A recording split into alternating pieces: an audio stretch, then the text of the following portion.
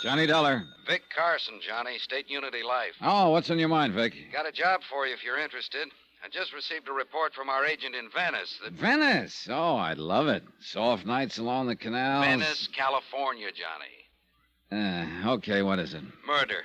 Bernard Slade, age 56, penny arcade operator in Ocean Park. That's right. Right next door to Venice. Go on. Well, the body was found in living quarters at the rear of an arcade in the amusement zone. Killer unknown. And? Barney Slade must have been quite a movie fan. The police found his apartment plastered with photographs of the movie greats. Silent screen vintage, that is. At least a dozen of them were of Mavis Gale, a real queen in her day. Yeah, the vamp type, I know. Oh? Oh, it's just a vague recollection, you understand. Yeah. Well, the police also reported that somebody, the killer probably, had drawn a big question mark in red crayon over each of Mavis Gale's photographs. Interesting. If it means anything. We think it does, Johnny. Especially since Mavis Gale is named as the beneficiary in Bernard Slade's insurance policy.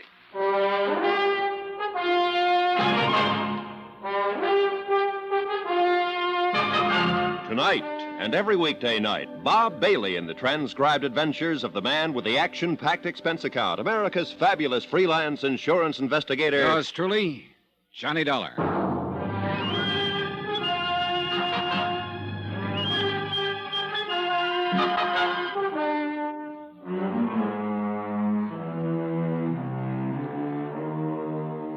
Expense account submitted by Special Investigator Johnny Dollar to State Unity Life, Home Office, Hartford, Connecticut. Following is an account of expenses incurred during my investigation of the Silent Queen matter. Expense account item 1, $210.65, plane, cab fare, and incidentals to Ocean Park, California. As soon as I checked in at my hotel, I got in touch with Homicide. Sergeant McKay, they said, would probably be down at the pier. I saved you cab fare on this one, Vic. It was a beautiful moonlit night at the beach. A warm breeze was blowing in from the Pacific. And besides, it was only a 3-minute walk from my hotel to the fun zone. A gaudy array of neon and noise, an occasional whiff of salt air seeping through the aromatic blend of fried shrimp, hamburgers, and popcorn.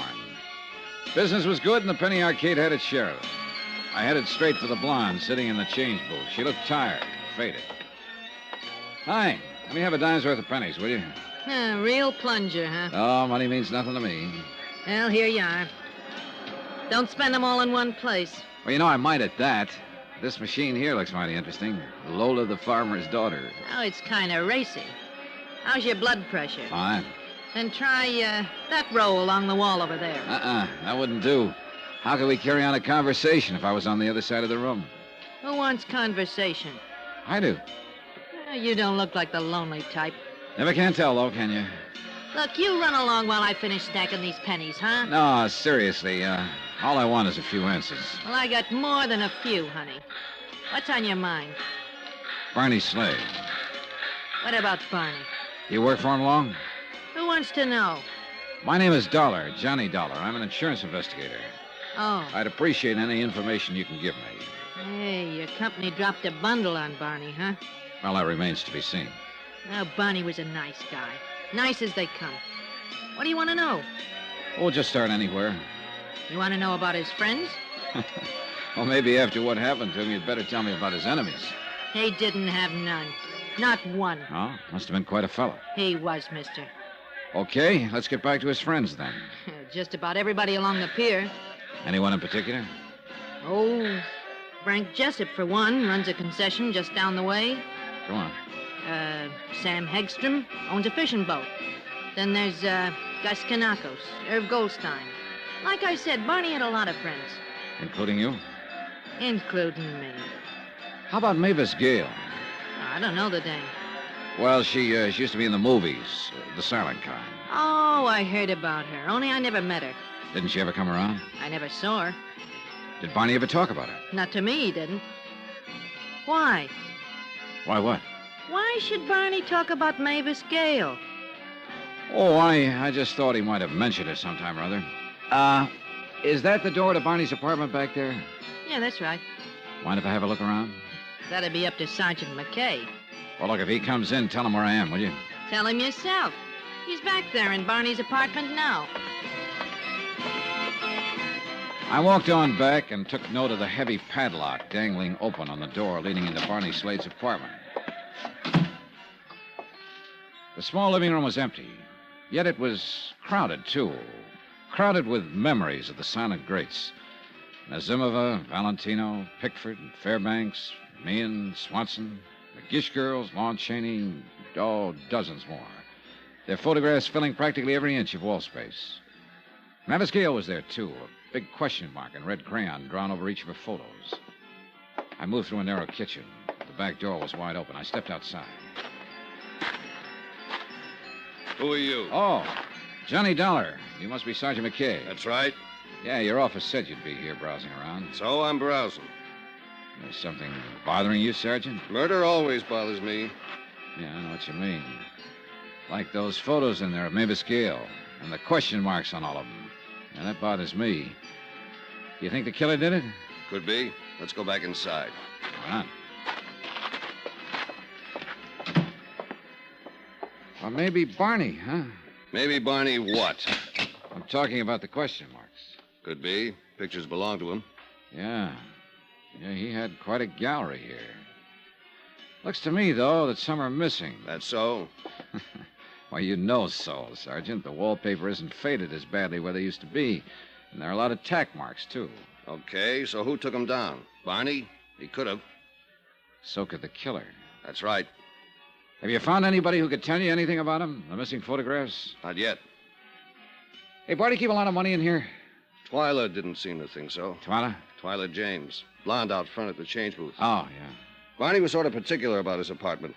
Never let anybody in as far as she knows, not even his friends. Wonder why. According to Twyla, he seldom used the arcade entrance. Preferred to use the back door.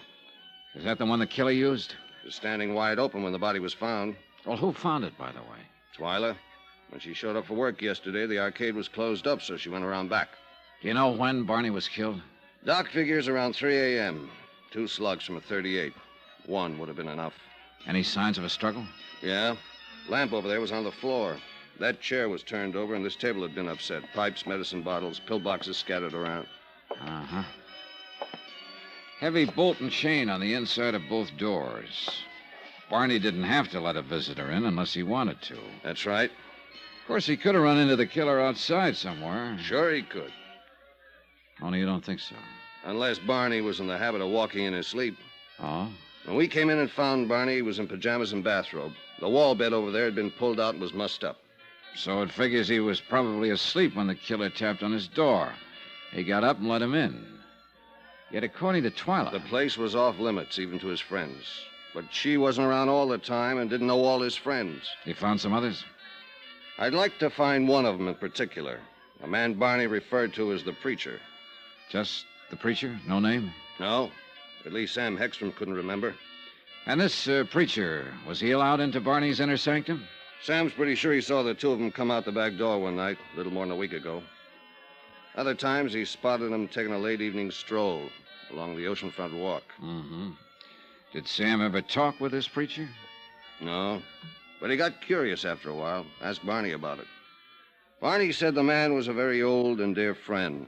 Let it go at that. And you haven't been able to find out anything more about him, huh? I'm still checking. Well, it would sure be a break if you could locate this preacher. He might be able to tell us something about those missing photographs, what they were. Might also explain why the killer took them. Have you seen enough in here, Dollar? Oh, yeah, sure, I guess so, Sergeant. Hey, tell me, what does Mavis Gale have to say about all this? I only got to talk with her just a couple hours ago when she returned from Palm Springs. She was pretty upset when I told her about the crayon marks on her photographs. But naturally, she couldn't offer any explanation. None? How did she react to the news of Slade's death? Tears and such?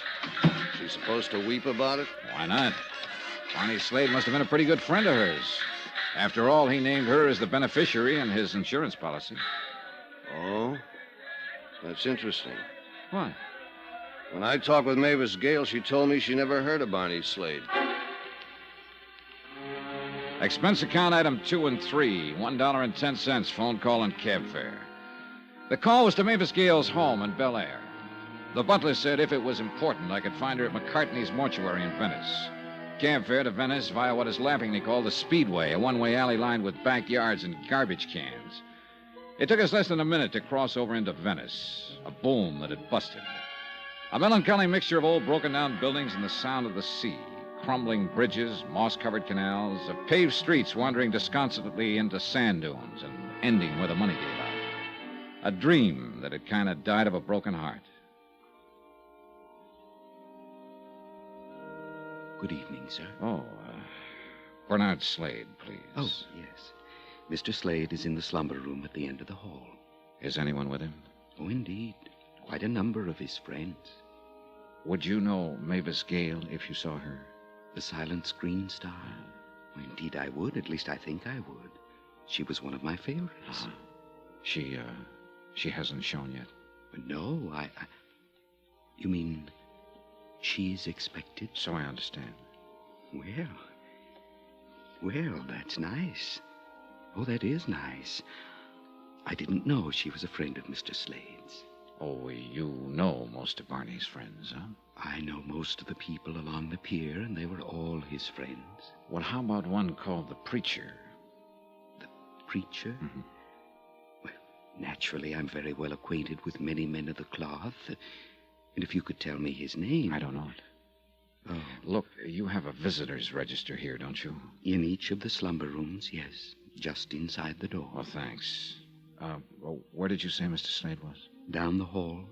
Last room on the left.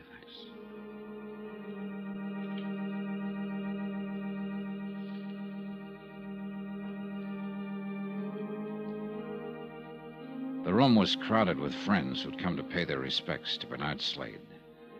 I eased over to the visitor's register and gave it a fast rundown. There was nothing to indicate that a minister was among the mourners present. Then I heard the hall door creak open.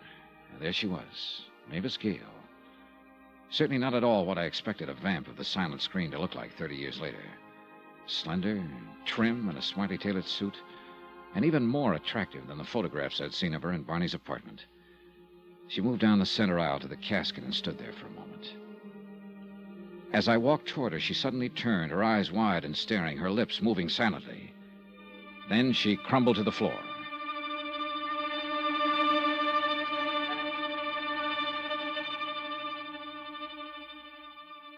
I understand you've been trying to reach me, Dollar. That's right, Sergeant. Okay, what's up? I got some news for you. Mavis Gale was once married to a small-time movie actor named Tom Sanford. Seems he was murdered during a hunting trip in the Sierras some 27 years ago. So? So now it turns out he wasn't. Mavis Gale just identified Barney Slade as Tom Sanford.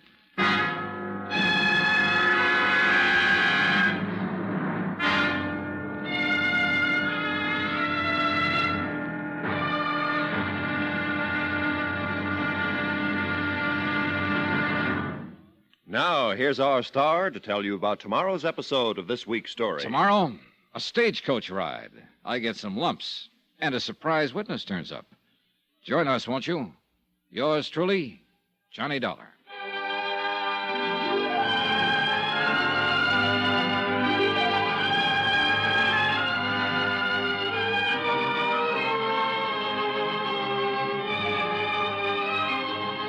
Yours truly, Johnny Dollar, starring Bob Bailey, is transcribed in Hollywood.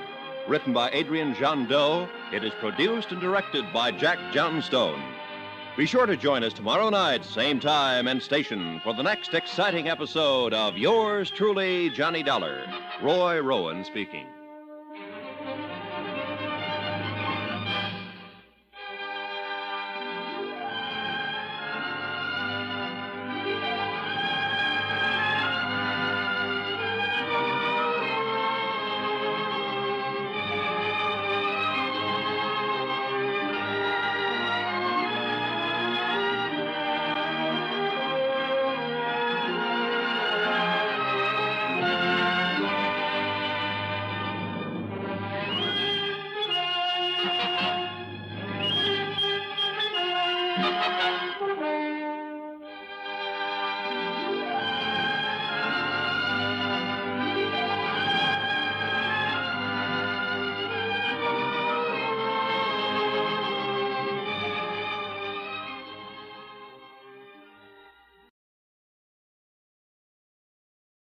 From Hollywood, it's time now for... Johnny Dollar, I understand you've been trying to get in touch with me, Dollar. That's right. Okay, what's up? I got some news for you, Sergeant. Mavis Gale was once married to a small-time movie actor named Tom Sanford. Seems he was murdered during a hunting trip in the Sierra some 27 years ago.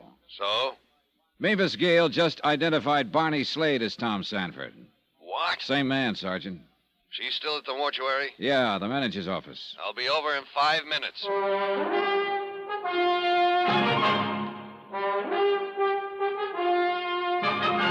Tonight and every weekday night, Bob Bailey in the transcribed adventures of the man with the action-packed expense account, America's fabulous freelance insurance investigator. Yours truly, Johnny Dollar.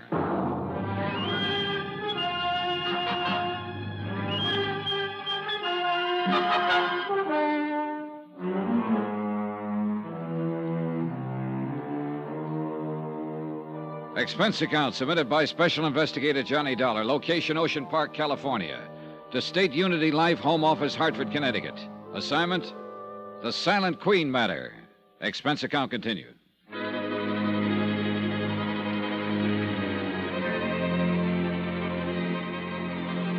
Item 4, 10 cents, a cup of black coffee for Mavis Gale, Queen of the Silent Flickers. While she drank it, I elbowed my way past Barney Slade's friends gathered in the hall just outside the mortuary office and walked out to the street to do a little quiet thinking. I didn't have time. Excuse me, Mr. Dollar. Oh, Is it a fact about Mavis Gale? I mean, she was Barney's wife? where'd you pick that up? Well, Mort thought he heard her say so. Mort? A manager of the funeral parlor. You were in his office, helped carry Miss Gale there. Is it a fact, Mr. Dollar? How do you know my name? I was gabbing with Twyla earlier tonight. She's the girl at the change desk in the Penny Arcade. I know. Then I seen you and Sergeant McKay come out of Barney's apartment. Who are you?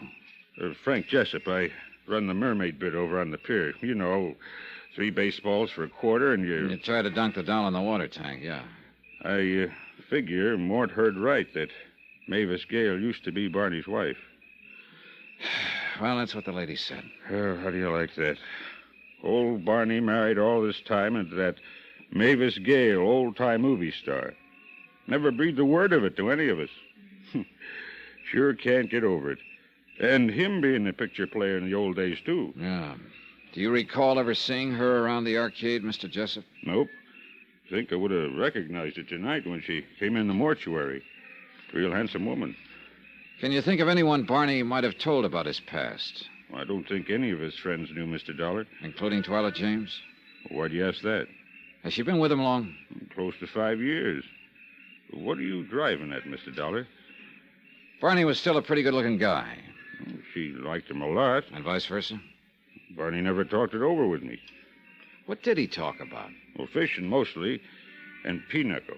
He was crazy about pinochle. Best I ever played with. You play often? Average couple times a week. In Barney's apartment? Barney was kind of funny about that. None of us ever set foot in his place. Most of the time we played over at my bungalow or on Sam's boat. I see.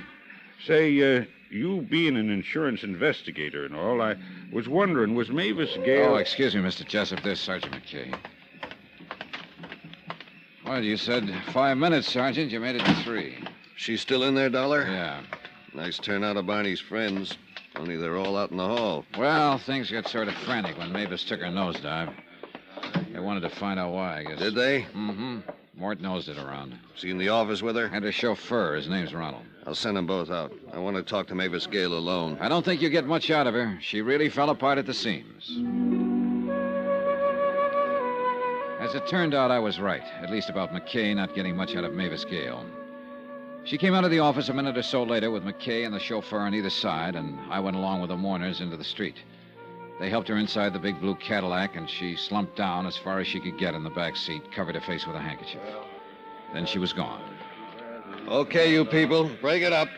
You came here to see Barney, remember? Sergeant, What is it, Dollar? would you happen to remember Mavis Gale from the old days? When she was a star, I mean.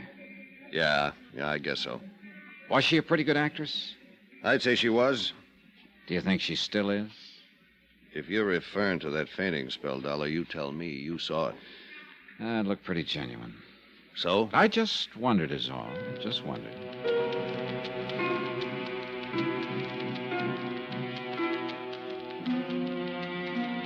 Expense account items 5 and 6, $4.60, one morning newspaper, and cab fare to Mavis Gale's Bel Air home. Now that Barney Slade had been identified as Tom Sanford, husband of the old-time movie queen, the affair was splattered all over the front pages. There was also a complete account of the 27-year-old murder case in which this same Tom Sanford had presumably been killed with a shotgun blast during a hunting trip. The big wide gates of the ex-movie queen's estate were locked when I got there, but there was a phone close by. I picked it up, leaned on the buzzer. No answer. Nothing. Then I saw the car coming down the drive. I recognized Sergeant McKay at the wheel. Morning, Dollar. Hi, you have a special pass to this place? If you're figuring on having a talk with Mavis Gale, you better put it off. Doctor's orders. Still suffering from shock, huh? Yeah, and I figure she's leveling. According to the newspaper, she and Tom had a pretty stormy time of it during their brief marriage. She was a star and he wasn't. Maybe that had something to do with it. She was also pretty popular in the film colony. Oh, Tom had a few buddies, too. At least 4. The men who went on that hunting trip with him. The case was investigated pretty thoroughly. They came out of it clean. You know, it'd be interesting to find out who wanted Tom Sanford dead, though, wouldn't it? The fellow hunter who got his face blown off by a shotgun blast wanted Sanford dead. Only apparently Sanford beat him to the draw, right? Do you think somebody might have hired that would-be killer who instead became the victim? What are you getting at? So the person who did the hiring thought the mission accomplished, but then recently learned that Tom Sanford was still alive, posing as Barney Slade. You really have an imagination. So this time he does the job himself. Or herself. It's possible. Look, I know Mavis Gale stands to collect $25,000 insurance. Unless. Oh, sure, unless you can hang it on her. 2 attempts on hubby Tom Sanford. I'm not trying to hang this on anybody, Sergeant. The insurance company hired me to turn in a report, and they'll pay off according to that report. I just want to be sure, that's all. Okay, relax. If you're going back to the beach, get in. Oh, thanks.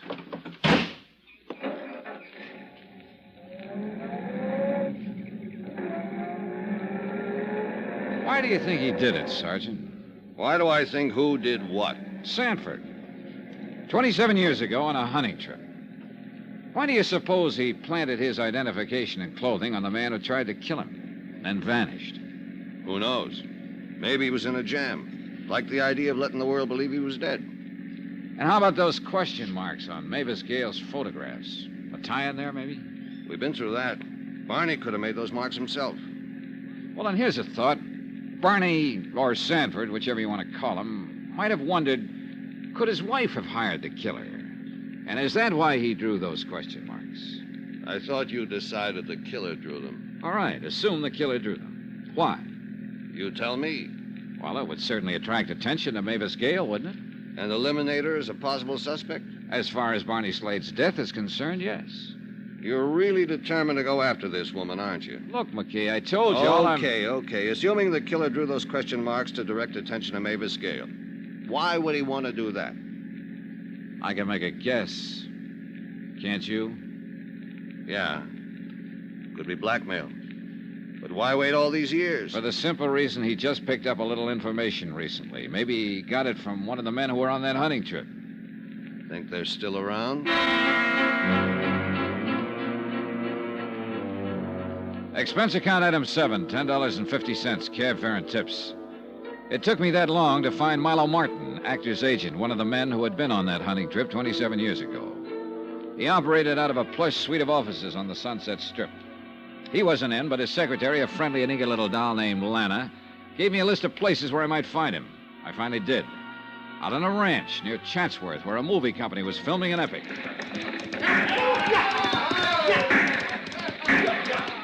Yep, a Western. What else? Milo Martin was short and round. He wore cowboy boots, dungarees, no shirt. He was sitting on a wide, flat rock, sunning himself. Oh, yes, Mr. Dollar. I read about it in the morning paper. It came as a tremendous shock.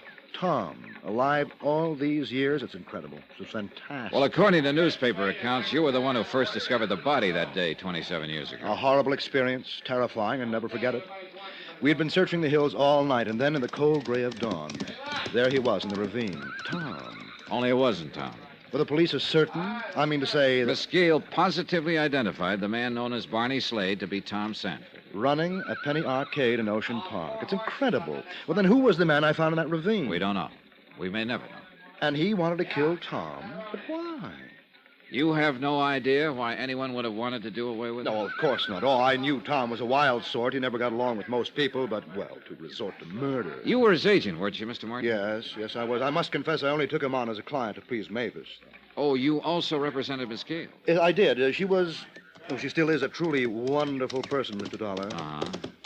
I understand the two of them weren't getting along too well. Oh, that would be putting it mildly, Mr. Dollar. It was one frightful row after another. Wild, hysterical sort of row. What did they quarrel about? Well, Tom was quite a gambler, and he also drank rather heavily, and he also fancied himself as quite a ladies' man. And this made her sore. He was also extremely jealous. Oh?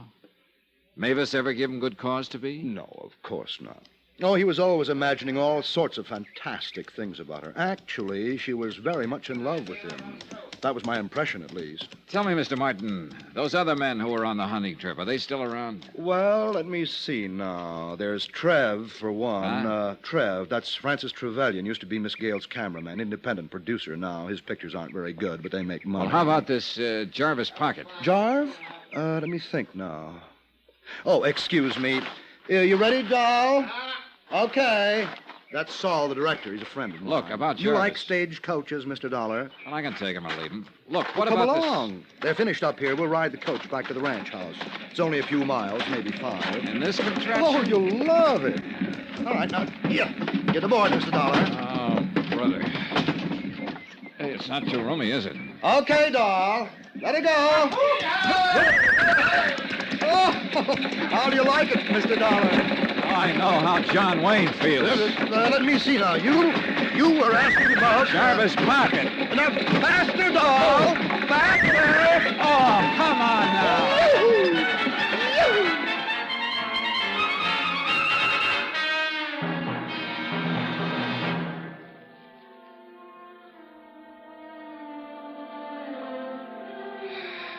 Expense account.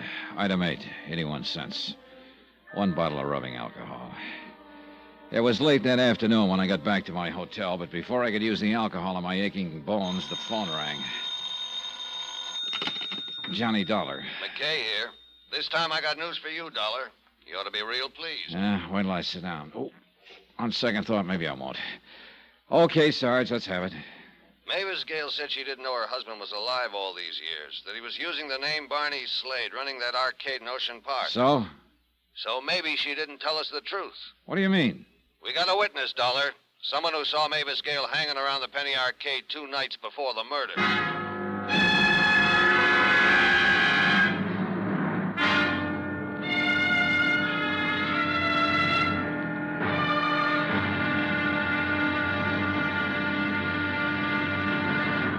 Now, here's our star to tell you about tomorrow's episode of this week's story. Tomorrow, a bowl of lentil soup, and I almost wind up in a cemetery. Join us, won't you?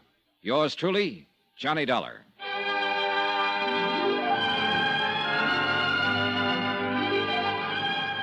Yours truly, Johnny Dollar, starring Bob Bailey, is transcribed in Hollywood. Written by Adrian Jandot, it is produced and directed by Jack Johnstone. Be sure to join us tomorrow night, same time and station, for the next exciting episode of Yours truly, Johnny Dollar. Roy Rowan speaking.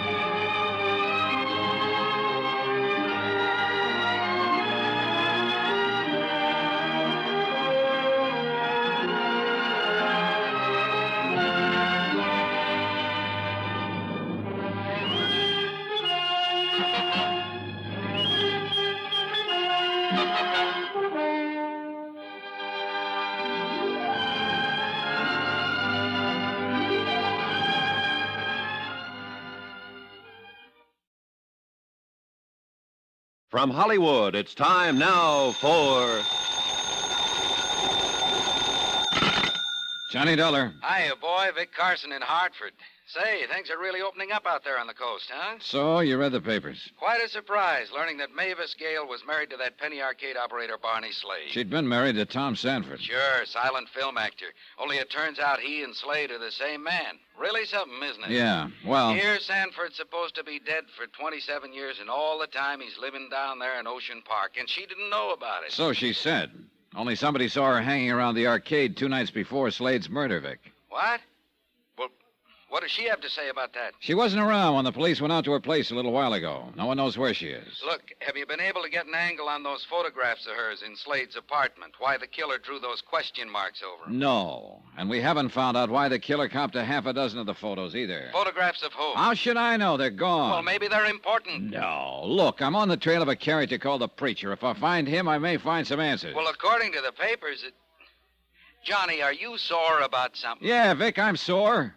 Better read my report.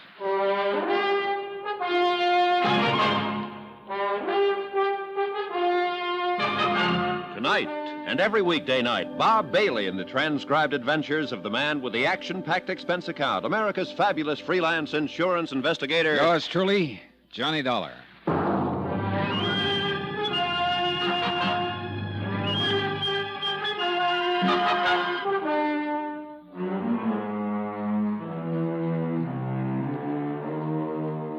Expense account submitted by Special Investigator Johnny Dollar, location Ocean Park, California. To State Unity Life, Home Office, Hartford, Connecticut. Assignment, the Silent Queen matter. Expense account continued.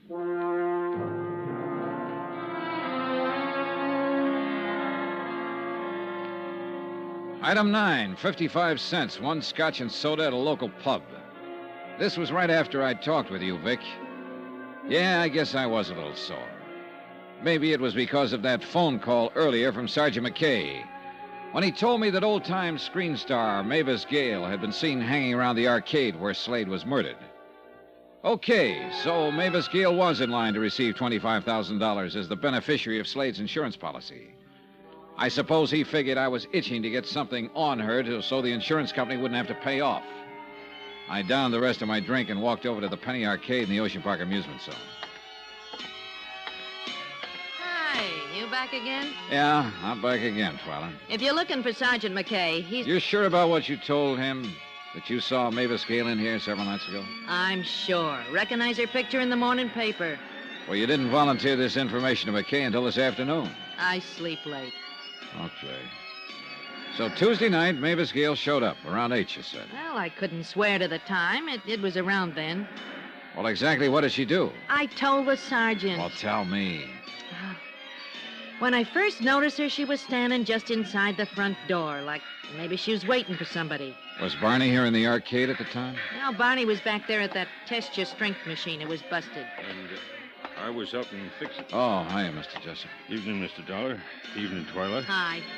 Yeah, Mr. Dollar, Frank here's pretty good with electrical stuff. So? So I helped Barney fix the machine. Look, Twyla, I mean, what happened then? What did Mavis do?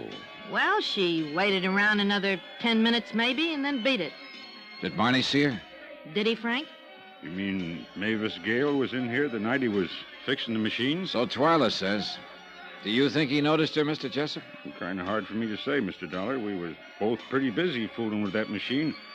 I didn't notice her, that's for sure. Look, Mr. Dollar, don't you believe I saw this Gale Dane here? You need half a dozen witnesses. Okay, Twyla, don't get excited. Twyla, what I come in for, me and Gus are going to drive over to the mortuary, spend a little time with Barney. I know you were there. Oh, yeah, sure. Sure, I'd like to go again, Frank. I'll get one of the boys to take over the change booth for an hour or so. Thanks. Be around 8. Well, I'll see you around. Just a minute, Mr. Jessup. I'd like to ask the two of you something. Sure, go ahead. I've got a list of names here. Barney may have mentioned any one of them to you. Now, stop me if he did. Milo Martin, George Sheldon, Jarvis Pocket. Stop. Huh?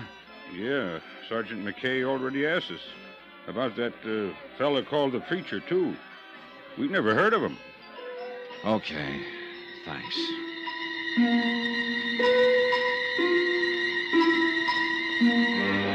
I wandered around the pier for a while trying to figure out my next move. McKay wasn't around, and it was a cinch Mavis Gale hadn't returned to her Bel Air estate. So the only thing I could do was to keep on trying to track down the men who'd been on that hunting trip 27 years ago with Tom Sanford, alias Barney Slade. Milo Martin, number one on the list, hadn't been able to give out with anything exciting. But he had given me a 5-year-old address on George Sheldon, number 2 on the list. Expense account item 10, $15.10. Cab fare and tips on the trail of George Sheldon. It blew hot and cold until late that night when I wound up at a bar in downtown L.A. Yeah, old George worked here for a while. Handyman, sort of. That was I.W. Harper, you said? Right, it was sort of. So, you're an insurance investigator. Wouldn't be a cop, maybe, instead. No. Now about George. Just wondering is all, friend. What's he done you want him for? I'd just like to talk to him. You sure? I'm sure. Yeah, it figures. He wouldn't be getting into no trouble. Real sweet fella. Real sweet for a fellow who had it rough. And believe me, he had it rough. Used to be an actor. Yeah, I know. Had it real good during the silence, you understand. Then along comes the talkies and old George. Him having a voice 3 tones higher than an air raid siren is out. Oh, it happened to a lot of them. Only for old George, this, coming on top of a busted romance, this is too much. He starts hitting the bottle and Wait a heads minute. down. What romance? Oh, movie actress. She up and married another guy, so... Her name wouldn't be Mavis Gale, would it? Say, funny you ask that. Oh? Her name's all over the front pages. You read the story? Yeah, I did. You mean that this... Nah, this wasn't the romance. Old George had a yen for some doll named Josephine Hinch, or something like that. Say, you wanting to talk with him, it got something to do with that Penny Arcade murder? Yeah, that's right. Now, where can I find George Sheldon? Well, the address is 1712 South Glendale Avenue, Glendale. Thanks. Another drink? No, I'll finish this. And I'll be on my way. You know, I kind of miss old George since he left us. Yeah, sure. Real sweet fella. Yeah, kind of miss old preacher, too. Way he used to rant and rave. What did you say? About the preacher? Yeah. Old guy. Was a friend of old George. Used to come in here, read him the riot act about his drinking. Wave his arms around and holler. Wait a minute. This preacher, what's his name? Let me see now. Kind of screwy name. I ought to remember. Runs a rescue mission somewhere around here. Would a friend help? Sure. His name's Pocket. Jarvis Pocket? Right on the button. Thanks. Here's your $5. My pleasure. Oh, and friend, since you've been so generous, well, that address I gave you on old George... What about it? Will save yourself the trip. It's a cemetery. Old George has been dead for a couple of years. Jarvis Pocket had been number 3 on my list of the men who'd gone on that hunting trip 27 years ago, and someone had tried to murder Tom Sanford but got killed instead. Now that it turned out he was also the preacher I'd been looking for, well, that could turn into a big break. Expense account items 11 and 12, $6 even, tip to above-mentioned bartender, and cab fare around L.A.'s Skid Row looking for the rescue mission. It was a neat-looking affair. All the lights in the main hall were on, and as usual, the place was open for business. Seek and ye shall find. So, my brother, seek ye the way of the Lord, for along that way lies... There was a good crowd on hand. I eased into a seat alongside a bleary-eyed pilgrim who reeked of bad sherry. Let his light show I looked you around. the way, O my brothers. The bottom of the barrel was here. Repent your sins and put down that bottle. The brothers were listening to the good man up front, but they weren't really tuned in. They were just waiting for a bowl of soup and a place to flop. Peace, peace, my brothers. In him alone is your salvation and your hope of everlasting life. Open your hearts to eternal joy, and the glory shall be yours. We will now sing hymn number 32. When the singing was over, I got caught in the crush, and the next thing I knew, I was holding a bowl of lentil soup in my hand, and I realized I hadn't eaten all day. Meanwhile, I kept my eye on Brother Pocket and waited for a chance to get to him alone. That happened about 5 minutes later when he walked out. I followed him down a long, dark corridor and into his office. Please sit down, young man. Thanks. My name is Johnny Dollar, Brother Pocket. I'm an insurance investigator. Oh. Frankly, I thought you were a policeman when I saw you out there seated with my flock. Been expecting the law? Yes. Excuse me. I knew they'd be coming around sooner or later regarding that long friendship of mine with Barney Slade. Yeah. Goes all the way back to the days he was known as Tom Sanford when you directed silent films. Check? Check. How long have you known Tom was alive, using the name of Slade? Oh, Mr. Dollar, I was witness to that horrible affair that took place during that hunting trip 27 years ago. Oh? Somehow, during the course of that day's hunt, I became separated from the others. Then suddenly I came upon Tom struggling with a man in a deep ravine. The would-be killer? The man with the shotgun? The other man fell, the gun went off, and he was killed instead of Tom. Go on, Brother Pocket. Well, immediately I told Tom we should find the others, tell them what had happened, that he would have none of it. Is that when he told you he preferred to let the world believe he was dead? And I suddenly realized it probably would be best for all concerned. In what way? Well, Mr. Dollar, Tom was constantly involved in trouble of some kind, drinking too much, gambling, women, brawling. He knew what it was all doing to Mavis, but he couldn't help himself. Believe me, Mr. Dollar, he loved her passionately. Made her life miserable, and his own as well. I see. Brother Pocket, about the would-be killer. I know what you're going to ask. The name of the man that tried to kill Tom. Yeah, you know him? Oh, yes. So did Tom. Only the two of us knew his identity. You're forgetting someone else. Hmm? The person who hired him. Hired? Oh, Mr. Dollar, what makes you think he was hired? So maybe I'm wrong. Am I? I was never quite certain myself. Did Tom think he was? Oh, no, definitely no. At least as far as Mavis Gale was concerned. Yeah, quite right. Did you share his opinion, Brother Pocket? Yeah, as I said before, I could never quite make up my mind. Oh, why not? Did you think Mavis Gale incapable of doing such a thing? Hiring someone to kill off Tom? No, I'd rather not say. Okay. So who was the man who tried to murder Tom? What was his name? I'm afraid it'll mean little to you, Mr. Dollar. His name was Joe Fallon. Well, you're right. It means nothing. Well, this fact, however, might prove interesting to you. Joe Fallon, at one time, had been Mavis Gale's personal chauffeur.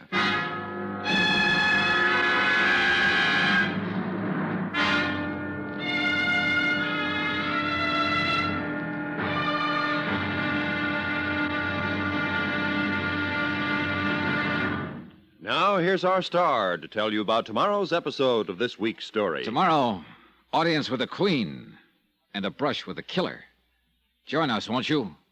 Yours truly, Johnny Dollar.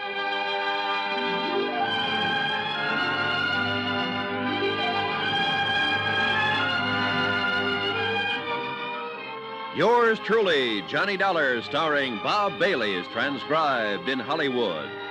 Written by Adrian John Doe. It is produced and directed by Jack Johnstone. Be sure to join us tomorrow night, same time and station, for the next exciting episode of Yours truly, Johnny Dollar. Roy Rowan speaking.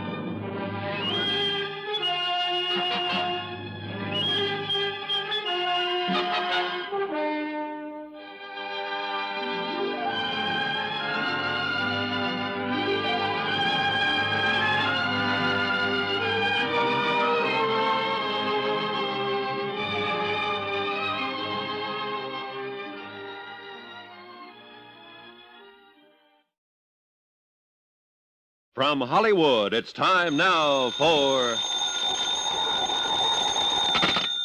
Johnny Dollar. Oh, it's you. Hiya, Sergeant. Headquarters just gave me this number to call. I was wondering who'd be in Barney Slade's apartment. How'd you get in? With a key. Brother Pocket had it. Give me that again? Jarvis Pocket. He's one of the men on that hunting trip with Tom Sanford 27 years ago. He's here with me now. How'd he get it, the key? Barney had given it to him a few years back. He's known all along that Barney Slade and Tom Sanford were one and the same. He also knows the name of the man who tried to kill Sanford. Who was it? Name was Joe Fallon. At one time, he'd been Mavis Gale's private chauffeur.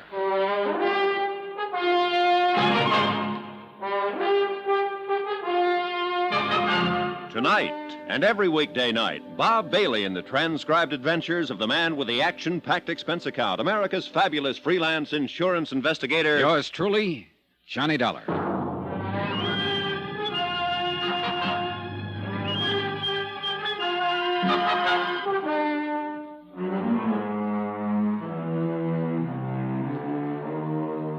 Expense account submitted by Special Investigator Johnny Dollar, location Ocean Park, California. To State Unity Life, Home Office, Hartford, Connecticut. Assignment, the Silent Queen matter. Expense account continued. Locating Brother Jarvis Pocket, who now ran a rescue mission along L.A.'s Skid Row, had been the only real break I'd had in the case so far. At least I hoped it would be.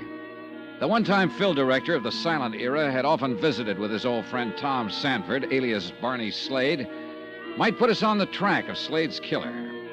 I watched Brother Pocket as he paced back and forth across the small room, scratching his chin thoughtfully, glancing up at the blank spaces on the wall where the photographs had been. He was still pacing the room when Sergeant McKay arrived.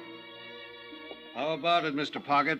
As I told Mr. Dollar, Sergeant, I'm positive that this entire wall was covered with photographs. Uh-huh. And now there are several missing. Were they photographs of some particular star? Oh, no. Action shots made during the filming of a picture that I directed for Miss Gale. Let me see, what was the title of that one? Well, maybe that isn't important, Brother Pocket. Oh, wait a moment. Yes, it was called Dangerous Lovers. Yeah. That George Sheldon starred with Mavis in that one. Was Tom Sanford in it, too? Tom, yes. Best role he ever had. Well, how about the next row of pictures? Yes, well, a photograph of Mavis and Tom, I believe. I can't recall the title of that film. A dreadful thing. Francis Trevelyan talked them into it and directed it, too. He should have stayed behind the camera where he belonged. And the bottom row, were they photographs of Tom Sanford and Mavis Gale? Yes, I'm certain of it. That picture was... Brother Pocket, would you say that Tom had changed much since those photographs were made? Not too much, no. He put on a bit of weight. His hair turned gray, of course, thinning on top. He'd grown a small mustache, too. How about it, Sergeant? You'll notice there isn't another photograph of Tom Sanford left on that wall. Okay, so assuming the killer took these away because they might identify Barney as Tom Sanford... And link him with Mavis Gale? Yes, yet the killer went to the trouble of drawing red question marks over the other photographs of Mavis Gale. To deliberately draw attention to her. Why? Mavis Gale would have been involved anyway to a certain extent. After all, she is the beneficiary of Slade's insurance policy. Sure. But suppose the killer wasn't aware of that. $25,000, I believe, is the amount. Yeah, that's right.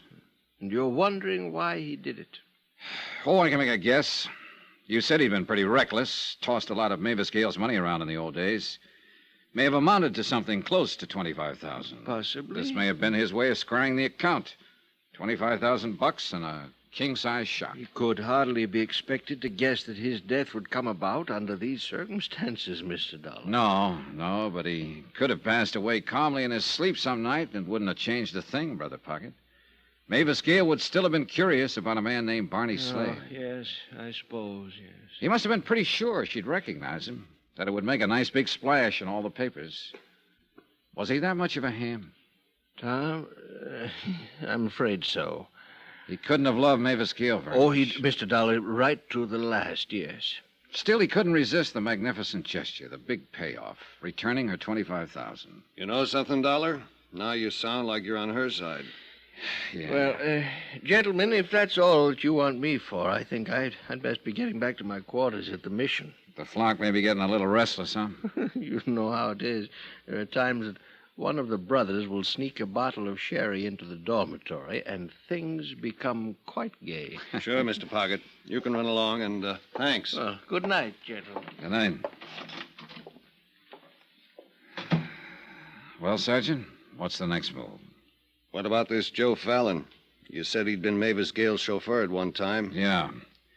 Pocket saw the whole thing. The attempt to kill Tom Sanford 27 years ago. Fallon and Sanford were struggling. A shot went off, and Fallon got it full in the face. Sanford then decided to play dead. Yep. But ever since then, Sanford was hiding out down here under the name of Barney Slade. That is, until somebody caught up to him, caught on to it 3 nights ago, and killed him. Big question still remains, who? Come on, let's get out of here. I'll get it. Yeah? Uh-huh. Right, I got it. That was headquarters.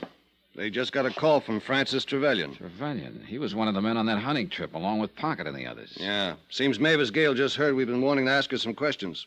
She wants us to come right over. She's at Trevelyan's beach house in Malibu. The beach house turned out to be one of those super modern jobs, low, sprawling, with a lot of glass and flagstone.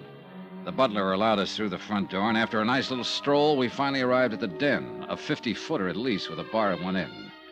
Mavis and a tall, distinguished-looking gentleman were at the other. Evening, Miss Gale. Good evening, Sergeant. I'm terribly sorry about all this. I didn't know you wanted to talk with me. I should have left word at the house, I suppose, but I was so upset, anxious to get away. I understand. Oh, this is Francis Trevelyan, Sergeant McKay, and Mr. Dollar. We met at the funeral home. Oh, yes, I remember. Do sit down, gentlemen.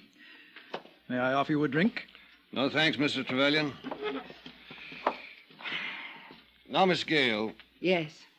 When I first informed you of Barney Slade's death at the Penny Arcade at Ocean Park, you told me you never met the man. That's right. I had no way of knowing it was Tom. Not until last night when I went to the mortuary. Had you ever been in or near the Penny Arcade at any time, Miss Gale, previous to the murder? Yes. 2 nights before. Why didn't you mention this to me when I spoke with you before? I don't know. I was frightened. A man named Barney Slade had been murdered. The killer had drawn question marks on my photographs in the dead man's apartment. Were you afraid to tell me because it would involve you deeper? Yes. I think that was the purpose of the phone call, Sergeant. What phone call? That evening, shortly after 6, I received a call from a man. He wouldn't identify himself. He said that a very dear, very old friend of mine was in trouble and needed my help. He instructed you to go to the arcade in Ocean Park? I was to be there by 8 o'clock, and this old friend was to make himself known to me. So you went. Did you see anyone? No one that I recognized. Miss Gale, does the name Joe Fallon mean anything to you? Fallon? Why do you ask that? Just a moment, Mr. Trevelyan. Why, yes. Joe was my chauffeur. Many, many years ago. And when did you discharge him? Shortly after my marriage to Tom. Did he tell you to get rid of Fallon? Yes. Yes, he didn't like Joe. Mr. Dollar, may I ask you why you're questioning Miss Gale about Joe Fallon? Because we just found out he's the man who tried to murder Tom Sanford 27 years ago. What? You mean he was the man killed? The man we all thought was Tom. That's right. Was Joe Fallon in love with you? Now, see here. Better answer. Was he, Miss Gale? I don't know. What are you two driving at, Sergeant? I insist on knowing. And I'd like to know why you jumped when I first mentioned Joe Fallon's name, Mr. Trevelyan. All right, I'll tell you. You see, I'd quite forgotten about him. It was only when you asked Miss Gale that it suddenly dawned on me who he was, and it startled me, because his name had been brought to my attention only some 24 hours ago. Oh? A phone call. A man who said he was in partnership with Joe Fallon. They had a business deal to talk over with me. And? Well, I simply told them that I wasn't interested. I was in the midst of my most important production, and I just couldn't be bothered. Did you receive a similar call, Miss Gale? I know. You know, Sergeant, I'll give you odds it's the same one who called Miss Gale before the murder to get her down to the Penny Arcade. But I don't understand. Why? Who is the man? When we find that out, Miss Gale, we'll have the killer.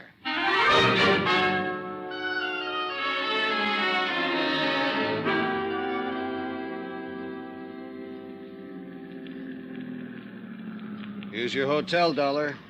Oh, yeah, right, thanks. Been a long day, hasn't it? Sure has. And we haven't made much progress. At least Brother Pocket was some help. Uh-huh. Cigarette? Yeah, thanks. Yeah, Pocket gave us a couple of answers. We could sure use a lot more. Thanks. You know, Sergeant, that bit about the photographs still bothers me. Why would the killer first try to hide the link between Mavis Gale and Tom Sanford, and then deliberately draw attention to her? You think someone beside the killer could have made those question marks on her photographs? Could be. Okay. For instance, Who discovered the body? Twyla James. Okay. You mean she walks in, discovers the body, picks up red crayon, does the art job? Why? Well, look, I just make these things up. I don't explain them. You're off the beam on this one, Johnny. When we got to Barney's place, she was shaking like a ship without a rudder. Nah, she was scared silly. Uh-huh.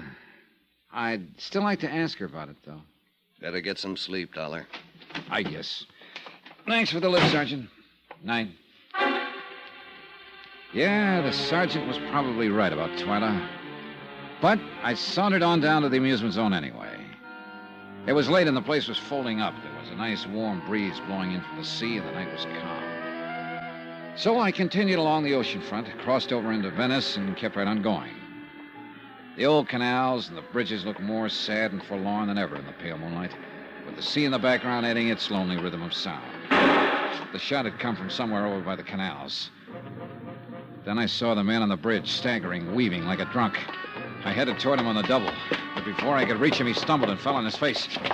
Here, let's see how... Pocket. There. Back there. Pocket, this is Dollar. Johnny Dollar. There. Over there. He kept pointing across the canal, and then I saw the figure slinking away. I took after him. I scrambled across the bridge, and then along the canal. And then I lost him. I pulled up on the bank of the canal, looking around. Listen. Nothing. Then, suddenly, something. Footsteps behind me. But I heard them a second too late. Oh!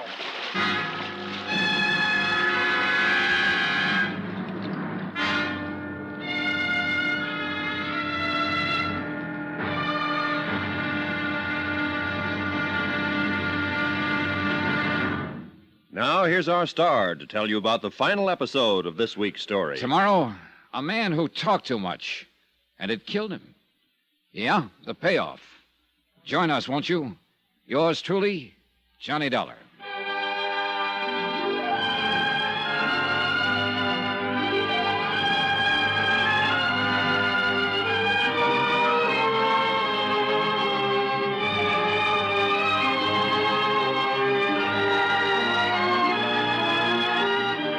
Yours truly, Johnny Dollar, starring Bob Bailey, is transcribed in Hollywood. Written by Adrian John Doe, it is produced and directed by Jack Johnstone. Be sure to join us tomorrow night, same time and station, for the next exciting episode of Yours truly, Johnny Dollar. Roy Rowan speaking.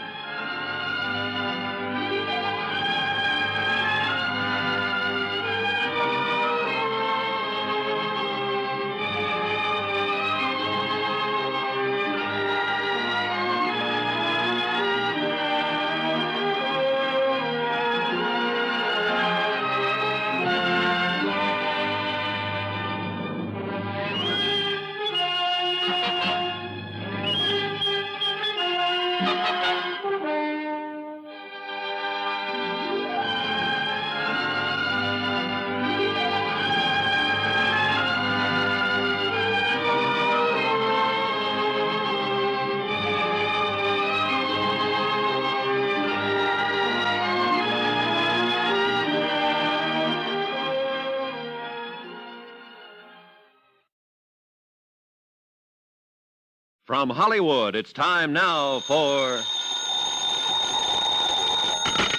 Johnny Dollar. Good morning, Mr. Dollar. This is Milo. Remember? Oh, Milo Martin, the agent, yeah. Yes, I've just read about that terrible affair about Jarvis Pocket murdered.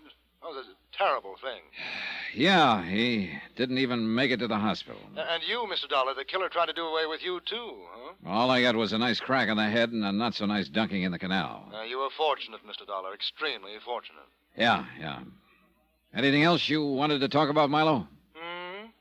Oh, yes. I'm sorry I wasn't at the office when you called earlier. Well, your secretary gave me part of the information I was after. She remembered a man had phoned your office yesterday. Yes, she said he was a business associate of someone named Joseph Fallon. Well, I was out at the time, but he did leave that message. Well, what I wanted to know is, did he ever call back? No, he didn't. He probably will, unless he figures he's already found his pigeon. Pigeon? What for? Blackmail, Mr. Martin. Blackmail.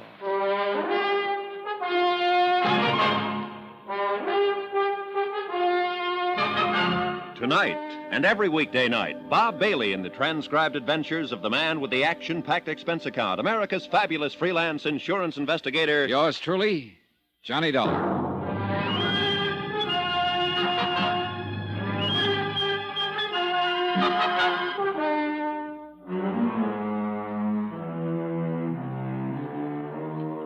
Expense account submitted by Special Investigator Johnny Dollar, location Ocean Park, California. To State Unity Life, Home Office, Hartford, Connecticut. Assignment, The Silent Queen Matter. Expense account, final page.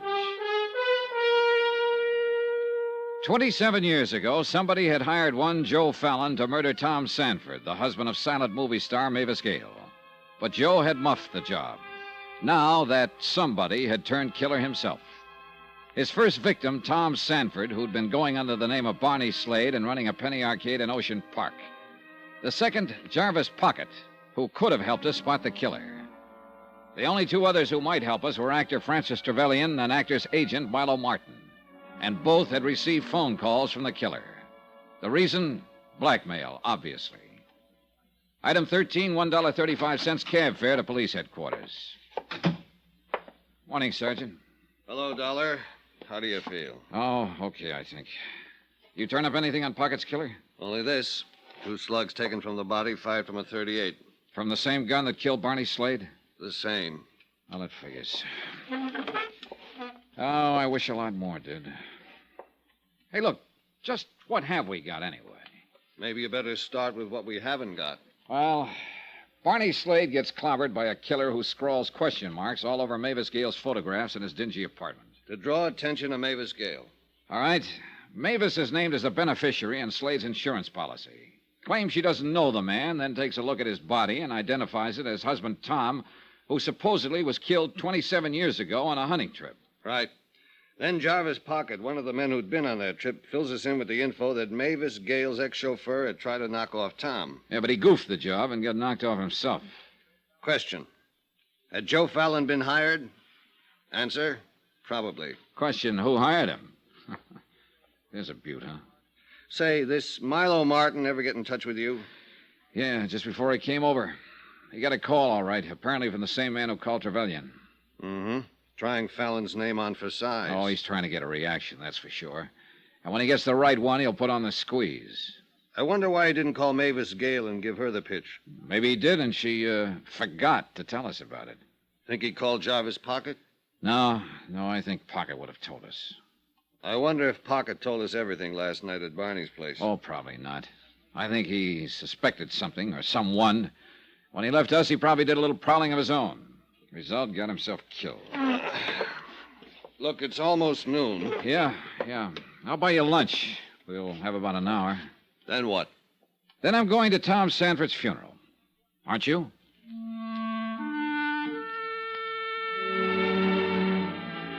They buried Tom Sanford, alias Barney Slade, that afternoon under cold gray skies that made it look like it would rain any minute. But that didn't keep the crowd away. All Barney's friends from the pier were there, including Frank Jessup, who ran the mermaid bit, and Twyla James, who pushed pennies at the arcade. Mavis Gale, of course, was there, along with Francis Trevelyan and Milo Martin. And there were the usual spectators who came out of curiosity. When it was all over, the sergeant and I started down the hill. there, Sergeant. Mr. Dollar. Oh, hiya, Frank. Mr. Jessup? Sure was a nice ceremony, wasn't it? Yeah, very nice. Pier was practically closed down. Everybody here for the funeral. We're all going to miss old Barney. Somehow I just can't bring myself around to calling him Tom. Don't seem to fit somehow. Sure. Well, I got to get back to Twyla. She's taking this kind of hard. Oh, yeah, sure. I was kind of surprised the way Miss Gale stood up. Real brave she was. No tears at all. Yeah, I noticed that. Sergeant? Maybe she was all cried out, Dollar. It happens, you know. Uh-huh. It happens.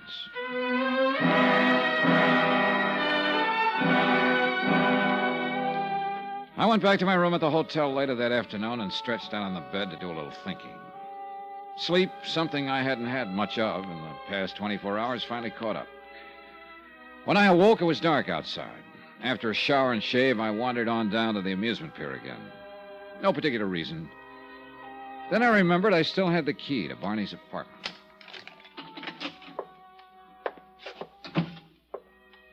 I flicked on the light switch in the living room and sat down.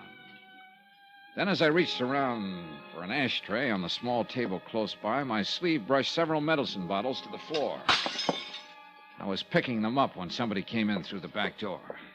Mr. Dollar? Oh. I happened to notice the light under the arcade door. What are you doing back here? Well, nothing in particular, Twyla. I'm afraid I accidentally knocked these off the table. Oh, no harm, I guess. Poor Barney won't be needing them anymore. Well, he had quite an array here. Medicine, pills. Yeah.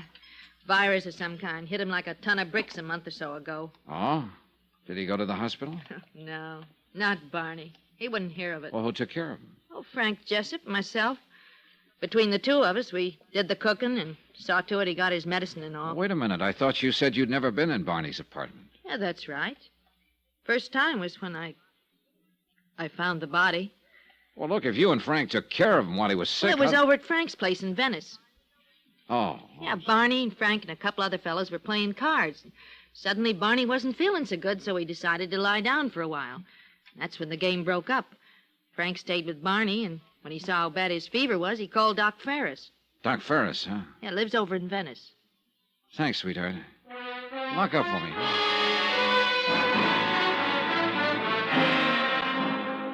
Expense account item 14, $1.50, cab fare and tip to Doc Ferris's place in Venice.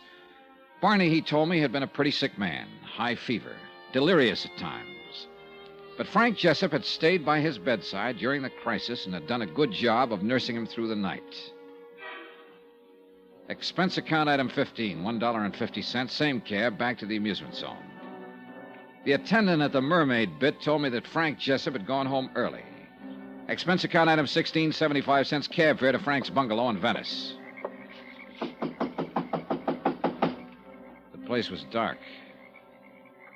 No answer. You looking for Mr. Jessup? Oh, yes, ma'am.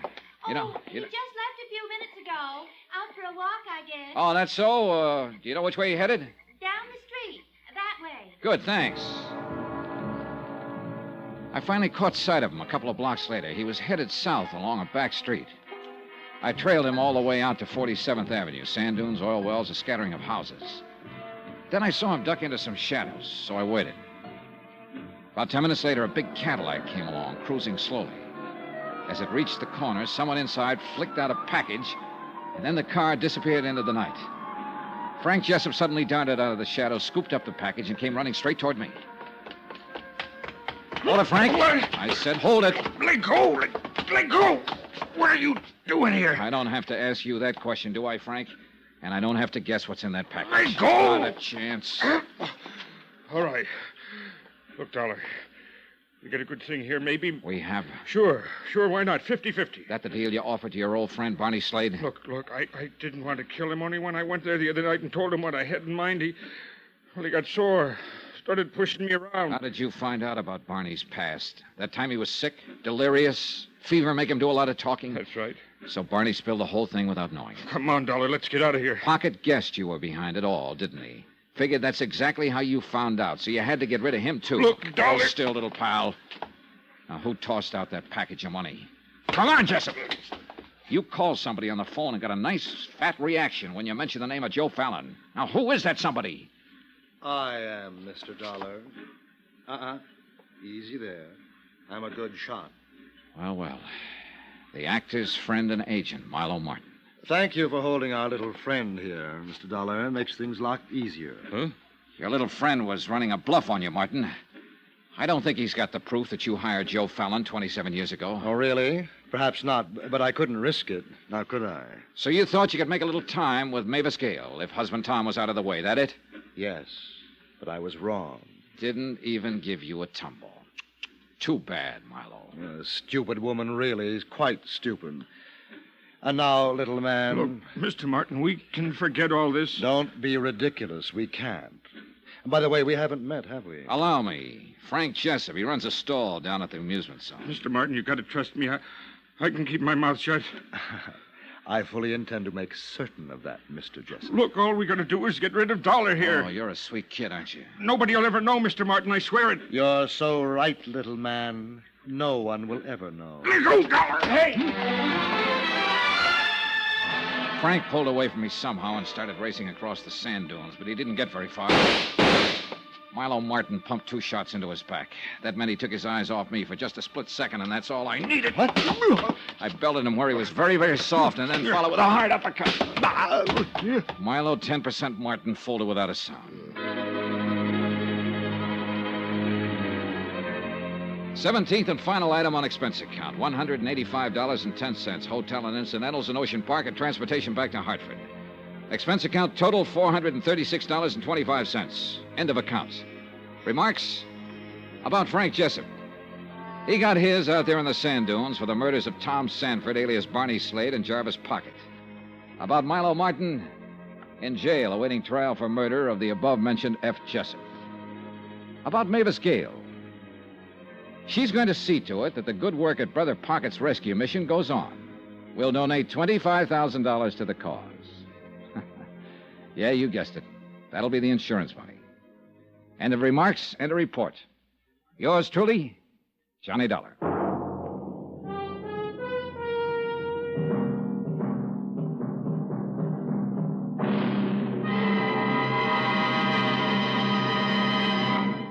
Now, here's our star with a special announcement. Yes.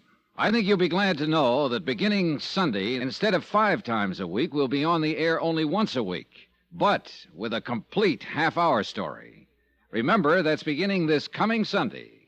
So join us, won't you? Yours truly, Johnny Dollar.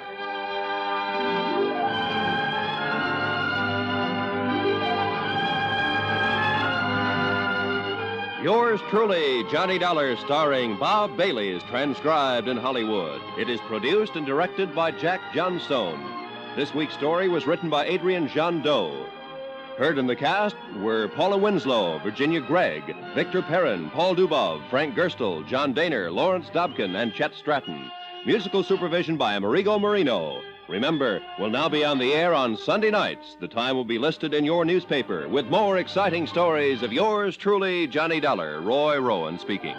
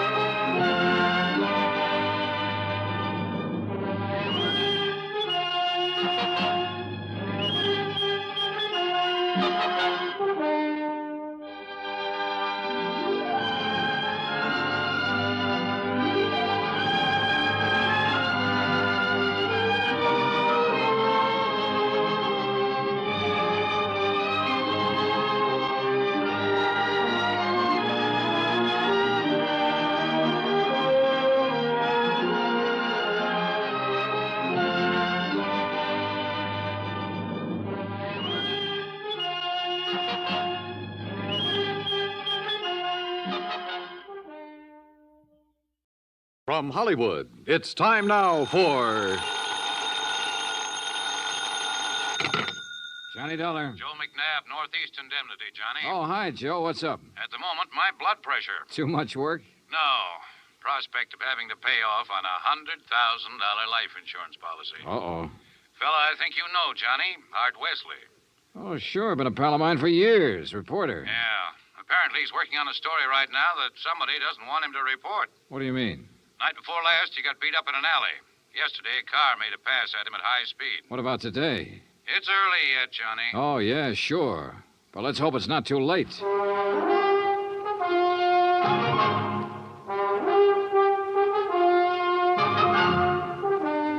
Bob Bailey in the exciting adventures of the man with the action-packed expense account. America's fabulous freelance insurance investigator. Yours truly, Johnny Dollar.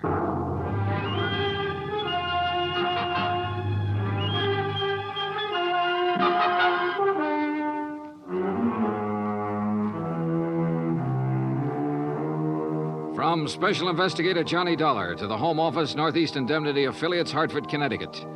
The following is an accounting of expenditures during my investigation of the Big Scoop matter. Expense account item 1, $18.40, transportation and incidentals to New York City. I called Art Wesley's paper. He wasn't in, and nobody seemed to know where he was. Then I remembered a small bar called Tony's over on 3rd Avenue. I took a cab, that's item 2, $1.25, and found him in a corner booth. Sorry, Johnny, no bodyguard. The informants I'm working with will take off fast till they spotted one. No informants, no story. That insurance policy your paper took out on you, who's the beneficiary? A dear departed wife, Joan. Departed? I thought... We split up a couple of months ago. Oh, I'm sorry to hear that, Art. We were living in 2 different worlds. I wanted a home and family. She wanted a trip to the moon every night. Where is she now? Who knows? On her way to the moon, I guess. Hey, look, this story you're working on, Art.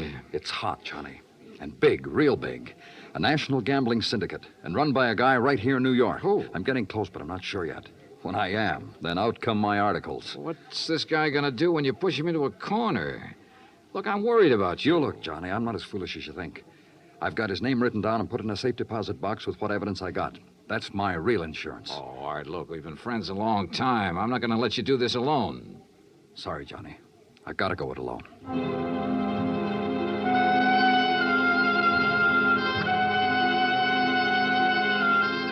Since I'd gotten nowhere with Art, I decided to try his wife, Joan, even though they were separated. I found her in an apartment on East 68th, but she was hardly what you'd call cooperative. Look, Mr. Dollar, so you're a friend of Art's. At the moment, I'm not. Mrs. Wesley, your marriage with Art is none of my business. But that insurance policy his paper took out on him is. And incidentally, you're still the beneficiary. So? So he could be in danger, those articles he's writing. Why doesn't he drop it? Oh, look, you know Art better than that. Then what am I supposed to do about it? That story is his business. How I feel about things is my business. And come to think of it, I can't see that either of those things is your business. Item 3, $1.80 cab fare to police headquarters in the office of my old friend, Detective Lieutenant Rastelli. Sure. I know about those attempts on Art's life. So I talked to him and got nowhere. He told me the stories about a national gambling syndicate. It's more than he told me. Supposedly the big boss is here in New York. Now, what are you going to do about it? Look, the minute Art quits thinking he's got to hit the jackpot all by himself and lets us in on it, we'll give him all the protection he... Lieutenant Rastelli. Yeah, just a minute. It's for you, Johnny. Oh, thanks. Hello? Art Wesley, Johnny. They told me at your hotel where to reach you. Anything new, Art? I'm leaving town for a few hours. This could be it, Johnny. Tonight could be the jackpot. Well, listen, let me go with you. Sorry, I gotta go alone. It's part of the deal. Art, it could be a trap. I can take care of myself. Call you when I get back. Wish me luck. Well, look, wait. Art! Art!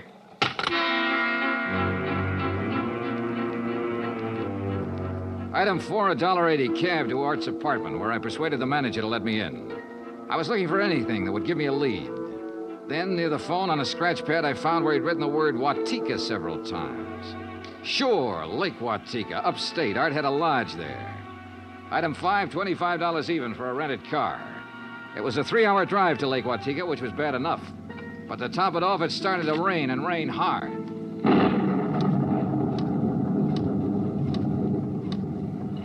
When I finally got to the highway turnoff, the side road to the lake was a mass of mud. Then I got 2 quick breaks. It stopped raining, and I spotted the 6-mile road into Art's place. Half an hour further on, I saw a light.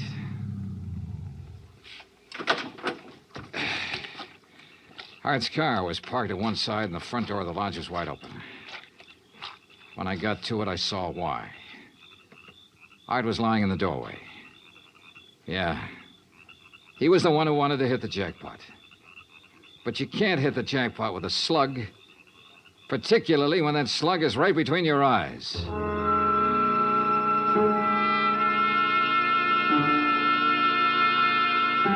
I drove to the sheriff's office and reported it. Sheriff Tompkins and his boys took over. But in the darkness and the mud, they could only make a routine check. He asked me to meet him at the lodge the next morning, so I did. Buddy was right here in the doorway, huh, son? Yeah, Sheriff, I didn't move it. And Wesley probably got shot when he answered the door by somebody standing out there on the ground. Because of that bullet hole in the roof? Yeah. Right over that shelf that's stocked with canned goods, sugar, salt, and the like. Apparently, he used this place regular. Yeah, he used to do some of his writing here. Were you able to determine time of death? Coroner says between 10:30 and 11 last night. What time did you arrive? About half an hour after the rain stopped. I'd say 11:45. Means it was still raining a good half hour after the killing. No wonder we found no tracks. Hey, look, Sheriff. Art was working on a hot story about a national gambling syndicate. Could be that he found out who the boss was last night, the hard way. Oh? Then you think the killer was from out of town? Maybe New York? Yeah. Now, where would he stay? Is there a hotel around here? Lake Watika Inn, just outside the village, about 6 miles from here. Sheriff, I'll check it out. Guests here at the inn, Mr. Dollar? Well, we have only 2 who checked in yesterday. It's the off-season, of course. Yeah, clerk, who are they? Well, Mr. Cooper yesterday afternoon and Mr. Buckley around dark. Uh-huh. They still here? Mr. Cooper is sitting right out there on the terrace, but Mr. Buckley paid in advance and left quite early this morning. I see. Did Buckley give any reason for stopping here? He said he was a traveling man and didn't like to drive in the rain. Okay. I'd like you to write down a description of him. I'll pick it up on the way out. Oh, I'll be glad to, sir.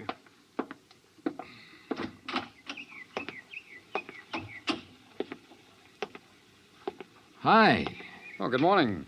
Enjoying the scenery? Yes, immensely. Oh, sit down, won't you? Sure, thanks. My name's Dollar. Mine's Cooper. You just check in? I'll just drop by. I came yesterday. Uh-huh. Pretty up here this time of year. Yes, certainly is. I really enjoy places like this in the off-season. It's a nice change. Too bad the weather hasn't been better, huh? Well, the rainstorm last night? Oh, I enjoyed that, too. You were out in it? Oh, no. No, I enjoyed it the way a storm should be enjoyed. In front of the fireplace in my cottage with a drink and a good book. No, Mr. Dollar, I stayed in last night. And that was that. I picked up the description of the other guest, Buckley, from the clerk and gave it to Sheriff Tompkins, who got out a bulletin on him. Then I drove back to New York City, turned in my rented car, and took a cab. That's item 6, $1.70, to Joan Wesley's apartment. Yes. They notified me this morning about Art's death. I don't know what to say. What is there to say? Good question, Mrs. Wesley. If only he hadn't been so stubborn. If only he'd given up that story about the gambling syndicate or whatever it was. Yeah. You figure somebody in the syndicate killed him? Why, of course. Mrs. Wesley, did you know Art had gone on up to the lodge at Lake Watika? No. Mr. Dollar, I'm rather tired. One more thing. Did you go out last night? No. It was raining. I stayed here in the apartment. All evening? All evening. I see. Well, thanks, Mrs. Wesley. Maybe I was imagining, but it seemed to me Joan Wesley hesitated just a little before telling me she hadn't been out of her apartment last night. And if she had gone to Lake Watika, I checked the basement garage. Her car was clean. Too clean. Item 7, $5 to the garage attendant for some very interesting information. Joan Wesley had ordered her car washed first thing this morning. Why? Because the wheels were covered with mud from last night.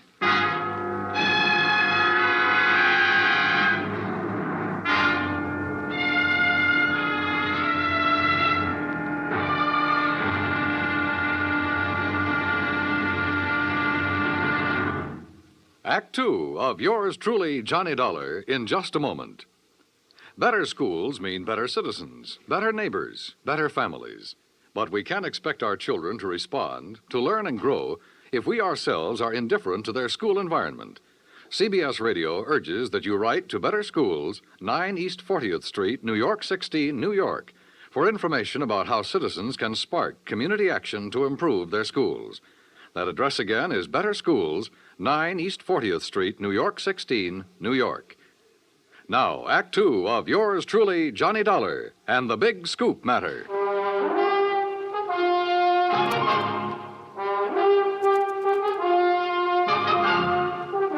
I tell you, I didn't leave this apartment last night. Your car says differently, Joan. Car? You had it washed today because it was all muddy. And the reason it was muddy was because you had it out in the rain last night. Look, Another thing. You told me you didn't know Art had gone to the lodge. You hadn't heard from him. But the switchboard operator told me you had a call from him yesterday. Now, why else would he call you except to tell you where he was going? Well, how about it, Joan? All right. Art did call me yesterday and told me he was going to Lake Watika. And how about last night? Yes. I went out, but not to Lake Watika. Art wouldn't give you a divorce. By killing him, you get your freedom and $100,000. I didn't kill Art. I didn't go up there last night. And where did you go? Might as well know. The reason I wanted a divorce from Art was because I'd found someone else. Oh? That's where I went for a few minutes last evening. Why did you lie about the phone call from Art yesterday? I don't know. I was confused. I was afraid it would look bad for me if it came out that I knew Art had gone up there. It doesn't look good for you this way, believe me. Oh, Johnny, I'm telling the truth. Who is this fella you're interested in? I don't see why he Who has is to- he? His name is Ted Nash. Will you have to talk to him? I sure will. And right now. But I was wrong about talking to Ted Nash right now. I called his apartment and got no answer. Item 9, $1.60 cab fare to police headquarters in the office of Detective Lieutenant Rastelli. You figure this guy Nash and Joan Wesley could have killed Art and used the gambling syndicate threat as a cover, huh? It's a possibility, Lieutenant. Well, I'll see what I can find out about Nash. How'd you do at Lake Watika? 2 guests checked in the day of the killing. One, a man named Buckley. He left early this morning. Sheriff Tompkins has a bulletin out on him. Who else? A fellow named Cooper, who apparently likes to go places in the off-season. Nothing to tie him in particularly. Cooper, huh? We had a rumble some time ago that a guy named Cooper was involved in that gambling syndicate. What? Trouble is, we got no proof. Hey, wait a minute. What's the matter? Art told me he'd put the name of the man he was after in a safe deposit box. If we could find the key to that box. How about Art's apartment? Let's take a look. So we looked, and we found the key tucked away in a desk, but only a number on it. Nothing to tell where it was located. I gave it to Lieutenant Rastelli, and he promised to check every bank in town if necessary. While I went on back to Lake Watika to see if the man named Cooper at the inn was the same one Rastelli told me about. When I got there, after a frantic 3-hour drive, I found him comfortably sitting by the fireplace. Well, Mr. Dollar, isn't it? Yeah, that's right. Cooper, I want to get right to the point. You told me you came up here to enjoy the scenery. Yes, that's right. Why? The man who was killed last night, Art Wesley, he was trying to expose a national gambling syndicate. Oh, that's very interesting. So? So, I know a police detective in New York who thinks you're a member of that syndicate. Well, now, Mr. Dollar, that's a very serious charge. I presume you have proof. Well? Uh-huh. No proof. Well, in that case, I don't think there's any... Mr. Dollar, the long-distance call for you. You can take it on that phone right beside you. Thanks, clerk. Johnny Dollar. Rastelli in New York, Johnny. Hi, Lieutenant. You locate that? Yeah, the safe deposit box, and in it we found the name of the man Art Wesley was closing in on. It's Cooper. Thanks all very right, much. So you... Well, Cooper, you wanted proof? We've got it. Evidence that ties you in with the syndicate. Clerk, Well, now, this is ridiculous, Is it? Dollar. Let me tell you the facts about this thing. Is something the matter, Mr. Dollar? Get Sheriff Tompkins on the phone, clerk. Tell him I've got Art Wesley's killer here. You mean Mr. Cooper? Oh, now, wait a minute. Now, look, Dollar. If you'd get your facts straight, you'd drop this silly notion of yours. What kind of facts, Cooper? What time was Wesley killed? Between 10:30 and 11 last night. But, Mr. Dollar, Mr. Wesley's place is some 6 miles from here. That's right. Why? Well, then Mr. Cooper couldn't have killed him. What do you mean? Last night, I took a drink to Mr. Cooper's cottage here at the inn. What time? Around 20 to 11, and I chatted with him for at least 15 minutes. Are you sure about that? Oh, quite sure. Well, Mr. Dollar, I'll buy you a drink sometime. Cooper strolled back to the bar with a satisfied smirk on his face. So the one man who had to be Art's killer couldn't have killed him. I collared the clerk again and had him repeat his story in detail. If you recall, it rained heavily last night, Mr. Dollar. Yes, I drove through it on my way up here. Well, I was making the rounds of the inn, checking windows, things like that, when the house phone rang. It was Mr. Cooper calling from his cottage. He wanted a drink. You say that was at 20 to 11? Yes, I always jot down the time when I am called away from the desk. All right, go on. Well, when I got to Mr. Cooper's cottage, he was sitting in the living room in front of the fire with a book. Yeah. We chatted a while, and then when I returned here to the desk, I jotted down the time again. 10:55. Well, that does it. What do you mean? Oh, it's a good 20-minute drive from here to Art Wesley's lodge. If he was killed between 10:30 and 11 and Cooper was here at that time, he couldn't have done it. Well, I'm sorry, but facts are facts. And... Oh, excuse me. Lake Watika Inn. Yes, just a moment. Sheriff Tompkins, Mr. Dollar. Oh, thanks. Hi, Sheriff. Thought you ought to know, son. Remember that man Buckley we were looking for? Yeah, sure, the other guest at the inn. Yeah, we picked him up. I've been questioning him for an hour. Any luck? No, sir. He's just a traveling salesman who stayed at the inn because he didn't want to drive in the rain. You sure? Buckley swears he doesn't even know Cooper. Just between you and me, Johnny, I think we got the wrong fella. No place again. I decided to start all over. Got into my car and drove to Art Wesley's place. Nothing was changed. I remember the trip I'd made the night he was killed, how it rained heavily until about half an hour before I arrived. How I'd found him lying in the open doorway, a bullet hole in his head. Yeah, and the hole in the ceiling over the shelf of provisions, marking the path of the bullet. It was there. So were the provisions. Canned food, mustard, sugar, a package of crackers. There was some... Wait a minute. Sugar. The sugar bowl. I stared at it for a moment. I remembered a couple of things the room clerk at the inn had told me. And suddenly the whole deal slid neatly and quietly into place. I drove back to the inn fast. Cooper's cottage was empty, so I went inside to the bedroom and took a look around. Then I spotted one of the pictures on the wall, a little out of place. I looked behind it. Yeah, just what I expected. Outside, I found Cooper sitting on the terrace in front of the main building. I slid into a chair across from him. Well, Mr. Dollar, what fantastic crime are you going to accuse me of today? Cooper, I got a one-track mind, and it's still stuck on murder. Oh, now look, Dollar. We've been over this before, and personally, I find it quite boring. So much so that it's interfering with my vacation here. That's too bad. Yes, it is. So I'm leaving this evening. I don't think so, Cooper. Oh, come now. Art Wesley was trying to expose a figure in a gambling syndicate. You. Well, that's a matter of conjecture. You had to stop him, for keeps. Oh, now look, Dollar.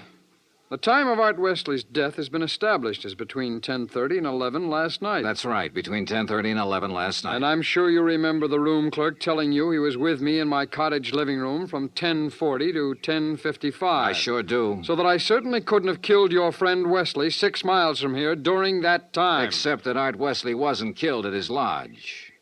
What are you talking about? You see, I remembered something else the clerk had told me. The night of the killing, it stopped raining a little after 11. All right, what difference does that make? All the difference in the world, believe me. Here's what really happened, Cooper. You killed Art Wesley in the bedroom of your cottage here at the inn. Oh, don't be ridiculous. You immediately called the room clerk over and chatted with him in your living room for about 15 minutes. He didn't know there was a corpse in the next room. Oh, really? After he left, you took Wesley's body the 6 miles to his place and planted it in the doorway. Oh, now, look, Dollar... Your problem was to make it look like he'd been killed there. Then you remembered. The slug that had killed him hit the wall in your bedroom. That gave you an idea. You figured out the right angle at the lodge and fired a shot upwards from the outside the door. It went through the ceiling at the back. All right, Dollar, I've had enough of your half-baked theories with no proof whatsoever to back them up. Correction, Cooper. This time I've got proof. There was a shelf of food under the bullet hole and a bowl of sugar directly under it. A bowl of... So what? When sugar gets wet, it gets crusty, and it stays that way. But the sugar in that bowl was dry. Now, if the killing was between 10:30 and 11, and it rained heavily until after 11, then some rain would have dropped through the bullet hole into the sugar. I see. But, Cooper, the sugar was dry. So the bullet hole was made after the time of the murder, when you planted Wesley's body there. Just a little detail, Cooper, but it nails you. That, and of course, the fact I found the slug that really killed Wesley just a couple of minutes ago. Oh? Buried in the wall of your bedroom behind a picture you'd moved slightly to cover it. Well, Dollar, I may as well tell you that I saw you come out of my cottage a few minutes ago. I figured you knew. So ever since you sat down here, I've been holding a gun on you under the table. You know, Cooper, I may as well tell you. Ever since I sat down here, I've been holding a gun on you, too. Well, you... Let's have it.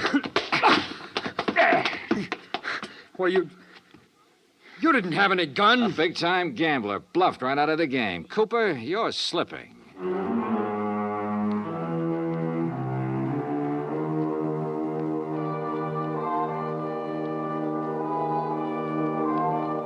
Item 10, $37.50. Transportation and incidentals back to Hartford. Expense account total $187.40. Remarks? Cooper's awaiting trial. About Art Wesley? Well, I guess that sugar bowl was a dead man's revenge. And come to think of it, that revenge was pretty sweet. Yours truly, Johnny Dollar.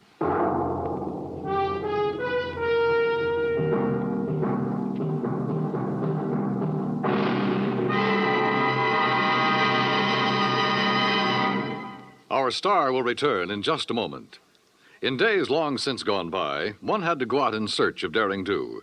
But in a fast-moving world, exciting things are happening right around the clock. Things you can be in on no matter what else you're doing, as long as your radio is nearby. With CBS newsmen on the job, you can make CBS Radio your listening post for world events. Stay tuned now for 5 minutes of CBS News, to be followed over most of these same stations by the FBI in peace and war. Now, here is our star to tell you about next week's story. Next week, colorful New Orleans, from nightlife in the Latin Quarter to the dismal, deadly swamps. Join us, won't you? Yours truly, Johnny Dollar. Yours truly, Johnny Dollar, starring Bob Bailey, originates in Hollywood. Written by Robert Reif, it is produced and directed by Jack Johnstone. Heard in tonight's cast were Virginia Gregg, Russell Thorson, Barney Phillips, Stacey Harris, Larry Thor, Parley Bear, and Les Tremaine. Musical supervision is by Amerigo Marino. Be sure to join us next week, same time and station, for another exciting story of yours truly, Johnny Dollar. Dan Cubberly speaking.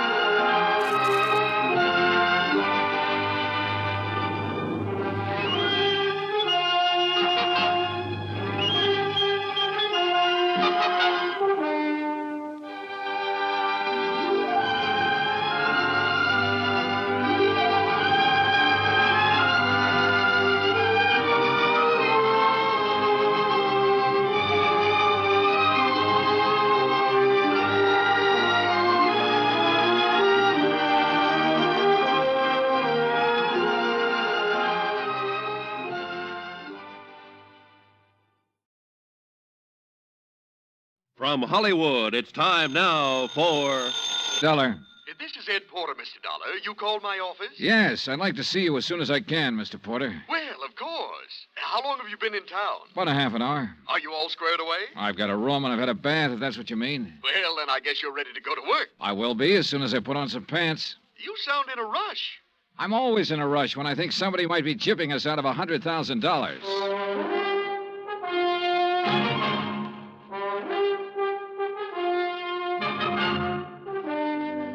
Bob Bailey in the transcribed adventures of the man with the action-packed expense account, America's fabulous freelance insurance investigator. Yours truly, Johnny Dollar.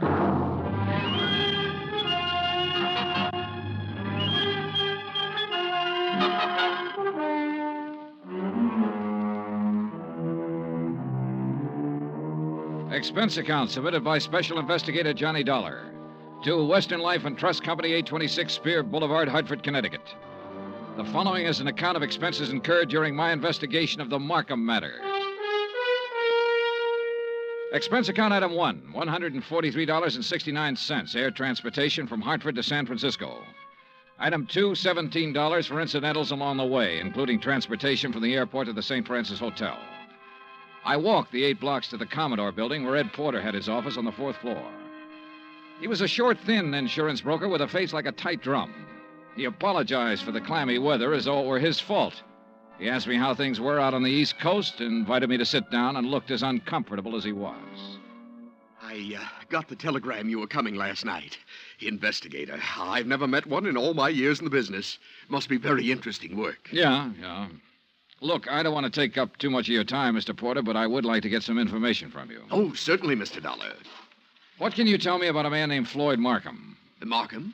Well, he's the husband of a client of mine. I've met him, but I really can't tell you too much about him. My dealings have always been with Mrs. Markham. She's my customer. Then tell me about Mrs. Markham. Oh, certainly. I'm not going to ask why. I'm sure you have a good reason for coming all the way to San Francisco. The Home Office thinks I have an excellent reason. Yes. Mrs. Markham. Well, I've known her for 20 years as a customer. She's wealthy, always has been, and she handles her money well, and she lives rather well. Mrs. Markham's the one who has the money, huh? Mr. Markham is a salaried man, an industrial engineer. Frankly, I think he depends on Mrs. Markham for his livelihood. Ah, yeah. These 2 checks were issued to Mrs. Markham this year. Recognize them? Yes. Full payments on 2 endowment policies, $50,000 apiece. And they've cleared the bank. Anything wrong with them? Nothing wrong with the checks. On payoffs like this, I always take it in person. It's a custom, of course, to call and make an appointment and deliver the check to the client. Mm-hmm. And try to sell a little more insurance in the bargain. Well, that's about the idea, yes. Yeah. Anything strange about Mrs. Markham when you delivered either one of these checks? Well, no. Before I left Hartford, I looked up her insurance records. Her premiums are always paid right on the button. Mrs. Markham doesn't have a business office or a business manager handling her affairs. The checks are always personal checks on her personal account. Now, can you explain why someone like that might forget a 3rd endowment policy? Why, no. Well, there is a 3rd endowment policy. It matured this month. I have the check with me for $50,000. Well, yes, but this business of forgetting... Floyd Markham called Hartford and spoke to the head of the endowment division. He explained that Mrs. Markham was ill and didn't know whether or not a 3rd policy existed. He said he was checking for her. Uh-huh. Now, you say you've known Mrs. Markham over a period of 20 years. Well, is she the kind of person who'd forget $50,000? Oh, no one forgets $50,000. Did you notice that both of those checks were deposited in the Markham's joint account? Well, no. Oh, so they were. Maybe Mrs. Markham's feeling generous these days. Why do you say that? Well, they have a rather strange relationship as far as I've been able to perceive. I mean, what money he makes is his, and what she has is hers. Oh, yeah. I always like to get out of that house because they never seem to me to be a very close couple in any way. But this seems to make sense now. How's that, Mr. Porter? Well, now, I called up and made an appointment to deliver both of these checks. The first time I went over, Mrs. Markham was ill. And the second time, she had just stepped out for a few minutes. Well, who accepted the checks? Mr. Markham. Both times? Yes. As a matter of fact, now that I think of it, he made the appointment on the phone both times. When was the last time you saw Mrs. Markham? Last spring. A check with the bank revealed that Mrs. Markham had not personally made a deposit since June the 18th. The deposit slips were initialed by Floyd Markham. The checks were endorsed by Leslie Markham. There had been no unusual withdrawals. Expense account item 3, $30, stenographic and notary services for the attached statements. Mrs. Markham's been having her hair done here for nearly 10 years now. Once a week, every Thursday morning. Then she just stopped. I called her home, and Mr. Markham informed me that she was away on an extended trip. Mr. Markham called us, it was last June, and informed us that Mrs. Markham was resigning her membership in the bridge club. I telephoned the house twice to see what was the matter. Mr. Markham answered both times and said Mrs. Markham was out. Well, she used to come in here 2 or 3 times a month. Made us go over the car from top to bottom. She hasn't been around now for 7 or 8 months. I don't know who's taking care of the car. Expense account item 4, 30 cents, 3 phone calls to the Markham residence. I didn't state any particular business. I simply asked to speak to Mrs. Markham. Each time I called, a male voice answered. Each time, the male voice told me Mrs. Markham was out, she was ill, and she was away on a short trip. Industrial Management Limited, Floyd B. Markham president, has a 3-room office suite near the Embarcadero. 10 years ago, it had been sensationally new and glassy. When I got there, the carpet was a little too thin and the varnish a little too thin, too. The whole place smelled faintly of mildew. Yes? I'd like to see Mr. Markham, please. Do you have an appointment? No, not exactly. My name is Harris. I'm with the Cleveland Pump Company. Pump Company? Yes, we're setting in 38 of our installations at the new plant in Valparaiso. Didn't you get my letter? Well, I'm sorry. I'm afraid... May I ask your name again? Harris, Stephen B. Harris, Cleveland Pump Company. Oh, yes. Well, Mr. Harris, I'm afraid Mr. Markham never received your letter. When did you mail it? 30 days ago. Maybe it was 2 weeks. Well, tell Mr. Markham I'm here and I'll... I'm sorry, Mr. Harris. Mr. Markham isn't in the office just now. Oh. Well, I'll wait. Well... Well? He won't be in today. As a matter of fact, he won't be in the rest of the week. Where can I call him? Well, I'm afraid that's impossible. Can't I call him at home? No. Now, look, is he in business or isn't he? Mr. Harris, Mr. Markham hasn't been in the office for 6 months or more. He's tied up on a rather long-range project. What's your name? I'm Miss Beidler. Why didn't you say that in the first place, Miss Beidler? Well, Who else can I talk to here? No one, I'm afraid. You mean that's all there is in this office? Just you and him when he feels like coming in? I'll tell Mr. Markham you were here. The Markham house was on Fiera Street, about 6 blocks from the Fairmont Hotel. Stone walls, iron grillwork, tangling ivy. An old house that had been built by rich people for rich people to live in. The kind of shabby-looking place that only New Yorkers and San Franciscans can get by with and still be called wealthy. I used Ed Porter's car with the Western Life and Trust Company emblem on the door, parked it in the driveway as close as I could to the entrance. It was exactly 1 o'clock when the door opened. He was tall and pretty, with black hair and broad shoulders. Yes? What is it? I'd like to see Mrs. Markham, please. I'm Mr. Markham. Can I help you? My name's Dollar. I'm with Western Life and Trust Company. Mr. Porter called you? No, he didn't. Oh, well, I must have slipped his mind. He said he was going to call. What's it about? I brought a check from Mrs. Markham on her 3rd endowment policy. Oh. Well, I'll give it to her. She isn't in right now. Well, I'm supposed to deliver it to her. I'll come back another time when she's in. No, you can give it to me. I'll see that she gets it. I'm sorry, Mr. Markham, but I have Look, to give I it... know you want to give her the check and try to sell her some more insurance. She's just not in the market. And you can save your little spiel where it'll do some good. Oh, you misunderstand me, Mr. Markham. I have to deliver this to her in person. What's your name again? Dollar. Johnny Dollar. Come in. I'll wait till she comes back and make an appointment. Mr. Porter told me he'd made it for 3 today. She's here. Just come in. Why the runaround, then? Mrs. Markham is desperately ill. I don't want to disturb her with things like this. Well, I'm sorry to hear that. What's the trouble? Very serious anemia. So if you'll just give me the I have check, a report to make out when I deliver this. I just Only take a told- minute to hand her the check. Then it'll be off my mind and off your mind. Now, look here, Mr. Didn't you call the company's home office about this check? I called because Mrs. Markham requested me to call. Oh, yes. Just wait here. In the little swirl of his exit, I smelled shaving lotion and guessed at the brand name. I also guessed that his suit cost $300, even if I didn't know what San Francisco tailor had made it. The shirt, the tie, the shoes were expensive, too. Yeah, Mr. Floyd Markham liked expensive things. I wondered if he dyed his hair to keep it all black. I wondered if he was 45 or 50. I also wondered why, in a house of that size, on that kind of street, a servant hadn't answered the door. This way, Mr. Dollar. He led me up a flight of stairs and finally into a high-ceilinged room with a fireplace at one end. A gray-haired woman with a sharp, angular face was seated near the window, looking out over the city and the bay. She didn't turn her head when we came into the room, but I could see that her eyes were watery and slightly glazed. Please don't take too long and don't upset her. Leslie. Leslie, dear. Yes, Floyd. This is Mr. Dollar from the insurance company. He has something for you. Be a good girl, Leslie, and speak to Mr. Dollar. How do you do? And ask him... Yes. How is Mr. Porter? Oh, he's fine, Mrs. Markham, fine. He'll be sorry to hear that you've been ill. I really would rather that you didn't tell Mr. Porter. Oh.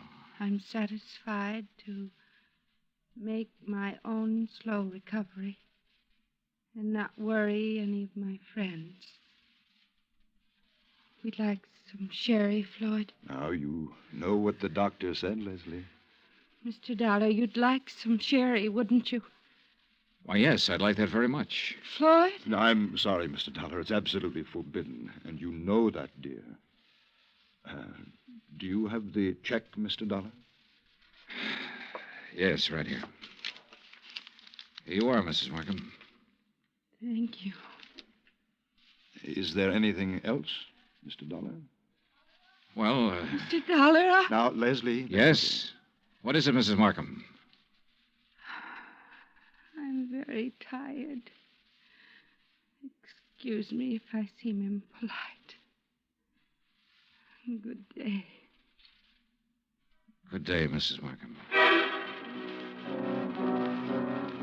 Expense account item 5/10 phone call to Ed Porter at his office. Yes, Mr. Dollar? Look, Mrs. Markham's 5'5", about 120, black hair, gray streak to the right of the part, blue eyes, looks about 40 years old, a good 40.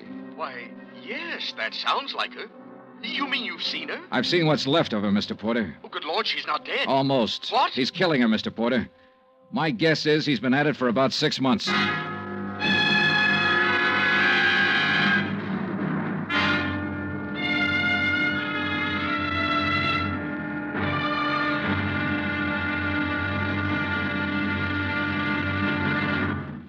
Act two of yours truly, Johnny Dollar, in just a moment.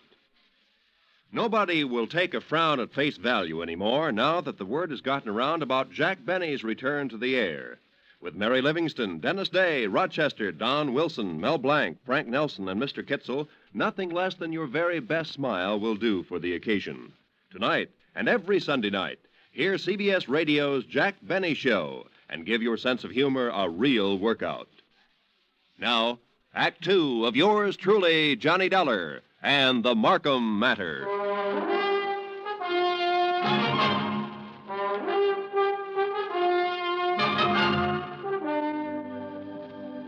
Take a rich old house on a rich old street in San Francisco.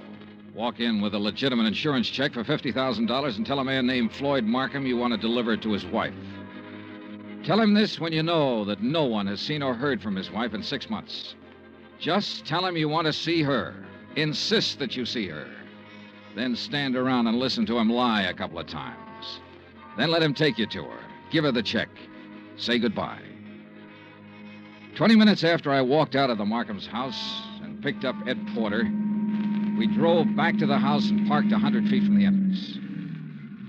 This is the darndest thing I ever heard of, Mr. Dollar. I'm not sure it's all clear to me. What's our position? Oh, I wouldn't know that, Mr. Porter. That's up to the legal department. This much I'm sure of right now. Markham's already deposited $100,000 of her insurance money into a joint account. If I'm not mistaken, this last check will go into that account, too. Right now, while we're sitting here, she's probably endorsing that check.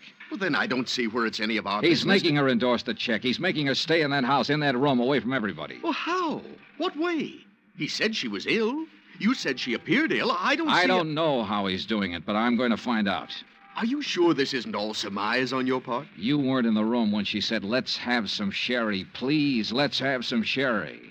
Well, I must be pretty She was dumb. really trying to say she wanted him to leave the room so she could talk to me. So she could have one little minute to tell me what the matter is, what's going on. His next move is to deposit that check. Then one big withdrawal, the whole $150,000, and bye-bye Floyd Markham. Mr. Dollar, I'm just an insurance broker. I don't understand that. Well, how'd you like to be an investigator for about 10 minutes?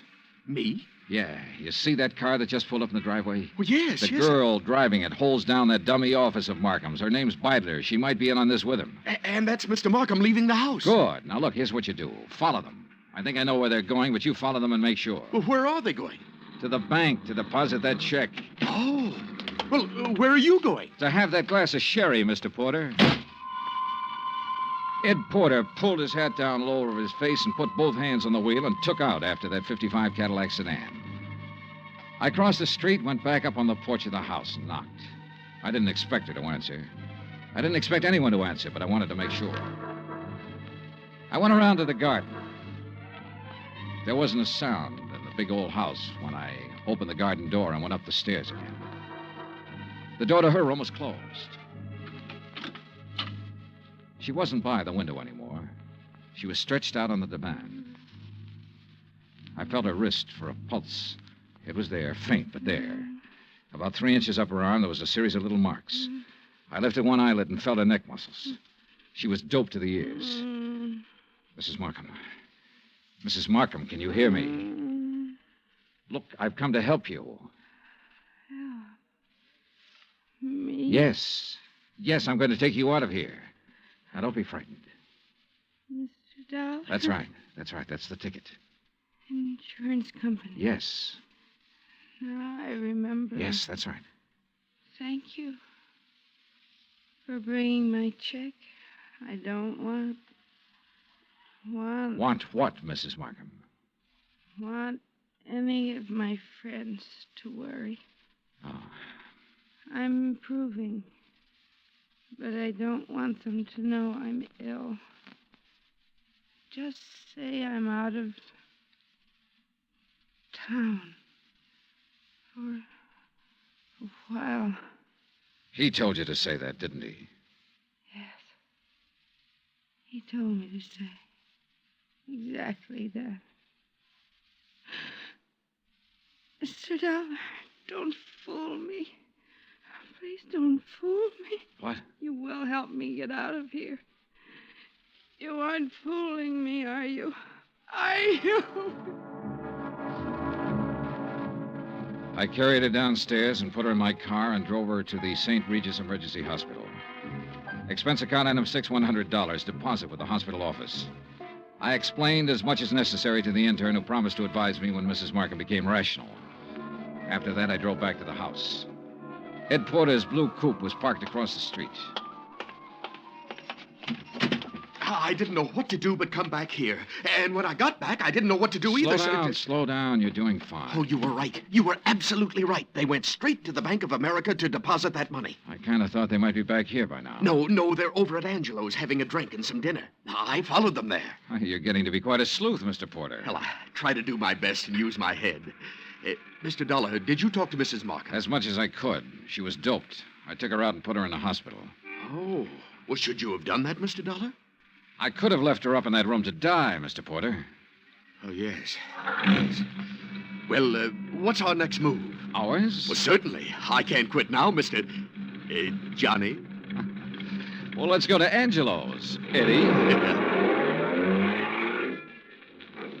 Ed Porter settled the hat lower on his ears and gripped the wheel harder, and we took off for Angelo's on Stoker Street. When we got there, we didn't have to go inside to see if our people were still around. The Cadillac sedan was in the parking lot. So we took up a plant across the street. Well, why wait? Why not go in and take them out of there and take them down to the police? Well, that might blow the whole thing.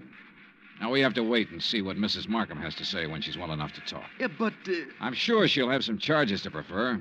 In the meantime, we wait and see what's what. Yeah, what do you think he'll do when he goes home and finds her gone? Well, that'll be pretty interesting. What do you think he'll do? Well, I imagine he'll think she got up and walked out. No, he knows better than that. He's had her doped up for 6 months. He knows he can go out of the house and she'll stay right where he left her while he's gone. No, that isn't it. Oh. Well, then he'll know that she had help. That's more like it, Mr. Porter. I liked Eddie. It gives me kind of a feeling. Okay, Eddie. Now answer the question. Oh, what'll he do? Well, he'll try to get out of town. That's it. He'll try to leave town. He'll know that he's had it. Come on. Huh? They're pulling out. We followed them to a cocktail lounge near the Presidio. We waited around outside the place for 2 hours. Expense account item 7.25 cents. I called the St. Regis Receiving Hospital. Mrs. Markham's condition was unchanged. Item 8, $2, 2 hamburgers, 2 Cokes, and cigarettes for Mr. Porter and myself. We had just finished eating when Floyd Markham's Cadillac turned out onto the street. We followed it for 10 minutes. When Markham parked on a dark hill, we cut our lights and came to a stop. Mr. Dollar. Yeah, Eddie. Can you see what they're doing? Yeah? What? Necking. Huh? Necking. You know. I should have telephoned my wife. At 12:10, Floyd Markham turned the car around and drove back into town. We followed once more. We saw him double park outside a 4-story apartment house on a steep hill, let the woman out, then drive on. Eddie? Yeah, Johnny? Think you can handle something else alone? Oh, I'd love to. Women sometimes talk a lot easier than men. You keep on him. When he finds his wife absent, I want to know where he goes. Wherever it is, I'll let you know. You gonna shake her down? Something like that. Yeah. Get going.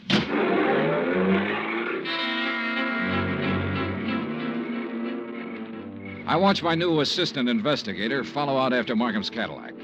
Then I went inside the apartment house. I, Beidler, was on the mailbox of apartment 104. I walked down the hall, listened a minute, and gave it a try.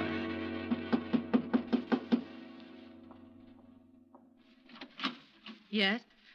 Well, what on earth are you doing? I'm here to see you, Miss Beidler. It's important. You're, Mr. Harris. I'm Mr. Dollar, Johnny Dollar. I'm an insurance investigator. Oh. There was something about you today. I wasn't sure. Now you're sure. Oh, what are you doing? Right now, I'm working for Western Life and Trust Company. You better sit down. Well, I don't know that I'd better do anything, Mr. Dollar. You're rather rude. Then you can stand. We've been checking into Floyd Markham. I don't think I have to tell you what we found out so far. I think you also know that by this time tomorrow he'll be in jail and you might be right along with him. Well, I'm sorry, Mr. Dollar. I simply don't be sorry. Just use your head. I said you might be right along with him. On the other hand, if you have some useful information, the insurance company might be useful to you. What do you mean?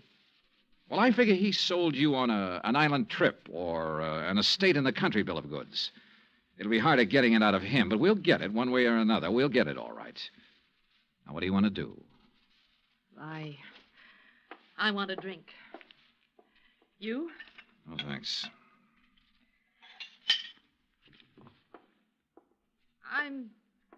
I'm not bad. I'm not a criminal. I've never been in trouble. You are now. Why? Because I fell in love with him? Because you were helping him kill her. What are you talking about? Mrs. Markham. She's in a hospital right now. What? I took her there myself today. He's had her doped with I don't know what for months. Having her sign checks, endorse deposit slips.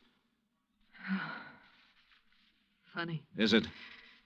He told me that Mrs. Markham was out of town, divorcing him. I wondered how. You were right. It was a country estate. In England. A genteel life, he said. The London theater, walks in the country, little harmless things that most people can never do. He said we could do them as soon as he cleaned up his affairs. Why, tonight he said we could start packing.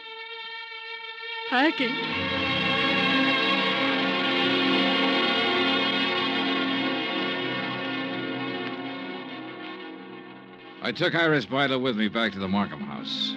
The Cadillac was in the garage, and Ed Porter's blue coupe was pulled up across the street. When he saw us in the cab, he walked up. Hi. Hi. How's he doing? You can talk in front of her. Only he hasn't done anything.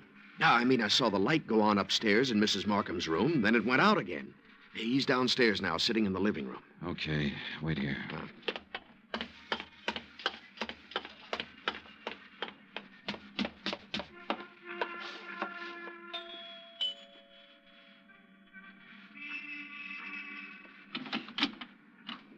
Hello, Markham.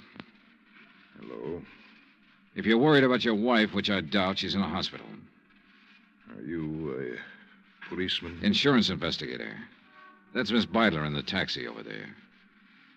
Oh. I want you to come with me now. Of course. Yes. You said your name was Dollar? That's right. Why couldn't you have come around, say, next week? She'd have been dead by then. That's the way she should have been for 16 years. Dead. Yeah. Come on, Markham.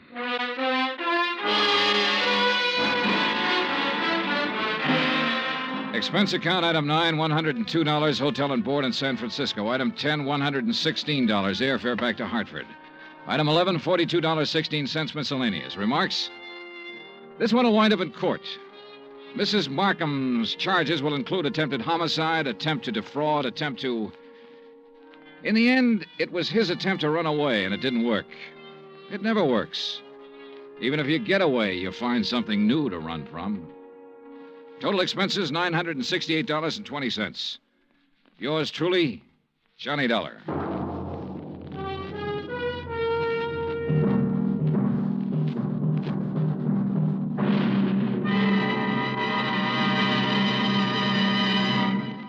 Now, here's our star to tell you about next week's story. Before I do, I want to say something to you about Thanksgiving. Now, there's a day that deserves celebration. And heartfelt thanks to the God who made us for being able to live in the most free and peaceful and bountiful country in the world. And yet, why wait for next Thursday or any Thanksgiving Day? For Americans, it seems to me, Thanksgiving should be every day. Think about it, won't you? Next week in our story, New Orleans, the French Quarter, a beautiful girl, and high adventure. Join us, won't you? Yours truly, Johnny Dollar.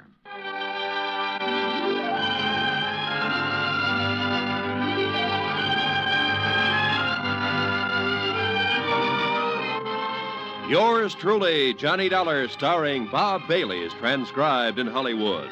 Written by John Dawson, it is produced and directed by Jack Johnstone.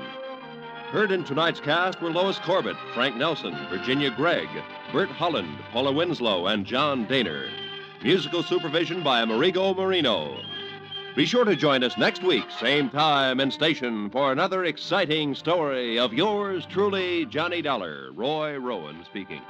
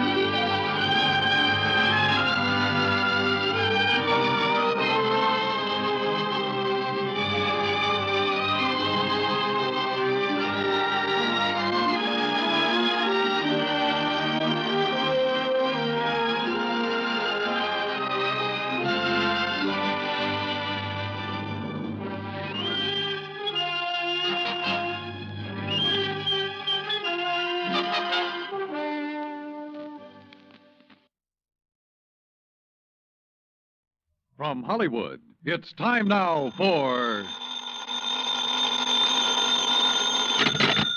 Johnny Dollar. Oh, hi, man. How's your stomach, Johnny? What? Rich food give you any trouble? Who is this? Why, your old buddy, Angie Orsatti. Oh, hi, Angie. Glad you got my message. Yeah. How about dinner tonight at Antoine's, Johnny? Shrimp gumbo, oysters, Rockefeller. Yeah, sounds fine. Only I've got to do some work first. Man, I thought you was here in New Orleans on vacation. Nope, little matter of fire insurance and the company's check for $16,000. Somebody trying to cheat him out of it, huh? You won't believe this, Angie. Somebody turned it down. What?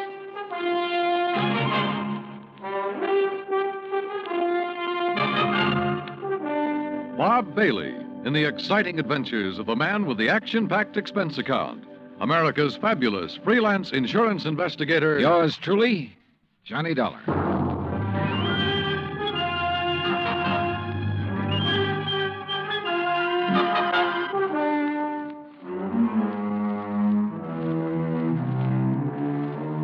Expense account submitted by Special Investigator Johnny Dollar to Providential Fire and Marine, 787 Greenleaf Avenue, Hartford, Connecticut. The following is an account of expenses incurred during my investigation of the Royal Street matter.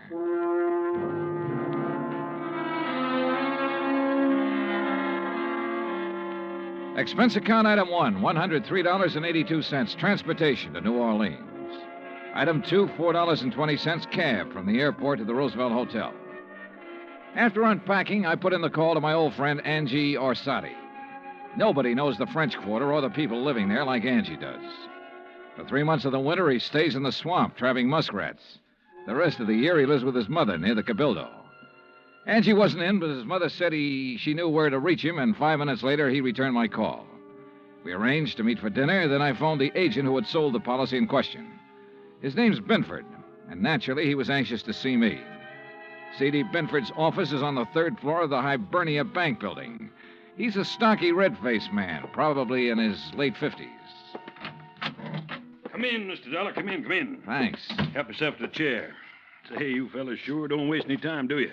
We try not to, Mr. Binford. C.D., boy. What? You call me C.D. like all the other folks do. Oh, okay, C.D. Yeah. Now, like I was saying, you boys sure don't waste any time at all. Why, I didn't even call the home office till day before yesterday. I know. When was the fire? Last week on Thursday night. What'd they tell you about it? Oh, not very much. Figured I'd get all the information from you. Well, it's a doozy. First time I've ever run across a policyholder who wasn't yelling for us to pay him yesterday for his loss today. You know what I mean? Yeah. Who is the insured, Mr. C.D.? Man named Dupas, Henry Dupas. Took out a policy for $48,000. That's full coverage on his antique shop down on Royal Street. How long ago? August, just 3 months back.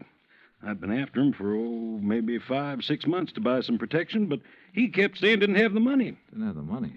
And one day I dropped in to see him about his car insurance, and right off he told me to write a policy giving him full fire coverage on the shop. Well, how do you arrange to pay it? Cash, in full, the day I delivered the policy. He tell you why he changed his mind? Yeah, not exactly. Bet he mentioned something about times being better. I reckon there must have been. Why'd he say that? Well, a few days later, he had the back part of his shop all painted and fixed up. And that's the part that burned. And he hired himself a girl to work in the office. A real good looker, too. Well, what caused the fire? You know? I sure do. Antique kerosene lamp got knocked over accidental. According to what Dupas told the fireman, he was in the back of the shop with a customer showing him the lamp. Uh-huh. When it fell, the fire started. The two of them tried to put it out. Reckon that's why they didn't call the fire department right off. Uh-huh. And did Dupas tell you the same thing? Dupas? He didn't tell me nothing. Well, he reported the fire to you, didn't he? He did not. And that's what's got me so riled up. I wouldn't know about it now if I hadn't dropped in there the other day. Was Dupas there when you stopped in? Yes, sirree. And when I saw how the place looked, the whole back of the store gutted out and a slew of his antiques destroyed, I let him have both barrels, I tell you. Oh, what'd he say to that? Well, nothing too much. Just acted like he wasn't interested in whether we paid for it or not. Didn't even ask for a claim for him. That's funny. Sure is.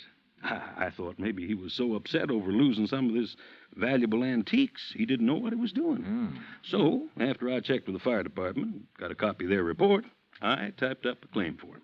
You figured the damage at $16,000, right? Mm-hmm. I knew how much he spent fixing up the back. When I'd issued the policy, I'd gotten an estimate on most of the antiques. So what happened when you gave him the claim? He signed it? He did not. Said to forget about the fire. Huh? And when I kept after him, he called me a busybody and told me to get out of his shop and stay out. What do you think, C.D.? You have any idea why he didn't report it or sign that claim? If I had, boy, I wouldn't have sent for you.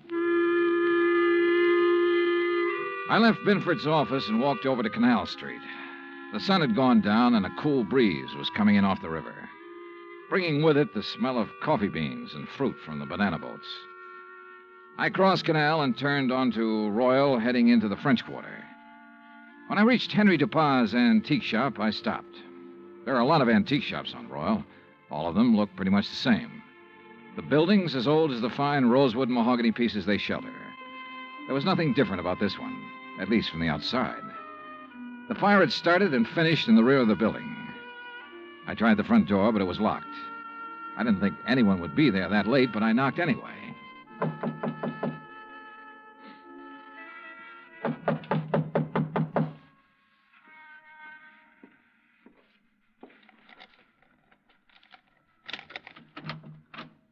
Yes, who is it? Mr. Dupas?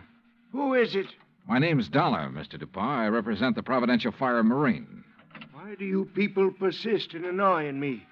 Well, we wouldn't if you'd tell us about the fire. There's nothing special about that fire, Mr. Dollar. It was an accident. Well, then why didn't you file a claim? You're entitled to enough money to cover your loss. Mr. Binford explained that to me quite carefully. If you haven't talked to him, Mr. Dollar, you should. Oh, I've talked to him. Well, then go away. Well, not until you answer a few questions. No, leave me alone, please. I'd noticed an alley next to the shop that ended where the rear door had been. I started back along it, not quite sure what I was looking for or what I expected to find. But I was sure of one thing. Dupas was a frightened man. It was too dark to see anything at the end of the alley, so I returned to the street. Item 3, $30.50, phone call, taxi, and dinner for two at Antoine's. Oh, man. Kind of nice, ain't it, Johnny? Oh, the way it never changes. Same waiter, same chef, same clientele. Yeah. Like another Cafe Royale, Ashy? No, thanks. Well, Johnny? Yeah? Well, when you going to ask me? Ask you what? Oh, don't kid me, John. You've had that old bloodhound look in your eye ever since we sat down. What's the question? Okay, Angie. What do you know about a man named Henry Dupas? Dupas' antique shop? That's right. Oh, not much. Seen him around some's all. Yeah, where? Oh, you know what kind of places I like, Johnny. Yeah, but I can't picture Dupas liking them. Well, maybe he don't, but maybe that little old blonde he's been carrying with him does. Blonde? Yeah, you know. Female, girl, bleached hair. I know. Yeah. How old? Oh, 24, 5. Yeah, real nice for an old coot like him. Real winter and spring, huh? Yeah. You seen them together often? Oh, a few times. Saw him about 2 weeks ago at Butcher's place. Hey, you know something? I walked in there that night with a 5, and I walked out with 200. How about that? Great. You know who the blonde is? No, but I might be able to find out. You want? Yeah, I want. I left Angie and started back toward Royal Street. On the way, I ran up item 4, $1.85 for one flashlight and batteries. The shades on Dupas' shop were drawn, but I could tell there were lights on inside. In the alley, a small pickup truck was parked near the side entrance to the shop. In the back of the truck, looking like they'd just been taken off the boat, were several stalks of bananas. There wasn't much else to see except the charred wood and refuse left in the alley after the fire. I started back toward the street when a man, a much larger man than Dupas, came out the side door and got into the truck. He turned over the engine and switched on the lights before I could get clear. Hey, what are you doing there? Hold it, mister, right there. Here, buddy, you just hold it. What were you doing back there, huh? Well, right now, mister, I'm wondering what this load of bananas is doing in an antique shop. What is it, Carl? Well, I just caught this guy snooping around in the back. What? It's Mr. Dollar. Yeah, that's right. You know him, Dupas? He's one of those insurance men I told you about. Oh, well, What are you here for, Dollar? Didn't DuPont tell you he doesn't want any money from you people? Now, why not? Because he's afraid we might have to take a good look around before paying No, off? son. Now, look, Dollar. Mr. DuPont has been okay with you people, so you got no reason to come snooping around. Especially after he's told you he don't want you around. So now maybe Mr. DuPont will have to do something to keep you away. Ain't that right, Mr. DuPont? You know what I mean. Yes. Yes, all right, I'll do it, Carl. And he'll never bother us again. Go on, Dollar. Get out of here. At the time, I had no idea what they meant to do, so it wasn't easy to turn my back on them. But I did. And nothing happened. I went back to my hotel and hit the sack, and I must confess I slept later than usual the next morning. I was still in bed when the phone rang.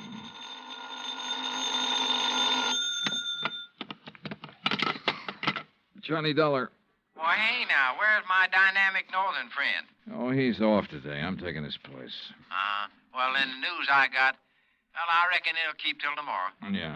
Well, so long. No, wait, Angie. Yeah. Did you find out anything about that blonde DuPont's been seeing? Sure, everybody around the French Market coffee shop used to know her. Used to, meaning up till she went to work for Mr. DuPont. She worked for DuPont? Yeah, in the office at his store. Started in there about 3 months ago. Well, come on. Well, since then, nobody sees her anymore. At least none of her old gang. You know where she lives? Yep. The Pont Alba Apartments. That is, unless she has moved. What's her name? Rose Ellen. What? Yeah, she used to be a dancer. That enough for you to go on? Yeah, Angie, thanks. That's plenty. Expense account item 5, $1.40 cab fare from my hotel to the Pontalba Apartments. The list of names on the register near the manager's office told me Rose Ellen's apartment was number 215. But when I got up there, the girl who opened the door wasn't a blonde. Yes? Oh, I'm looking for Miss Rose Ellen. She isn't in. Oh, she at work? Who are you? I mean, are you a friend of hers? My name's Dollar, Johnny Dollar. I'm an insurance investigator. Well, she hasn't done anything, has she? Well, not that I know of. Look, Miss... Garbo. Garbo? May Garbo. You're a dancer, aren't you? How'd you guess? Oh, I'm good at recognizing talent. Oh? Would you like to come in? I've got some coffee on. Well, that'll be just fine. Say, you've certainly got a nice view of the square from here. I suppose. Don't you think so? Oh, sure, if you like that sort of thing. Me, I just think the square's kind of square. Oh. Oh, that's good. That's very I brought good. it up the day we moved here. You and Rose move in here together? Uh-huh. Oh, sit down, Johnny. Make yourself at home. Well, thanks. Gee, you're so polite. You wait to be asked. Yeah. Look, tell me, what time do you think Rose will be home? Oh, I couldn't say. May, this is important. What time does she usually get home? Well, I don't know. I mean, after all, she's got her own life to live, you know, and I'm not her keeper. Okay. Sometimes she doesn't get home for days. Oh, I better get the coffee. She ever say anything to you about the fire? Yeah? What fire? The fire down at the antique shop. No, you want cream and sugar? No, thanks, just black. Good. When was that? The fire? Last Thursday night. That's funny. What's funny? That was the last time I saw her. What? Yeah. Rose went to work last Thursday, but she never came home.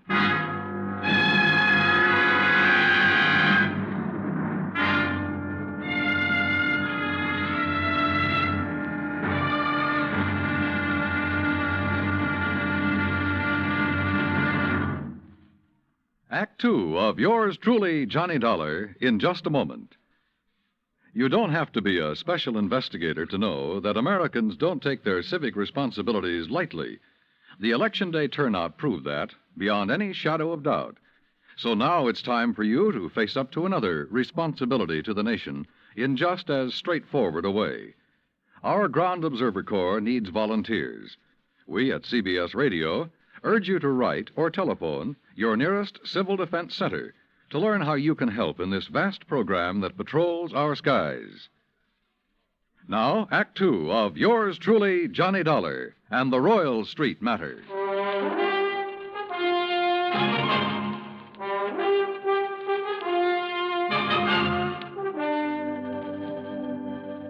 This was the screwiest deal I'd ever seen. A guy refusing insurance money he was entitled to. Rose Ellen was my one lead, so I continued questioning May, her roommate. May told me this was the first time Rose had been away so long without at least sending for a change of clothes. I asked about Rose's boyfriends.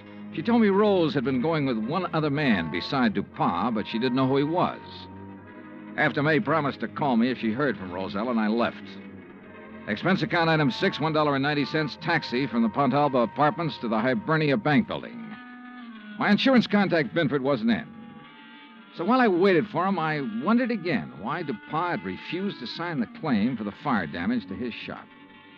Could he afford a loss of $16,000?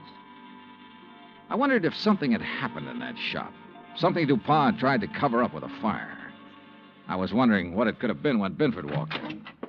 Well, I'm glad you're here, Johnny. We got trouble. Oh? I hear you paid Dupont a call last night. That where you've been? Yeah. He phoned me about 10, wanted me there fast. Oh, boy. I wish I had sense enough to stay away. Well, what happened, C.D.? Now, before I tell you that, you tell me what he said to you last night. Nothing important. Just something about fixing it so I couldn't bother him again. Oh? Well, he did. How? He canceled his fire insurance policy and every other policy he ever bought from me. Cancel? Yeah. So you might as well go on back to your hotel and pack, Johnny. It's none of your affair now, no matter what he's up to. Yeah, it's too bad it had to turn out this way. You want a drink before you go? Yeah, I guess I need one. Yeah. What'll it be, scotch or rye? Scotch, neat, please. Good, saves making a mess. When you reckon you leave? Oh, I don't know. I'll check with the airline when I get back to the hotel. Mm-hmm. Yeah, there you go. Thanks. Better luck next time. Mm-hmm. Well, that's that. C.D. Hmm? What about the policy? Policy? Did he return the policy to you? No, he said do it tomorrow. But he's covered until he does return it. Does he know that? Why, no.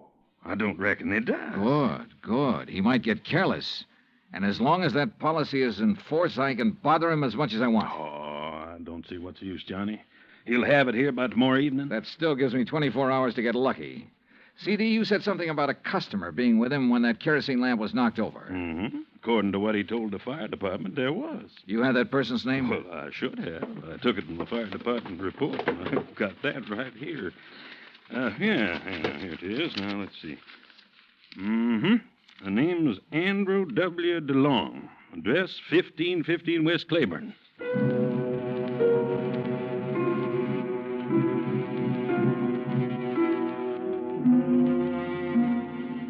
There wasn't any Andrew DeLong at that address.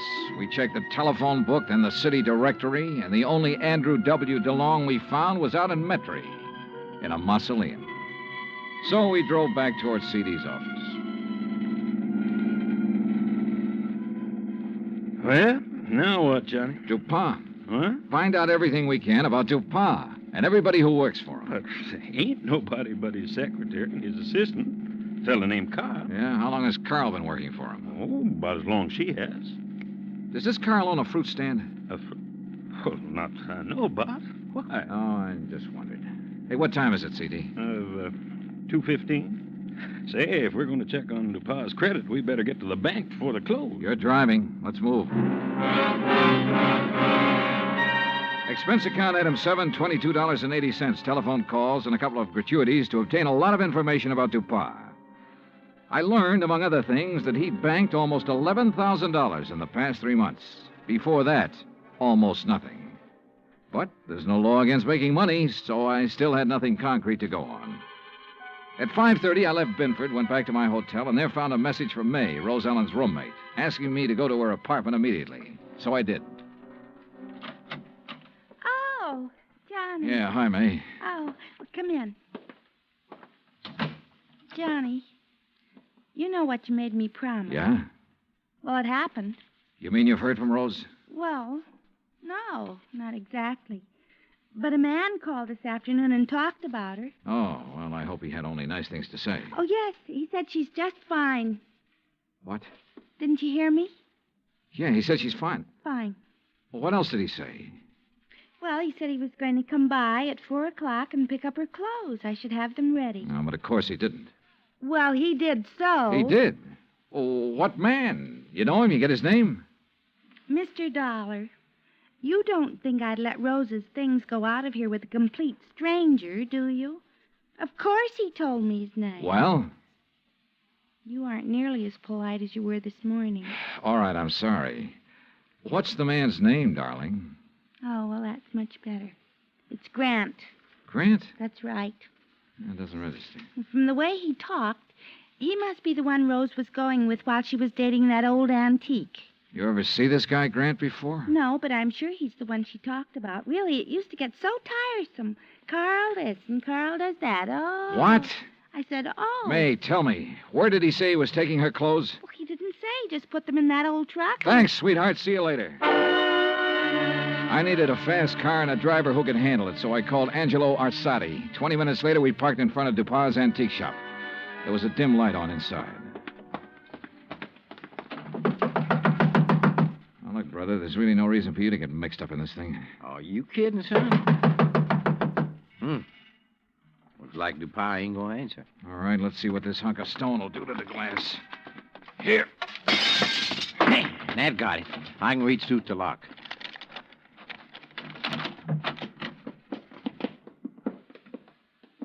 Looks like nobody here. Well. Hey, wait a minute. Yeah, I see him. Carl, what happened to you? Dollar. Angie, call an ambulance. Tell him a man's been stabbed here. Yeah, right, Johnny. Dollar. Get to her before he can. Dupas? Gonna kill Rose. You got to help her. Dupas wants to kill her? Why? She found out. Smuggling. Is that what Dupas been up to? Smuggling in banana shipments. Rose found out. Where is she? He thought I'd killed her, but I love her. Yeah, well, look, tell me. You gotta get to her before he does. Where is she? Old Spanish fortress. Yeah? Out on Bayou Slidell. Old Spanish fortress on the Bayou Slidell. Yeah. You know where that is, Angie? Oh, sure. An old ruin out in the swamps north of town near the highway bridge that goes over to the Gulf Coast. Carl, how long ago did Dupas leave? 10 or 15 minutes. Yeah, well, we could beat him, Johnny, by cutting across the swamps. That is, if you could take it. What do you mean by that? Well, it's rugged. Like what? Johnny, did you ever ride a swamp buggy?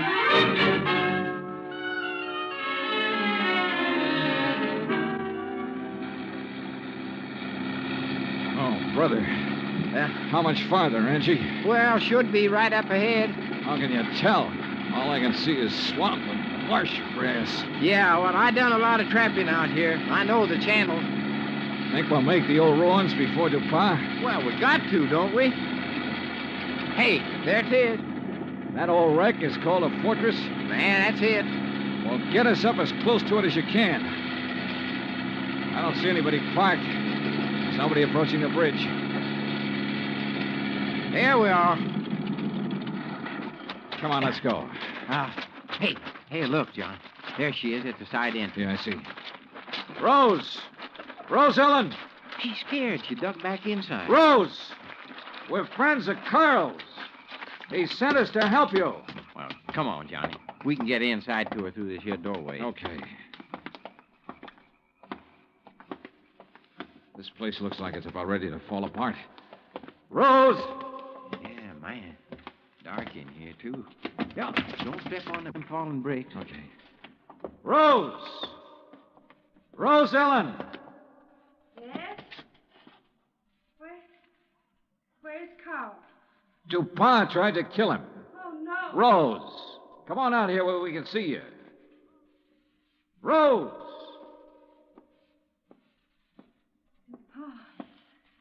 found out that Carl didn't kill me. Is that it? Yeah. But Carl's all right now. Look, Rose, I want you to tell me all you know about the fire at DuPa's shop. Were you there? Yes. Well, what happened? Pa had me tied up. Told Carl I'd found out what they were doing. The smuggling, I mean. He told Carl to kill me. He didn't know Carl and I was going to be married. Go on, go on. Carl argued with him. That's when the lamp got knocked over. They didn't stop arguing until DuPas said he'd kill us both. So finally, Carl told DuPas he'd take care of me. Well, he had to, or DuPas would have killed us. But instead, Carl brought you here. Yes. Oh, come on, Johnny. Let's get out of this dark Wait a minute, Angie. Rose, do you know why DuPas was afraid to report his fire to the insurance company? Some of the things he smuggled in was lost in the fire. If anybody come poking around, they might have found out what he's doing. What was he smuggling, do you know? Little tiny boxes filled with white powder, hidden in the bananas. Johnny, narcotics. Yeah, sure. No wonder he banks so much money so fast. I'll bank much more after I get rid of you, Dollar. Look at that. There he is in the door. Yeah, watch it. See, I ain't fooling, Dollar. He can't see us. No, but what a target he makes in that doorway against the light. No gun, Johnny? No. We can try one of these bricks. Yeah, man, but if you miss... Dollar. Wish me luck. Dollar. Right here, DuPas. Come on. Oh, man, dear. You could qualify for the New York Yankees, Johnny. All right, DuPas. On your feet. Let's get out of here.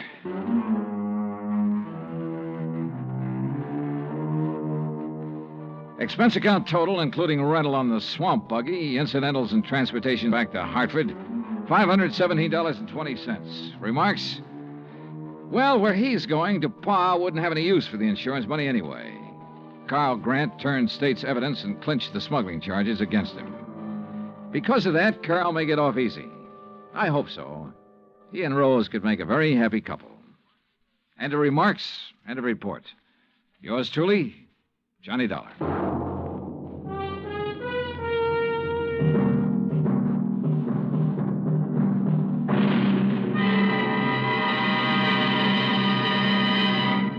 Our star will return in just a moment. If we are to remain alert to possible acts of aggression, we need the continuous operation of the Ground Observer Corps. And if the Ground Observer Corps is to remain on the job around the clock, 7 days a week, your help is needed. Tomorrow, telephone your nearest Civil Defense Center and volunteer a few hours of your time each week to the Ground Observer Corps. Join our Ground Observer Corps at the Civil Defense Center nearest your home. Now, here is our star to tell you about next week's story. Next week, 3 sets of twins, 2 men, 2 girls, and 2 fires that hit the coast of Florida with the impact of a hurricane. Join us, won't you? Yours truly, Johnny Dollar. Yours truly, Johnny Dollar, starring Bob Bailey, originates in Hollywood. Written by Charles B. Smith, it is produced and directed by Jack Johnstone. Heard in tonight's cast were Virginia Gregg, Forrest Lewis, Lou Merrill, Lawrence Dobkin, and Frank Gersel. Musical supervision is by Amerigo Marino and Carl Fortina. Be sure to join us next week, same time and station, for another exciting story of yours truly, Johnny Dollar. Dan Cubberly speaking.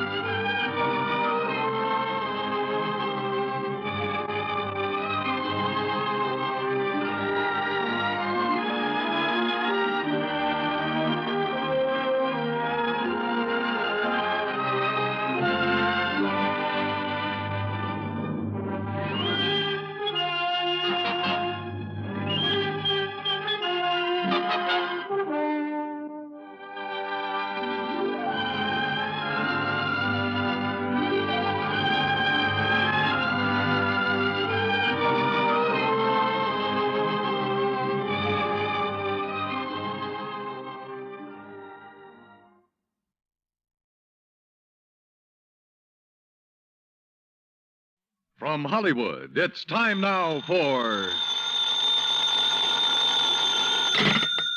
Johnny Dollar. Earl Poorman here. Poorman? Tri-State Life and Casualty. I'm the branch office manager down here. Oh, sorry, Mr. Poorman, but the answer is no. Well, this is an arson case, Dollar, and we're already having to make one payoff I'm on it. sorry, but it'll have to wait. I'm going to get as far away from this New England winter as I can. Well, for that, I don't blame you, but there's no reason you shouldn't come Look, down. I've had a rough year of it. I'm tired and I'm cold. And unless I can get down to where the warm, balmy breezes waft in... Dollar, I have got to have you on this case. There's a lot at stake. Now, my office is down here... No, sir, I'm sorry. You down see... here in Sarasota. I just can't do it, Mr. Poorman. I've already made a plane reservation for Sarasota, Florida. And this is one time I'm going to... Where did you say your branch office is? Sarasota, Florida.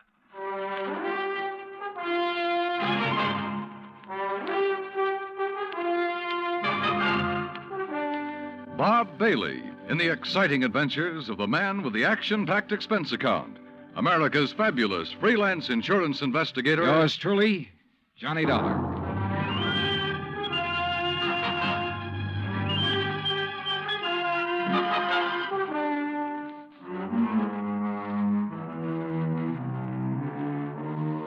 Expense account submitted by Special Investigator Johnny Dollar to the Tri-State Life and Casualty Insurance Company, Home Office, Hartford, Connecticut.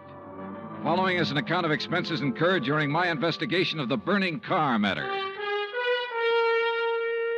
Expense account item 1, which I'd thought I was going to have to absorb myself. $129, transportation and incidentals to Sarasota, Florida.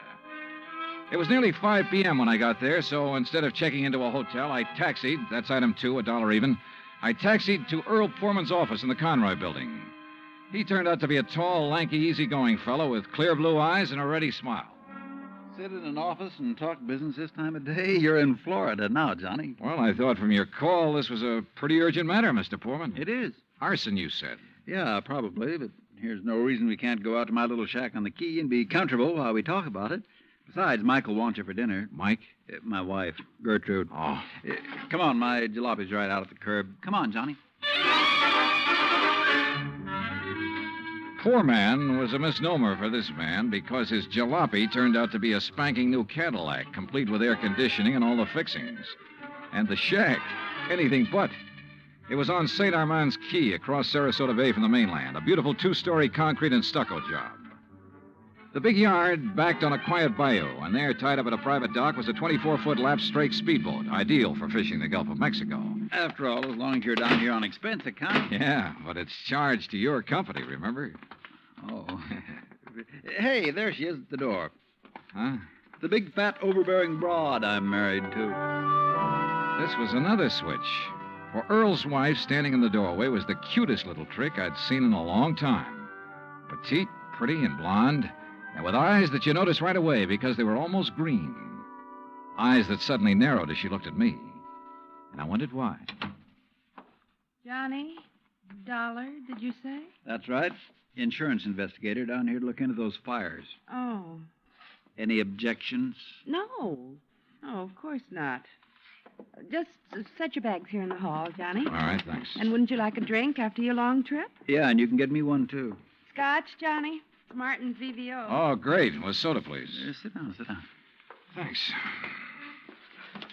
I take it Mike isn't too interested in the insurance business, huh? You know, she used to be a singer, dancer. Oh, well, this is a little different. But now, tell me all. Well, actually, I guess we ought to wait until Arnold Carr gets back. Carr? Carr Brothers, Lumber Enterprises. Arnold runs the business, and his brother Edward... Well, Ed just shares the profits. Real black sheep of the family, from what I've been able to learn. Oh? Anyway, they have yards all over the state. There's one here in Sarasota, one up the coast a ways at Fort Pierce, and still another at Arcadia. That's about 40 miles inland, just east of here. And there was one up in Orlando. Was? Completely destroyed by fire a couple of weeks ago. And a $120,000 claim has been filed. Wow. That's where Arnold Carr is then, in Orlando, trying to clear things up. Here's your drink. Oh, thanks. Here, Earl. Yeah. Well, to the gods and goddesses and us. But shouldn't I be up in Orlando then? Arnold's on his way back here now. He lives here. He just went up there to arrange for clearing off and selling the property. You mean he's planning to just pocket the money? If Tri-State pays off, I mean. Looks like it. But I take it you suspect arson. Yes, Earl suspects arson, Johnny, and so does Arnold Carr. At least he says he does, but they have no reason. No? How about the other fires? Or attempted fires? Oh, where? At Arcadia, for one, but they got it out in time. At least that's the way Arnold Carr reported it. The way he Let tells me it... tell it, Mike. Oh. There was another at the yard here in Sarasota. Arnold himself discovered it one night when he was just driving around. But nothing to indicate it was attempted arson. No, Well, and the authorities up in Orlando found no indication of it there. Mike, you know as well as I do that a lumberyard fire will obliterate signs of arson better than any other kind of fire in the world. Yeah, but she has a point, though, Earl. Unless there's some evidence of arson. Of course. Yeah, why send for me? Well, mostly because... Actually, because Arnold Carr suspects it. But he's given you no real reason. None at all. I think he has a real reason, but he just won't tell us. Wait till you see him. He's going to call when he gets in. We'll run over to his place on Longboat Key. What about his brother? Edward, did you say? I've never met him. He's always stayed in Orlando. I was wondering if he might tell things that Arnold is holding back. Edward Carr wouldn't know anything. You can never be too sure. Look, why can't you agree with me for a... that must be Arnie now. Excuse me. Hello. This is Arnold Carr. Oh, hi, Arnie. Johnny Dollar arrived, so we'll be... Well, here, I'll let you talk to him. Here, Johnny. No. Okay. No, Earl, listen. What? I told you before it was arson. It was arson again tonight. Tonight? What's that? Arcadia just went up in flames. The whole yard. Good Lord.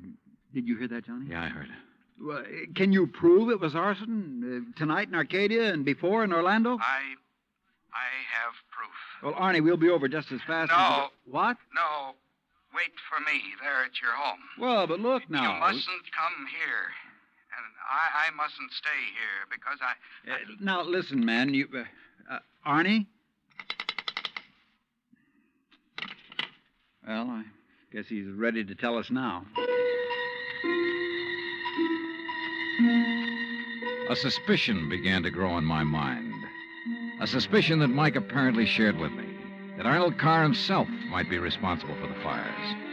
After all, he was the only one who had seemed to know about the two unsuccessful attempts. He himself had planted the idea of arson. He'd lost no time in filing claim for the Orlando burnout. But Earl said I was wrong. Arnold was too honest a man. Earl had also said we were only 15 minutes from Carr's home. So when half an hour passed, we called him back. Got a busy signal. After the fourth try, the three of us took off in Earl's cab. As we pulled into Carr's driveway, we could see him through the picture window, sitting at his desk, telephone in hand, apparently engrossed in a call. Then, as we walked up to the door, I noticed something else. Arnold Carr looked enough like me to be my brother. Maybe that explained Mike's reaction when she first saw me. Hey, Arnie. Can't you see? He's on the phone in there. Well, the least he can do is hear his own doorbell. Earl, wait. Good Lord. What's the matter? Through the window. Oh, no. Earl? Stand back. Earl, for heaven's sake, what is it? Couldn't you see from out there? No, what's wrong? Oh, Well, Johnny? Right through the forehead, Earl. Looks like a 38. Before I could stop him, Earl took the phone out of the dead man's hand and called headquarters. Mike turned pale and slumped into a chair. And I gave the place a quick rundown, checked doors, windows, etc. A few minutes later, an officious young sergeant named Larkin arrived and took over. 38 caliber straight through the middle of the forehead. Were all three of you here when it happened? Mr. Foreman, Mrs. Foreman, and who are you? The answer to your first question, Sergeant, no, none of us was here. And this is Johnny Dollar, insurance investigator.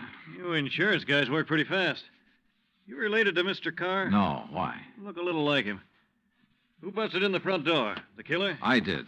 When we drove up, we saw Mr. Carr sitting there at his desk. We rang the doorbell and knocked, but... And when he didn't move, you took things in your own hands and busted in, huh? That's right. You haven't moved anything, have you? No. Except I took the phone out of his hand to call you. Dollar, if you're any kind of investigator, you should have known better than let him touch anything. Now, let's see. The shot must have come from somewhere near this window by the fire. Ah, sure, here we are. Bullet hole right through the pane. Bullet was fired from outside. You're sure, Sergeant? Sure, I'm sure. Look for yourself. You call yourself an investigator? Hey, Cummings, Woolway. Check the area around that window beside the chimney out there for footprints. Maybe an empty cartridge case. Now, you folks get out of here so I can call Doc Hanley over and get on with my investigation. And no, Dollar, I don't need any of your help. Well, thank you, Sergeant. Your job is fires, not... Hey, where did Mrs. Porman go? Out to the car. Why? Who told her she could leave? Who told her she had to sit here looking at a corpse? All right, Dollar, all right. Just be sure the three of you stick around town in case I decide to question you further. Oh, of course, Sergeant. Yeah.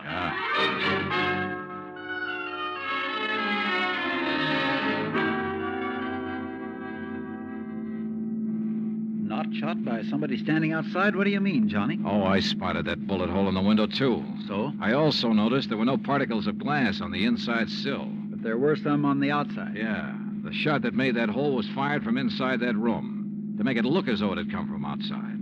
Then somebody was in there with Arnold Carr. Yeah. Either somebody he let in or who had normal access to the house. And he had to stop Arnold from talking about the fire in Arcadia. Hey, how much do you know about his brother, Edward? Nothing, really, outside of what Arnold told me. Was either of them married? Family of any sort? Arnie wasn't, but Arnold's death means Edward will own the business, then. Well, yes. And he lives up in Orlando, scene of the first big fire. Yes, good heavens. Johnny, you don't think his own brother... Where can I rent a car? Take Mike's Chevy. It's in the carport at the house. But what are you going to do? Drive up to Orlando by way of Arcadia.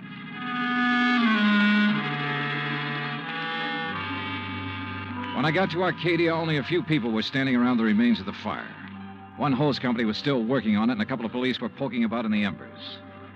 Walking toward it, I almost stumbled over a little old man sitting alone in the darkness beside a palm tree, hunched over, his head in his hands, sobbing. He didn't even look up when I stopped beside him. It's like losing part of my own life, it is. You lost someone in the fire, sir? No, son. Only part of my life. I helped build up that yard, me and Mr. Arnie. Arnold Carr. All along, he's been worried about it. And last week, when him and me smelled smoke and come over here and put out the barrel of trash that was smoldering, he knew. Knew what? That somebody was trying to burn him out? That's why he stopped by tonight on his way home. That's why we drove over here, him and me. And I brought my gun just in case. Yeah. Well, we got here too late. It was already blazing. And when he seen the automobile pulling away... What auto? Yes, Frank, he said to me. I knowed he was the one trying to burn me out, he said. Who, old-timer? Who do you mean? He didn't say. Then he called the fire department. That car that pulled away, what was it? Just a auto, big white Buick. But he tied it in with whoever set the fire. All he said was, I knowed he was the one. Do you know who it was he meant? Well, he told me even if I did know, I should never tell. Even the police. Well, who do you think it was? Break my word to Mr. Arnie? Never, son. All right, look, old man, I'm sorry to have to tell you this. Mr. Arnie's dead. What? But he can't be. He was... You. Huh? Maybe you thought in the darkness I would know you. But I do know you. Oh, now, just a minute, old-timer. If Mr. Arnie's dead, it's because you killed him. What? Just like you set the fires. No, I'm not who you think I am. And I'll kill you. That's what I'll do. Put down that gun. I'll kill you.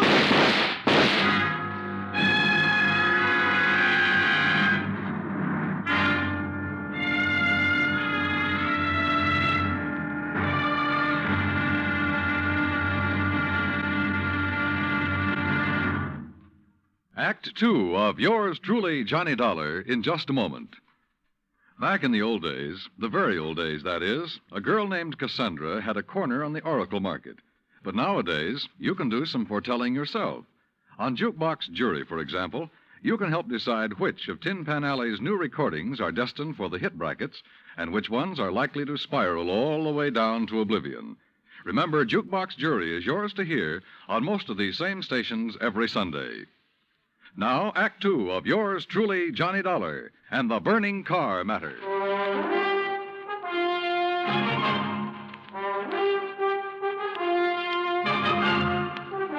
Expense account, item 3, $5.15, gas for the borrowed Chevy to keep me going to Orlando. Either the old man's eyesight was bad or he was just a lousy shot. Either way, it was okay by me. I hated to slap him down, but there was no point hanging around Arcadia trying to explain things to the local authorities. So after making sure I hadn't really hurt him, I appropriated his gun and took off fast. He'd thought I was someone else. Even I had noticed a family-type resemblance to myself in Arnold Carr. Sergeant Larkin had asked me if I was related to him. And now the old man at the fire had apparently thought I was the one who... Oh, well, I'm afraid I made the rest of the trip to Orlando in somewhat less than legal time. And at police headquarters, I barged into the office of Lieutenant Cal Hudson without bothering to be announced. So early in the morning? Sit down while I finish up a report, Mr. Carr. Thanks. I was trying to reach you, but we got no answer to the phone at your house. Well, that's very interesting, Lieutenant. I'm afraid I have the painful duty of notifying you that your brother Arnold down in Sarasota last night... Why did you say very interesting, Mr. Carr? Or had you already learned... I'll be doggone. Yeah. You're not the first one. Who are you? Johnny Dollar, insurance investigator. I can't believe it.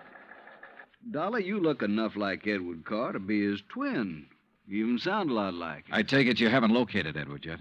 Well, no. Lieutenant, I think Edward Carr is the firebug we're after. And the killer. Wait a minute. Briefly as possible, I told him of Arnold Carr's phone call to Earl Poorman, his emotional upset just before he was killed. I told him Arnold had been murdered by someone inside the house, someone close to him, and that everything indicated that someone could very well be Edward Carr. That's still all just theory, Dollar, without any proof. Well, I will admit that Edward is a pretty worthless playboy living off the profits of the lumberyard. In any event, the lieutenant promised to put out an APB on Edward Carr. That was at breakfast for the two of us, item 4, $3.25. Before I left him, he gave me Ed Carr's address, 1726 Allen Place. As I expected, there was no answer to the doorbell at 1726, so I tried visiting up the street. It quickly became clear that Ed Carr wasn't very popular in this otherwise quiet, well-ordered neighborhood. Those big, noisy parties at all hours of the night, cars parked up and down the street, blocking respectable people's driveways. Yes, ma'am. You know, well... once in a while you expect a person to have callers and such. Me, I have the ladies' bridge club every third Wednesday, for instance. Oh, that's nice. But these are all ladies, not like some of the trash that man and his friends have, dancing and drinking and carrying on at all hours. Yes, you mentioned cars, Mrs. You Harper. know, people like Mrs. Hereford Robbins. She's awfully nice. And Janet Osterworthy. Now, she's a widow. Well... And, you know, she could have her pick of anybody she liked. But does she ever look at another man? No, sir. And then there's Mrs. Harper. Yes? You mentioned cars. Do you know what kind Mr. Carr drove? Why, yes. It was a big white one. And the make? Well, no. My husband, when he was alive, always drove a Maxwell, and I guess that's the only kind I ever got to know by name. But Mr. Carr's is white. Only I guess that isn't much help to you, is it? All the white cars here in Florida, I mean. Look. Now, even that blonde hussy who's around him all the time drives a white car. Oh, I really shouldn't use a word like that, though, should I? But it fits. Wait a minute. What blonde, Mrs. Harper? Mr. Dollar, I don't pay any attention to people like that. Why, you'd think she owned that house of his. The way she keeps popping in and out all hours as if she belonged there. Mrs. Harper. And drives all the way up from Sarasota, too. Do you know who she is? I do not. I refuse to pay any attention to people like... And the way she dresses, too, like a newly rich chorus girl with all her fancy clothes and furs and things. How do you know she comes from Sarasota? By the license on her car, of course. Every city has its own number. You know that very well. And hers is 12WW something. And you don't know her name? Of course not. Flaunting all those expensive furs as though she bought and paid for them herself. And if there's anything I hate to see, it's a little shrimp loaded down with furs. Now, a tall person I like see. me... And Well, her thanks. Eyes, if there's anyone I don't trust, it's a person with green eyes. Why, Thank you, Mrs. Harper. Her description of Carr's girlfriend stopped me in my tracks. That description could fit Mike Poorman to the letter. Petite, blonde, green eyes, and she came from Sarasota. And then I remembered Mike's reaction when she first saw me. Her dismissal of Edward as a possible suspect. There was obvious friction between Earl and Mike, too. I figured it was just normal in a couple who'd been married for a while. But now... Item 5, $1.30 phone call from the nearest booth I could find to Earl Poorman at his office in Sarasota. No, she isn't, Johnny. Why? Well, do you know where Mike is? When I woke up this morning, I could hear her talking to her girlfriend, Betty, on the phone downstairs. Betty? Betty lives here in Sarasota. They used to be on the stage together, sister act, you know. Yeah, well, Well, then when I went down for breakfast, she was gone. Took my car, too. I had to come here to the office in a taxi. Yeah, well, okay, Earl. Thanks a lot. Hey, now, wait a minute. How are you doing? You found out anything I ought to know about this arson and murder business? No, Earl, nothing that you need to worry about. Liar. I sat down at a corner drugstore. That's item 5, 80 cents, over a sandwich and a Coke to try to think things out. But I'm afraid I didn't like anything that I thought. Finally, I drove over to Allen Place again. I parked a couple of blocks away and walked to 1726. I rang the front doorbell, knocked a couple of times. Then I slipped around to the back door, finagled a lock on it with a little celluloid pocket calendar, finally got it open. I left it open for the sake of a quick exit if such became necessary. But I guess that was a mistake. For a couple of minutes later, as I rounded a corner from the den into the living room, I felt the barrel of a gun poked into my back. Out of town, huh? Now, wait a minute. Don't move, Eddie boy. Trying to stall off pay me the $5,000 by saying you're going to be out of town, huh? Okay, so you think I'm Edward Carr? You kidding? Don't you know what happens when somebody tries to stall me? I don't know exactly how long I was out, but when I came to, it was dark. Except for the glow from a streetlight outside. And what roused me was the sound of footsteps, feminine steps, cautiously entering the back door. Then, briefly, silhouetted against a window, I saw a trim, petite figure that was all too familiar coming toward me. Then she saw me, too. Darling, you're hurt. What happened? What do you think? Who did this? Who struck you? You don't know? Yes, of course. It was Tony. Because you didn't pay him soon enough for the Arcadia job. Here, Eddie, let me help you. No, just let me rest for a minute. I thought that was Tony I passed on the road in from Sarasota. Why'd you come over from Sarasota? To see you. I knew you'd be here. Oh, why? Why, so the police could surprise you with the news of your poor dear brother's death. But why did you come to the house? Because I hoped you'd come here, I guess. Eddie, you should have waited until I could raise the money to pay off Tony.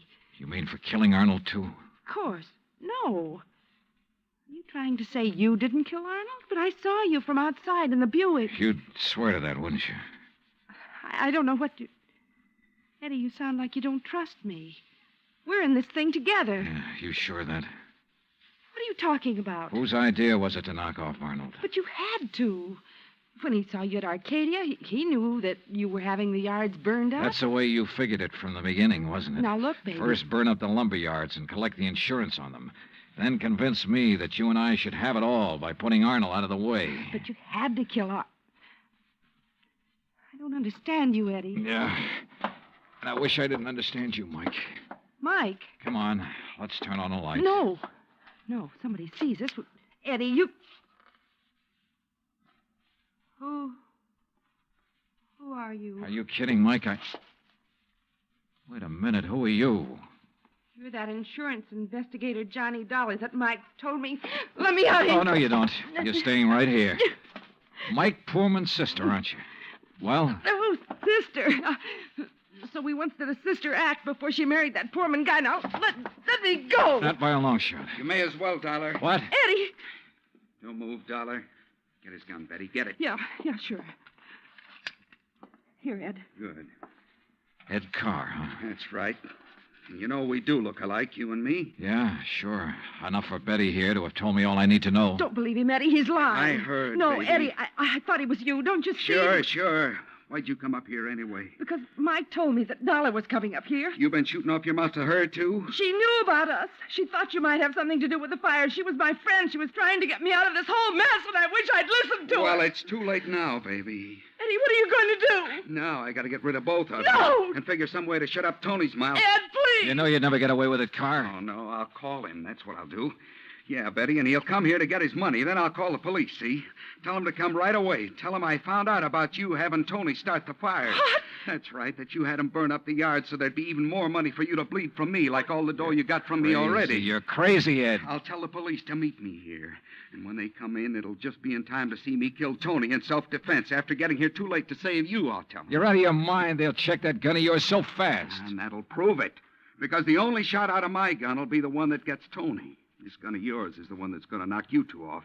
And they'll think it's Tony's. Oh, Eddie, please, you're drunk. Are you crazy? Crazy? To save my own life? To keep you and Tony and Dollar from putting a noose around my neck? If you think that harebrained scheme of yours will ever work, you're off your rocker. It's got to work, because it's my only chance, so it's going to work now.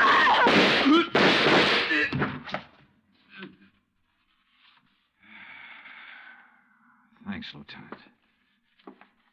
I'm afraid I was too late to save her, Johnny. Yeah. But Eddie Carr will live to face a jury. What brought you here, anyhow? I did, Johnny. Mike, stay there.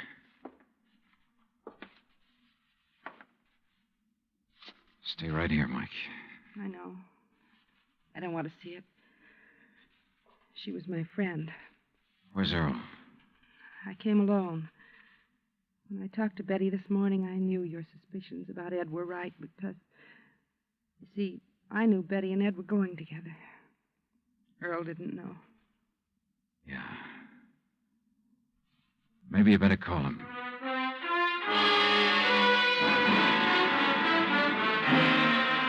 Expense account item 6, $9.80, gas and incidentals for the drive for the two of us back to Sarasota. Remarks? Betty, of course, has already paid for her part in the deal, and I guess it's pretty obvious what'll happen to Ed Carr and Tony Ricardo. The insurance money in the Carr estates will be distributed according to Florida law.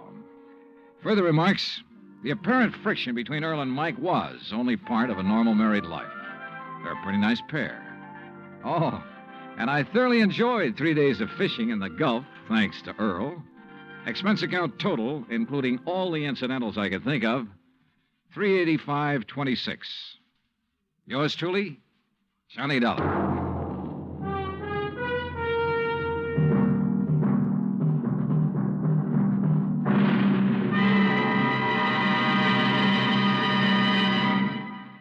Our star will return in just a moment. You don't have to be an efficiency expert to figure out that it's easier to lend your support to several worthwhile fundraising campaigns all at once than it would be helping one campaign at a time. That kind of efficiency is yours to enjoy through the United Community Campaigns. CBS Radio hopes that when the United Community Campaigns are underway in your town, that you'll remember how much good you can accomplish with one gesture of support. Now, here is our star to tell you about next week's story. Next week, a case with a real twist. One that I think will just about tear your heart out. Join us, won't you? Yours truly, Johnny Dollar.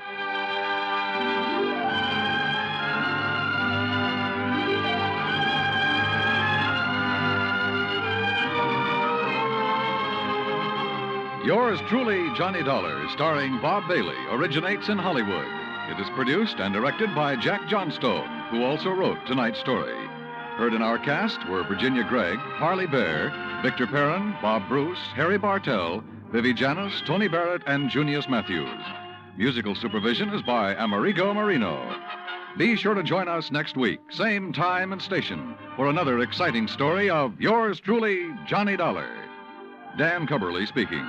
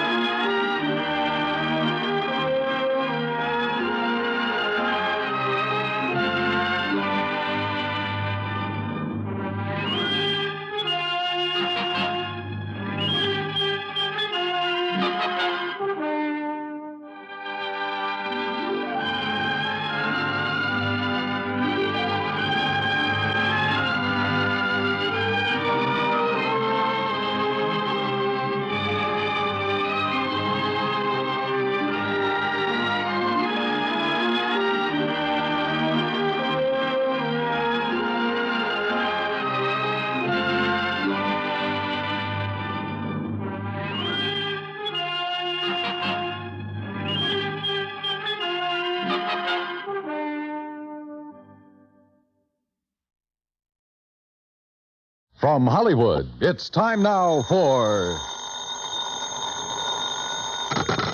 Johnny Dollar. My name is Hardy, Mr. Dollar. Yes?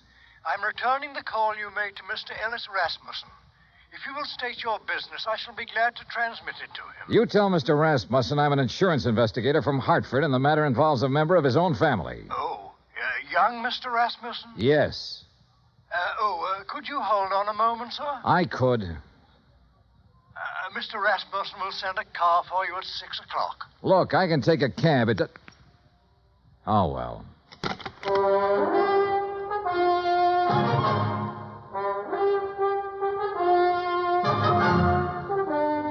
Bob Bailey in the exciting adventures of the man with the action-packed expense account. America's fabulous freelance insurance investigator. Yours truly, Johnny Dollar.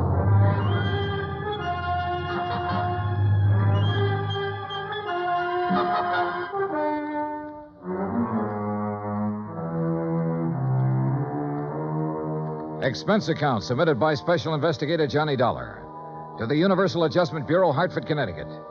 The following is an account of expenses incurred during my investigation of the Rasmussen matter. Expense account item 1, $204.35, airfare from Hartford to San Francisco to Los Angeles. Trying to compile the details of the Rasmussen case. I'd been on it 3 days when I was stonewalled in Los Angeles with a Holmby Hills address and the phone number of Ellis Rasmussen. At 6 o'clock, a liveried chauffeur in immaculate uniform stepped up to me at the desk. Mr. Dollar? Yes? My name is Stauffer, sir. I have Mr. Rasmussen's car outside. Well, gee whiz, Stauffer. Ain't it the truth, sir?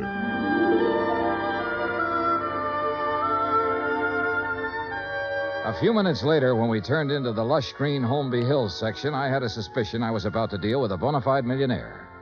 When we parked in front of the big two-story colonial home and a man with graying hair and swallowtail coat stepped out of the door, well, I knew I was going to meet the real article. I'm Hardy, sir. Hello, Hardy. Mr. Rasmussen is waiting for you. This way, please. We stopped in front of a huge paneled door. Hardy tapped on it once, then pulled on the knob. As we entered, a tall man with a shock of pure white hair rose from his chair and turned toward us. This is Mr. Dollar, Mr. Rasmussen. I want about 4 fingers of sour mash. What do you want? Oh, you took the words right out of my mouth, Mr. Rasmussen. Very good, sir. He's a pretty nice fellow. We're all pretty nice fellows around here, Mr. Dollar. Sit down. Thanks. Could you hand me that lighter? Oh, sure. Here. Thank you.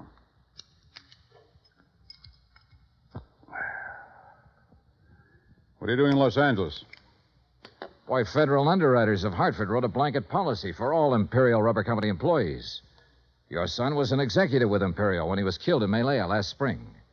Federal owes his widow $25,000. I don't know where she is, Mr. Dollar. I see. I doubt if you do. Let me put it this way. I never met the young lady. Fred married her one night in Elko, Nevada. 2 days later, they were on their way to Malaya. 6 months there, and the development station was raided by guerrillas one night. And I suddenly no longer have a son. Have you eaten your dinner, Mr. Dollar? Oh, I wouldn't want to trouble you. Hardy, set a place for Mr. Dollar. Very good, sir. Well? Well, I thought she might phone me when she got back to the States. She never did. Never a letter, nothing. I'm old and sick, but I still want to see the girl my son married. It's not an easy thing to lose a son, Mr. Dollar. And I lost a good one. I lost the best son a man ever had. I'm sure you did, sir. To your son. To Fred. During dinner and afterward, over coffee and liqueurs, I listened to the story of Ellis Rasmussen's life. It came from the lips of an old man who was dying, but in whose eyes I could see reflected the memories of a brawling, bustling life that started in an Oklahoma oil field and moved to Alaska and Arabia and Africa. More and more during the talk, I began to know his lost son. For in everything the old man had to say about himself, I could sense an unmistakable reflection of his son. Finally, I thanked him and left. If I may say so, I do hope you'll call soon again, sir. Mr. Rasmussen enjoyed your visit very much. I haven't seen him so much like his own self since we received the terrible news of young Mr. Rasmussen's death. He must have been quite a man, Hardy. Young Fred Rasmussen. He was, sir. All of us miss him dreadfully. None of us ever met Mrs. Rasmussen, and we were most anxious to receive her, especially after young Mr. Fred's death. I imagine so. The car's all ready, Mr. Dollar. Good night, sir. Good night, Hardy.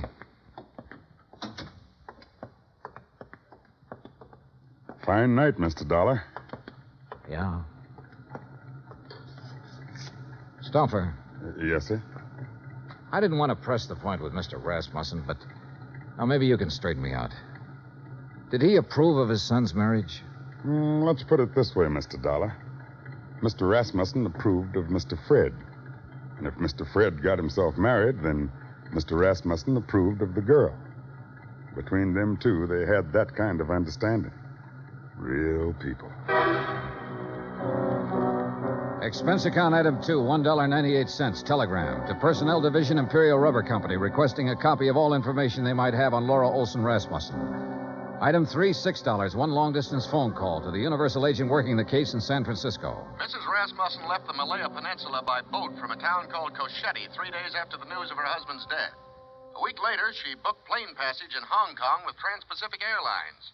She changed planes in Honolulu. She cleared the Port Authority in San Francisco.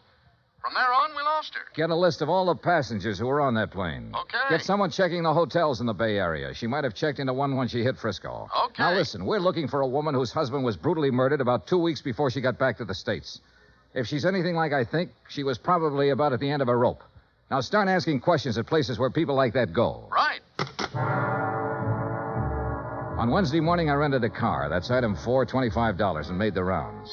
First stop, Los Angeles Board of Education.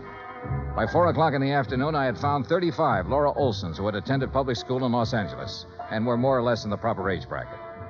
The next day, the folder arrived from Imperial Rubber Company. Among other things, it contained a passport picture and a complete description of Laura Olson Rasmussen. She was a blonde girl with a pouting, sultry kind of mouth and wide, dark eyes.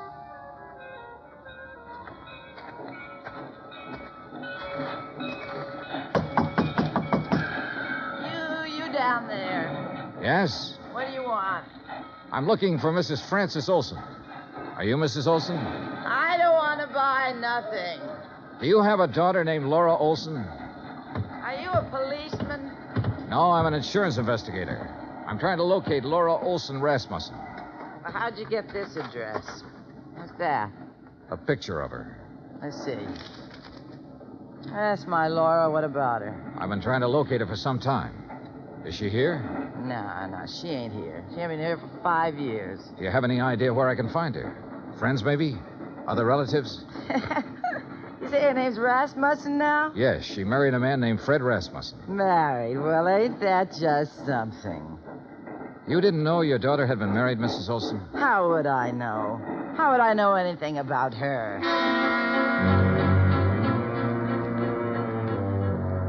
Saturday at noon, a registered letter arrived from the agent in San Francisco containing the list of passengers who had been on the plane with her. 3 of the names were in the Los Angeles area, including a Mr. Oberlin who lived in Pasadena. For sure I remember her. Real pretty. We sat together all the way from Honolulu. What's up? We're trying to locate her, Mr. Oberlin. Did she happen to mention her plans when she returned to the States? Plans? You know, what hotel she might be staying at in San Francisco? Or if she was going on to another city? No, not her. You say that very emphatically. Yeah, I guess I do. You didn't have to show me a picture. You know, a guy always prays he'll meet someone like her on a plane, you know what I mean? Yeah, live it up. Yesterday's gone, she said tomorrow ain't here, and the only thing we got is today. Yeah, we had a swell time. You're sure about this? We were pretty chummy, pal, if you want the truth of it. Mr. Oberlin, did she mention anything about being in Malaya before she boarded that plane? Then she didn't tell you that her husband had been killed a week before. Killed? How? He was murdered by guerrillas in Malaya. Oh, no, she didn't mention that. She didn't mention that at all, Mr. Dollar.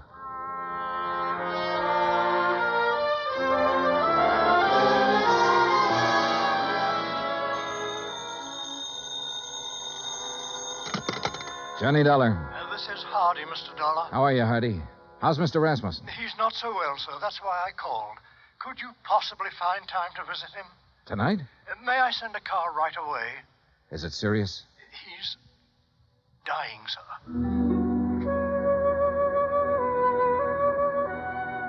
I knew why he wanted to see me. Have you located my daughter-in-law yet? No, I haven't located her, Mr. Rasmussen. But I know something about her. I know she drank whiskey and flirted with a fat salesman on an airplane all the way from Honolulu to San Francisco. I know her mother's a drunk. I know she didn't think enough of you or your son to contact you or anybody else when she got back. Mr. Rasmussen, it looks to me like your daughter-in-law is a first-class bum.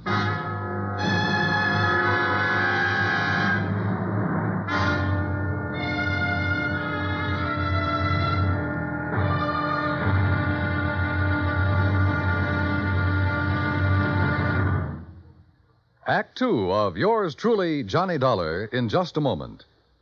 Our daily lives are sharply affected by world news. And for a complete roundup of the news every single weekday evening, just keep your dial on CBS Radio for the news broadcasts of our famous CBS newsmen, Edward R. Murrow and Lowell Thomas. Hear up-to-the-minute news with Edward R. Murrow and Lowell Thomas on CBS Radio. Now, Act Two of yours truly, Johnny Dollar, and the Rasmussen Matter.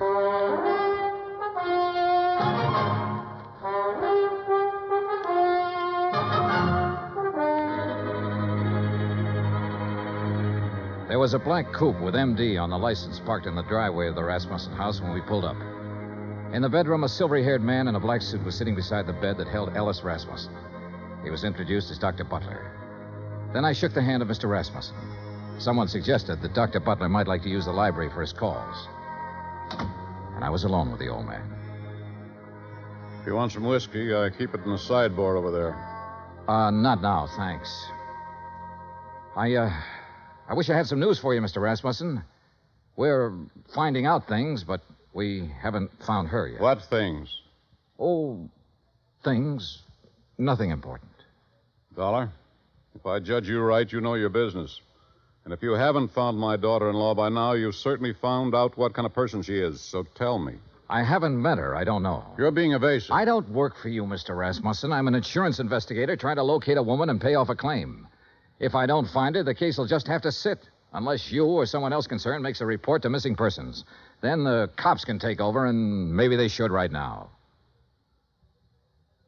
My son was a fine man. I can look back on all the years I had with him and be proud of every year and every day. He married a girl named Laura Olson. I don't know where she came from or who she was, but I know my son wouldn't have married her unless he loved her, unless she loved him in return and was worthy of his love. You know a lot, Mr. Rasmussen. Perhaps I should go to the police. No, don't do that. We'll find her, Mr. Rasmussen. We're getting it narrowed down. Well, I'd better leave now. As you say. Mr. Dollar. Yes, sir. I want to see her. Yes, sir. I'm sorry I talked to you the way I did.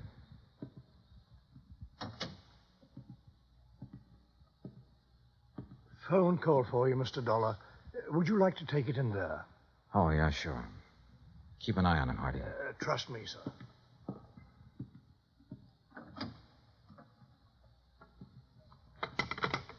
Johnny Dollar. This is Officer Daly, Los Angeles Police. Oh, yeah. You the insurance guy looking for a Laura Olson Rasmussen? Yeah, have you got anything? We got her. Huh? She's here with the rest of the girls in the drunk tank.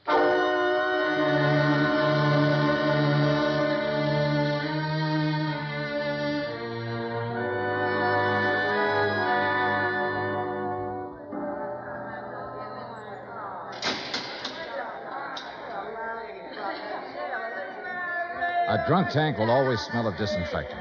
This one was no different. There are no bunks, no chairs, no blankets, no nothing. So you stand or sit on a concrete floor and wait for something to happen. The legal period is 24 hours. You get rebooked or you get released. It all depends. What's the story on her, Dollar? I've got a check for $25,000 for her. Gee, insurance money? Yeah. Quiet! Quiet in there! All right, quiet down! You girls better learn to get along. Which one? Back there, sitting on the floor. Oh, good. What's the situation? If somebody comes up with bail, they're going to have her. Expense account item 7, $100 bail. While I was waiting around, Officer Daly broke open a file on her.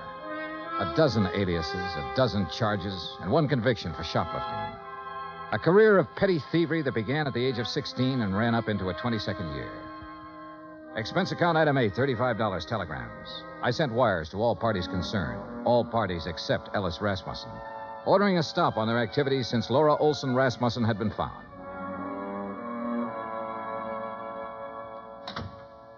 Over there. Who are you? My name's Johnny Dollar. Thanks for getting me out. Why? I did it for a friend.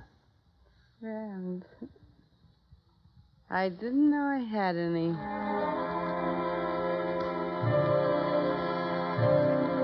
Expense account item 9, 20 cents, 2 cups of coffee. We had it in the diner across from the women's section of the main jail. I looked at Laura Olson Rasmussen while she drank the coffee. Looked at the blonde hair and the wide eyes and the pouting mouth. Looked at the woman who had once been the wife of Fred Rasmussen. What's the catch, mister? No catch.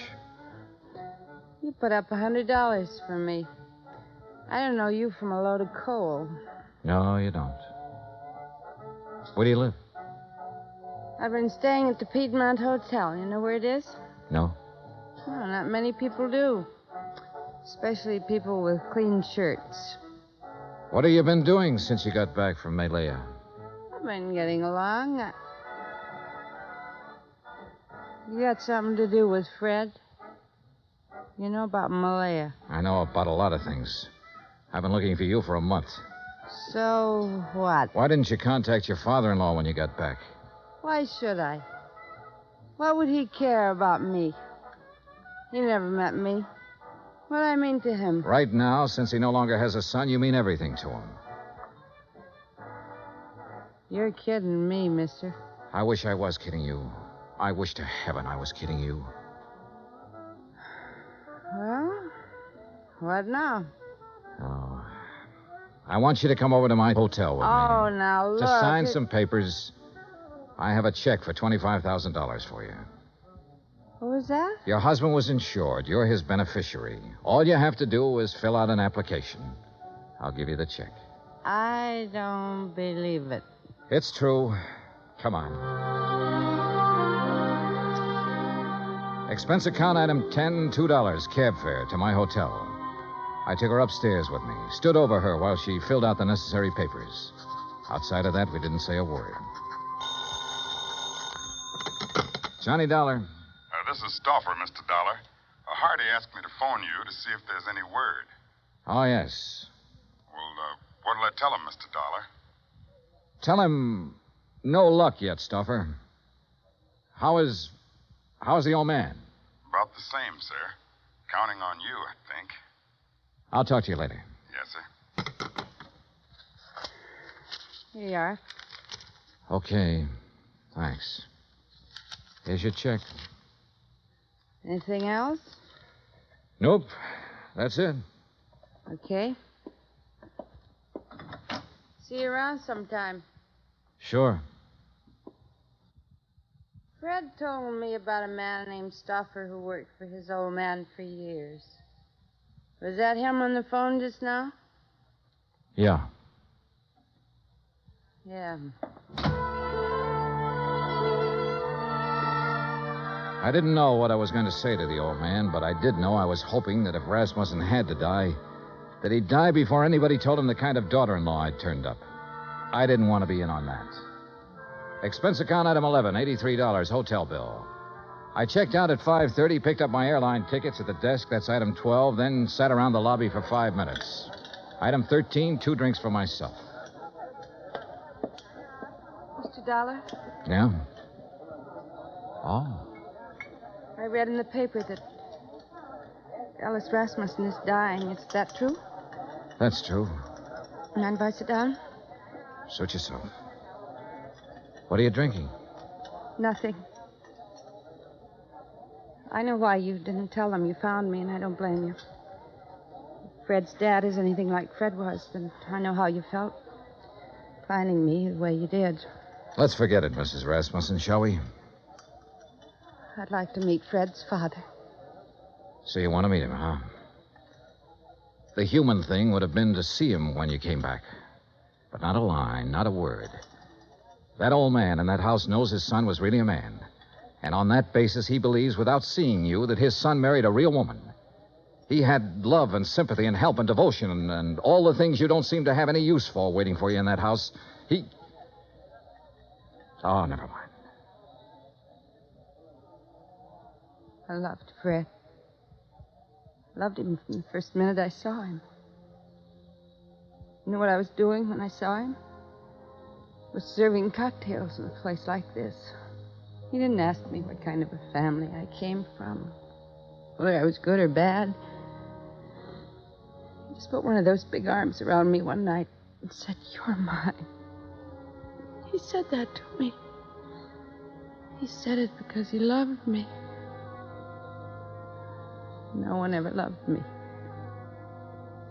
No one. But he did. I told him who I was and where I came from, and all he said was, "You're with me now."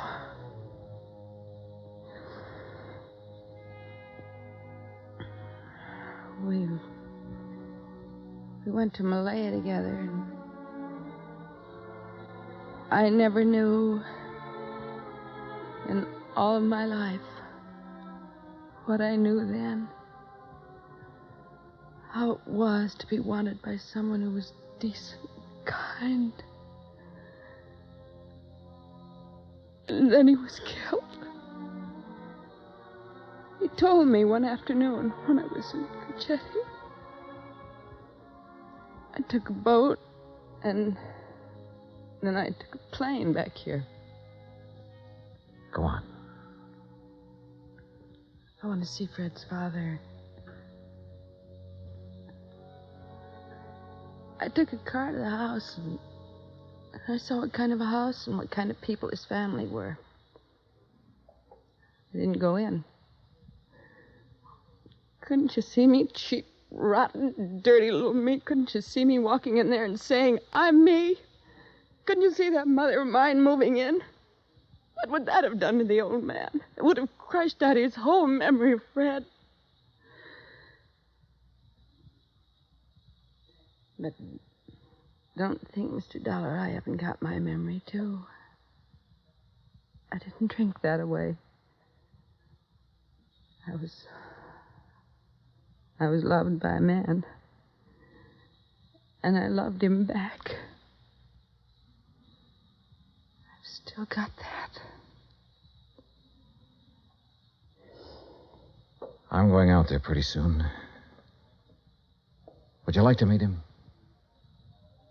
Do you think I can? I think so. I think so very much. Oh, Mr. Dollar, I've been waiting in the lobby. I thought you might be here. How do you do, miss? Stuffer, I'd like you to meet Mrs. Rasmussen. Well, my. I'm mighty pleased to meet you. The boss will be mighty happy. She dried her eyes in the car. I didn't say much. She didn't say much. But in the half hour it took to get out to Holmby Hills, something happened to her again. The something that must have happened when the big arm went around her shoulders the first time. Good evening. Mrs. Rasmussen, Hardy. How do you do, Mrs. Rasmussen? We're very happy to see you. Thank you, Hardy. Fred spoke of you often. That was kind of Fred. This way, please.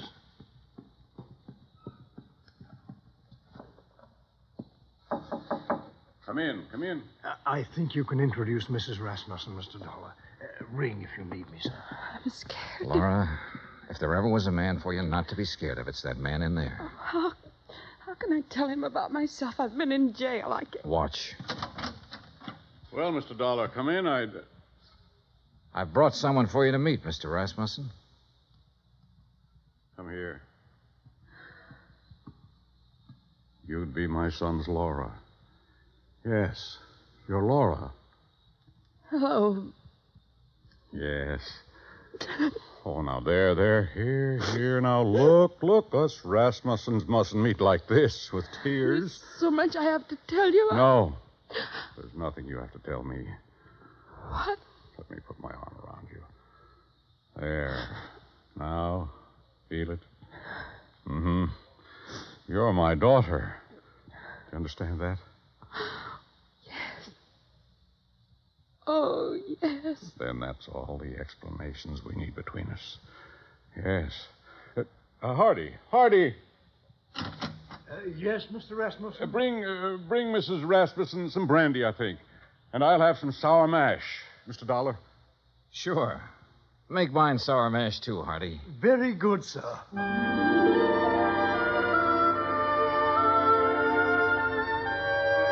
Expense account item 14, $40. Miscellaneous. Item 15, $35, stenographic.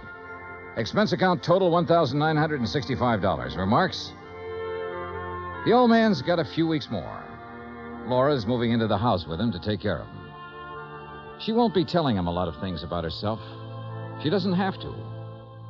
You should have stood there like I did and seen that big arm go around her shoulder when he said, "You're my daughter." Yeah. Yours truly, Johnny Dollar.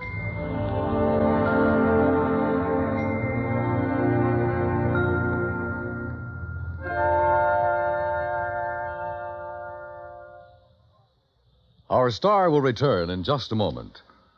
Folks abroad want to know more about us Americans, how we live, how we eat, what we do in our leisure time. You know something? You can help promote international goodwill by corresponding with someone abroad. For the name of a correspondent, write to Letters Abroad, 45 East 65th Street, New York. That's Letters Abroad, 45 East 65th Street, New York. Stay tuned for 5 minutes of CBS News to be followed over most of these same stations by the FBI in Peace and War. Now here's our star to tell you about next week's story. Next week, one cute, tiny little mouse, that's right, mouse, almost scares a big insurance company out of business. Join us, won't you? Yours truly, Johnny Dollar.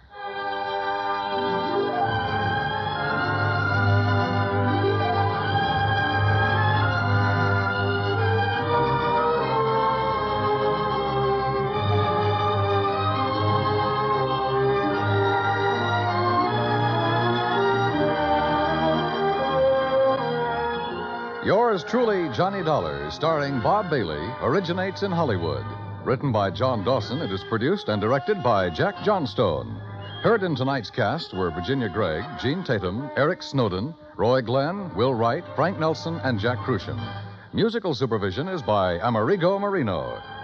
Be sure to join us next week, same time and station, for another exciting story of yours truly, Johnny Dollar. Dan Cubberly speaking.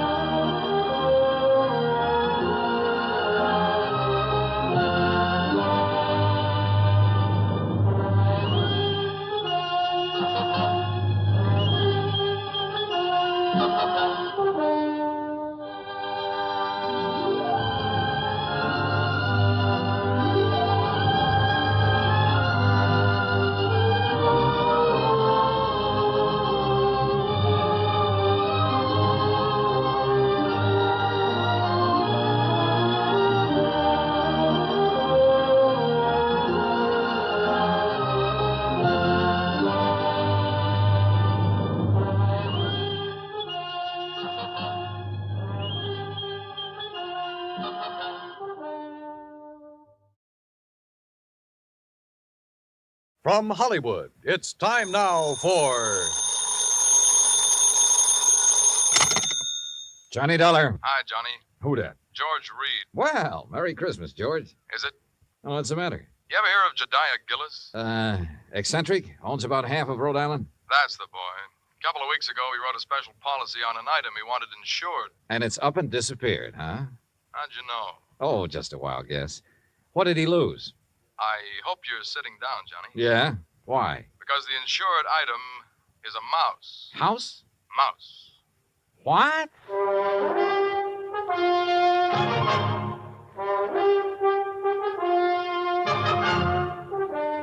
Bob Bailey in the exciting adventures of the man with the action-packed expense account. America's fabulous freelance insurance investigator. Yours truly, Johnny Dollar.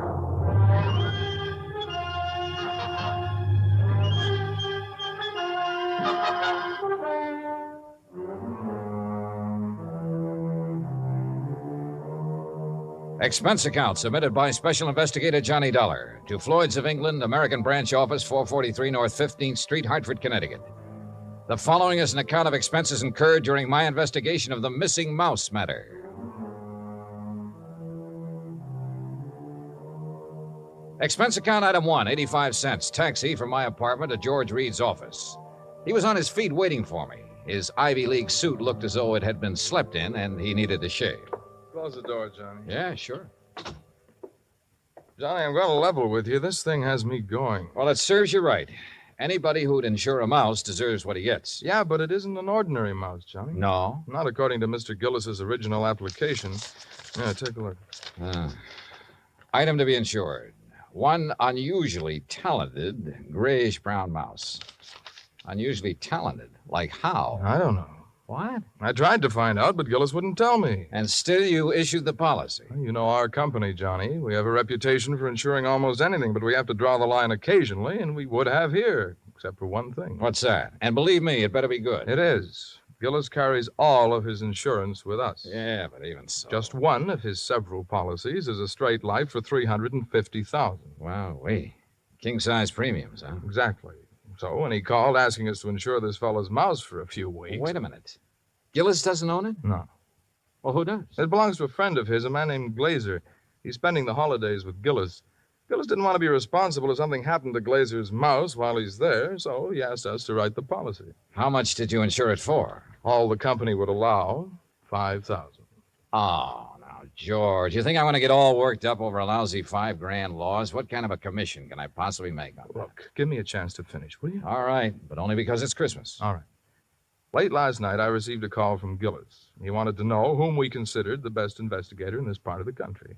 When I told him, he told me about the mouse and insisted I send you up to help look for it. No, George, I'm sorry, but I'm going to pass. I've handled some screwy cases in my time, but this is... Please wait till I finish, will you? I told Gillis you wouldn't be interested. That's when he started putting on the squeeze. Squeeze? How do you mean? He said if I didn't get you, he'd cancel his policy. Oh, come on. You don't believe that, do you? I don't know what to believe. Gillis is a screwball of the first water. We've known that for a long time, and frankly, I'd rather not take a chance. Well, you've got to. Maybe not. I've received an okay from upstairs. On this one, you can write your own ticket. Well, why didn't you say so in the first place? You didn't give me a chance. Look, there's a train for Providence at 3:30. Here's Gillis's address. He wants you to stay with him. That'll cost more, Georgie. It figures. Merry Christmas, Johnny. Same to you, Santa Claus.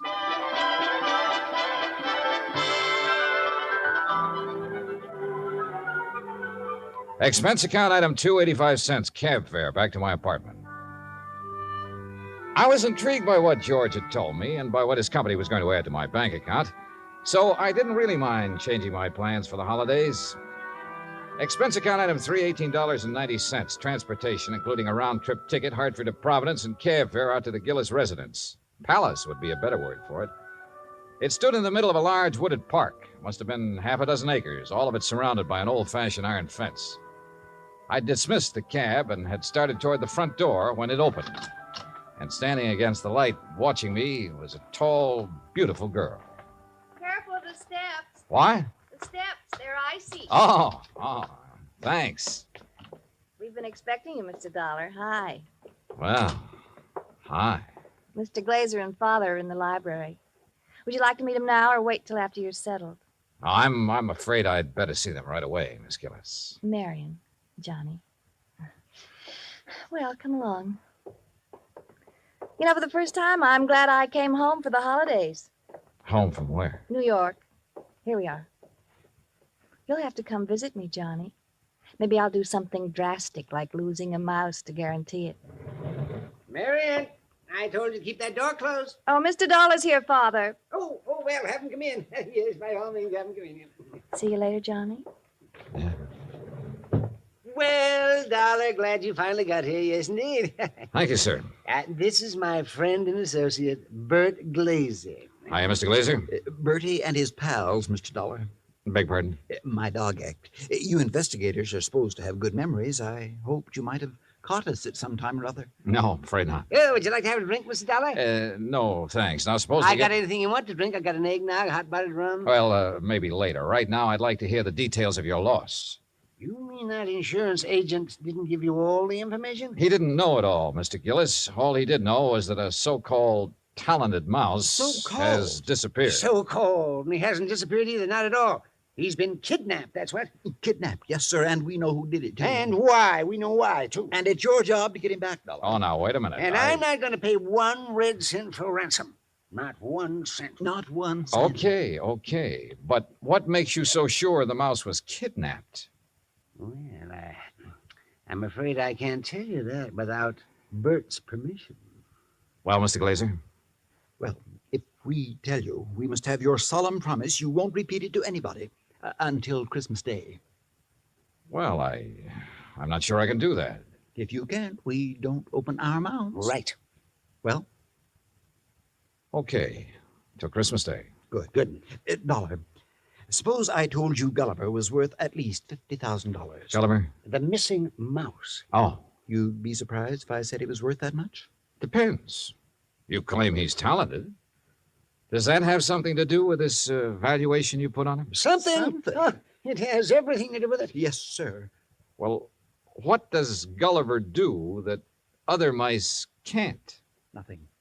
But it's how he does it that counts. How he does what? Sings. What? Can't you hear the man, Miss Della? Can't you hear him? Gulliver sings. He carries a tune. You know. With the clarity of a clarion, the fervor of a female opera star, and the tone of a tenor. That's how we plan to bill him. I see. But he doesn't believe us. Oh, no, wait. I didn't say that. There's no need to. We can tell by your face. Can't we, Bert?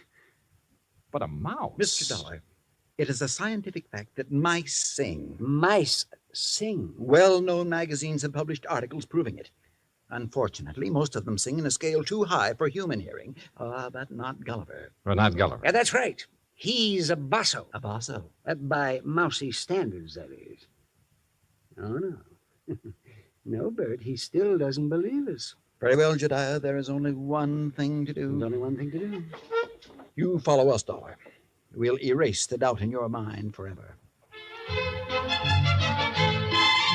I took a good look at Bert Glazer, then reluctantly followed the two of them out of the library and down a long hall. At the moment, this thing had all the earmarks of a good old-fashioned con game. Or better still, a benefit on behalf of Bert Glazer with Josiah Gillis and Floyd's of England as the sole cash contributors. We wandered for what seemed like blocks through the old mansion and finally reached a large playroom. On top of one of the billiard tables was a small brass cage. In it were 2 small grayish-brown mice. Glazer opened the cage and let them out. Mr. Dollar, allow me to present Hecuba and Esmeralda. Oh, how do you do? I suppose they sing, too. Oh, they certainly do. But not nearly as well as Gulliver. Just don't have the instrument, you know. Instrument? The voice, Dollar, the voice, the vocal cords. Oh, yeah, I see. But, now, where did you keep Gulliver? In here with the others. Bert didn't want to separate them. That's right. I originally started to make the 3 of them into a singing, trio, like the Andrews sisters. But Gulliver advanced so rapidly, I decided he should be a soloist. Oh, sure. You aren't afraid of mice, Mr. Dollar? No. No, well, that's fine. They sense it if you are, you know. It upsets them. Upsets them. All right, now, Hecuba, move over a bit. Give Esmeralda some room. That's it. Now, up on your haunches. Up, Esmeralda. There we are. Now, what would you like to hear, Mr. Dollar? Oh, anything at all? Oh, Bert, how about my favorite, Over the Waves. Good. Yeah, you got it, Esmeralda? Over the Waves. That's it, Hecuba. All ready then? Good. That'll be fine. Ready now? 1, 2, 3. 1, 2, 3. Oh, that's it. Oh, beautiful, Esmeralda, beautiful. Yeah,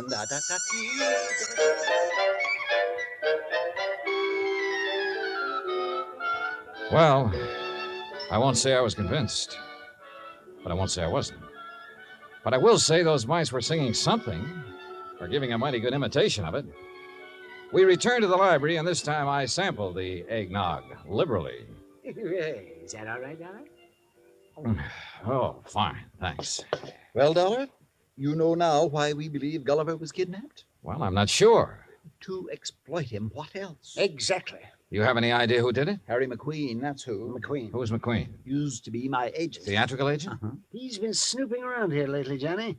We figure he's gotten wind of our mice. Well, what do you mean by snooping around, Mr. Gillis? Oh, you know, he's been out here twice this week wanting to see me. Had to kick him out of here yesterday morning. How'd he get in? Well, my daughter answered the door. Yes, She didn't know McQueen from Adam. So when he asked for me, she figured he belonged in here, rehearsing the show with the rest of us. Rehearsing what show, Mr. Gillis?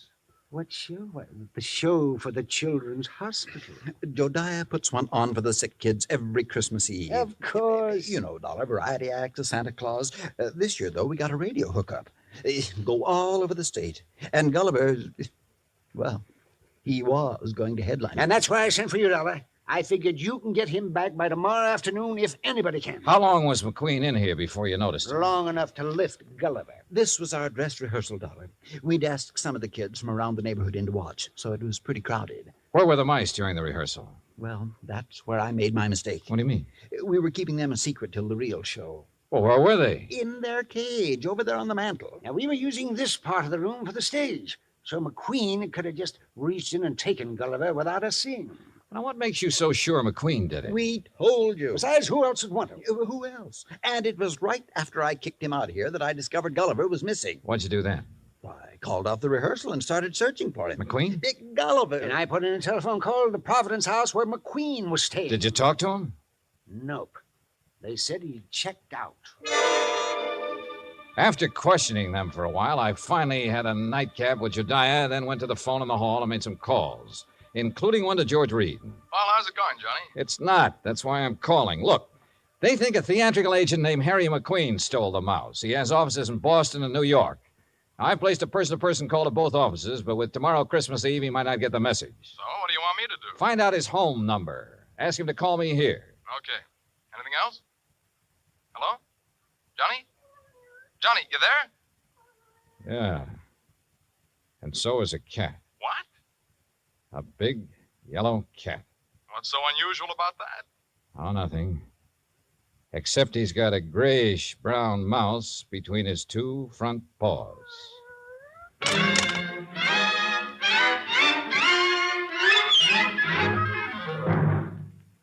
Act Two of yours truly, Johnny Dollar, in just a moment. You can't buy happiness by the pound or the yard, but you can have it by the hour with no strings attached every Monday through Friday evening and each Saturday in the daytime when the Robert Q. Lewis Show is on the air. Join him and his fun-loving gang 5 nights a week and Saturdays in the daytime on most of these same stations. Now, Act Two of yours truly, Johnny Dollar, and the Missing Mouse Matter.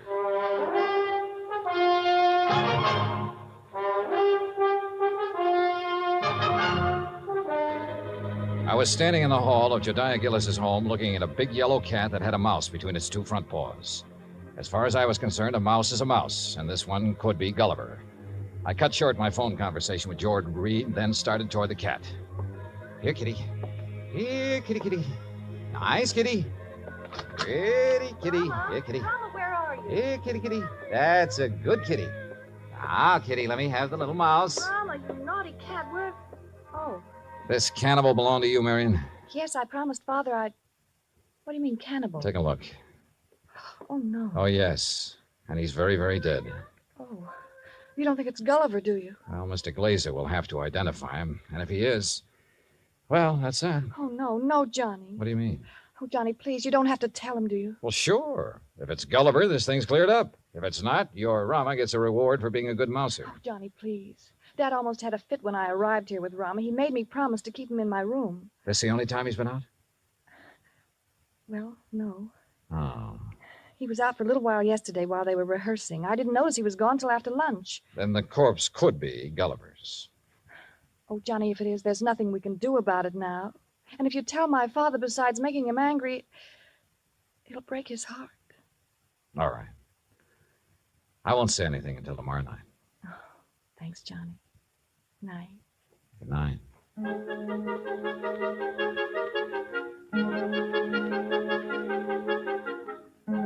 Christmas Eve morning came cold, crisp, and clear. The Gillis grounds were covered with new fallen snow, and the trees were heavy with icicles, giving the whole place the look of a winter wonderland. I dressed and went down to join Gillis and Bert Glazer at breakfast. I was on my third strawberry when the phone started to ring. Yeah. You expecting a call, Dollar? Yeah, matter of fact, I am. Yeah, and you'd better answer it. If it's somebody at the broadcast station for me, tell them I'll be at the Children's Hospital at noon. They can call me there. Right. Hello? Johnny Dollar? Speaking. Look, I don't know what's going on down there or why you're going to pester me about it. Who is this? Harry McQueen. Who did you think? Well, I wasn't sure. Well, your friend Reed got me out of bed this morning, Dollar. He told me you wanted to ask me some questions about a mouse that's missing from Jediah Gillis's place. Hey, that's right. What do you know about it? Well, I've done a lot of pilfering in my time. I've taken towels from hotels from Maine to Miami and Seattle to Bridgeport. But I never had to stoop so low as to steal a mouse from any hotel, garbage dump, trap, or field. Do I make myself clear? Perfectly. Except for one thing. Yeah? This particular mouse was a performer. Was a what? He was trained, did tricks. Still doesn't interest me. Well, then why were you trying to see Mr. Gillis? To get some of my people on his Christmas show. Anything wrong with that? No. There'll be a lot of publicity about it. Would have done him a lot of good. And you're sure you weren't interested in the mouse? Look, Dollar, when I went into this business 18 years ago, I swore then I'd never handled kids, belly dances, or animal acts. But you handled Bert Glazer's dog act. Is what? Dog act. Bertie and his Oh, pals. somebody's feeding you a line, Dollar. That act was Bill Bertie and his pal, and the pal is a dummy. Glazer's a top-notch ventriloquist. He's a master. You hear me, Dollar? Yeah, Harry. I hear you fine. I had to do some thinking, so I put on my coat and went outside for a walk around that wooded park. What I had just learned about Glazer confirmed what my instinct, my common sense, had been telling me all along. Except for one thing. The performance given by Hecuba and Esmeralda the night before. If Glazer had been doing the singing for those two mice, he was a master ventriloquist. Which was exactly what Harry McQueen said he was. I'd started back toward the house, wondering if I should get Jediah aside now and tell him or wait until after the show, when something soft and cold hit me on the back of the head. Hey! Sorry, Johnny, I couldn't Oh. resist such a serious target. Anything new? Well, if you mean, have I found Gulliver, the singing mouse? No. Dad told me to tell you if Gulliver does turn up before 1:15, rush him over to the hospital. Yeah, sure. But I think that's extremely unlikely.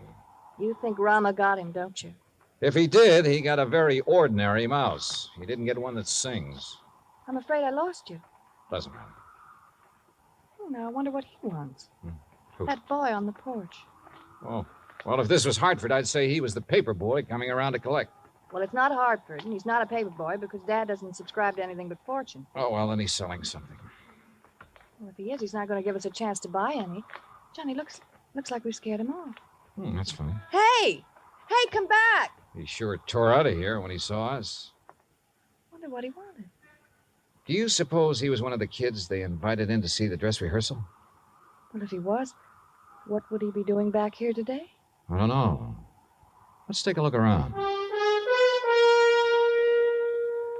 We found it in the playroom, near where Gulliver's cage had been. It was a roundish metal clamp, the kind of boy wraps around his trouser leg when he's riding a bike. I was about to call the hospital and ask Jediah for a list of all the kids they'd invited to the rehearsal when the front doorbell rang. Johnny, it's that boy again. Better let me get in.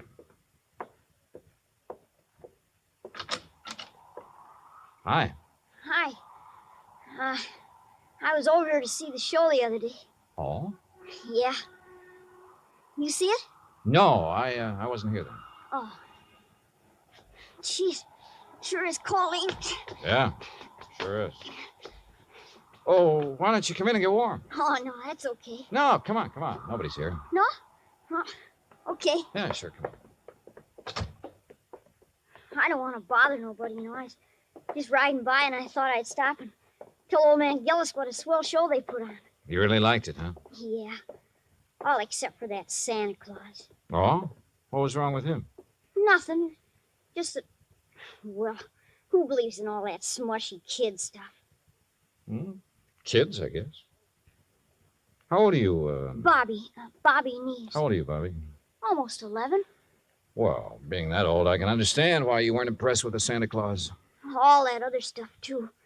Like giving presents and singing those hymns and junk like that. You gotta cut it out when you start growing up. You sure do, boy. Yeah. You and my mom, you get along just fine. Oh? Yeah. She feels about Christmas. She feels about Christmas just like you and me do. All right. Yeah. Boy, this log fire sure makes your eyes smart, don't it? Yeah, it sure does. Where do you live, Bobby? Across town, Scully Avenue. Well, how'd you happen to be over here the other day?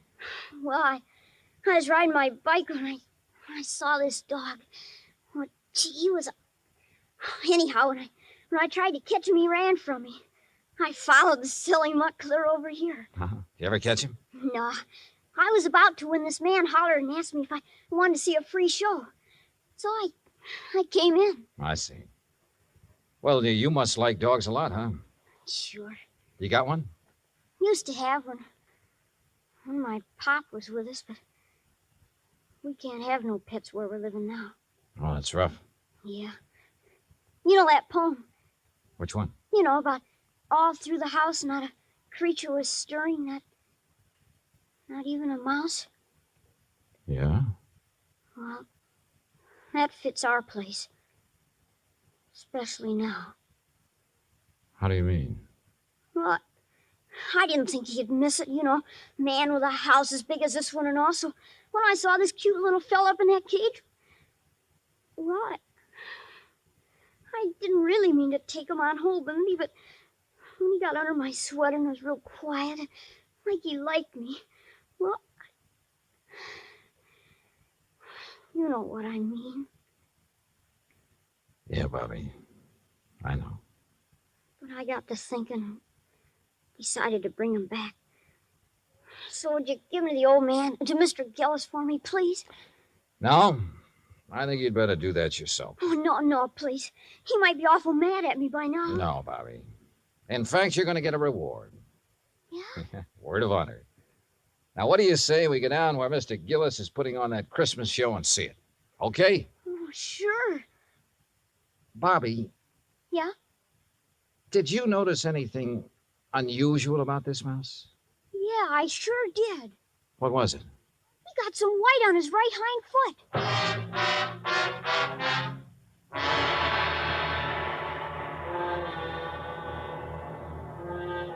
Expense account item 4, $1.60. Cab fare from the Gillis residence to the Children's Hospital for Marion, Bobby, and myself. Inside, we followed the sound of children laughing and reached the auditorium. Marion found a seat among the nurses, and I took Bobby backstage. When Jediah saw Gulliver, his face lit up like one of the trees he'd had delivered to the war. Gulliver! By golly. I knew if anybody could do it, you could, Dollar. I didn't do a thing, Mr. Gillis. All the credit goes to Bobby. Oh, to Bobby. Well, I'll speak to you after the show, young man. Yes, sir. Bert, look, he's back.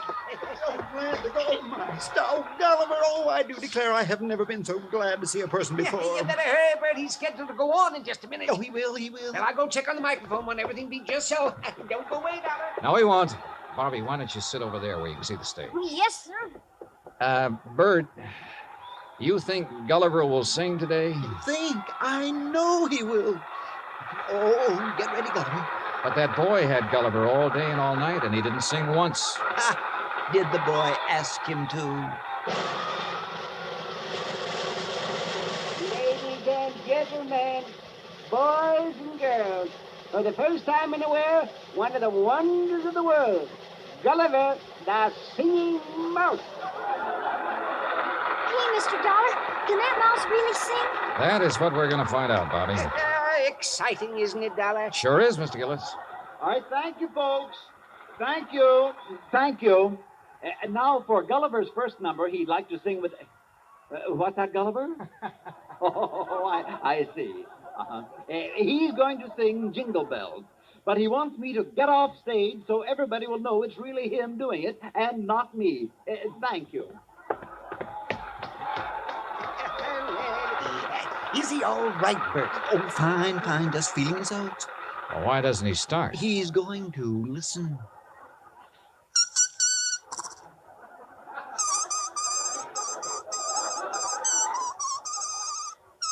Well, Dollar? Now I have seen everything. Me too. Gee.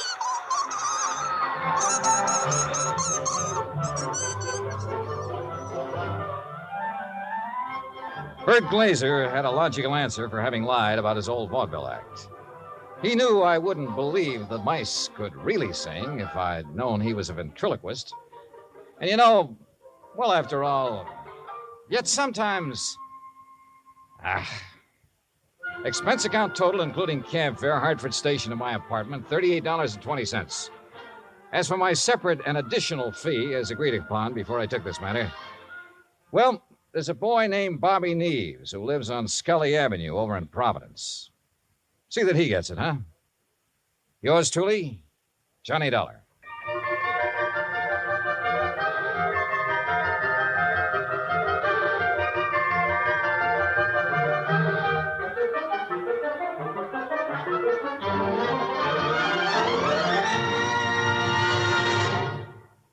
Our star will tell you about next week's story in just a moment. Meantime... Hey, Dan, I'll make a deal with you. Oh? Let me have the mic for a second, then you can tell them about next week's story. By all means, be my guest. All right. I just don't want to pass up a chance to do two things. First, well, Pam and Eric and Fran, Mr. and Mrs. Froelich, Helen, Will, Scotty, all the rest of you nice people who've written in to tell us how much you like the program. Thanks.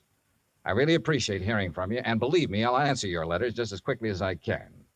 Second, well, I'm sure you know what this is, and I want you to know it comes from the heart. Merry Christmas to you. God bless you.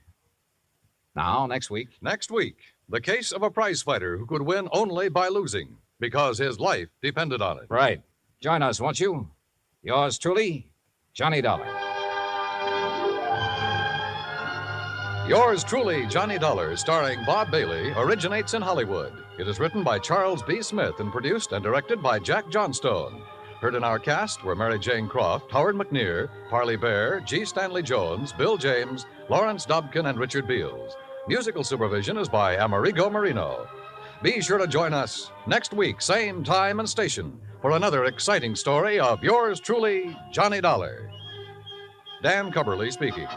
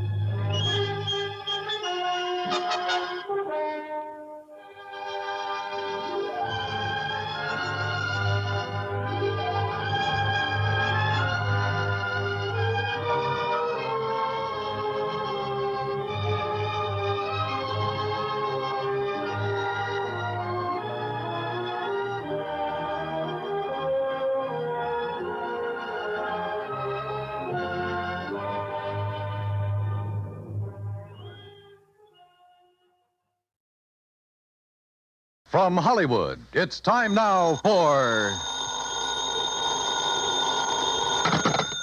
Johnny Dollar. Paul Kendrick, Johnny, over at Eastern Allied Casualty, remember? Oh, sure, Paul. How are you? Seen any good fights lately? Prize fights, that is? Yeah, the championship bout at the stadium over in Mulville last week. Were you there? No, I had to miss it.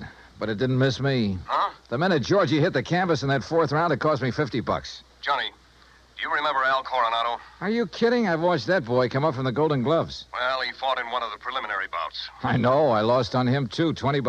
Come on over, will you? And I'll tell you why the company may lose $50,000 on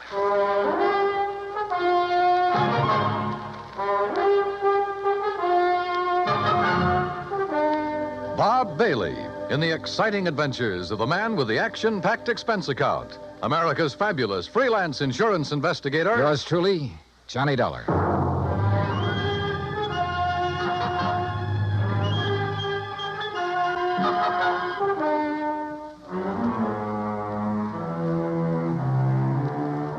Expense account submitted by Special Investigator Johnny Dollar to Eastern Allied Casualty Insurance Company, 422 Spidal Building, Hartford, Connecticut. Following is an account of expenses incurred during my investigation of the Squared Circle matter. Expense account item 1, $1.10, cab from my apartment to the offices of Eastern Allied. When I got upstairs into his personal cubicle, I found Paul Kendrick pacing the floor.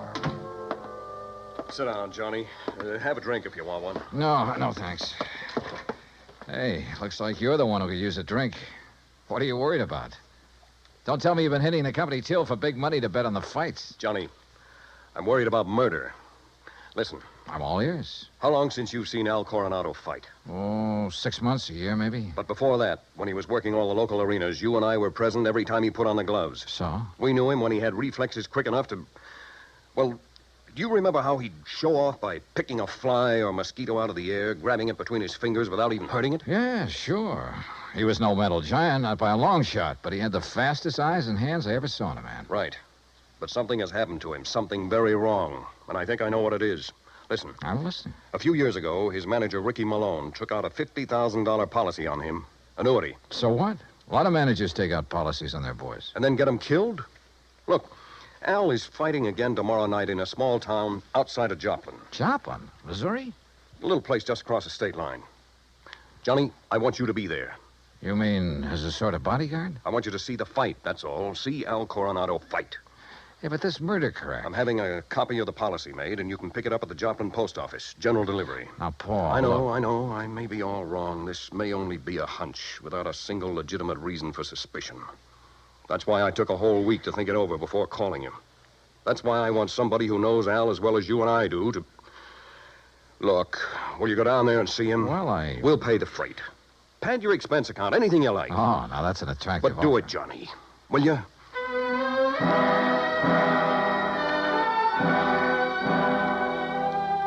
Item 2, another $1.10 back to my apartment to pack. Item 3, $124 even. Plane fare and incidentals to Joplin.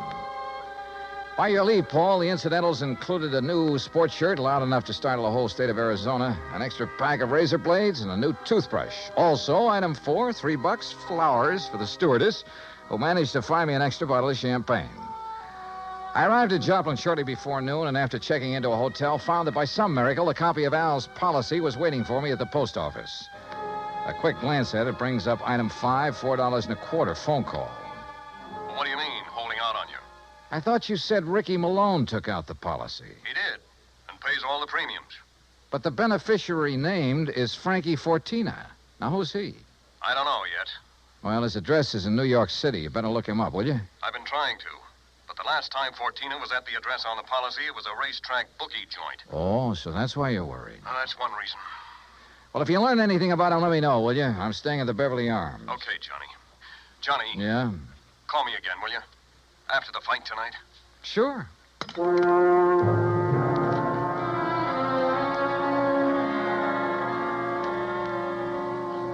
I was tired, so I had a big lunch. That's item 6. Went up to my room and slept. I overslept. It was nearly 9 o'clock when I woke up, so I grabbed a cab. That's item 7, and went out to the arena in the nearby town of Mount Alba. For $5, item 8, I managed to get a seat at ringside in time to catch the end of the last preliminary. The winner in 1 minute, 10 The program seconds told me of the third Al was round, scheduled the for the boy main from event Torino, Ray against some local boy Kempinski. named Rafe Cummings. I never heard of him, and I doubt if anybody outside of Tucson ever had. I understood why when he stepped into the ring. This kid looked like the rankest kind of amateur. Strong, sure, and in good condition, but clumsy. He almost tripped over his own size 15 feet. And it was no act of fooling an opponent either. Al, when he came in, looked as good as ever. He gave me a quick glance of recognition, though I'm sure he knew nothing about me except possibly my name. At the opening bell, he came out fast. All the old speed and timing were there. Faint weave and flick out that light, but punishing left. Same old pattern, same old... Wait a minute. Those quick left jabs were only landing about 1 and 4. As though he touched Cummings only when the clumsy ox happened to walk into him. But because of his speed, Al took nothing but a few light ones on the body. He kept his face well out of reach. Oh, yeah, his timing was perfect, but his aim was terrible. Every time he shot out his fist, he was 3-4 inches wide. Then a funny thing happened. At the end of the round, when Al went back to his corner, and remember, Rafe had only tapped him a few times on the body. When he went back to his corner and started to sit down, he almost missed the stool. Would have if one of the seconds hadn't aimed it under him. Funny. The second round got underway the same as the first. Al was all speed, dodging, weaving, keeping his face out of the way. But again, he wasn't hitting his mark. And then it happened. He missed Cummings wide, then practically ran into his glove, catching it hard in the cheek, and down he went. Why, there wasn't enough steam behind Cummings' glove to hurt him. But Al took the count. He'd been hurt by that tap on the face. Then another thing. The second he was counted out, his handlers practically hauled him out of the ring and back to his dressing room. And believe me, Al looked terrible. His eyes had a strange, almost far-away look, as though that little smack had knocked his brains loose. My seat was on the far side of the ring, but I elbowed my way through the crowd and back to the row of dressing rooms in a hallway built on one end of the building. Al Coronado. I told you on the way up the aisle, Doc. Huh? We don't need you. The boy's all right. Go on, Doc. Beat it. You hear me, Doc? Listen, this is Johnny Dollar. Huh? Old fan of Al's from Hartford. I want to see him. Some other time. No, now, right away. Come on, open up. I said some other time. Don't you understand? We're pulling out of this, Berg, and we ain't got time to stand around and talk. Now, look, buddy. Malone's the name. I'm Al's manager, see? And when I say get out, I mean vamoose. Al, are you okay, boy? This is Johnny Dollar. Oh, no, you don't. Brother, that's where you're wrong. Hey, Al. Al. Good Lord, Al, what's the matter with you? Hello, Johnny. Hey, Al, look at me. No, I mean straight at me. Here. Al. I'm all right, Johnny. You're in bad shape. You should never have fought tonight. Oh, that's all right. Where are your seconds, your trainer? Ricky, he don't let nobody in after fight. Look, Al, can you get up off that table, stand up and walk? Oh, sure, Johnny. Then come on. I'm taking you out of here to a doctor. Johnny. Easy, Al. No, look behind Al, you, Rick. please, He's up. He's got it. You bet I am, Dollar.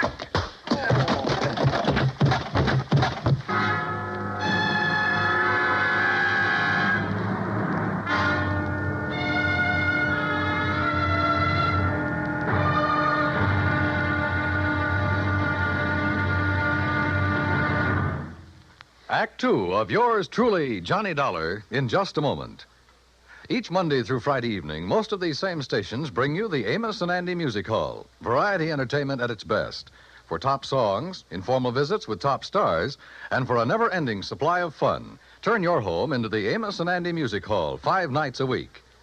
Now, Act Two of yours truly, Johnny Dollar, and the Squared Circle Matter.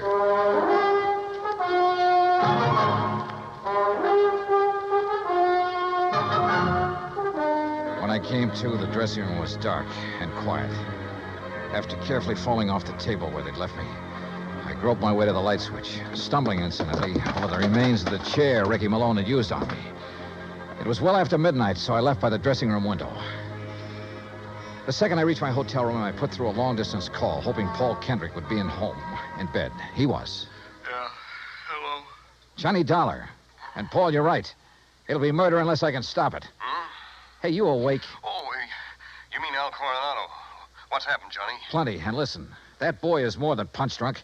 He's had a brain injury of some kind. I'll bet on it. That's what I was afraid of. The tap on the face that knocked him out tonight wasn't enough to hurt a kitten. But a good solid blow would probably kill him. That's why he kept protecting his face. But Ricky Malone is making him keep on? Who else? I just met the gentleman, by the way. Well, what'd he say? Did you question him? Before I could, he cracked me over the head with a chair. Where is he now? Oh, I don't know. What are you going to do? See if the police can track them down. Malone said something about leaving town right away. Keep after him. Did you read that policy carefully? You kidding? I haven't had time. It's an annuity. That much I saw. Beginning in 3 or 4 years, it'll pay Al a nice little income for the rest of his life, if he survives. But the beneficiary named. Yes, Frankie Fortina, who gets the full face value of the policy if Al dies. Johnny. Yeah? I got a rundown on Fortina. You said he was a bookie at one time. That was the least of his crimes. He has a record as long as your arm. As I see it, he owns Al Coronado.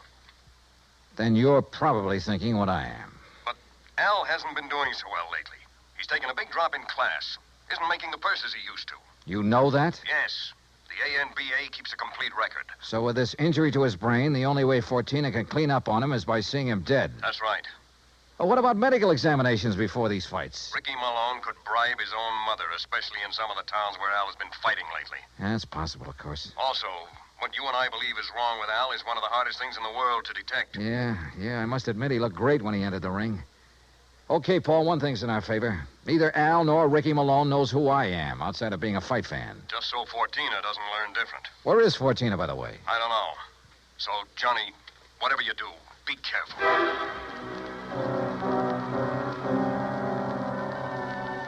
Expense account item 9, $370 for a couple of phone calls, some breakfast, then a taxi to police headquarters. I'll say this for the Joplin police. When they go into action, they really get things done. Within less than 2 hours, Sergeant Danny Ruskin dug up all the information I wanted. Well, that ties in with what Conroy found out at the airport. Now, that does it, Herm. Thanks very much. Something? Well, I think it gives us the whole story, Johnny. Al and his manager, Ricky Malone, checked out of their hotel, the Rayberry, at 1 o'clock this morning. Just the two of them? Right. There was no third party by the name of Fortina or anything else, just the two of them. They caught the 140 plane for Oklahoma City. Oh? And there they bought tickets routing them to Monterey, Mexico. Mexico? How soon can I get a plane? Going down there, huh? I told you, I gotta save that guy's life. All right, look, in Monterey, look up Sergeant Romelia Garcia, Main Homicide Division. You mention my name, he'll give you anything you want. Good. Now, what about that plane?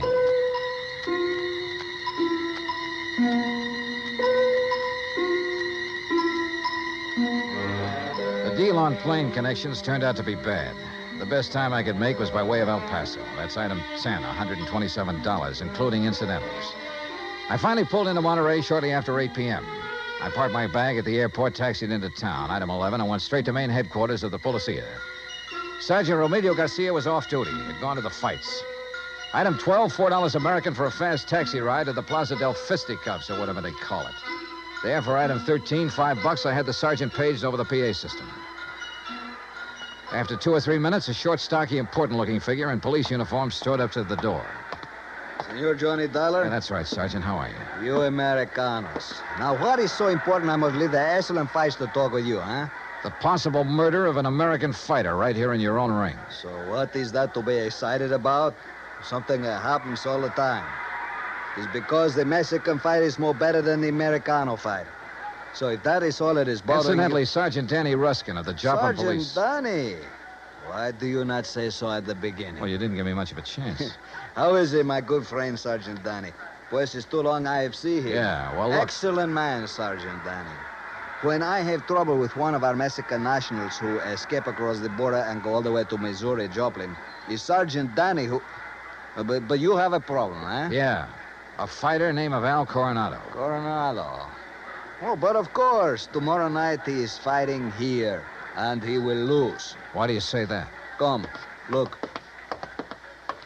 Here on the, what you call, a billboard, a picture of the man he is to fight. So, El Toro Negro. That sounds more like the name of a bull than a... Holy... See, big man, is he not? Is this picture real? 240 pounds, senor. But Al Coronado only weighs in at 181. See? El Toro, big man. And Senor Dollar, he is a killer. Our best. 3 men he's knocked out of the ring. But nobody hurts him, so no wonder you worried. Sergeant, unless you and I can stop it, that won't be a fight tomorrow night. It'll be a premeditated, cold-blooded killing. Oh? How so?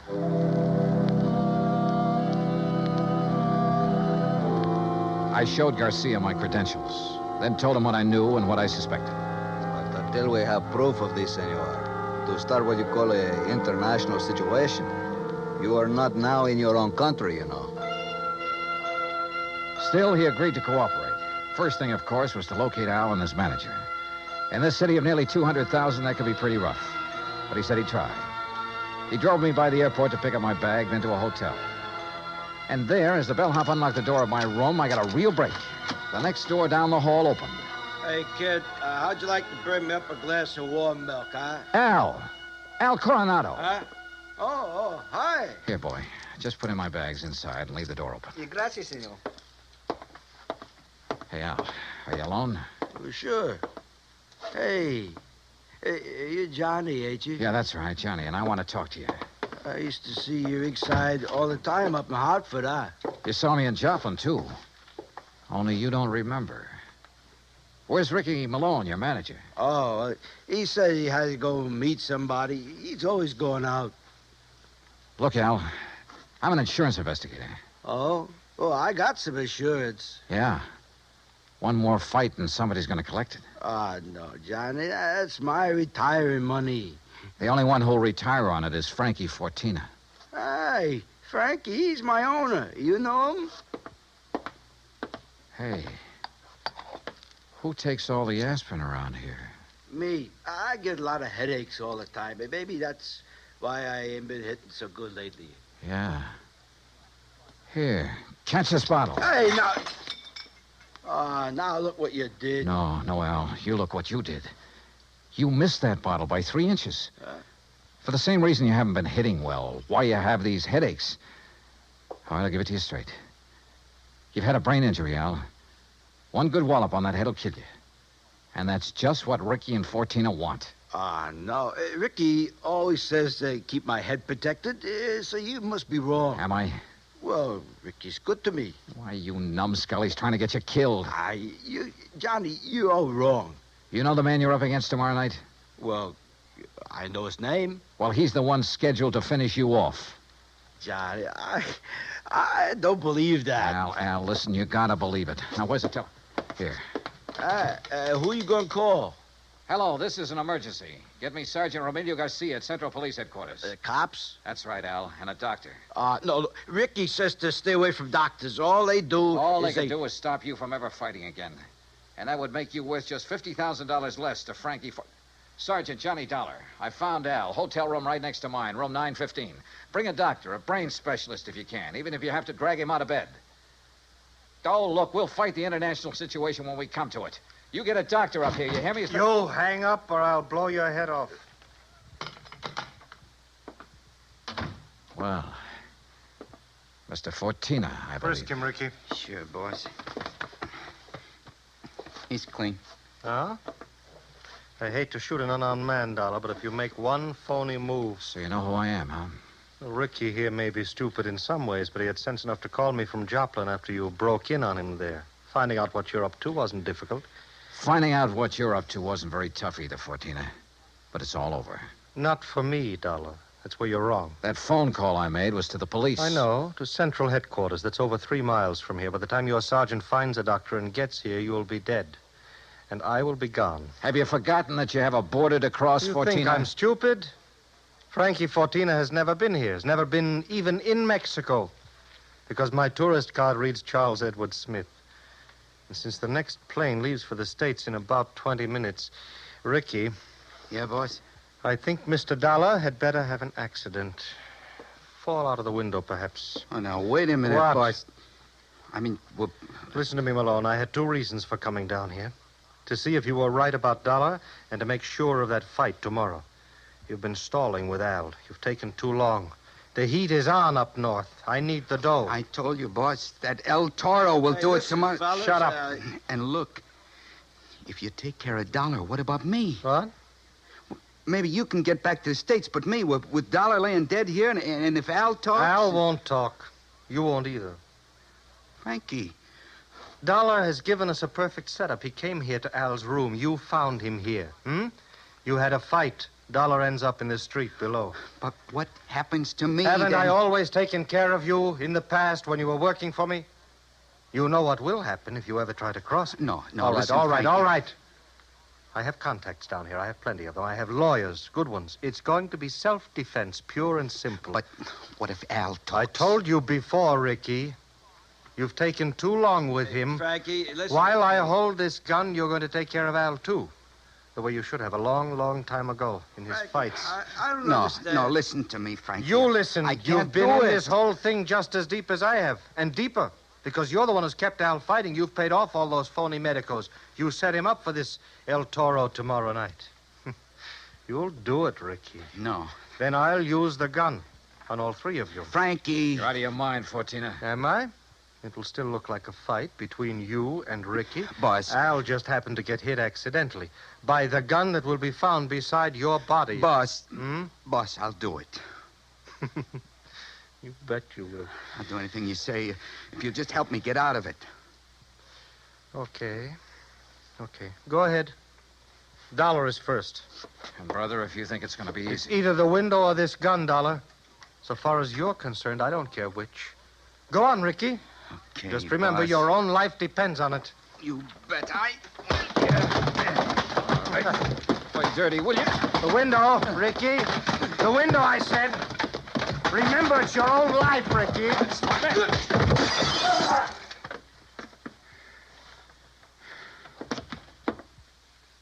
All right, Fortina.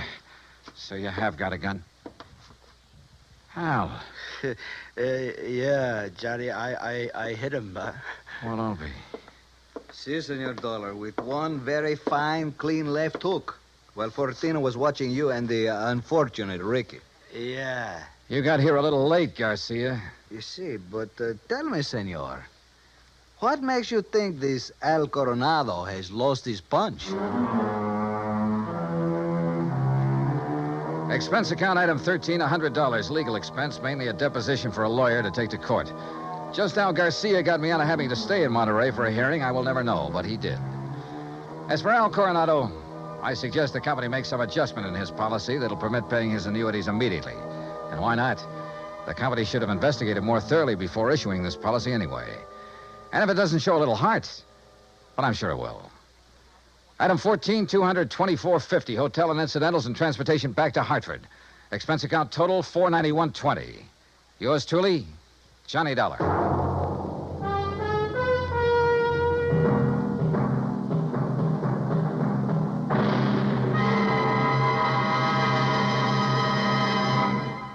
Now, here is our star to tell you about next week's story. Next week, a fast trip to the West Coast to an impossible case involving an impossible man. Join us, won't you? Yours truly, Johnny Dollar.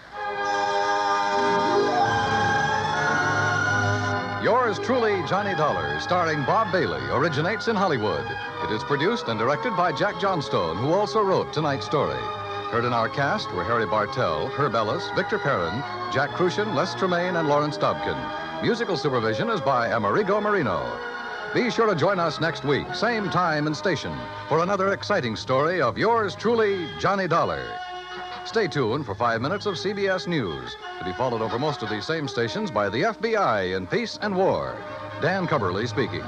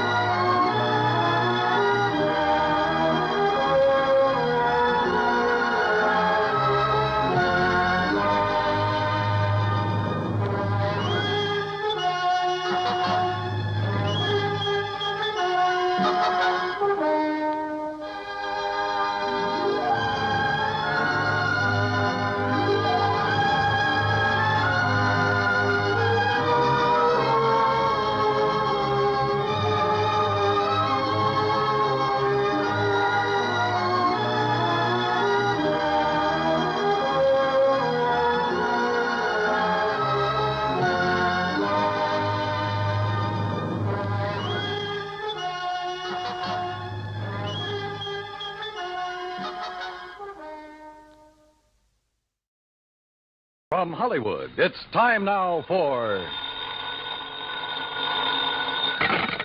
Johnny Dollar. Pat McCracken, Johnny, Universal Adjustment. Oh, hi, Pat. What's on your mind? The sleek, lovely, beautiful Ellen Deere. On the strength of that description, I'll take her. And she's loaded. $325,000 worth of jewelry. Hey, that girl needs a bodyguard. Sleep. Yeah, Johnny. Needs a guard of some kind, only she isn't a girl. She's a boat. I've just lost my enthusiasm. What's the matter with the old tub? That's what I want you to find out, Johnny. That last crack suddenly got me interested again. Okay, Pat, I'll be right over.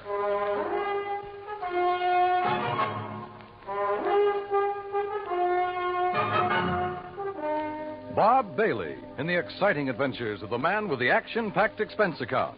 America's fabulous freelance insurance investigator. Yours truly, Johnny Dollar.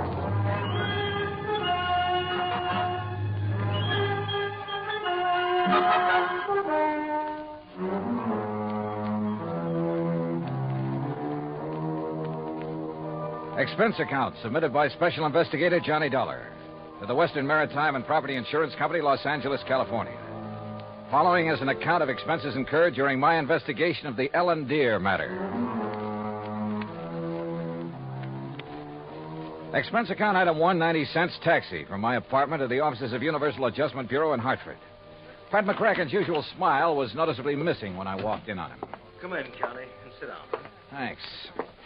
Oh, and you're to bill Western Maritime and Property on this one instead of us. Okay, but how are you involved? We handle all their claims that are of any size. Story, you ever hear of Randolph Berman? I know of a jeweler down in New York. That's the one. And if you know him, Johnny, you've been putting too much gravy in your expense account. I said no of him. Didn't he bring in the Star of Cape Town and the Kamandu Emerald? That's right. Everybody seems to think he's a crook, and yet somehow he manages to handle some of the finest jewels in the world. How could an honest man afford it? This time it's the Bettenhouse collection. It's out of Hungary. Oh, yeah, I read about that. Only I thought somebody down in Mexico owned it. Yeah, a fellow named Rigo Mariani down in Guadalajara. He's the one who sold it to Randolph Berman. Okay, now. Is this Ellen Deer you mentioned Berman's wife? No. Former wife. He's on about his fifth. All beautiful, dumb dolls. But more important, it's the name of his 72-foot motor cruiser. And the Bermans have been traveling around in it, down the coast, through the canal, along the coast of Central America, and so on.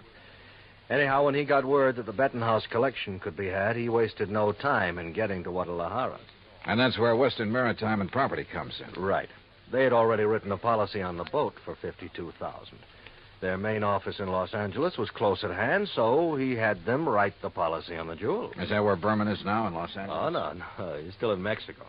Didn't want to move with those priceless rocks until he was certain of the insurance. And before Western would write it, of course, they wanted the collection appraised. Naturally. But who in Mexico? Jacques Jean-Pierre, the famous gemologist, was right there in Guadalajara, to look over the collection himself. So he made the appraisal. The policy has been issued. $325,000. I still don't see anything wrong with the whole deal, Pat. Well, there isn't anything wrong with it yet. But in spite of Berman's standing in the profession, his reputation, it isn't everything it might be. Yeah, come to think of it, wasn't there a killing or two involved in this acquisition of the Star of Cape Town? There have been several things like that. He's been involved in attempts to smuggle in some valuable pieces. He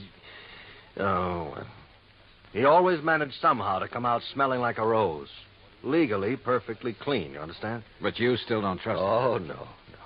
And with his planning to carry that load of stuff around in his yacht. Yeah, I see what you mean. If anything happened to those rocks or the boat, over $300,000 right out the window. Exactly. Now, belatedly, Western is worried about it. And they'll pay good money to have you assuage their worries.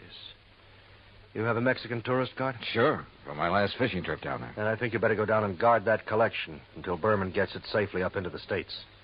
He's considered quite the host. He'll probably be perfectly willing to have you aboard. Now, this is the kind of assignment I like. Yachting in the Blue Pacific. But surely he hasn't got his boat parked in Guadalajara. That's over 100 miles inland. No, it's at Mazatlan. And from what I've been able to learn, it's surrounded by armed guards day and night while he has some engine work done. But as soon as that's finished, he'll head north to the States. So he says. Got a branch office in Los Angeles. He'll probably deliver the collection there. I just want to be sure he gets there, Johnny. Okay, Pat. You can wire the boys at Weston that I'm on my way. Item 2, $191.40, plane fare and incidentals, Hartford to Mazatlan via Los Angeles. The first leg of the flight to L.A. was uneventful. Except for a good-looking young blonde from Santa Barbara, whom I promised to look up as soon as his case is... Well, that's not for the expense account. When we arrived at the Los Angeles International Airport, I learned that I'd have a three-quarter-hour wait for my plane to Mazatlan. So I grabbed a magazine, that's item 3, 35 cents, when I heard my name being called on the PA system. Johnny, Dollar. Report to Pan American Airways desk. With the thought in mind that perhaps my little friend from the plane might have decided to stay over in L.A. Her name was Rita, by the way. I lost no time in getting over to the Pan Am desk. Mr. Dollar? Yeah? Johnny Dollar? That's right. I'm Arthur, Western Maritime and Property Insurance Company. Oh, yeah. How do, Mr. Arthur? Planning to go on down to Mazatlan with me? No. But meet Monsieur Jacques Jean-Pierre. Monsieur Dollar, I am honored. How are you, Mr. Jean-Pierre? This is the gentleman who appraised the Bettenhouse collection for us. Oh, yes. I am an they could expert. issue the policy on it to Mr. Berman. Oh, yes. Yes, he's done this sort of thing for us many times. Oh, I don't know now, how I'm many. afraid that he's brought us rather bad news. Something's already happened to the collection? Well, not exactly.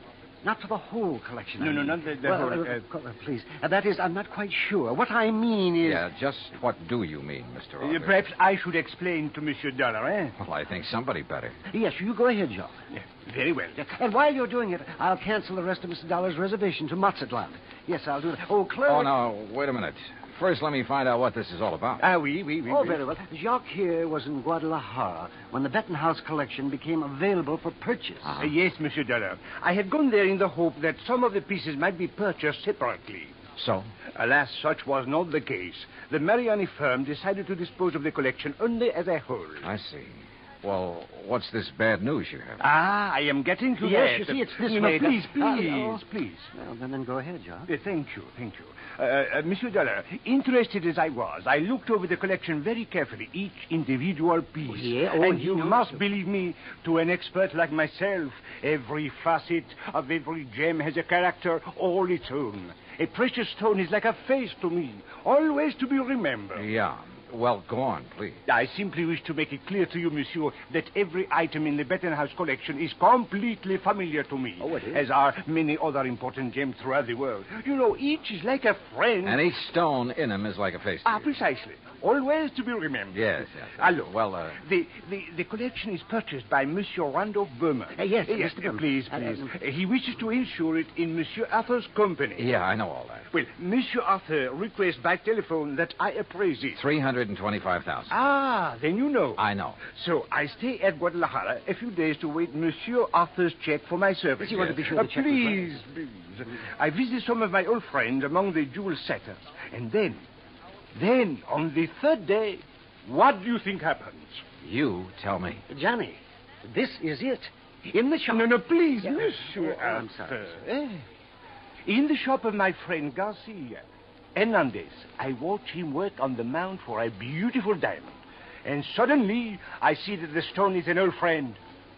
One from the Bettenhouse collection? Oui. The caliber diamond that was supposedly in the possession of Monsieur Berman. You're sure of the identity of that stone, Mr. Jean-Pierre? Oh, please. As I told you, monsieur, a precious stone to me. Yeah, it's like a face to you. So what you figure, Arthur, is that you've insured a boatload of $300,000 worth of gems on the way to the USA, and maybe they're not on board. Exactly. Unless, of course... Mr. Jean-Pierre, did you tell Mr. Berman about this one stone? Oh, I went immediately to Mazatlan, where I knew he had his boat, the LMD. Well, what did he say? Alas, he had sailed away. Did you learn his destination? Oh, yes. Los Angeles, Johnny, right here. He has a branch office. Well, has he had time to get here yet? I don't think so. Have you tried radioing to his yacht? No, I've done nothing. You see, I didn't learn about this until Mr. Jean-Pierre arrived just a few hours ago. Yes, I came up on the aeroplane, the better to arrive and speak with Monsieur Arthur before Monsieur Berman would arrive. Do you know where Berman plans to dock his boat? Well, probably the port in San Pedro, if he is coming here. But who can be sure? Usually on vacation trips, he docks down the coast at Balboa, the yacht club. Or who knows, he might even... Yeah. He might have no intention of coming up to the States at all. He might not even have the jewels with him. Arthur, do you know where his branch office is? Oh, yes, it's in Los Angeles. Well, actually, it's in Beverly Hills. Got a car? Yeah. Then let's go. Though he couldn't quite put his finger on it, Arthur was convinced that Randolph Berman was up to something and that his insurance company was going to have to take the rap. On the way into Berman's Beverly Hills office, we dropped Jean-Pierre at the Beverly Hilton and told him to sit tight in case we needed him again. Berman's office was in a nice modern building on South Beverly Drive, tastefully furnished with pictures of various famous jewels on the walls, but with nothing of particular value in evidence. However, I did notice that one wall held a built-in vault big enough for a reasonably sized bank. We were approached by a hand-rubbing, obsequious little character dressed in striped pants and cutaway coat and wearing thick glasses. Good morning, gentlemen. Is there any way I may be of service to you? Yeah, I think there is. Are you Oh, the... Mr. Arthur, forgive me. I didn't recognize you for a moment. Mr. Corello, this is Mr. Johnny Dollar. Hi. How do you do? Is there something I may show you, Mr. Dollar? Some little bauble, perhaps, for a charming lady? Well, not at the moment, Mr. Corello. Oh, Mr. Arthur, there's no reason to mail this to you. Let me see now. Oh, yes, here it is. Here is a request for slight revision of the policy on the Bettenhouse collection. Oh? What's this? Well, the wire was sent by Mr. Berman just before he embarked for Mazatlan. I was going to put it into letter form to be more What's proper. it say? But Well, now here, I'll read this. Please request Arthur revise Bettenhouse policy. Exclude Calabar diamond. Value $4,000, which I have sold private party in Guadalajara. Oh, well, we kind of guessed wrong, didn't we, Johnny?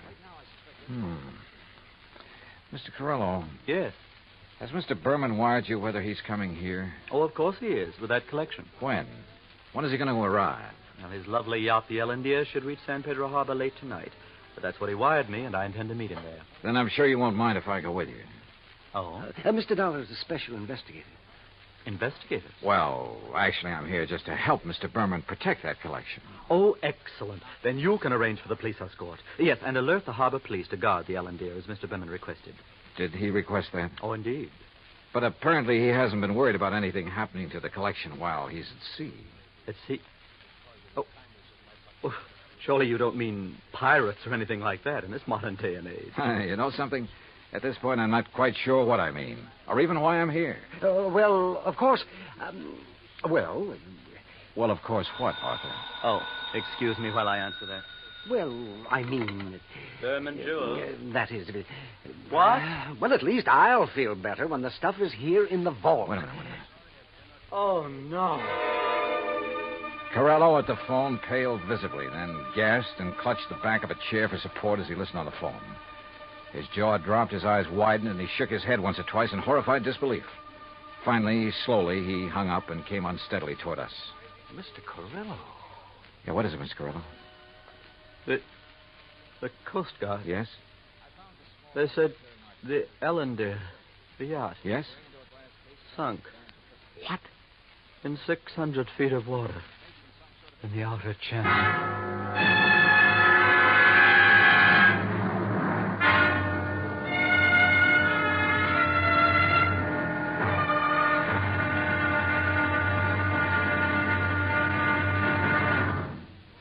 Act Two of yours truly, Johnny Dollar, in just a moment. Democracy.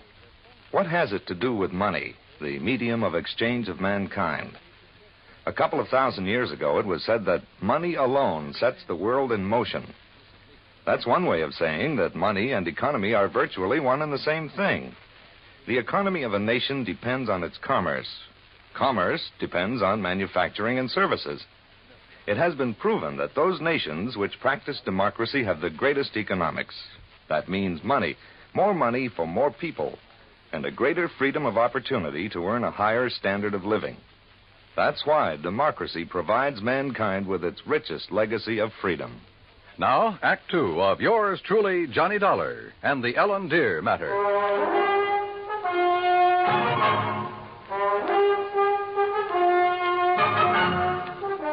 Expense account item 4, $7 even for a fast taxi ride to Coast Guard headquarters in San Pedro, which is really the port of Los Angeles. By dint of elbowing my way in, I got directly to Captain Barney Thorson. Afraid you got only half the story, Mr. Dollar. All I know, Captain, is that the Ellendeer went down in some 600 feet of water in the outer channel. Total loss. That's correct.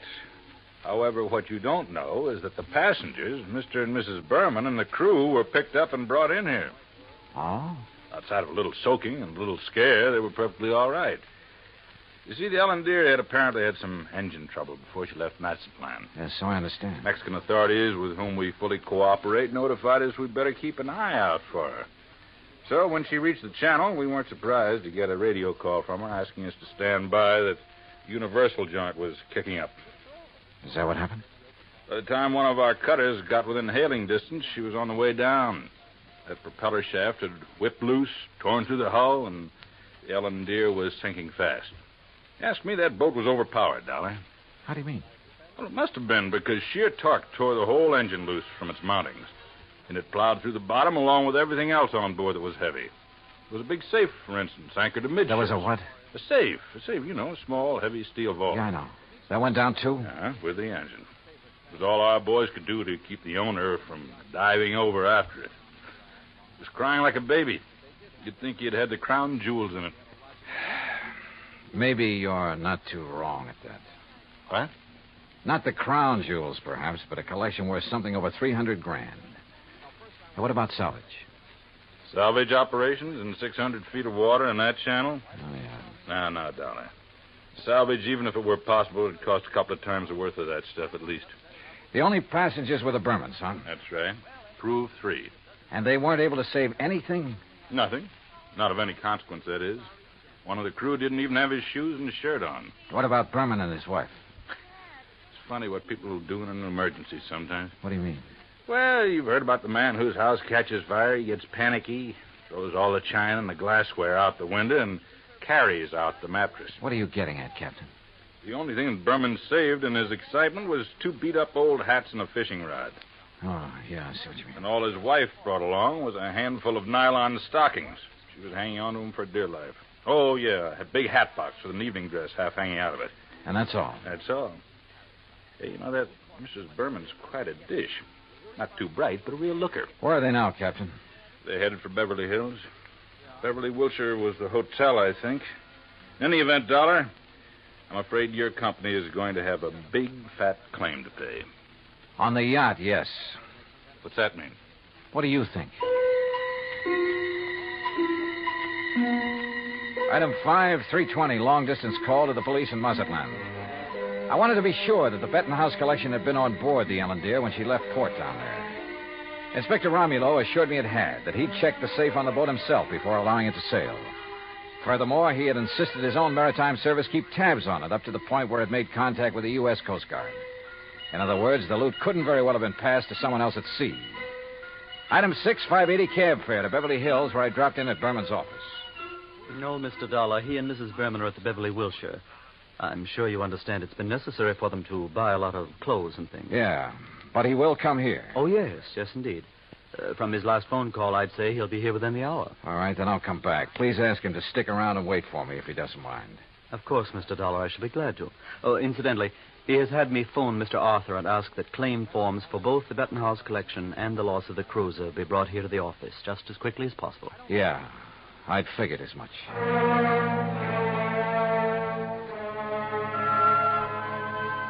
Berman wasn't wasting any time. Oh, I know there still wasn't any concrete evidence that Berman was trying to pull a fast one. Ostensibly, the only reason for my trip out here was to watch over that fabulous jewel collection. A lot of good I'd been. He'd lost the collection and his boat, and the company'd have to pay. Then a wild idea hit me. I suddenly remembered something that had happened months ago. Last July, to be exact, when a big passenger liner, the Andrea Doria, had sunk off the Atlantic coast. According to the papers, when the survivors were brought into the port, the usual customs inspection was waived. And it occurred to me at the time that every one of those people could have easily smuggled in anything he could carry or conceal in his clothing. I'm not saying it did happen. I'm sure it didn't. But it could have. And if such an idea occurred to me, why not to a man like Berman, who was already pretty well known for his tricks to evade customs? Item 6, 20 cents, phone call to the Coast Guard and Captain Thorson. Thorson speaking. Johnny Dollar, Captain. Answer me just one question, will you? Sure, what? When you brought them in, were the Bermans required to pass through customs? Well, no, of course not. There'd hardly be any reason to... Thank you very much.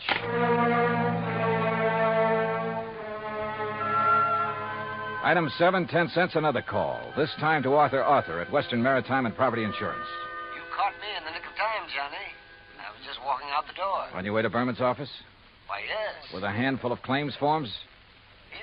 Now listen, get there as fast as you can. Get there ahead of him. What? So that you can see if he brings anything into the office, like the Bettenhouse collection. What? Though I doubt if he'd be that foolish. Foolish or not, how could he, Johnny? That collection, unfortunately, is at the bottom of the ocean. Listen to me. Keep him there. Maybe on the pretext of having to wait for me. Any reason you can think of. I'm afraid I don't understand. Just hold him until I get there, understand?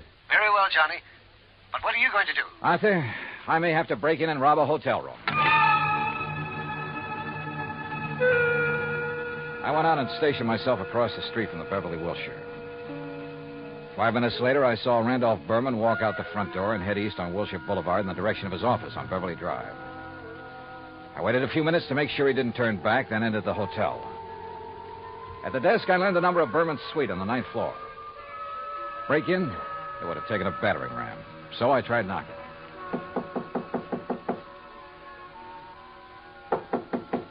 All right. You don't have to bust down the door. What's the matter? You forget your key and... No. Get out of here, buddy. Randy said not to let anybody in. He's out buying us clothes. Oh, he'd tell you to let me in, baby. Hey, who are you? Hernandez sent me up here from Guadalajara. Oh, well, then come in. Oh, you are in? Yeah.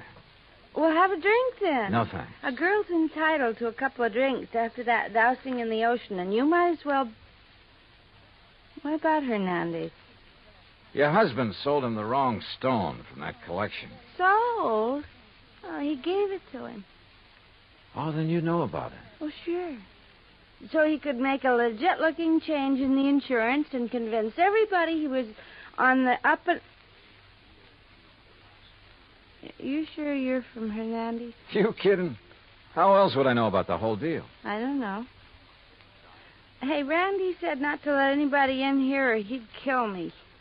Dumb blonde, he called me. You? A smart, beautiful girl like you? Oh, hey, you're okay. My name's Vi. Come on, let's have a drink. No, thanks. Listen, Vi.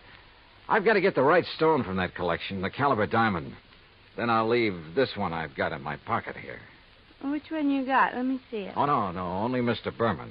And only when he gives me the caliber. Well, which one you got there, huh? Well, never mind. I'll show it to Mr. Berman. I just want to see it. Not until I get the caliber from the collection. So, if he isn't here, if he's taken it to the office, I'll just... You think he's crazy? Let everybody know he... Let me see the one you have, huh? Look, I just told you. Anyway, how do I know I can trust you? I didn't even see you in Guadalajara. Oh, now you sound like Randy. Dumb blonde, he says. Keep the door locked. But I let the bellboy in with the drinks, and I let you in, didn't I? Well, let me see the one you got. Will you, if I get you the other one? From the hat box that didn't have to go through customs? How did you know? Hey, you're a cutie. I'll bet you read about the Andrew Dorsey, just like Randy did. Come on, now let's have Where a is the look. hat box, Vi? Now, wait a minute. Maybe I am dumb. Who did you say you are? Where's the hat box? No, I won't tell you. You get out of here. Now, without the collection, Vi. No, you can't. Randy would kill me. He'd kill me if he even knew I let you in here. Who are you? Johnny Dollar, insurance investigator. Oh, please, Johnny, get out of here. The stuff in the bedroom? You can't go in there. I mean it. He'd kill me. Sorry, but that's your Oh, worry. no. Stop it or I'll set your eyes out. Now, Hey, you get... pull in those claws, baby. No, you... Well, I hate to do this, but... No, help! Oh, yeah, that's right. Get the manager up here. Get the police up here. Police? Oh, no. Oh, yes. Then you'd really be in trouble. You'd be better off if Berman tried to kill you. Now, where's the stuff? It's in the closet, on the floor, in the hat box. Thanks.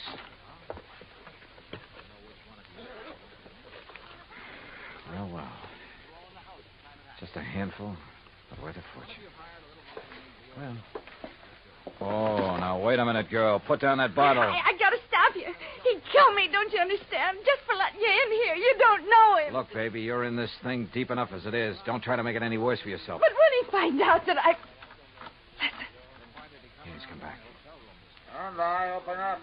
Get my hands full. What'll I do? Where'll I go? Right here, behind this closet door. Quick. Johnny, Just stay there. Hang on to that bottle and think over what I told you about getting in deep. Hi, where'd you get these drinks? You let somebody in here. Bellboy? Why, you half-witted bird brain, I told you. Who are you? The name is Dollar, Mr. Berman. Insurance, Dick? I just dropped by to pick up the Bettenhouse collection. Put it down, Dollar. I'm a good shot with this thing. Yeah. And it wouldn't be the first time you killed over a handful of jewelry, would it? That's right. Won't be the last. But you'll never know about it. Now, where's Vi? How should I know? She let you in here? I'll murder that dizzy blonde. That dizzy blonde is a lot smarter than you think. Where is she? What do you mean? By helping me, she has a chance of getting out of this mess you've involved her in, of getting out clean. That dirty two-timing... Dollar, I'm going to kill you. You'd even like to involve her in that, too, wouldn't you? Thanks for the idea. I'll make it look like she killed you. Oh, no, you...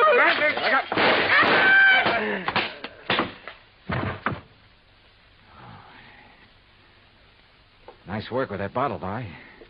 Thought he missed you. Please, you won't let him... No, don't worry, baby. He won't bother anybody. Not for a long, long time.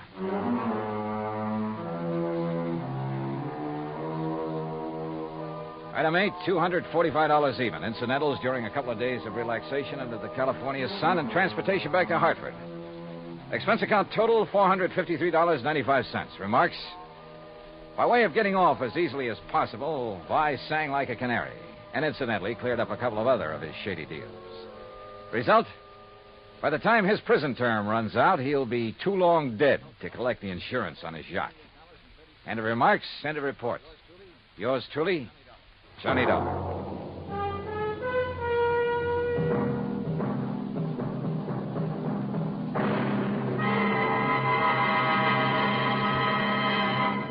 Now, here is our star to tell you about next week's story. Next week, the DeSalle matter. And I promise you a double-barrel thrill in it. Join us, won't you? Yours truly, Johnny Dollar. Yours truly, Johnny Dollar, starring Bob Bailey, originates in Hollywood.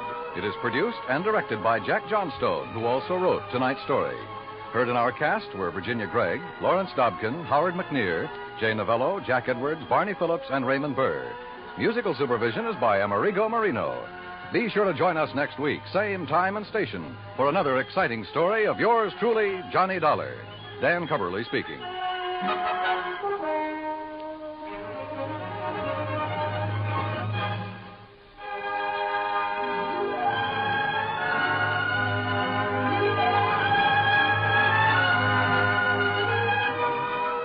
Johnny Dollar has come to you through the worldwide facilities of the United States Armed Forces Radio and Television Service.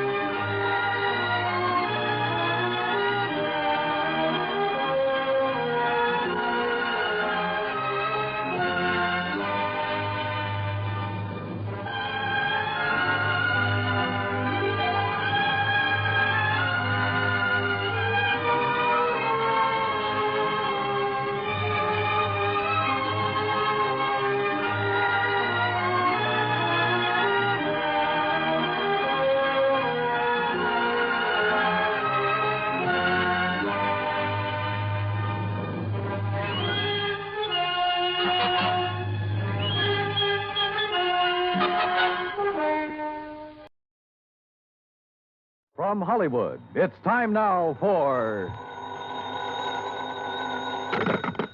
Johnny Dollar. Hillary Fuchs, Johnny.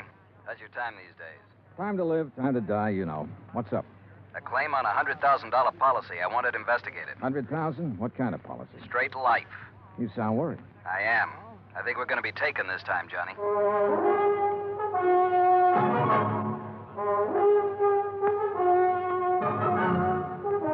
Bob Bailey in the exciting adventures of the man with the action-packed expense account. America's fabulous freelance insurance investigator. Yours truly, Johnny Dollar.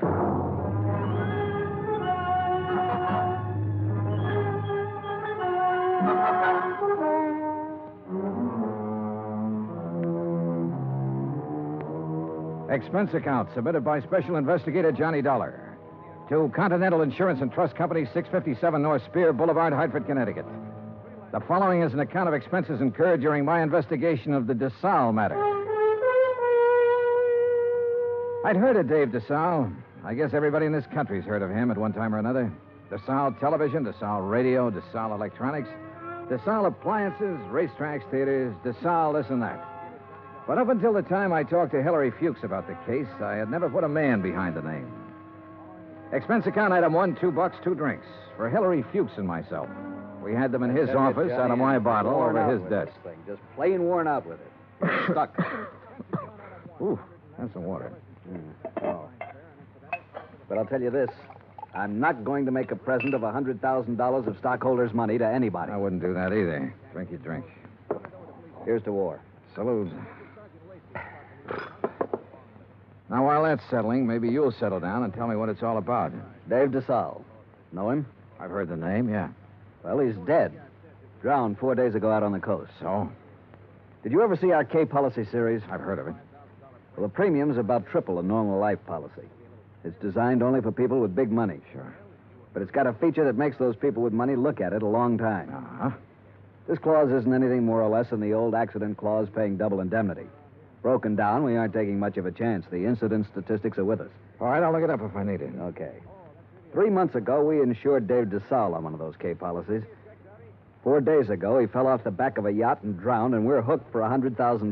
Well, accidents happen. You betcha, all the time. But I'm not sure it was an accident. At least there's not enough proof in this coroner's report to convince me. You say it happened 4 days ago? Yes. Has a claim been filed yet? Yes, and the beneficiary is the deceased's widow. Inquest? Inquest, burial, everything. Was there an autopsy? No, there was not. Investigation? Yes, it was handled by the local police in San Ladillo. San what? Oh. San Ladillo, a little place about 30 miles south of Los Angeles. 4 days ago. Why didn't you put someone on it then? I did. Bert Kenyon. Here's his last report. No evidence available to dispute coroner's verdict of accidental drowning. Recommend claim be honored. Kenyon. Sounds like cold turkey to me. It may sound that way to you, but I still don't like it. I want it warmed up. Now, look, Bert Kenyon knows his way around. And he can miss like anyone else. I want you to go out there and work with him. Cover it all again. Get at DeSalle's widow. She stands to gain most by his death. Maybe the two of you can come up with something. Well, what do you do about the claim? Deny liability on the grounds that the accident is not proven. Hillary, you will be sued. I'll take that chance.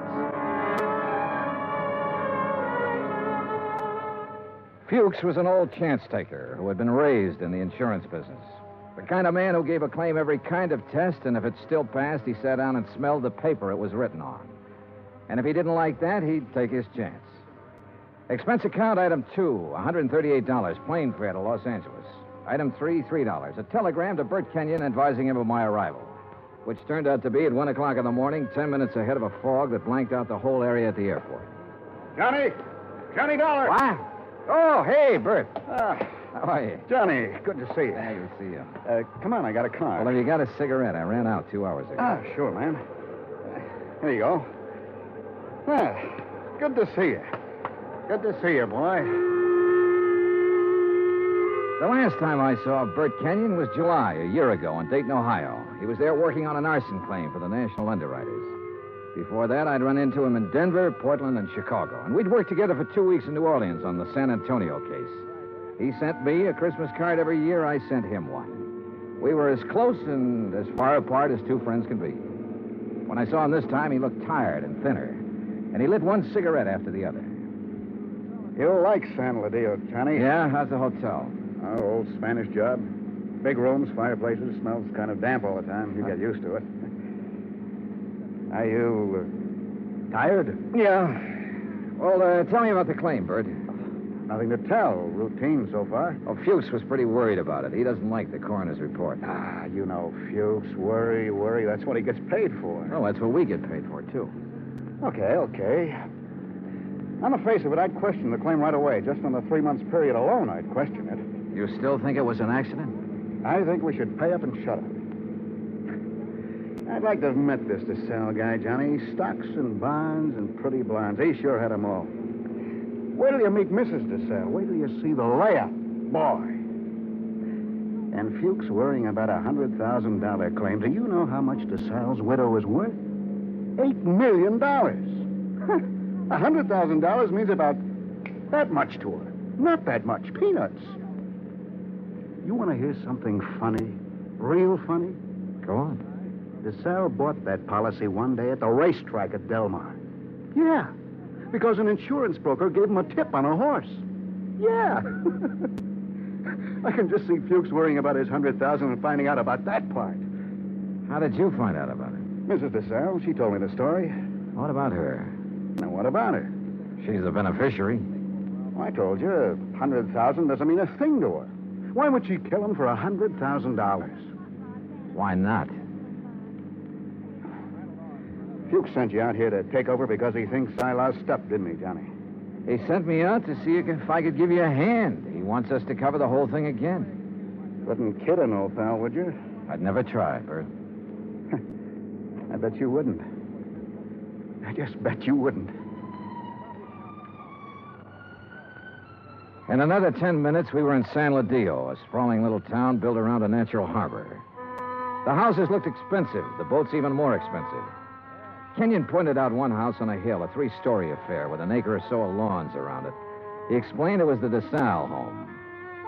I checked into the San Ladillo Hotel and got a good night's sleep. Next morning, Bert Kenyon and I went over to the statements of everyone who had been on the yacht the night DeSalle went overboard. Then we went out and interviewed everybody again, including Mrs. DeSalle. This is getting awfully dull. You understand we have to do this. All right. Dave and I were having drinks with a few friends. He said he felt like getting a little air. He went up on deck. A few minutes later, someone was looking for him. Mr. Burke. It might have been. Well, that's what's on your statement. All right. Mr. Burke. We couldn't find Dave, and then I remembered he was on deck. We went up there and saw his hat floating on the water. We looked around. We didn't see him. I sent one of the crew to call for help. They fished him out an hour or so later. You were never on deck until then? No, I wasn't. Who were they? You said they fished him out. Police. Someone. I don't know. There were a lot of men. They tried to give him artificial respiration. Well, what did you do? I watched. What else was there to do? Hard thing to watch, Mrs. DeSalle. Your husband just drowned. Yes. Yes, it was. Is that all? Yeah. That's all.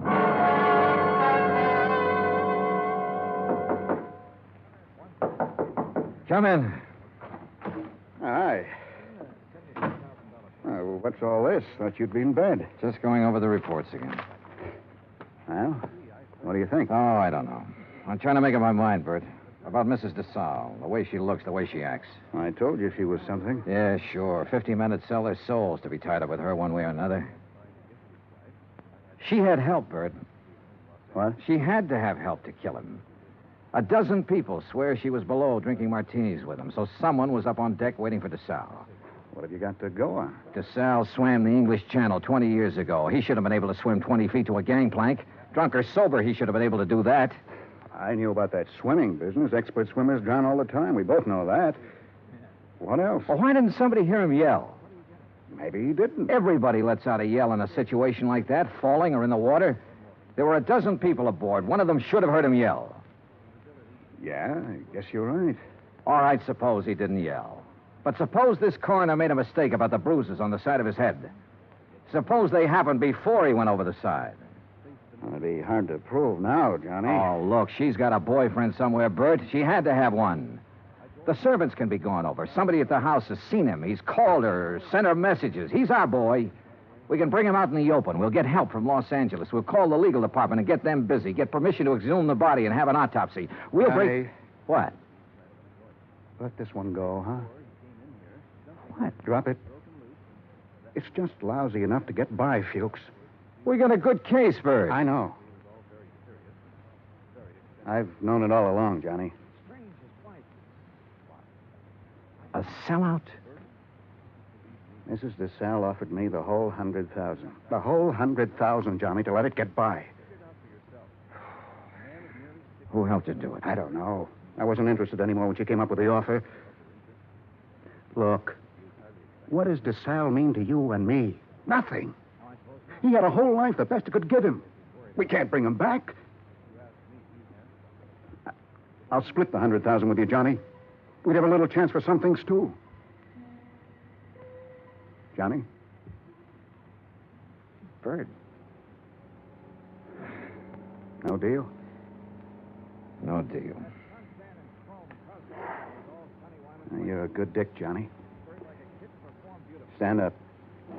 Oh, put that thing away. I've been looking a long time for a mark like this. Now you've lost it up, and I have to beat it. Turn around. Bert. So long, Johnny.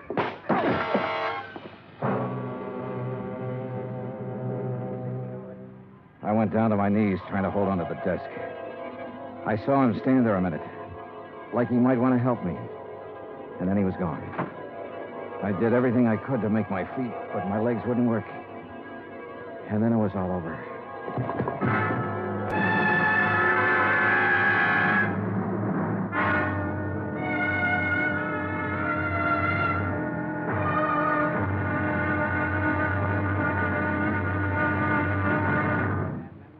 Act two of yours truly, Johnny Dollar, in just a moment. Democracy. What does it mean? The word itself is of Greek origin. Demos meaning the people, and kratos meaning authority. Thus, in a democracy, the people have the authority to rule themselves. But where does the authority come from? The authority comes from the people themselves. They put it in their constitution, and the constitution can't be changed by anyone except the people. That puts the supreme power of the government of a democratic country right in the hands of the people, and the people elect their representatives to run the government. In that manner, democracy gives everyone equal representation in the government. Democracy provides mankind with its greatest legacy of freedom. Now, Act two of yours truly, Johnny Dollar, and the DeSalle matter.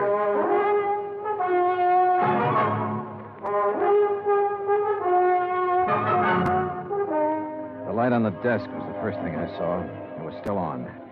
The window was still open. The room was the way it had been before. I kept thinking about every man having a price and how Bert Kenyon had settled for $100,000. It seemed like a fair price. It also seemed too bad there was no way for him to collect it. There were two of them, a heavy-set man about 50 years old and a tall, lean-faced man with dark eyes. They looked me over. Your name, Dollar? Yeah. Police. We want to talk to you. My name's Blair. This is Sergeant LaFrida. You sick or something? I bumped my head. How? Never mind. Well, what do you want? We'll ask the questions. What are you doing in San Ladillo? I'm standing around in a hotel room talking to a couple of cops. Just answer up. Don't be funny, fella. I don't feel even a little bit funny. You got a license to carry this gun? Hey, what is this? Have you? Yes. Your meat-handed friend ought to put it down or it might go off. Been fired, Tom? Ah. Meat-handed, huh? That's what I said. I'll remember that. Okay. Tell us about it. Tell us what you're doing here. And don't waste a lot of time doing it. I'm an insurance investigator. Tell this goon to back away and undouble his fist or I'll break a chair over his head. Are you going to try to be tough, baby? I'm going to try to find out what this is all about. You want me to pop him open to see if he's as tough as he sounds? Behave yourself, Tom. Let's see something that says you're an insurance dick. Top of the dresser. Bring it over, Tom. Sure.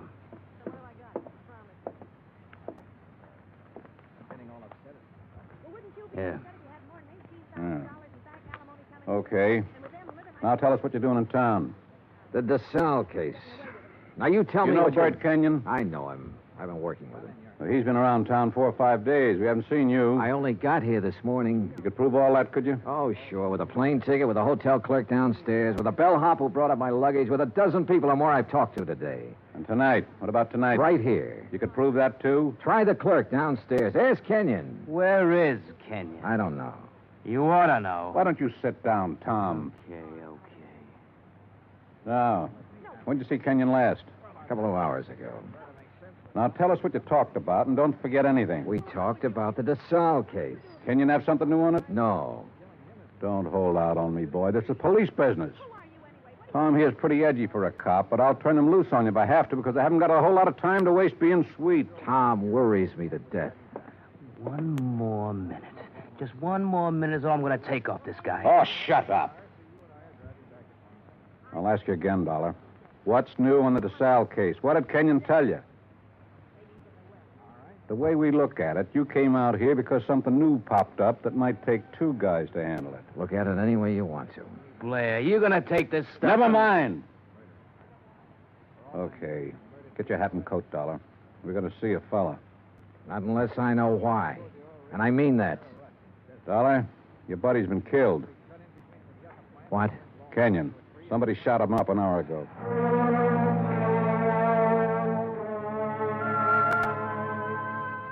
I put on my clothes and we went downstairs and climbed into a battered-looking police car. Tom LaFrida drove. I sat with Blair in the back seat. No one said anything. A half a mile out of San Ladillo, we turned onto the main highway and drove to a spot about 2 miles away, all-night filling station.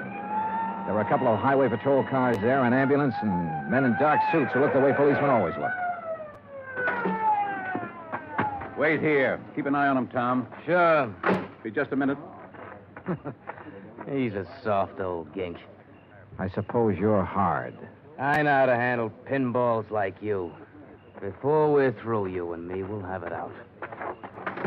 Okay, Dollar. Get out. Yeah, sure. Tom, put the spotlight on him. Okay. Good. Now, Posey. Posey, take a good look at this man. You ever seen him before? No. Look good. Take your time, boy. No, man I saw was shorter by this much. He wasn't as husky. Okay. You go in back of your place there and get some sleep, boy.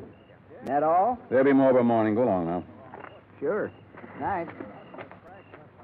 What was all that? Tom, get out. You stick around here with Dick and Wally.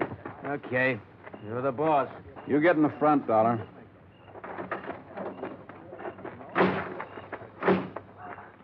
You're lucky. Posey didn't recognize you. I suppose I am. Why? An hour ago, Posey's pumping gas. He hears 3 or 4 shots off in the dark. Then a car starts up and gets out of there real fast. Then Posey sees your pal Kenyon stagger out across the highway, full of lead. Kenyon drops dead right in front of the station.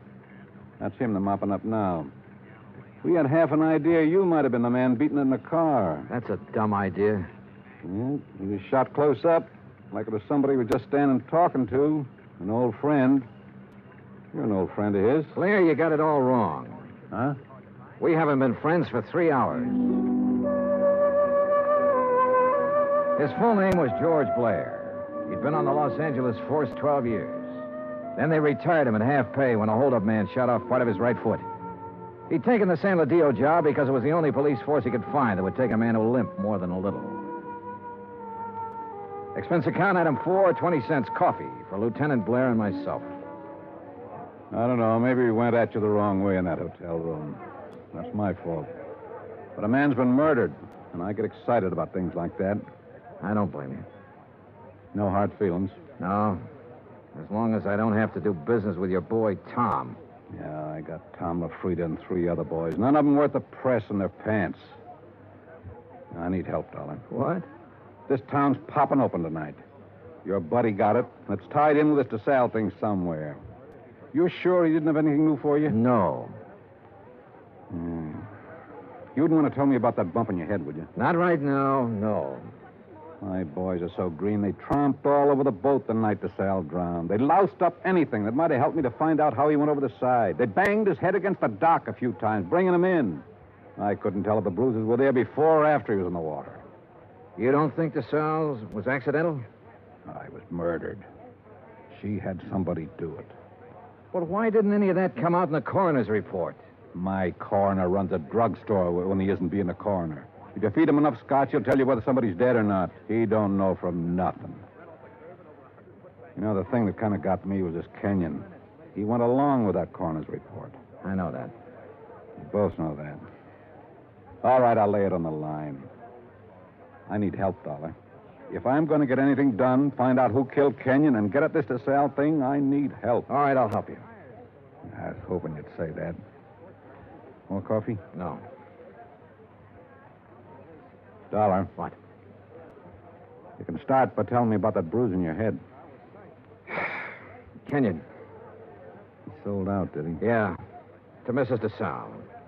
He covered up for her in the reports he sent in.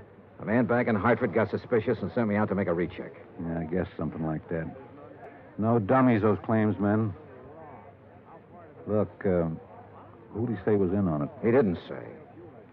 I don't think he really knew. At least not any more than you and me. No wonder you didn't want to talk up that kind of news. Kind of hurts, doesn't it? Like having a bad cop around. You should know. I know.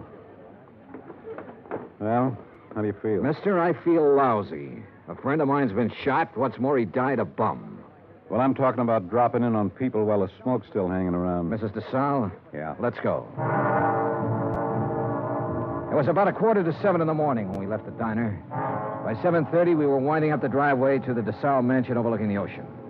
Blair mumbled things about the fog lifting and what a nice day it would be.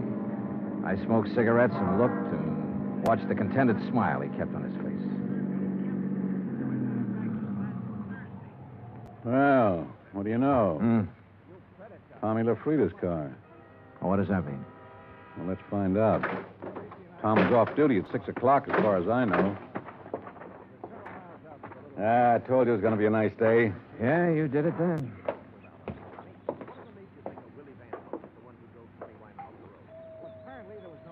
Nice place.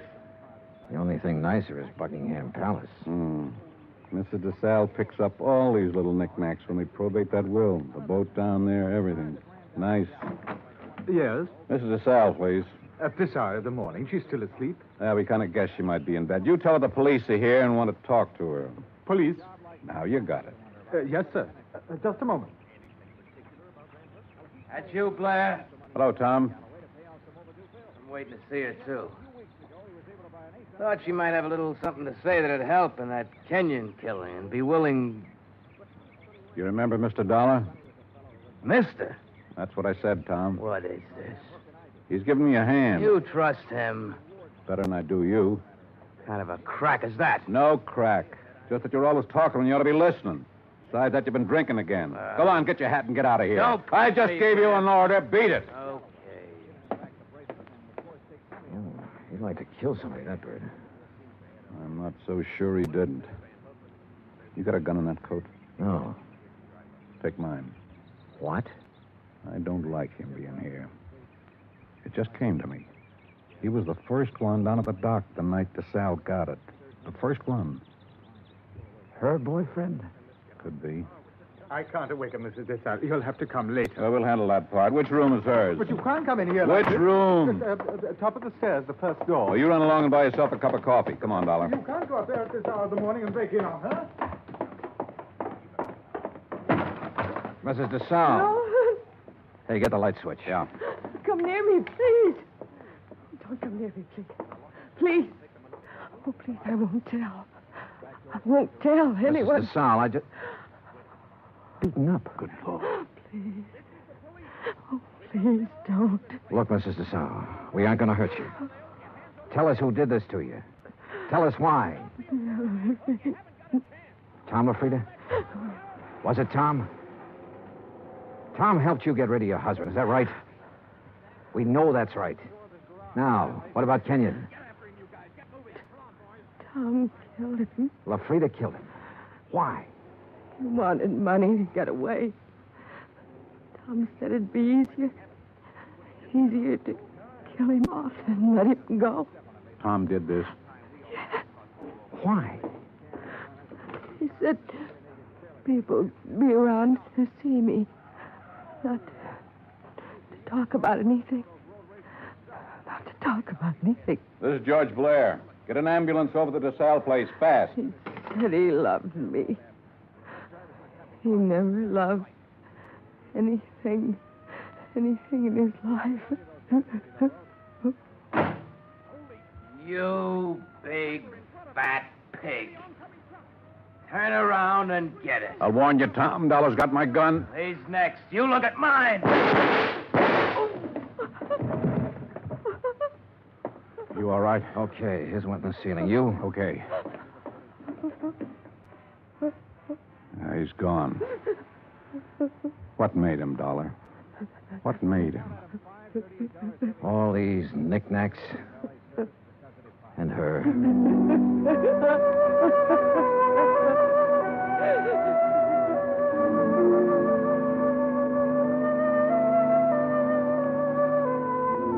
Expense account item 5, $25. One phone call to Hartford. I told Hillary Fuchs the whole story, and he promised to send out the necessary legal aid. Item 6, $10. Flowers for Bert Kenyon. Item 7, $2. One drink. To one good cop with a bad foot. The drink cost $1. The glass cost $1. The drink for the good. The smashed glass for the bad. Oh, yeah, it was hammy, but it made me feel... Expense account total, $416. Remarks, none. Yours truly, Johnny Dollar.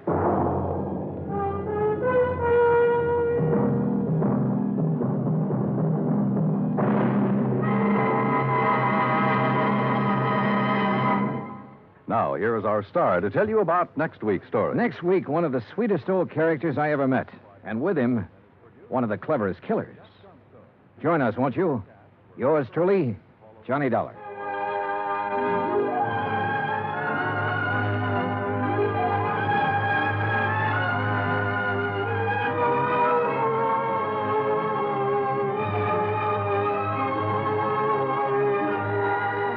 Yours truly, Johnny Dollar, starring Bob Bailey, originates in Hollywood.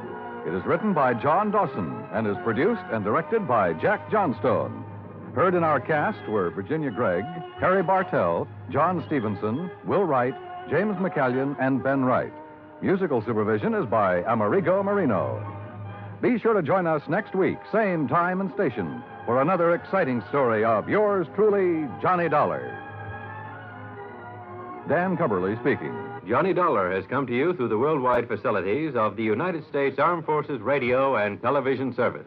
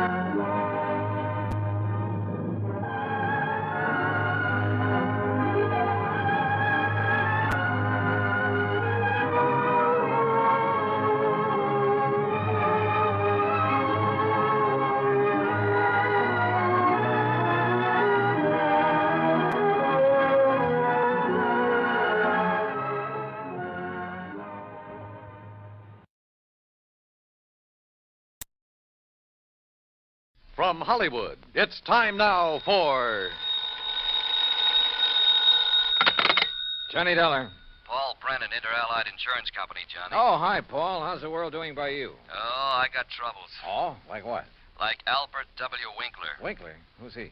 Maybe you mean who was he? Well, which is it? Well, that's the trouble, Johnny. We don't know. Huh? Well, he's disappeared, and with him a hunk of emerald worth exactly 100,000 clams. Wow. Well? Sure.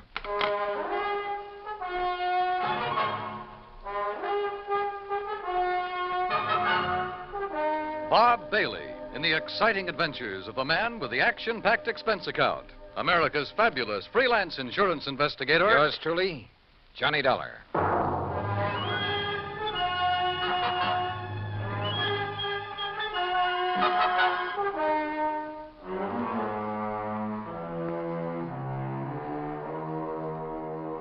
Expense account submitted by Special Investigator Johnny Dollar to the Inter-Allied Insurance Company, Dawson Building, Hartford, Connecticut.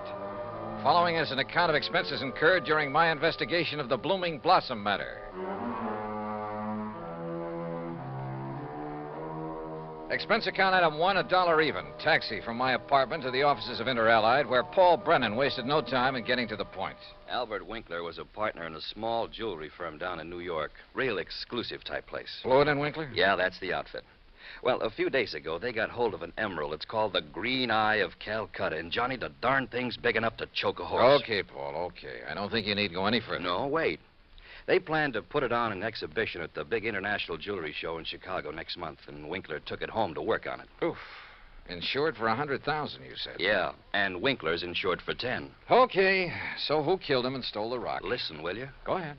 Well, Sunday morning, his partner Blewett tried to phone him at his apartment. No answer. So Blewett sauntered down to the office thinking he might be there. But no sign of him? Right. Nor of the Green Eye of Calcutta. Only a note Winkler had left the night before saying he was taking the stone home to work on it. Well, that makes it look as though maybe Winkler... Listen. About that time, the phone rang there in the office. It was the police department, also looking for Winkler. Oh. Yeah, they'd been called by Winkler's landlord after a chambermaid had found his apartment completely ransacked and the old boy missing. Uh-oh. Who's working on it? For the NYPD, I mean. Sergeant Randy Singer, 18th Precinct, homicide. Old friend of yours, I believe. Yeah, good man. Has he come up with anything? Nothing. Well, Johnny? Sure, Paul. Now? Now. Item 2, another $1 for a taxi back to my apartment where I slicked the stubble off my face, showered, dressed, and was about to head for New York when the phone rang.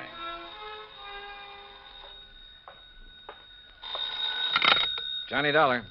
Johnny Dollar? That's right. Oh, good. Well, who's that? Oh, yes, of course, Mr. Dollar. Huh? I must talk with you, sir. It's important, very important. Well, who are you? Me? Well, this is Wilbert Kenworthy Blossom. Yes, and I must see you right away. Well, what's this all about, Mr. Blossom, did you say? Oh, why, that's right. How did you know that? Oh, is this some kind of a gag? Certainly is not. And to think that now I'll be working with you on a... Oh, it's wonderful, just wonderful. What are you talking about? Why, you, don't you see? I follow every single one of your cases, sir. Either in the newspapers or on the radio. Oh, I'm your biggest fan. Is that all you called to say, Mr. Blossom? It is not. I'm calling about the mysterious disappearance of Mr. Albert Winkler. Winkler? You know something about him, his whereabouts? I certainly do. Where are you, Mr. Blossom? Here at my house in New York, and I'll be waiting for you, sir. Goodbye. No, wait. Give me your address. Oh, yes, of course. How could you know where to come if I hadn't given you that? Yeah. That was silly of me. Well, goodbye. The address, man, the address. Oh, of course. Yeah. It's 825 East 73rd Street.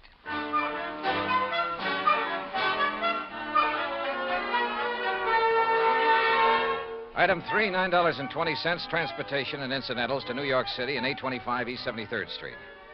It turned out to be one of New York's famous old brownstone houses, well preserved and reeking of an era long past, when the city's wealthy and elite had built row on row of these monuments to a now forgotten financial aristocracy. Oh, come in, Mr. Dollar. Come in. I'm Wilbert Kenworthy Blossom, and I cannot tell you how thrilled I am to be working with you on this. I don't know how to describe it, but I'll try. The inside of Blossom's home was unbelievable.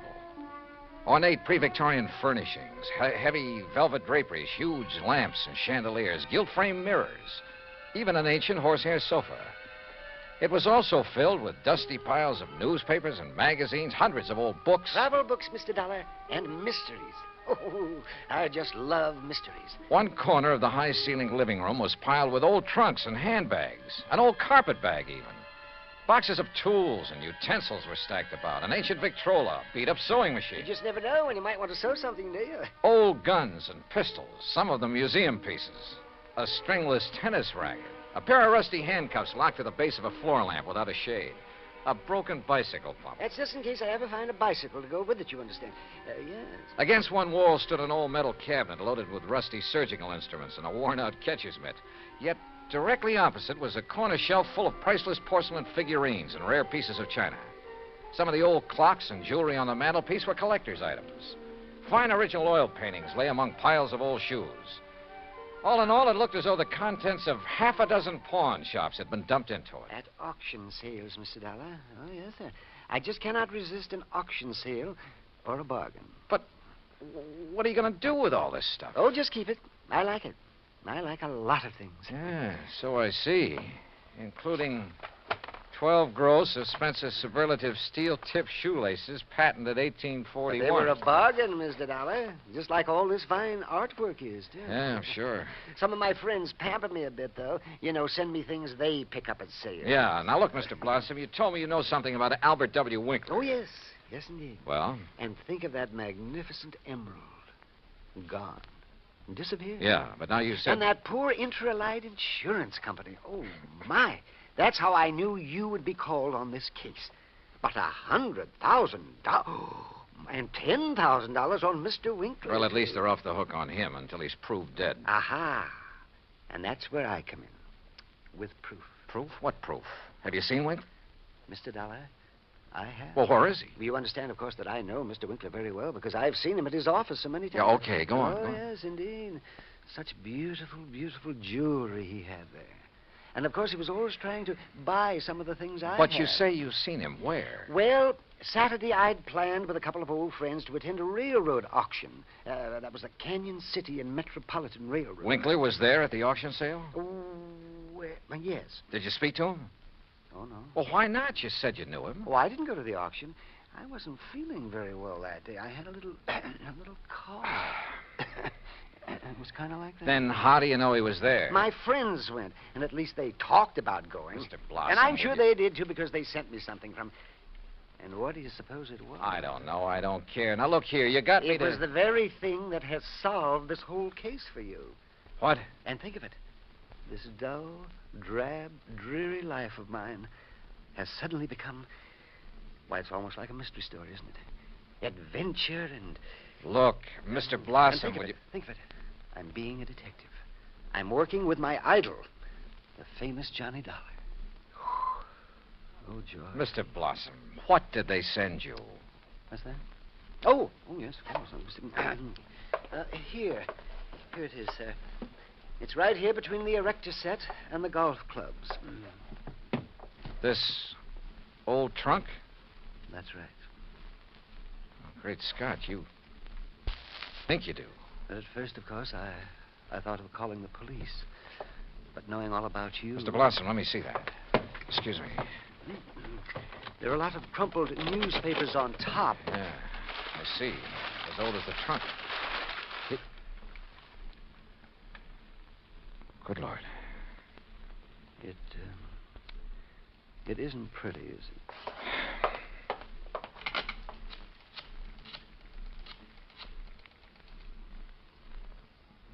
Sergeant Randy Singer, homicide. Randy, Johnny Dollar, get somebody over to 825 East 73rd Street right away, will you? Body of Albert Winkler. Randy got there in a matter of minutes. Got the same story from Blossom that I had, then called for the lab crew to come and take over. Now, who delivered this trunk, Mr. Blossom? Why, it was just a delivery man. Can you describe him? Would you know him if you saw him? Yeah, well, he was big and strong. He was very strong. Distinguishing features, scars or a limp or a beard or something? Well, I told you, Johnny, he was big and strong. How old? Well, I would say he was somewhere between 25 and, Yeah? 50. Yes, I'm sure. Well, that's a lot of help. Yeah, you better have those thick spectacles changed. But he was big. Yes, we know, and strong. What about his truck? Oh, I didn't see that. He left it outside. No. Now, look. These friends of yours who did attend the auction, who were they? Oh, yes. Now the investigation proceeds. Now the excitement. Who were they, Mr. Blossom? Well, there's Randolph Harrison and Prisoner.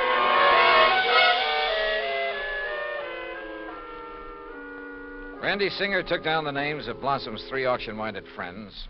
The lab crew arrived. Randy took off to dig up Blossom's friends, and I took a cab. That's item 480 cents to the apartment of Elwood Blewett, Winkler's partner in the jewelry business. Blewett lived alone in a modest but tastefully furnished 5 or 6 rooms on East 52nd Street. Of course, Mr. Dollar. I'll be glad to help you all I can. Albert's death has been a terrible blow. Yes. Well, tell me this, please. Yes? Did Mr. Winkler make a habit of taking valuable pieces of jewelry to his residence? Yes, Albert often took pieces home with him to work on them, clean, polish, and so on. Wasn't that a rather dangerous practice? Frankly, I always thought so, but he felt there was far more chance of being robbed if he were alone at the office than at his flat, where he wouldn't be expected to have anything of great value. Well, who has seen the Green Eye of Calcutta besides you and Mr. Winkler? I'm not sure. Of course, almost anyone would have been able to recognize it. Because of the publicity and pictures when you brought it over here. Yes. Come to think of it, Blossom indicated he'd been much impressed with it. Wilbur Blossom? Yeah. You know him? He's been in the office many times. He and Albert were always bickering over pieces that either Bickering? of us had. Well, it was really something of a joke. Albert always wanted some of Blossom's heirloom pieces, and Blossom wanted some of the finer things we had. Did he ever buy? Never. He always wanted us to put them up at auction or at a bargain price. Hardly our way of doing things, needless to say. When did you last see Blossom? Why, last Friday. I was busy with an important client, and from the back room where Albert worked, I remember hearing Blossom insist that Albert show him the emerald. Oh, did he? I don't know. The silly argument got so noisy that I closed the door on them. Oh, now, wait. Certainly you aren't thinking that perhaps Wilbur Blossom... I'm not quite certain what I'm thinking, Mr. Blewett. Item 5, 10 cents, phone call to Randy Singer. No, not a thing, Johnny. One of the three names on Blossom's list is in Europe. The other two did go to the railroad auction, but purchased nothing. Randy, do a couple of things for me, will you? Like what? Phone whoever is stationed at Winkler's place that I want to look it over. Sure, everything is just as it was, including the poker that was used to kill him. Also, I want a copy of the picture of the trunk your lab boys took and the list of Blossom's friends. I'll have them waiting for you. And post a man at Blossom's place. Keep an eye on him. Yes, right away. Johnny, have you learned something that... No, just, just for his protection, say. I'll talk to you later. Yeah, but...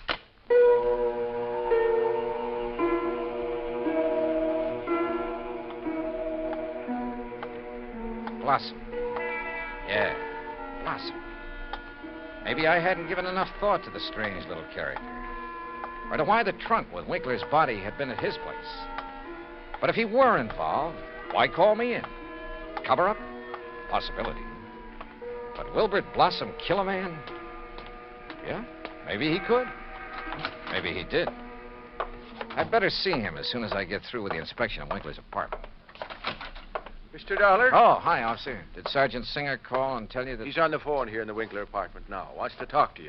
Says it's very urgent, sir. Okay, thanks.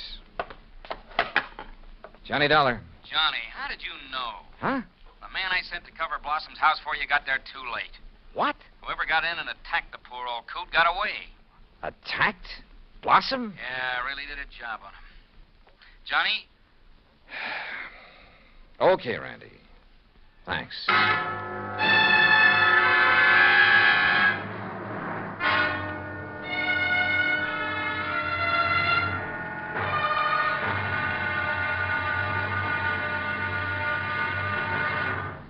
Act 2 of yours truly, Johnny Dollar, in just a moment. Democracy. As everyone knows, democracy means many things. Self-rule of the people, a higher standard of living, freedom of speech, press and religion, rights and privileges, liberty. But the most vital promise of democracy is mankind's right to dignity. For it is through the dignity of man that democracy has given mankind its greatest legacy of freedom. Now, Act 2 of yours truly, Johnny Dollar, and the Blooming Blossom Matter.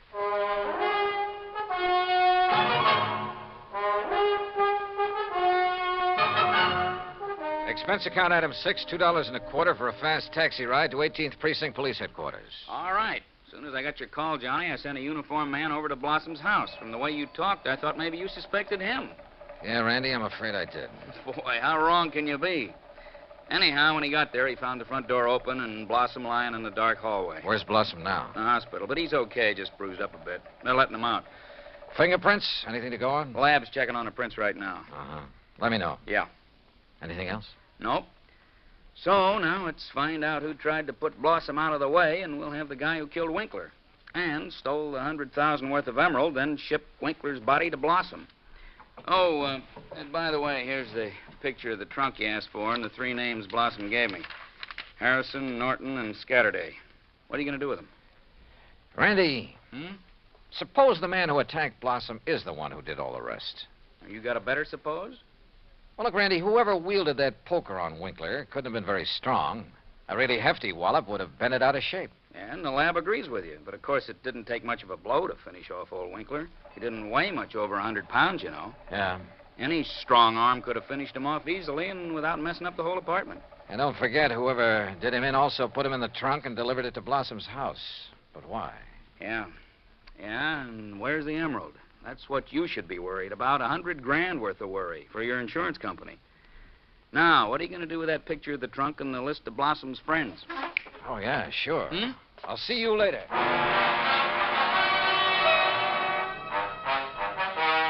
Item 7, $5.50 for a taxi to the warehouse of the Canyon City and Metropolitan Railroad over in Jersey. There I finally managed to track down a man who knew something about their occasional auction sales of unclaimed baggage and stuff. Insurance investigator, eh? That's right, Mr. McKinney. One of those boys with a fancy expense account, eh? Well, that's a matter of opinion.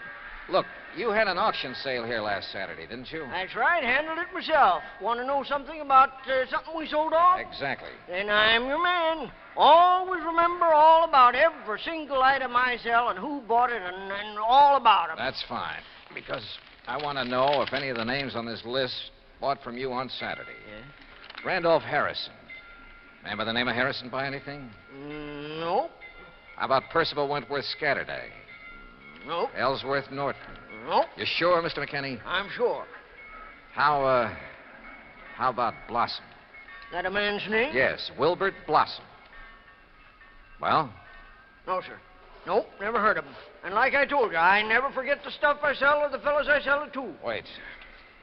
This picture of a trunk. Huh? Have you ever seen this trunk? Well, yeah. Did you sell this trunk on Saturday? Yes, I did. To whom? Come on, man, it's important. Well, I was real early in the sale. Yeah, before most of the people got here. Bought this trunk and had it sent to his apartment in New York. And his name? Well, it was a funny kind of name. Blinky or Winky or... Oh, no. Winkler. Winkler. That was it. Albert Winkler.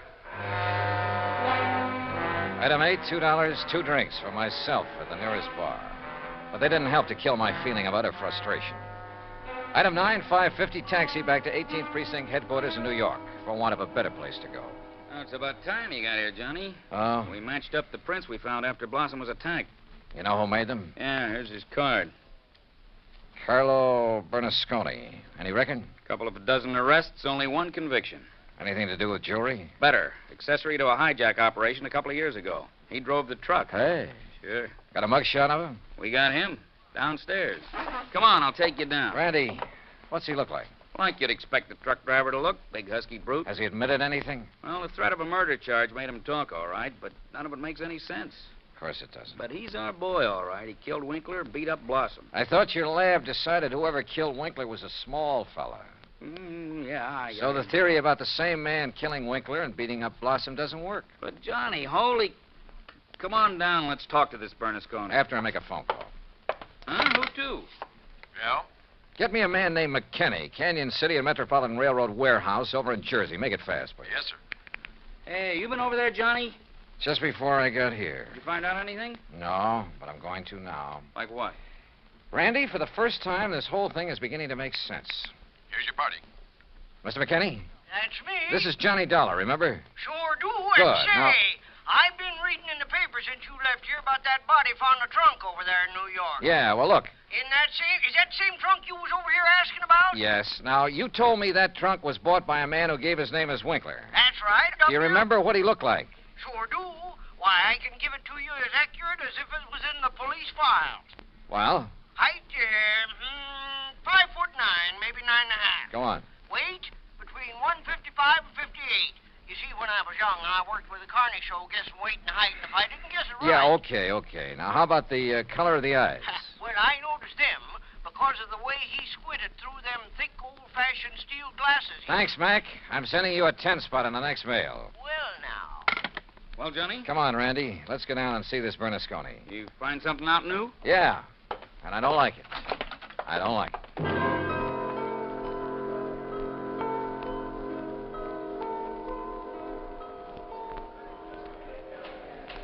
Now, look, Bernasconi, you're in plenty of trouble for the assault on Blossom. Maybe even more. But I'm the man who can save you from a murder rap, if you'll answer a couple of questions. Ah, sure. I told the cops. All right.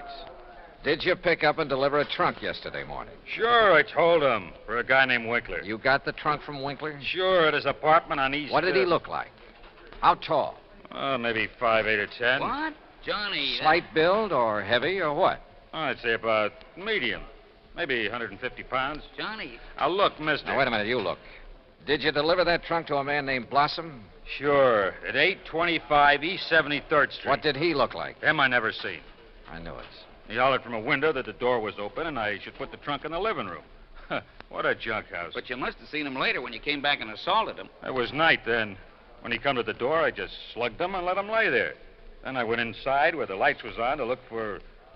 Well, look for the big rock I'd read about in the paper. But then I heard a prowl car coming, so I beat it. Trunk wasn't there anyway. Okay, Bernasconi. See you later, Randy. Now, just a minute. Hey, and what about me? You said it...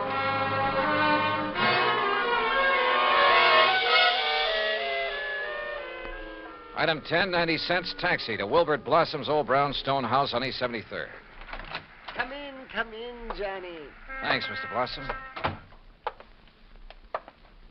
All recovered from your beating? Oh, of course I am. Here, sit down. You said you wanted to help me on this case. Oh, yes, indeed. Why, this chance to work with a man I consider the finest insurance investigator in the world. Yeah. That's why I called you when I got the trunk with Mr. Winkler's body in it. Mr. Blossom, why don't you tell All the my truth? drab, dull life, I wanted to be a detective, an investigator. And this was my chance. My chance... Tell the truth, did you say? Mr. Blossom, listen to some facts for a minute and see what conclusions you draw from them. Oh, deductions. Like a detective. To begin with, this house of yours so full of, well, junk. I told you, Johnny, I like things.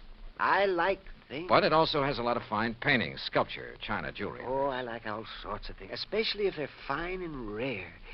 And bargains. Like the Green Eye of Calcutta? Oh, the most beautiful emerald in the world. And I would conclude that you'd do just about anything to have that stone. Yes, sir, Johnny. I'd reach the same conclusion. Okay. Now, when Albert Winkler and the emerald disappeared, it was in the papers that Inter Allied had written policies on them. Conclusion? Yes, sir. I would deduce that you would be called in. Wouldn't it be smart, then, if the killer was afraid I'd eventually get around to him anyway? Wouldn't it be smart for him to call me in and offer to help me?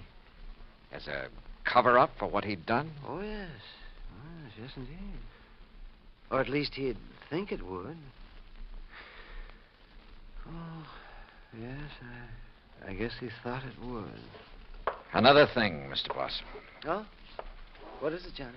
The body was packed in the trunk with old newspapers. Like these you keep piled around. Oh, why, yes. And I would deduce... So obvious that both Randy Singer and I overlooked them completely. Oh, well, there's so many things piled around here. You couldn't be expected to... Johnny. Yeah? What really made you decide that...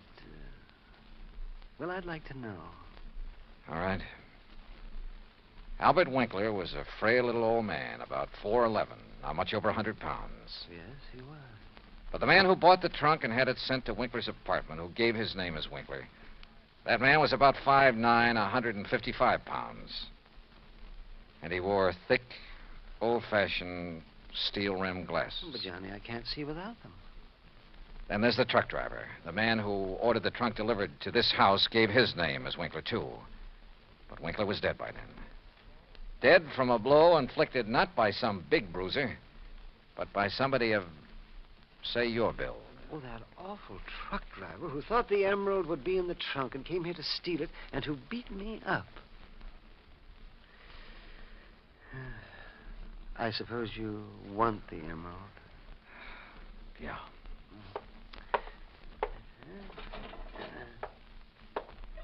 Here, Johnny, I kept it in this old coffee pot that I picked up at an auction sale. Real bargain, too. Oh, isn't it a beautiful stone? Oh, if only Mr. Winkler would have sold it to me. At a bargain, that is. Then none of this would have happened. Well, I guess we better go now, hadn't we? It's such a silly thing. Me trying to act like a detective. I guess I didn't even make a very good killer. Did I? Why? Just this overpowering passion to have things? Maybe. Or maybe it was just a reaction. A last desperate attempt to, some way, any way, break from a lifetime of lonely, dull, drab idleness. I don't know. But for some crazy reason, I feel sorry for the funny little old character who turned killer. Expense account total, including incidentals and fare back to Hartford, $61.55. Yours truly, Johnny Dollar.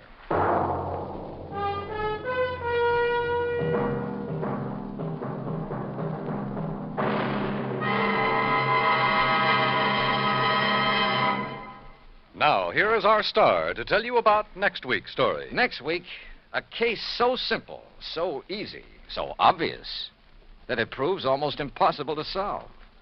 Join us, won't you? Yours truly, Johnny Dollar.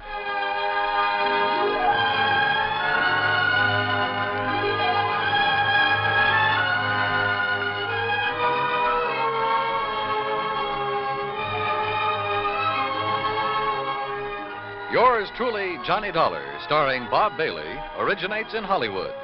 It is produced and directed by Jack Johnstone, who also wrote tonight's story. Heard in our cast were Howard McNear, Herb Ellis, Herb Vigran, Junius Matthews, Herb Butterfield, Frank Gersel, and Johnny Jacobs. Musical supervision is by Jerry Goldsmith. Be sure to join us next week, same time and station, for another exciting story of yours truly, Johnny Dollar. Dan Cubberly speaking. Johnny Dollar has come to you through the worldwide facilities of the United States Armed Forces Radio and Television Service.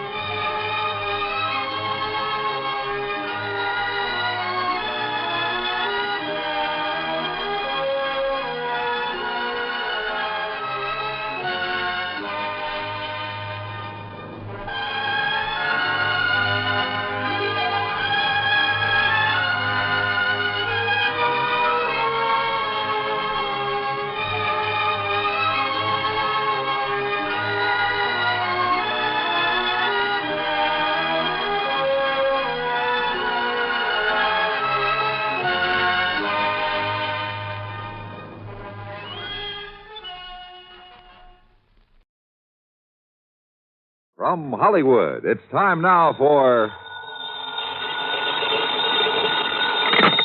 Johnny Dollar. Johnny, I've been trying to reach you for 2 days. Who's that? George Reed. Oh, well, I took off a couple of days. George, what's on your mind? A riddle. Riddle? Yeah, and a blonde photographer's model. That's better. How are you with riddles, Johnny? Not as good as I am with... But go ahead, try me. All right. A year ago, this model married Webster Preen.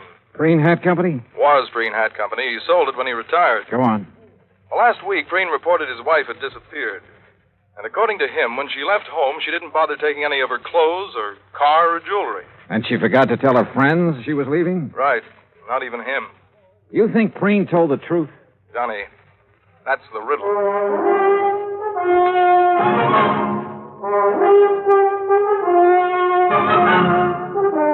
Bob Bailey in the exciting adventures of the man with the action-packed expense account, America's fabulous freelance insurance investigator. Yours truly, Johnny Dollar.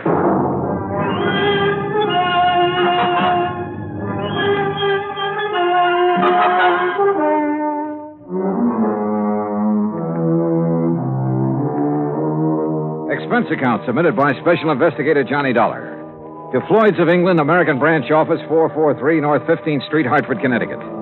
The following is an account of expenses incurred during my investigation of the Mad Hatter matter. Expense account item 1, 85 cents, cab fare from my apartment to George Reed's office. He was seated behind his desk, his lily-white nose buried in a copy of Playmate magazine. He didn't look up until I was halfway across the room. Hmm? Oh, Johnny, come in. Hiya, George. What you reading? I was just taking a look at Bridget Randall.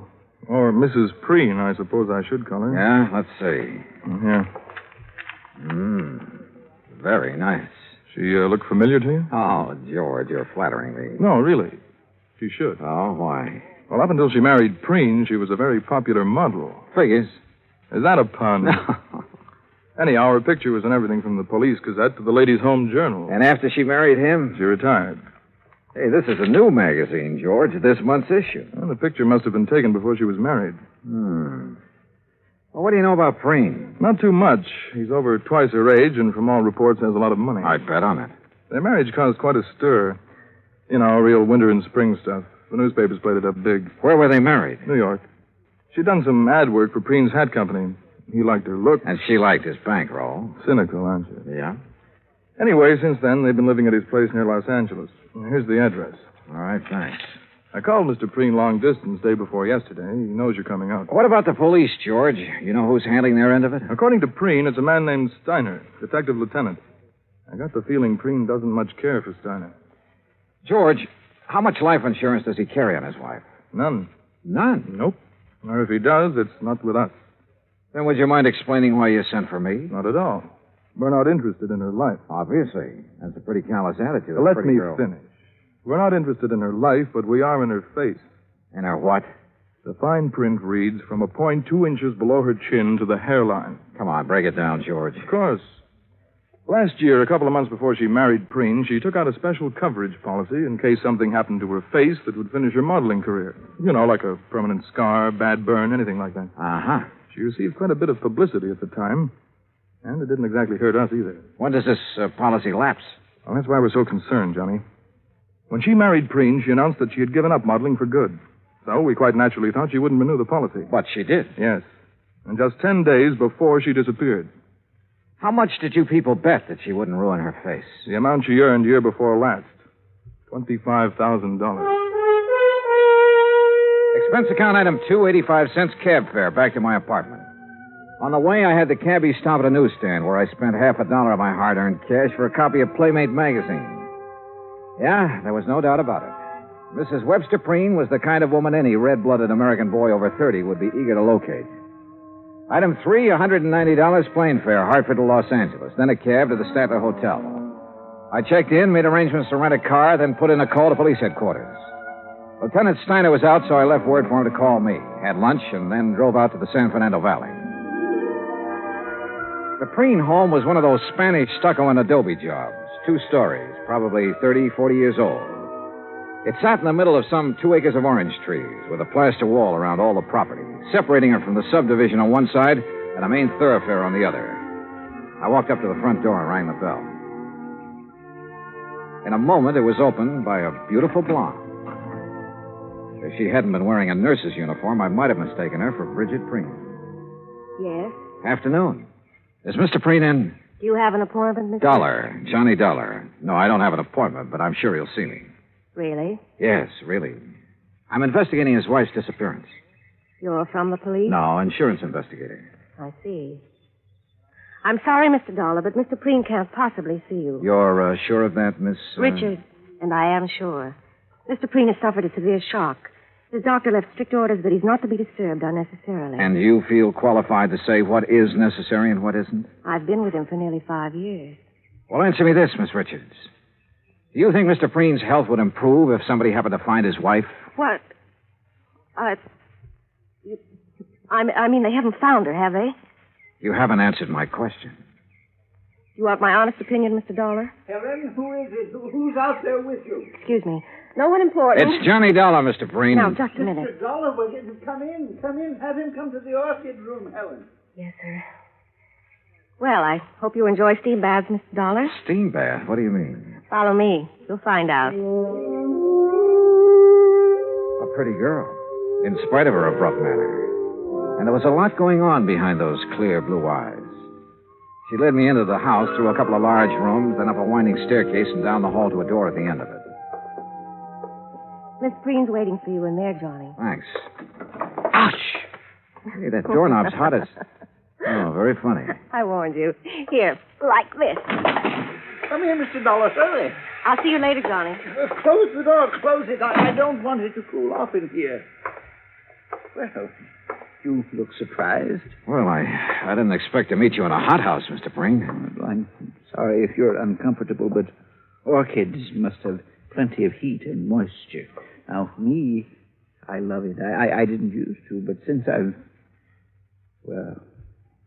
I am at the age where a man is nothing but stick and dried parchment, you can take off your jacket if you like, Mr. Fallon. Thanks. Do you know anything about orchids? Well, only that they're expensive. Aren't all beautiful things? Sit down, sir. Any place that's clean. We can talk while I do this. You know what I'm doing. I haven't the least idea. What the bees would normally do, that is, if these plants were in their native environment. Pollination? Yes, sir. Would you mind handing me those tweezers? Yes. Thank you. Hey, how many plants do you have here? More than 200, Mr. Dollar. 36 different varieties. Oh, beautiful. Oh, yes. Lovely, delicate creatures.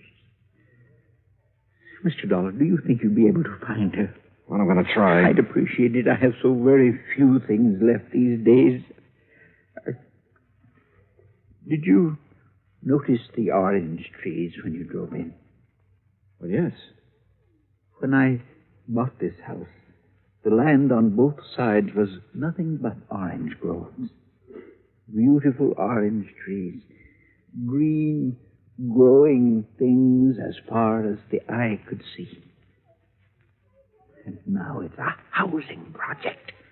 Yes, well, Mr. Preen, I understand you aren't entirely satisfied with the efforts the police are making to find your wife. And you understand correctly. They have done nothing but ask me the same asinine questions over and over again. Have you talked to them? No, sir. I felt that I should see you first, get all the information you have. I will cooperate with you all the way, Mr. Dollar. All right. When exactly did she disappear? Just 10 days ago. She'd come down from our place up at Lake Arrowhead, where she'd spent Saturday and Sunday. Uh-huh. We had planned on going up together that weekend, but I developed a cold. Oh? The evening she returned, I retired earlier than usual, and then when I awoke about 11:30 that night, she wasn't in her room. I called to her, searched the grounds, then waited up. But she never came home. I see. Was anyone else in the building that evening? No. We were alone. Rather, I was. Any sign of a injury to her face, blood, anything like that? Nothing. Uh-huh. Do you remember if she made any remark earlier? Anything that had given you some indication as to whether she planned to go out? She had no plans. She was tired from the drive home, had already put cream on her face and her hair up in curlers. But... Yes? Well, she did say something about wanting to go back to Arrowhead the next day. And you're positive she didn't that night? Mr. Dollar, my wife is a very beautiful woman and an extremely vain woman. She would never leave this house with her hair in such a state. Oh? And even if it were brushed, she wouldn't leave on an overnight trip without taking along a complete wardrobe. All right. What do you think has happened to her? I don't know what to think. If I did, I wouldn't have gone to the police. A few minutes later, I left the lonely old man with his orchids and started toward the stairs. I was about halfway down when I suddenly felt as though I'd forgotten something. Only I was sure I hadn't. Still, something was wrong about this setup. I was trying to figure out what it was when Miss Richards called me. Johnny? Yeah. I'm in here. Better put your jacket on. You'll catch cold. Yeah, well, you better let me worry about that, huh, nurse? Helen, Johnny. I'm sorry I was so rude.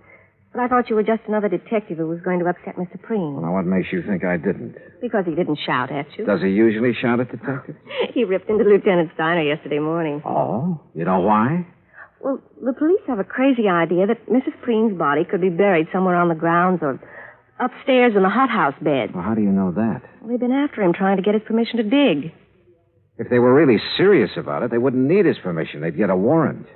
Johnny, you don't believe Mr. Preen killed his wife, do you? At this moment, I have no reason to. Well, everyone knows what a kind and gentle person he is. What about Mrs. Preen, Helen? Well? I hate her. Why? You, care for him? I don't like that. All right, sorry. He's a fine man, a gentleman. There aren't many left. No, I guess not. He called Mrs. Preen extremely vain.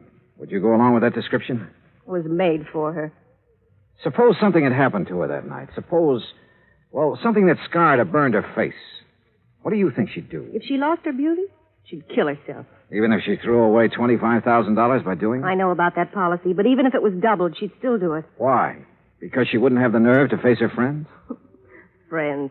Bridget Preen never had any friends. But that isn't what happened to her. What did? I don't know, but I'm sure she's dead. Why? Why, Helen? Johnny, please. Tell me. Now, come on. I know you have a good reason for saying that. Now, let's have it. All right. Come over here. I put them away in this drawer. See? What are they? Caps. What? Plastic dental caps. Actresses, models wear them over their teeth to give a perfect appearance. Bridget wouldn't leave a bedroom without them. Where did you get them?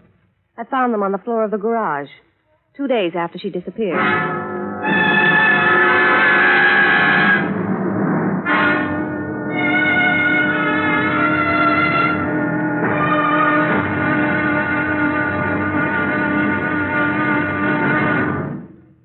Act two of yours truly, Johnny Dollar, in just a moment.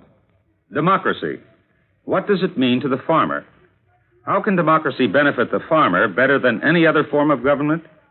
These are easy questions to answer because the facts are there.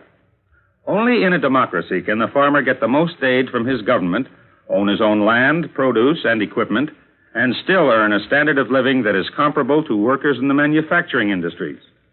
That's because the people in a democracy tell their elected representatives they want it that way. Government subsidy, free enterprise, open markets, and the will to work and better himself enables the farmer in a democracy, such as the United States of America, to produce one of the world's finest diets. Scientific agricultural advancement and democratic government are the reasons why this can happen. This is a part of democracy. But whether it functions in agriculture or some other form of endeavor, democracy gives mankind its finest legacy of freedom. Now, Act two of yours truly, Johnny Dollar, and the Mad Hatter Matter.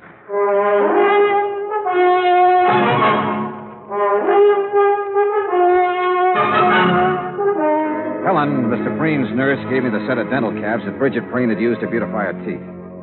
And after telling her not to mention them to anyone, I drove back to my hotel in Los Angeles. Along the way, I racked my brain about whatever it was, something that had bothered me at Preen's home. Then, as I passed the newsstand in the hotel lobby, it hit me hard. I had been in almost every downstairs room of Preen's house, and not once had I seen a single picture of the beautiful and vain Bridget. In my room, I was about to call Preen and ask him why when somebody began pounding on my door.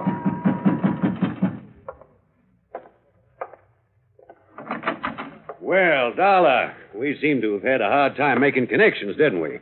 I'm Steiner. Oh, how are you, Lieutenant? Fine, just fine.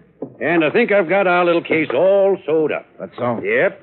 You mind if I rest? No, go right ahead. Thank you. See, we've been checking back on Miss Preen's activities for the past few weeks. Uh-huh. Been making quite a few weekend trips, ain't she? I wouldn't know. We figure she found herself a new man, a young man, and took off for parts unknown. What about her clothes? Why didn't she take them? She didn't want to take what old Preen had given her. She's too proud. A little too proud to be true. She had enough things paid for out of her own money to last a good many years. Oh, now, Dollar, you guys let your imagination run away with you. Now, you look at this realistic. Here's a girl in her 20s married to a man who's content to sit home and wait for the golden chariot. And maybe she's content to sit there with him at first, but it ain't normal she should for long. Yeah? You locate anyone who's seen her out with another man? Nope. Tried to. That's the thing that's still stuck in my craw. Well, I don't think you will. Why not? Because she was smart, a smart woman. If she had a boyfriend, and I'm not disagreeing with you on that score, she was very discreet about it. Mr. Dollar, I'm not sure you were aware of it, but each time you mentioned Mrs. Preen, you referred to her in the past tense. Why? Oh, no. Don't tell me I fell for the oldest trick in the business. Come on, Dollar. Stop playing games and answer me. Oh, you should talk about playing games, Steiner. Sorry, but I wanted to throw you off guard. Oh, you did, pal. You did. What did you learn bird-dogging around today, Dollar? Nothing, Steiner. Nothing. Look, really. you either let me have all the information you've received today, or tonight you'll be on your way back to Hartford. Now, which is it? Okay. Preen's nurse, Miss Richards, found these on the floor of the garage 2 days after Mrs. Preen disappeared. You know what they are, I suppose. They don't have to be Mrs. Preen's. Take a look at this chart, Dollar. We got it from her dentist last week. Now look at the caps. Okay. What are you going to do? What do you think? Arrest Webster Preen for the murder of his wife.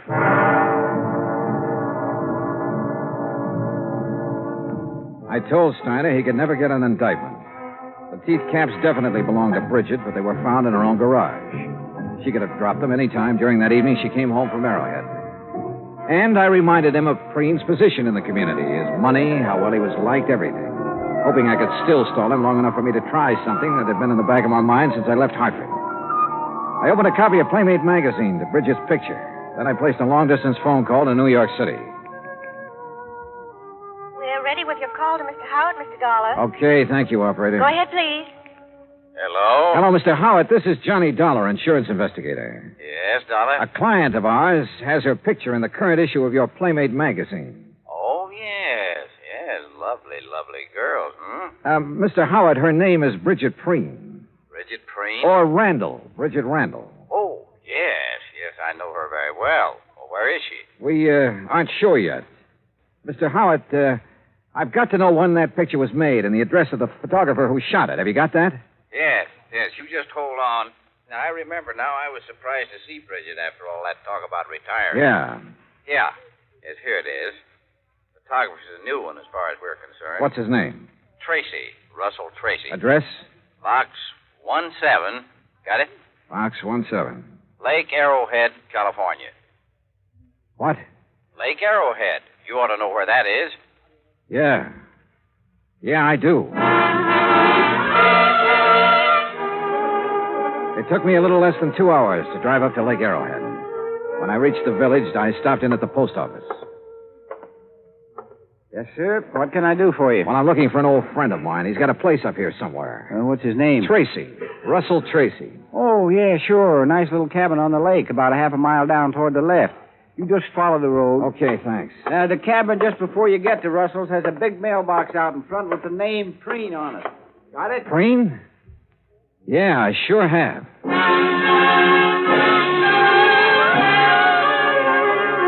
I was there in 5 minutes.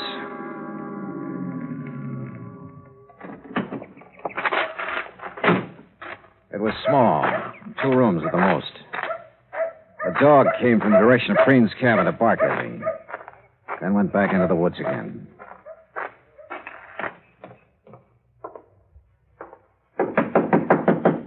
Yeah. Russell Tracy? Yeah.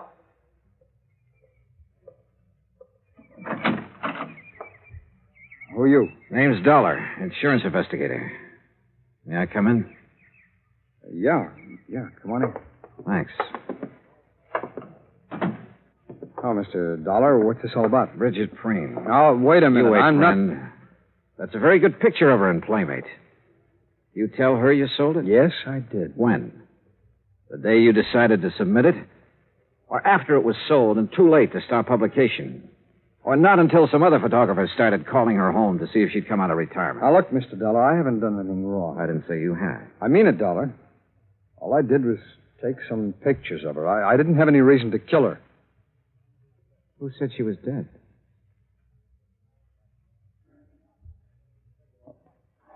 Dollar. Sit down. I'll give you the whole story, at least all I know of it. Yeah, go ahead. Bridget liked modeling. She liked it better than anything else, I guess. And when she found out I was a photographer, well, she was over here most of the time. What about the day she disappeared? I'm getting to it. I'd needed some money a few weeks before that. I needed it bad. I had a run-in with the law in Texas a couple of years back. I haven't been able to hold on to a good job since. Go on. Well, I had this one shot of her, and I knew it was right, so I sent it in without her knowing about it. When did she find out? Well, like you said, photographers called her house. Her husband answered one of them. You ever meet her husband? Yeah, a couple of times when he was up here. He knew you were a photographer? He's been trying hard to get back at me for taking that shot of his wife. How do you mean? There's a dry well out in the back, about 20 yards from the fence line. After he killed Bridget. He killed? Yeah. Yeah, because the next morning I was out with my dog and we found her face down in a well. I guess he figured the sheriff would find her before I did, and figure I did it. How do I know you didn't? If I had, I wouldn't have dropped her in my own well, would I? Besides, why? All right, she's still there. No, I took her out that same morning, and it's a good thing I did, too. The sheriff and some detectives from L.A. were up here nosing around the next day. Why would Preen want to kill her, Tracy? All right, don't ask why, but Bridget was in love with me. The night she went back to L.A., she was going to tell him. I guess that, on top of the picture, was just too much for him to take. Dolly, you believe me, don't you? Why didn't you report this to the sheriff? I've got a record, Dollar, and Preen's got more money than he knows what to do with. Besides, there's no proof of what I've just said. It'd be his word against mine, and you know who'd come out on top. Where's her body now? I'll take it if you want. Yeah. Bring your camera. My camera? And plenty of film. Don't ask me why I trusted him. I couldn't answer. Except, like he said, he didn't have any reason for killing Bridget. He led me deep into the woods, into a clearing. And there, well, he'd done his best to make her comfortable. We removed the rocks, and Bridget she was very dead. Expense account item 4, $5.20. Assorted phone calls, Arrowhead Springs to Los Angeles. I've been hoping you'd call. Is Mr. Preen there? Yes, right now he's up with his orchid. Have you seen Steiner? Oh, yes, he was here this afternoon. He took Mr. Preen away with him. But in about an hour, Mr. Preen came Now, look, home. Helen, you stay there, but keep out of his way. Do you understand? Oh, Johnny, really, you're talking like he's a criminal. Helen, do just as I say. I'll be there as soon as I can.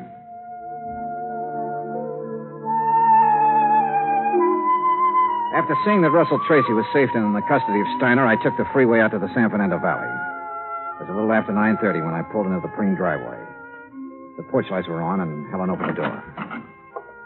Johnny, you look awful. You had dinner? No, not yet. Well, let me fix you something. No, please, Helen, no thanks. What's in the envelope? Nothing important. Where's Mr. Preen? Where do you suppose? Upstairs with his orchid. Would you mind if I went right Of up? course not, Johnny. You go ahead. When your dinner's ready, I'll call you. Yeah, okay, thanks. Careful of the doorknob. Yeah, I remember.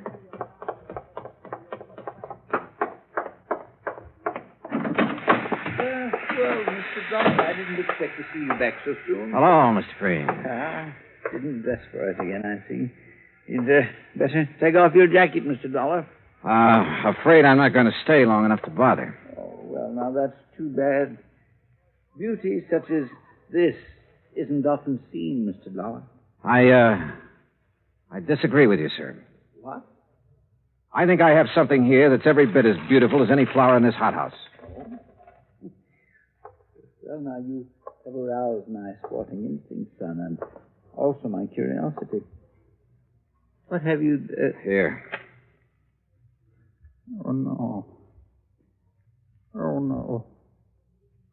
She was Please, beautiful, no. wasn't she, Mr. Preen? Here, she's very beautiful. But here... Oh, no. Look at this picture. Taken just a couple of hours ago. Yeah, what about this one? What about it, Mr. Preen? What do you think of your handiwork?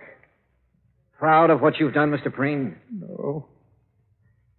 No, please. No more, please. Why did you do it? I had to. I had to. She was going to leave me. Like everybody else had done. Everything does. She was going, and I couldn't let her. I just couldn't let her go. The hunch had been right. After he'd killed Bridget, Preen had not been able to face the many photographs of her about the house, or any pictures of Bridget, as we learned. One photograph had caused her death. The others we took later put Bridget's husband away for the few remaining years of his life.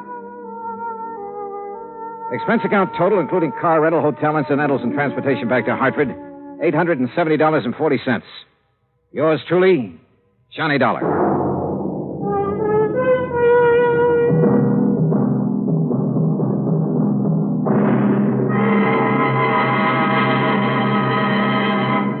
Now here is our star to tell you about next week's story. Next week, a fishing trip that could be very pleasant, except that one of the fishermen is deaf. Join us, won't you? Yours truly, Johnny Dollar.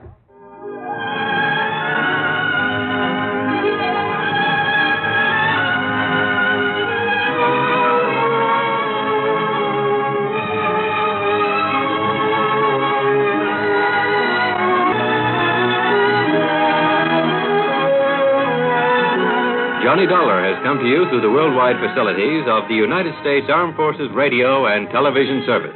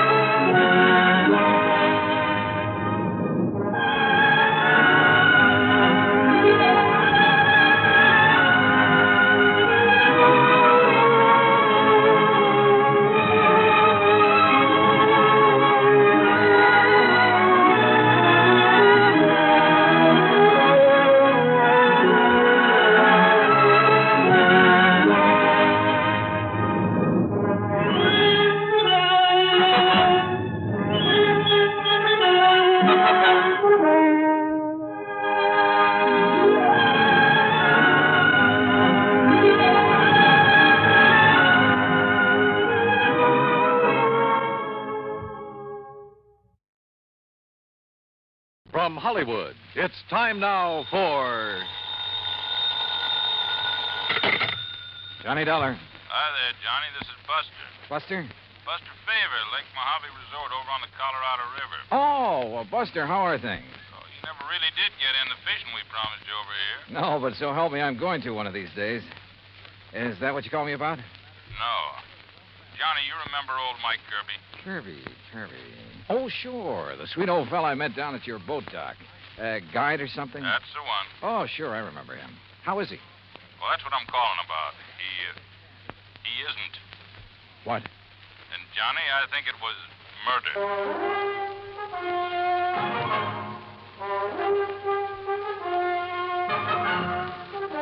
Bob Bailey in the exciting adventures of the man with the action-packed expense account. America's fabulous freelance insurance investigator. Yours truly, Johnny Dollar.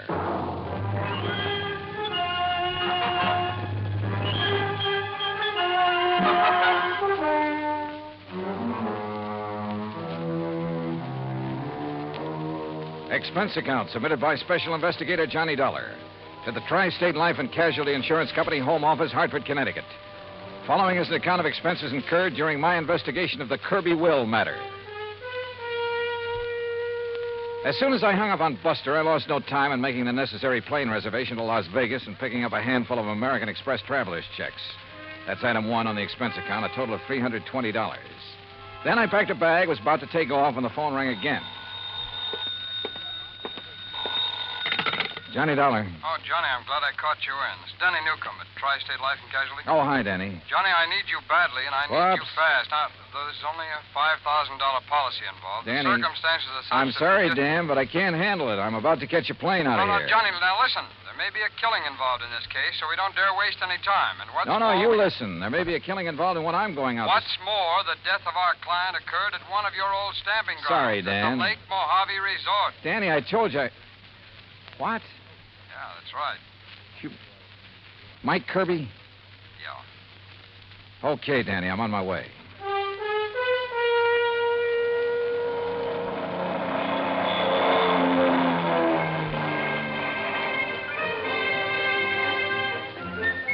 It was 7:30 a.m. when the plane dropped me off in Las Vegas, Nevada, smack in the middle of the Mojave Desert. Even at that hour of the morning, the otherwise clear, clean air was filled with the cacophony of this city of chance. The stuttering clicks of the ball on the roulette wheels, the rattle and gallop of the ivories on the dice table, the endless drone of the croupiers, the flat clank of the chuck-a-luck cages, the snap of cards by the blackjack dealers, the never-ending click of poker chips and silver dollars. And over it all, the interminable chunk and whir of the slot machines, day and night from one end of the town to the other. Fabulous. I grabbed breakfast, that's item 2, then rented a car and headed south and east on Route 93 toward Kingman, Arizona. Then, just 5 miles short of that town, I swung right on 68 down toward Davis Dam, down to Lake Mojave Resort. Mile after mile of nothing but sun-baked rock and sand, sagebrush and Joshua trees, tumbleweed and cactus. And right in the middle of it, the clear blue waters of Lake Mojave. Buster Favor, who's general factotum of the resort, was waiting for me. After a hearty greeting, he led me into the office, and we sat down and got to work. Yeah, it was murder, all right, Johnny. Sure. Yeah. And by the way, I don't know how much you knew about Mike Kirby. Well, only that he seemed to be one of the fixtures around here. Was obviously well-liked. Well, he'd been a businessman back east. Owned a string of restaurants, made a fortune. Uh-huh. And about 10 years ago, he retired. Did a lot of traveling, all over the world, I guess. Oh, lucky man. Did he have any relatives, Buster? Oh, only some nephews and nieces. I see. Anyhow, a little over 3 years ago, he settled down here to spend the rest of his life just fishing, taking it easy. Can't think of a better place or way to retire. How old was he, Buster? 61. Didn't look it, though. No. Well, if I remember right, he was pretty fit. He was. Well, I had the impression when I was here before that he was just a hired fishing guide, something like that. Oh, he used that as an excuse to meet folks. Half the time, he clean forgot to charge for his guide services. Accidentally on purpose, no doubt. Well, now you said... Now, don't rush me, Johnny. I got to give you the background. Okay, shoot. He kept saying over and over and over again how glad he was to be out from under a lot of responsibilities. Then one day, about 6 or 7 months ago, he suddenly transferred title to his boat, his motor, his fishing tackle, and his old beat-up Ford to us. Oh? I know. I asked him at the time if he wanted to get him off his personal inventory, why not give him to his relatives? Well, what'd he say to that? Said he didn't like him. Felt they were just waiting around for him to die so they could get their hands on his money. Oh. Said he just wanted to make sure that if anything happened to him, the stuff would end up with us on account of we'd use it and appreciate it. Also, Johnny, he plunked down $10,000 in cash and insisted that we take that, too. $10,000? What for? His rent on his cabin for as long as he lived. Oh. Buster, did he leave a will of any kind? Well, now I'm getting to that. Anyhow, last Friday afternoon, he went out fishing alone like he often did. And just before dark, one of the rental boats came in with 2 young kids. Yeah. They'd seen old Mike's boat up on the beach in that big cove just above the power line crossing. They found Mike laying on the sand beside it, as still as death. Well, they came tearing in to report it, scared half out of their wits. Well, I sure hope you... Oh, sure. I grabbed Ham Pratt and a big flashlight. You remember Ham. Oh, yeah, the manager of the resort. Yeah. Well? Well, we found him there. And he was gone, poor old fella. Go on, Buster. Well, Ham took one look at him, and rattlesnake, he said. A rattlesnake did it. Mm-hmm. You could tell by the way Mike looked, laying there. Fang marks? Yeah, on his right leg, just above the ankle. And a big bruise on his head, like he'd hit a rock when he fell. But on the phone, you said you thought it was murder. And a minute ago, you said you're sure of it. Well, we put him in our boat, hitched his on behind, and brought him back here. We phoned Tad Harding of the Kingman Police Department. I remember him. Good man. Yeah, well, Chief Harding took one look and he agreed with Ham. Poison from a rattler. Well, they took him into Kingman and I telegraphed the relatives.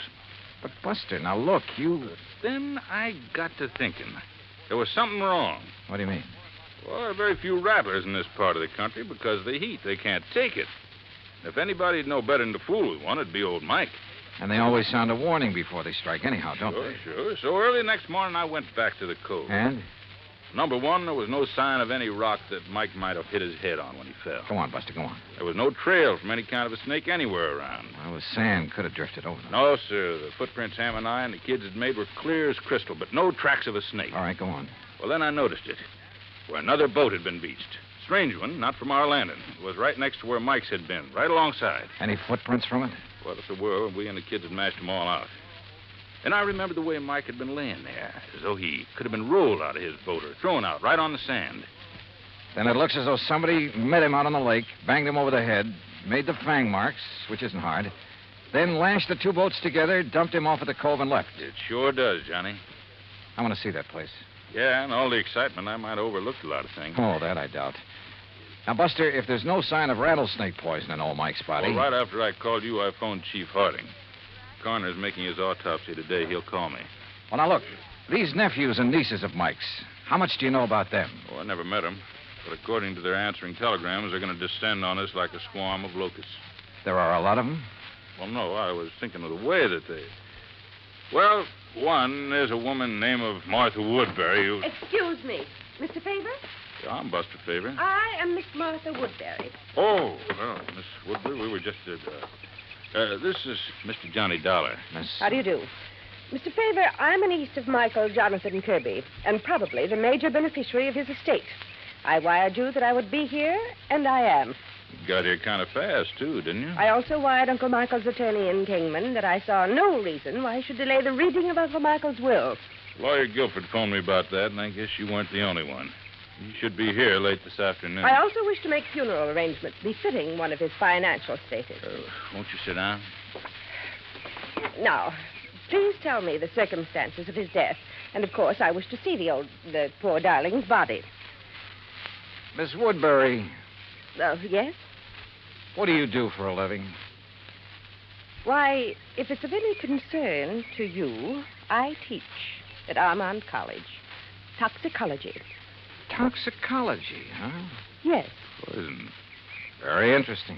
Is it? Why? Who are you, Mr. Dollar? Well, I'm a special investigator for your uncle's insurance company. What? Yes, you see, we have good reason to believe your uncle was murdered. Murdered? Murdered? Who said that? Hello, Martha. You said murdered. Are you talking about Uncle Michael? Well, that's right. Who are you? I am Chester Kirby, and as far as I know, the heir to my uncle's fortune. Who are you, sir? Chester, Mr. Dollar is an insurance investigator. Oh? Investigator, huh? Dollar, I'm Hank Kirby, family black sheep, also Uncle Mike's nephew. What's this talk about murder? Are you three his only relatives? That's right, Dollar, except for Lita. Lita? Lolita Laverne. Though we sometimes try to forget that. Oh, come off of that. Why, Miss Woodbury? My sister is a cheap nightclub dancer. We prefer to forget it. And the silly stage name she uses. Now, take it easy, teacher. Of course, Martha. This is hardly the time or place. What do you do for a living, Mr. Kirby? Chester? Play the stock market a bit, that sort of thing. He's a playboy, Mr. Dollar, and a gambler, and I suspect not a very honest one. Martha, my dear girl, I resent that. You've never done a lick of honest work in your life. And if you think Uncle Michael didn't know it, would let his money ever get into those soft pickpocket fingers of yours... You don't think you're the well, one let doing me it. tell you something, Oh, shut up, both of you. Pair of money grabbing. If you had to work for a living... Like what, Hank? What do you do? Yes. Tell him, Henry. Oh, I told you I was the black sheep of the family, but I work. You know, odd job. I'll tell you, Mr. Dollar. He's a roustabout. Circuses, carnivals, that disgusting sort of thing. Where are you working now, Hank? Well, there's a sort of a scientific exhibit. Sideshow is more like it. All right. Along the highway over near Victorville. A lot of rare animals, reptiles, and things on display. And Henry, dear boy, when he's off the bottle, is appropriately enough in charge of the snake pit. Oh. Well, we do scientific work, too. You know, like Like, what, Henry? Like milking the venom from the snakes to sell to laboratories? Yeah. Well, that is... Excuse me. Hello? What? You sure? Well, what? Mr. Dollar, Now, I wait a think it's second. about time you tell us Hey, what Johnny. you meant when... Yeah, Buster. I want you to hear this. It's Chief Harding. Go ahead, Chief. Well, as I said, Buster, there was evidence of rattlesnake venom in the body, all right. But it didn't enter at the fang marks on the leg. What do you mean, Chief? Well, the coroner says those marks were fakes. The venom was injected with a needle up near the armpit where it wouldn't be noticed. Chief, this is Johnny Dollar. Oh, hi there, Mr. Dollar. Haven't seen you since you were out here Listen, working on the... was the venom injected into his body before or after old Mike received the blow on the head? Was the coroner able to check that? I don't think he's tried, Mr. Dollar. Well, have him do it, will you please, if he can? Well, sure. Also, I'll do me a favor and check with Lawyer Guilford. I'd like to know when he's coming out here with a will. Oh, I saw him just a few minutes ago, and he asked me to tell Buster sometime this afternoon if he can get away. Good, thanks. I'll talk to you later. Well, sure, Mr. As I started to say, Mr. Look, Dollar, Miss Woodbury, there is nothing that you or any of us can do until we get the complete report from the coroner. Well, you can at least tell us what you meant And when what you meant... about dear Uncle Michael's will, Mr. Dollar? That will have to wait for the attorney. He expects to be here sometime later today. Now, wait a minute. You said murdered. Incidentally, I suppose the will shouldn't be read until Lolita, or whatever her name is, gets here. According to her telegram, she ought to get here today. Well, she'd better. What I want you to do is arrange for quarters here. And, all of you stay here. If you won't do it of your own free will, I'll have Chief Harding of the Kingman Police Department take whatever... No. Such a humiliation is entirely unnecessary. There's nothing to keep me from sticking around. I want to hear that will, too. Of course. Don't we all? Okay, then. Sit tight. For my money, any one of them could have done it. A toxicologist, a man whose business was handling poisonous reptiles, and a cheap tin horn gambler, and the nightclub dancer who hadn't appeared yet. Yeah, any one of them to latch onto the old man's fortune. I avoided telling the three present about the circumstances of their uncle's death in the hope one of them would slip, would give himself away by saying something to show that he or she already knew. As soon as they were ensconced in their rooms, Buster and I hopped into his outboard and headed up the lake. Remember the last time we rode up here looking for evidence, Johnny? Yeah, I sure do. That was the Midas touch mine. Yeah. And the pretty little lady owned a high-power rifle with a scope sight. Just about here, she started taking pot shots at us from the shore. Well, that's one thing we won't have to worry about this trip. Now, right around this point is where I found Mike's boat on the beach. And like I told you, I may have overlooked some clue that you'll spot in a second. Buster. Yeah?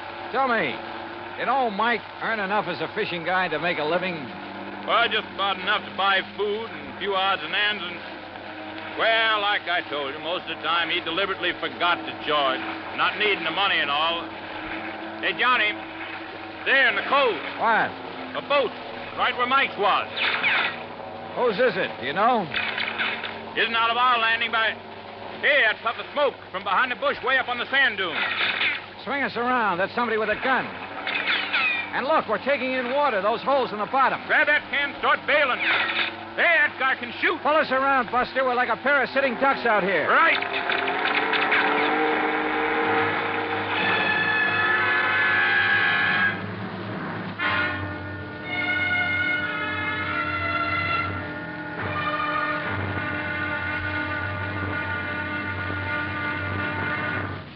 Act Two of yours truly, Johnny Dollar, in just a moment. Democracy. It takes an awareness of life and a respect for mankind to make democracy work. But when this happens, democracy works in mysterious ways to better the lives of everyone. Why? Because democracy is concerned with everyone. One could say that democracy is people. For the people rule themselves in a democracy. No tyrant stands a chance. No dictator can get a foothold. The systems of laws and justice in a democratic government is made and operated by the people, for the people. And people like to be free. That's why democracy gives mankind its finest legacy of freedom. Now, Act Two of yours truly, Johnny Dollar, and the Kirby Will Matter.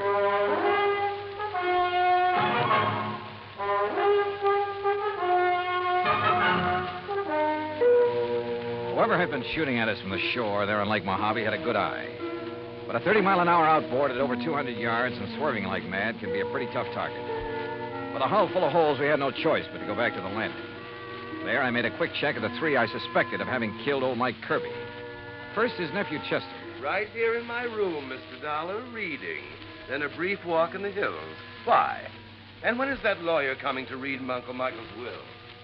Then the niece, Martha Woodbury. Gathering a few desert plants, as you must know.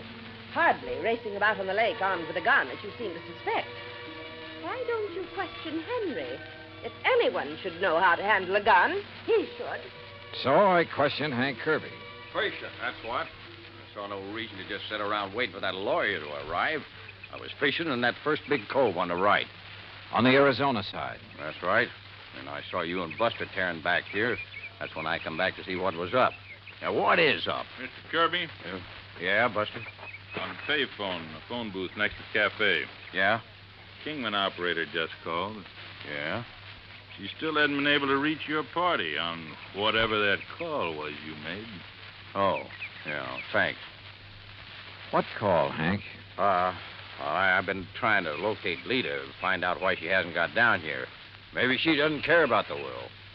Where is she, Hank? It was to a dive up in Las Vegas that I sent the telegram, Johnny. Yeah. That's where she's been working. Is that where you called earlier, Hank? Earlier? Yeah, didn't I see you in that phone booth when Buster and I pulled out? Oh, yeah, sure. Trying to get Lita then, too. Yeah. Yeah, it reminds me, Johnny. Lawyer Guilford just phoned me from Kingman. He'll be over here in about an hour. Then the will gets read, huh? Perhaps we ought to wait for Lita. What do you think, Hank? She'll be. Well, did you talk to her? Is she on her way? Yeah, she's on her way. All right. If Buster's willing, we'll use the office when Guilford gets here. Sure. So, Hank, you tell the others to be ready and waiting. Yeah, sure thing. Come on, Buster. Right, Johnny. What's on your mind? Well, maybe it's just a hunch, nothing more. But I want to get on that phone in the office. I called Armand College first. Yes, Miss Martha Woodbury had left there only last night. So she couldn't have been here when Mike Kirby was killed. A call to Chester's Hangout, a private gambling club in Reno, indicated the same thing. Call number 3 was to the so-called museum where Hank Kirby worked with the Snakes, a place within easy driving distance of Lake Mojave. But the records showed he hadn't left the place in 2 weeks until this present trip to be here. Lolita? Well, the manager of the club in Las Vegas said she hadn't missed a show. Daytimes? Well, who knew? But she was there every night. Then I suddenly remembered something about the geography of Lake Mojave. Yeah, Johnny. Cottonwood Landing is only about 25 miles north on the west, the Nevada side of the lake. Could that boat we saw in the cove? Sure. That's where it came from. I knew there was something familiar about it. Hey, what are you going to do, Johnny? Kingman? Operator, get me Cottonwood Landing, please. It's one of their rental boats, Johnny. Yes, sir, I'm sure of it. Any number? Any identification on it? All that I didn't see. Anyhow, they rent so many to fishermen every day. Uh-huh. Hey, here comes Lawyer Guilford driving up. Good. Cottonwood. Hello, this is Johnny Dollar, Special Investigator. Yes, sir. What? I want to know if you rented a boat today to a girl named Lolita Laverne. Laverne? I'll meet him, Johnny, and I'll bring them all in here. Okay. No, sir. Nobody by that name rented today. Well, what about Friday? Friday afternoon. Friday? Yeah, that's right. Well, the only women we rented to on Friday was old lady Newberry, down from Canada for a couple of days. No, this is a young girl. Well, the other was a Miss Hancock. Hancock? Lucy Hancock. Okay. Thanks very much. I've never seen Johnny, this is Lawyer Guilford. Lawyer, Mr. Johnny Dollar. It's a pleasure, Mr. Dollar. How are you, sir? Now, if you'll all please sit down. All right. I'm a little pressed for time, so I'll waste none in getting to the reading of Michael Kirby's will. Good. Well, you don't think we ought to wait for Lita to get here? It won't be necessary. No. I possess a full accounting of the net value of Mr. Kirby's estate. Excellent. It may surprise you, by the way. Fine. This will confirms that valuation. It is dated, by the way, just 5 months ago. You must have made it out right after. Oh, look, let's get to the will. Now, let's read it. Yes, come on. Please. His real property consisted only of his clothes, then the outboard motorboat, and an old car which he transferred to the Lake Mojave Resort, together with a sum of money to provide for his living here. How much? Only $10,000. Oh, well, good.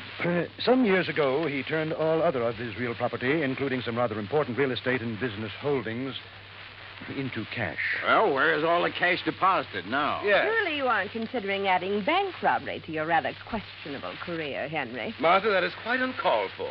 Now, why don't we proceed with the will? Yeah. There is one asset specifically set aside that perhaps I should mention since it concerns Mr. Dollar. He is the beneficiary? Oh, no.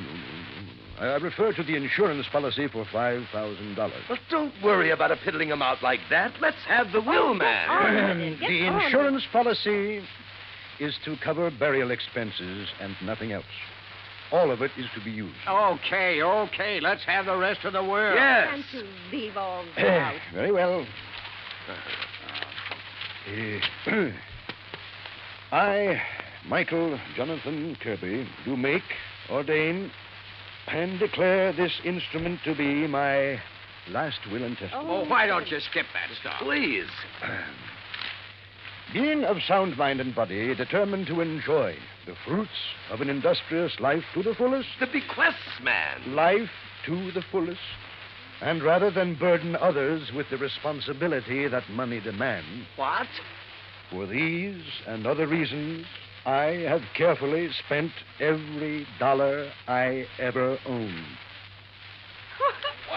What? No, he was out of his mind. He couldn't do that. That is the will of Michael Jonathan Kirby in its entirety. Good day. Good day. What fools we've made of ourselves. What fools. And it's no less than we deserve. I only wish that Lucy had been here. Wait a minute. Lucy? Yes, Lucy. Her real name, her proper name, not Lolita Laverne. It's Lucy Hancock Woodbury. But as I told you before... Now listen, all of you. You're to stay right here. Stay in your rooms. Oh? What's the point? Now we know the contents of that stupid will. Yeah. Buster, By what call right Chief Harding. Tell him to stand by in case these people get itchy feet. Right. What little I'd done so far in this case was based on nothing but hunches.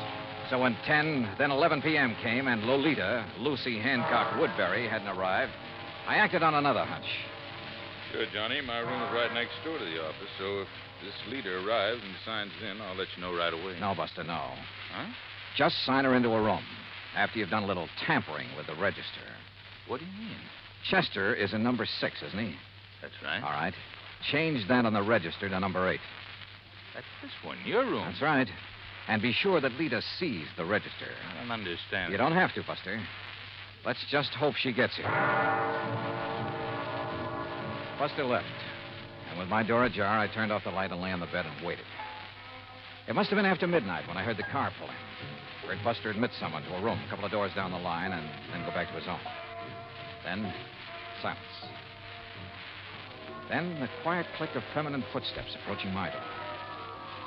Quickly, in the darkness, I lit a cigarette, held the glowing end away from my face.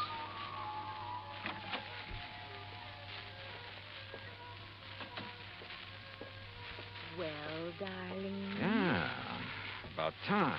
About time you got some sense, Chet. No, don't turn on the light. The others asleep. Their rooms are dark. Uh-huh. Listen, dear cousin, have you lost your mind? Hmm? Shooting at that boat from over the ridge between the two coves. What were they? Police? Detectives? You should have known you couldn't have hit them that far away, Chet. Should have waited till they got on shore looking for me. Well. Did they fall for the rattlesnake bite we made on the old man? Uh-huh. Well, they'll never find the needle I used. It's at the bottom of the lake.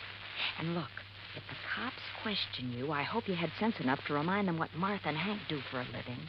No chance. And what about the will? Would you be surprised? What? Say that again, Chet. Say anything. You sound like somebody else. Yeah, like Johnny Dollar. Let's have some light. Dollar? That's right, special investigator. Oh, no. Let me out of here! Now, where do you think you're going? No, let me go of me! Come on now.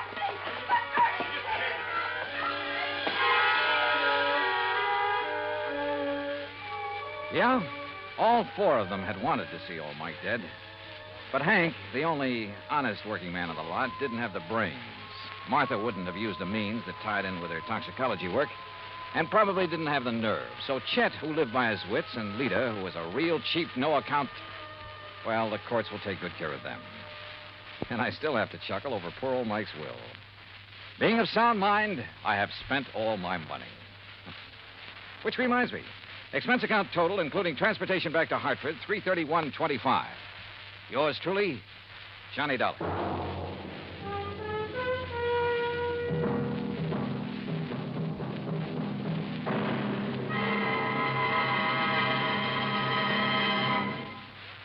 Now, here is our star to tell you about next week's story. Next week, the most complicated case in years comes up with the simplest, most obvious solution. Join us, won't you? Yours truly, Johnny Dollar.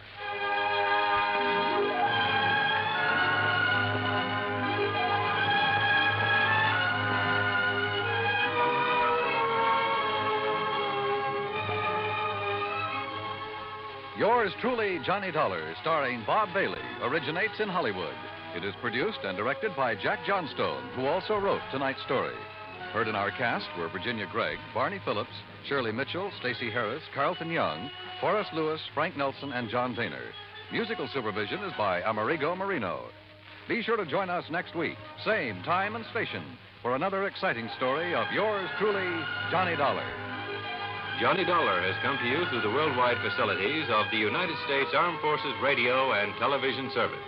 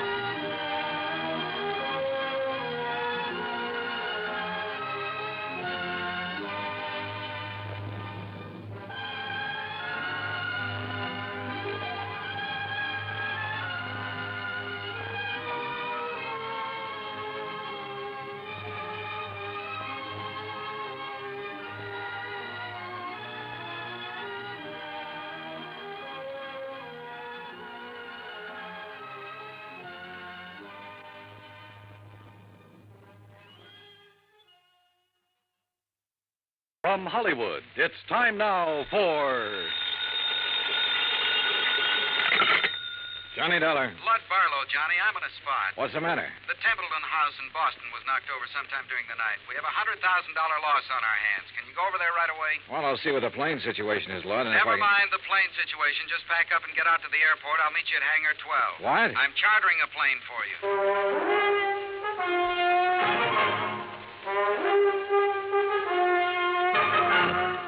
Bob Bailey in the exciting adventures of the man with the action-packed expense account. America's fabulous freelance insurance investigator. Yours truly, Johnny Dollar.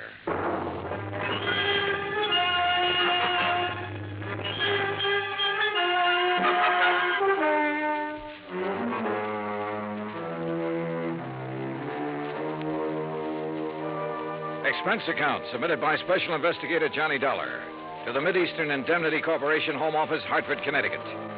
Following is an account of expenses incurred during my investigation of the Templeton matter.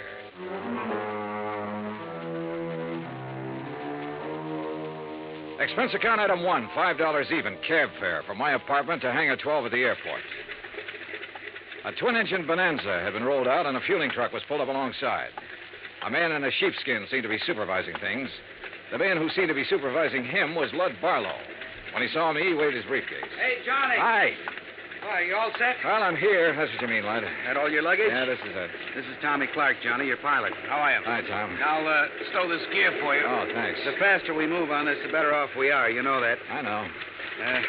This is the blanket policy. This is the itemized list. This is the itemized list broken down. You'll have to check the itemized against the sales. Your authorization procedure. And a description of stock records, including shipments received by Templeton House up to and including the first day of last week. Okay? Swell. Now maybe you'll tell me what this is all about. And when you get there... What? What it's all about. Let's start with Templeton House, huh? It's the biggest jewelry firm in Boston. You said they were robbed last night. Burglarized, broken into somewhere between 5 and 7 o'clock in the morning. All set, Mr. Dollar. What'd they get away with? Well, that's for you to find out, Johnny. We carry a blanket policy on all their stock. Anything in the store in the way of merchandise is covered. On the phone, you said something about $100,000. It may be 200,000, Johnny. I take it you talked to somebody in Boston. Yeah. Did you talk to the police? Yes, for a minute. I told them I was sending a man. They're expecting you. Give you a hand, Mr. Dollar. Oh, thanks, Tom. Okay? Yeah. Thanks. Who's in charge, Lud? Lieutenant Roebuck. Roebuck? Yeah. Get your seatbelt, Mr. Dollar. Oh, sure. He'll want to see those contents records. You be sure and tell him they're up to date. Who's the man with the company? What? The man at the company. Templeton. Stand clear, Mr. Dollar. Remember, Johnny, a client can face a thing like this a lot better if a man from the insurance company standing by. I'll try to remember that. Good luck and keep me informed.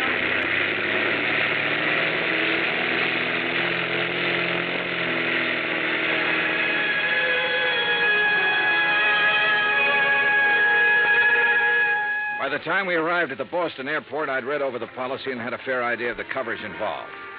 Expense account item 2, $10, more cab fare. I dropped my bags off at the Independence Hotel and had the driver take me over to Templeton House. 2 police cars were parked in front of the building, and 2 uniformed police officers were parked in the doorway. I'm sorry, mister. The store's not open today. Well, I'm from the insurance company. Oh. Lieutenant Roebuck's in the back. Go ahead. At the back of the store, a white-coated intern and an ambulance attendant were working over a blanket-wrapped figure laid out on the stretcher. One of them was operating a plasma tube. The other was checking the pulse. A group of men, some in uniform, were watching closely. The tall, thin one seemed to be in charge of things. Roebuck? Yeah. Johnny Dollar, Mid-Eastern Indemnity. Oh, that didn't take you long. This, Sergeant Younger, Sergeant Toohey. This is Mr. Dollar from the insurance company. Hi, man. What's this? Oh, this man was a special patrolman working the area. He must have walked right into the middle of it and got himself shot. They've been giving him transfusions ever since they found him. Uh-huh. Said anything yet? He hasn't been conscious. Doc, how about it? We can't do any more here, Lieutenant. We'll have to risk a trip to the hospital and try to operate. Okay, boys, load up. Doc, this is Mr. Dollar, insurance company. How are you, Doctor? Okay. Doc, we're going to want to talk to him the minute he comes around. I'm not going to promise you anything, Lieutenant. Well, see you. All right. Yeah, Mr. Dollar, you didn't waste much time. I brought a contents list that might help you, Lieutenant. Good. The best help we're going to get is from that patrolman. Come on, I'll show you around.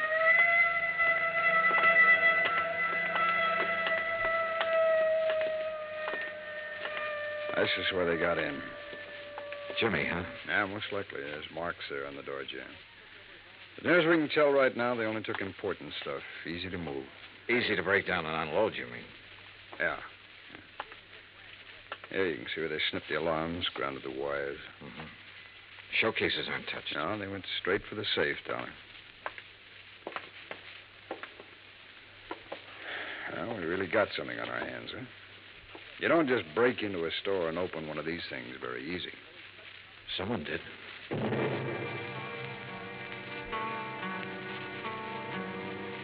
The neighborhood was canvassed for possible witnesses. I spent the rest of the morning with Dorian Templeton, the owner of the company. By noon, we had taken an inventory of the missing stock and drawn up a tentative list. As far as I know, that about does it, Mr. Dollar. So what's the next step? I'll check this against the merchandise received reports, Mr. Templeton. It'll take a while. As soon as I have that finished, you can check it over again and file a formal claim. And then? The company will reimburse you in cash. Well, what are the chances for recovery in a case like this? Well, I could quote the actuaries, Mr. Templeton, but I won't. Why not? Whoever broke in here last night knew what they were about. They opened your vault the way you'd open your front door. They took what they wanted and got out very quickly. No alarm, no witnesses. The chances are they planned the rest of it just as well. They probably scattered. The police aren't sure how many men were involved. They know it was at least 2 men, possibly 3. How do they arrive at that? 1 man working on the safe, another man looking out, possibly 2. The point is, the more men who are involved, the harder it'll be for them to take the jewelry, break it down, sell it, and stay out of sight. They're going to get away with it? I didn't say that. Well, nothing seems to have gone wrong with their plans so far. One thing went wrong. That special patrolman surprised them. true he didn't have time to draw his gun or sound the alarm, but they had to shoot him. And if something hadn't gone wrong, they'd have been satisfied to knock him on the head. Yes. Well, what happens now? Well, that's up to the police. I can tell you their investigation will take some time. Burglary is the toughest kind of thing to work on. Why? No witnesses. I never thought of that. Dollar, you all cleaned up? Oh, we got a tentative list. As soon as I check it, I'll give it to you. Okay. Mr. Templeton, I'd like to have you come with me now. Now? Yes, we'll want your statement, sir, and there's quite a bit of work to do with the employees. All right. Dollar, as soon as you get the list up, give me a ring, will you? Yeah, okay. Any news about the policeman? Yeah. It's a murder case now. Expense account item 3, $25, stenographic fees. The public stenographer at the hotel helped me make a comprehensive list of the stolen items, which was verified by Templeton. The amount of loss was set at $100,000. By late afternoon, clerks, stenographers, accountants, designers, salespeople, stonecutters, all in Templeton's employ had made statements to Lieutenant Roebuck. The statements were in the process of being checked. A general roundup of known safecrackers and burglary suspects had begun. Expense account item 4, $3.75 dinner. Lieutenant Roebuck and myself. Well, it's going to be a long night. Yeah. Any luck on the employees? Oh, it's hard to say yet. One of them has a record. Hmm? Yeah, a fellow named Tabor, one of the janitors there. He's a two-time loser. I had him tucked away in a cell until we clear some of this other stuff away. Has he said anything yet? Oh, he denies all knowledge. As far as time incident goes, he was home sleeping when all this happened, but that doesn't rule him out of somehow getting that safe combination and passing it on to a friend. Yeah. Man with a record's apt to have that kind of friends who'd be interested in just that kind of thing. Hey, how much do you want me around? You're a free agent, Dollar. If you have any ideas, I'll listen. It's a tough baby, any way you look at it. Let me talk to Tabor. There might be a shortcut. Why not?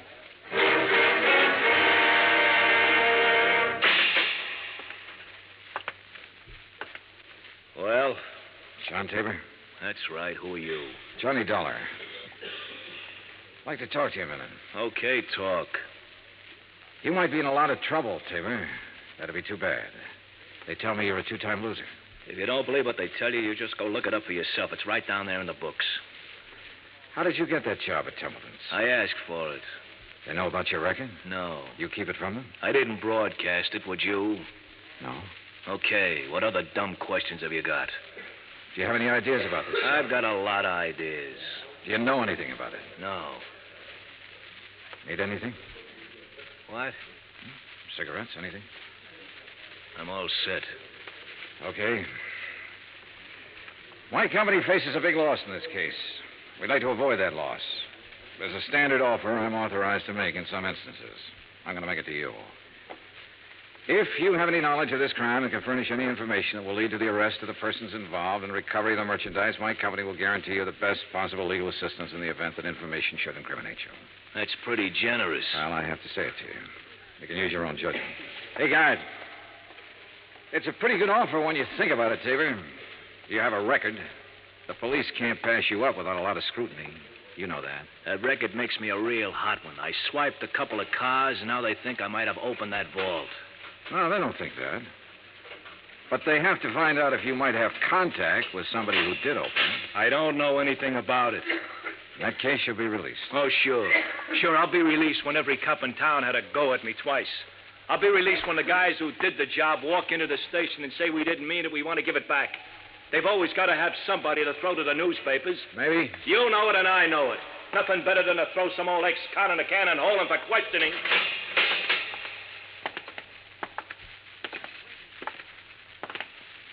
Well, Dolly, you go for it? No. Any more ideas? Turn him loose, Lieutenant. See whom he talks to and whom he meets. John Tabor was released without bail, and a 24-hour watch was put on his residence. By 10 o'clock the next morning, the police had located 3 witnesses to the shots that had killed the special patrolman. However, none of them had seen the burglars or the car that was used. The district attorney's office issued an order impounding the financial records of Templeton House. A complete audit revealed that its affairs were in excellent shape. It also revealed that Templeton himself was the only man in the jewelry firm who had the combination to the vaults. His statements emphatically denied giving the combination to anyone. As far as the police were able to determine, he was telling the truth. The search for all known safecrackers extended into New York and Philadelphia and Chicago. On the morning of the third day, a claims adjuster arrived from Hartford with a check for $100,000, full payment on the claim. 2 hours later, we had the first break on the case. Hey! Dollar, hey! What? Oh, hello, Lieutenant. Come on, get in. What's up? Well, the Harbor Division found a body down by the docks early this morning, all weighted down with 38 slugs. They were fired from the same gun that killed that special patrolman. They match, huh? Like the dimples on your knee.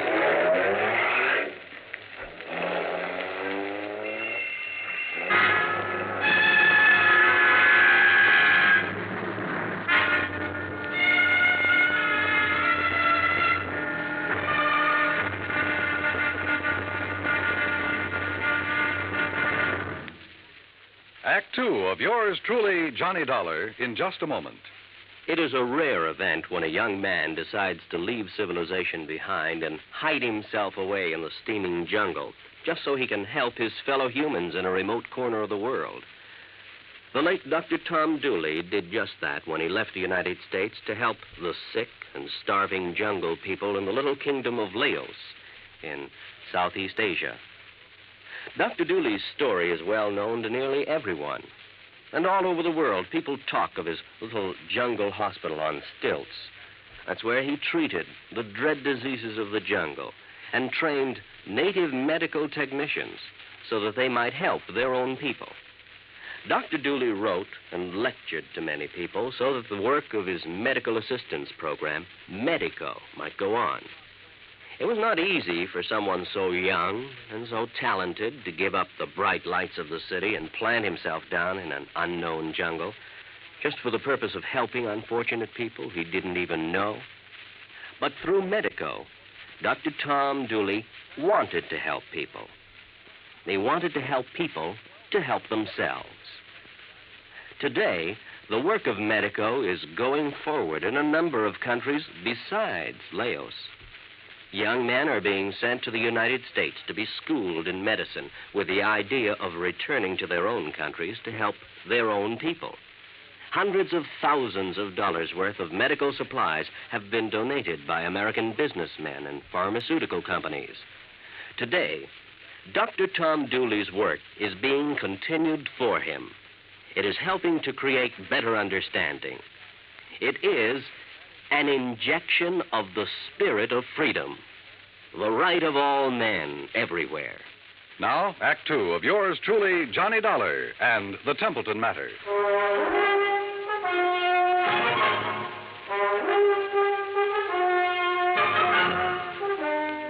I spent the rest of the day with Lieutenant Roebuck at the morgue.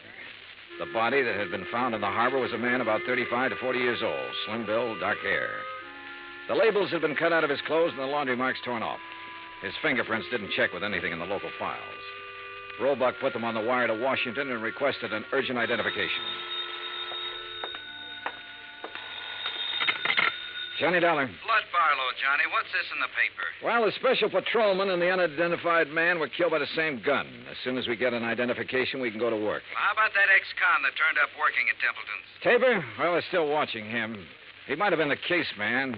So far, it's just an idea. I'd like a recovery on this one, Johnny. So would I. What do you think is possible? Well, 2 days ago, I would have said no. Today, things look better. For one thing, none of the merchandise has shown up on the market. For another thing, there has to be some kind of connection with this unidentified man. I just read your report on Templeton himself. He's out of the question as a suspect? So far, yeah. He's the only one who had the combination to the safe. There's no apparent motive for him to rob himself. But he's the only one Don't who start had... yelling at me, Lud. I know what you're thinking. Find a motive. Well, give us time, boy. Give us time on everything. Lud? Oh, I guess I hate to pay off big claims. You may get it back. Keep your pants on. Expense account item 5, $50 deposit for rented car. That afternoon, I drove from Boston to Creeksdale, the home of the Grantland Safe Company, where I met a man who looked as formidable as the product he manufactured. I am Grantland, sir. I found him standing inside a shiny new vault, ready for shipment. Beautiful thing, eh? On its way to South America tonight. Well, I never thought of a safe exactly that way, Mr. Grant. Ah, beauty, strength. Think for a moment, sir, the treasures it will someday hold. But I bore you, sir, with my enthusiasm. Now then, you say you are here on a matter of vaults? One vault, Mr. Grantland. No. The one your company sold and installed at the Templeton House in Boston 17 years ago. Yes. Have you read about the burglary? No, sir, I have not. Templeton House? Yes. The vault was opened. Blasted? Opened. Someone had a combination. I'm bewildered, sir. Indeed I am. You'll want a thorough accounting from my organization, of course. Well, that's up to the police, Mr. Grantland. Right now, for my own information, I wonder if you could tell me who might have the combination to that vault. Well, in answer to your question, I would first have to inspect our records. Well, I brought the serial numbers. Oh, well, let me see. That's as good as... the K series. Mr. Keating set the final combination. Mr. Keating? Yes, my chief engineer for years. And who else? Myself, sir. I'd have a record of the combination in my own file. And who are those available to? Myself, sir. I keep them in my own vault. I see. Anyone else? No one here. The people in proper authority at Templeton's. I'd like to meet Mr. Keating if I could. Impossible, Mr. Dollar. Why? Mr. Keating has been dead these 6 years.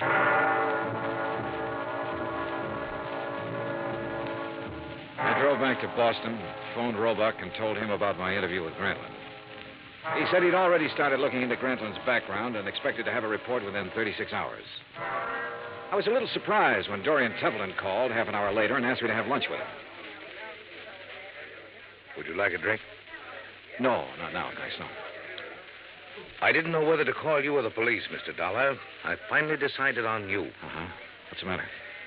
Well, it's one of those strange things. I'm not a particularly observant man, and I don't know why I observed this. Go on.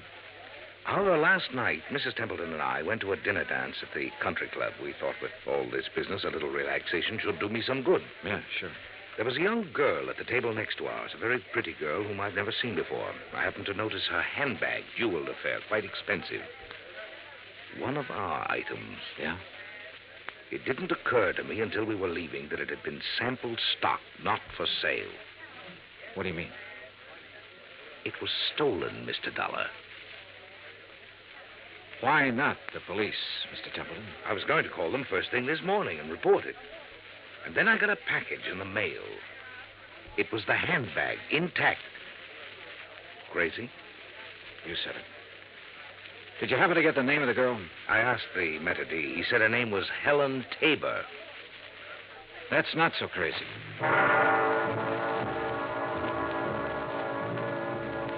Expense account item 6, 10 cents, one phone call to Lieutenant Roebuck to see if John Tabor was still being watched. Roebuck said that 2 men were on duty watching his house at all times. I saw them when I drove up an hour later. They were parked across the street.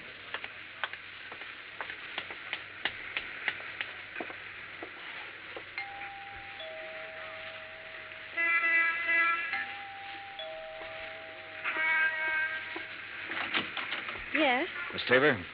Yes, who are you? Johnny Dollar. Is your father in? He's sleeping right now. May I help you? I don't know. Didn't I see you at the country club last night? Why, yes, were you there? Couldn't keep my eyes off of you. Or your handbag. Oh. I'll talk to him, honey. Dad, is anything wrong? Nothing I can't handle. Go ahead, fix up a pot of coffee. All right, Dad. Nice girl, Tabor. Yeah. Templeton was at the country club last night. He saw her.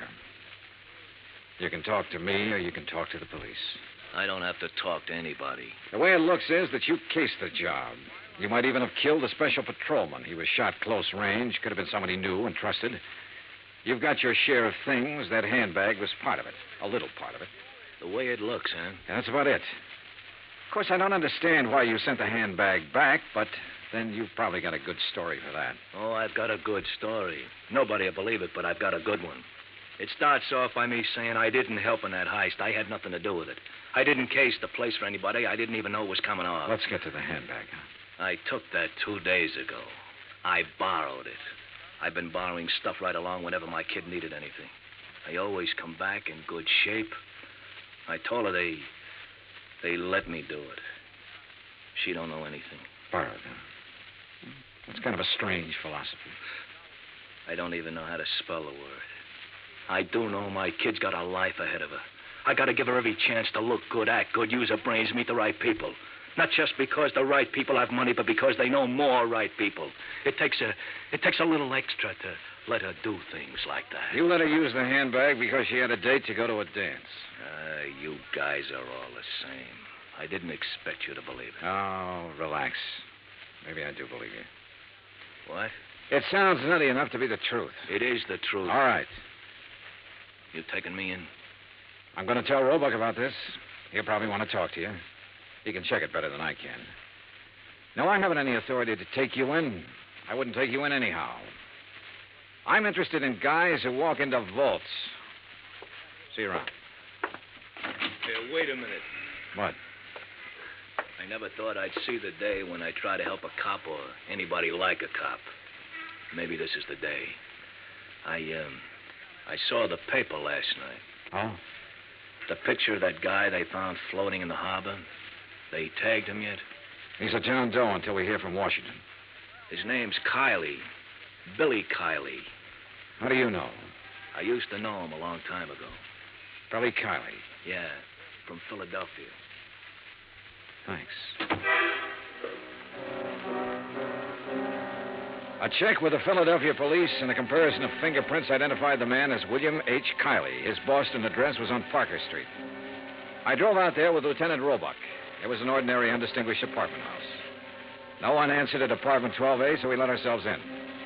The room had nothing to offer in the way of evidence. Well, did you find anything? No. Well, I'll have some men come out here and give it a good going over. Well, maybe the manager or the tenants will have something that'll help us. Come on, let's go. Yeah.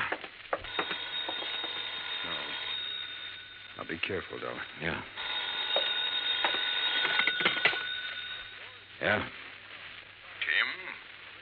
Yeah, this is Tim. Any trouble there? A little. Say that again. A little. I don't know who you are, but I know you're not Tim.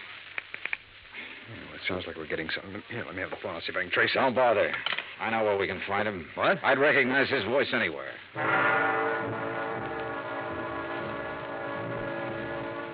It was dark by the time we got to the Grantland Safe Company factory in Creeksdale. There was a single work light spreading a sickly yellow glow over the main floor loading platform. We were expected. It went off somewhere in the darkness of the building. You okay? Yeah, I'm okay. All right, let's try for that stair railing. Right.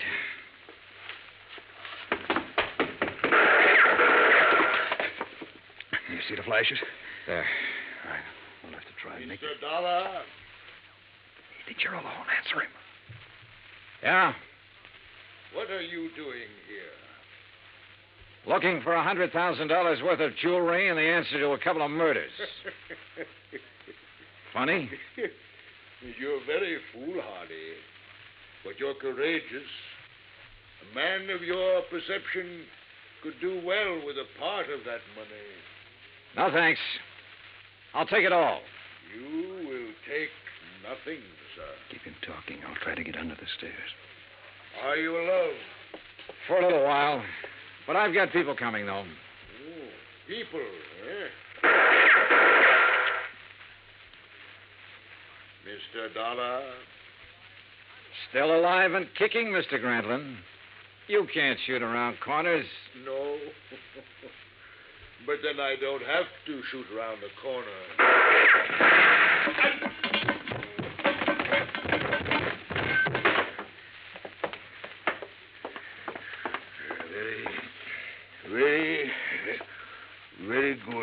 Very good shooting, sir. Granlund, I want a statement. No statement. No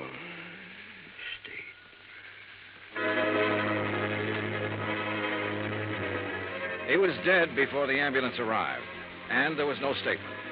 There was never a statement. As nearly as it could be pieced together, Grantlin himself opened the vaults at Templeton House. William Kiley and possibly a man named Tim helped him.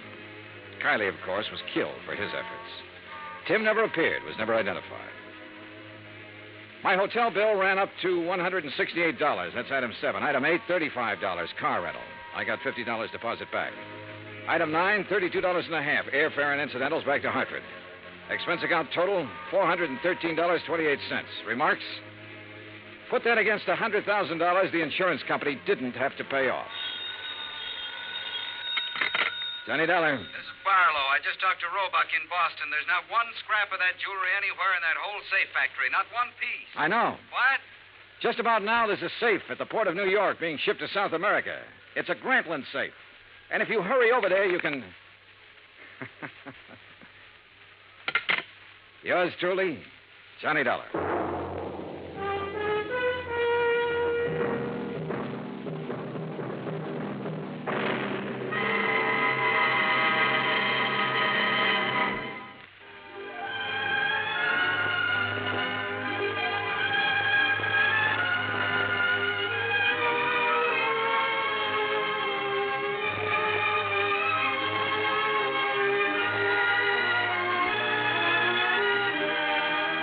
Johnny Dollar has come to you through the worldwide facilities of the United States Armed Forces Radio and Television Service.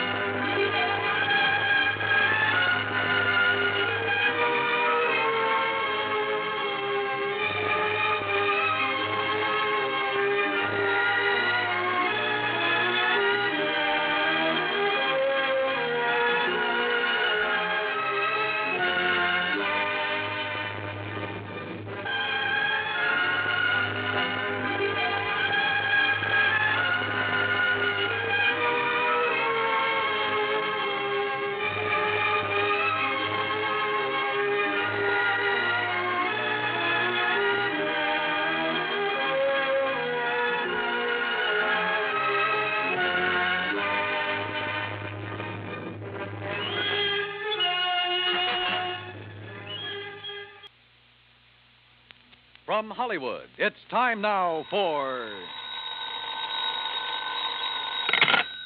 Johnny Dollar. Where have you been for the past 20 minutes? In the shower. For 20 minutes? Okay, so I'm a shiny dollar. So you're...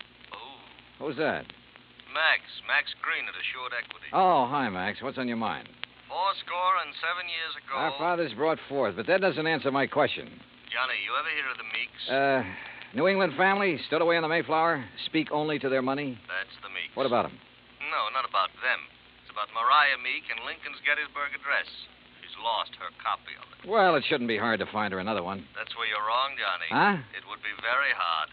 Might cost us $100,000. Bob Bailey in the exciting adventures of the man with the action-packed expense account. America's fabulous freelance insurance investigator. Yours truly, Johnny Dollar.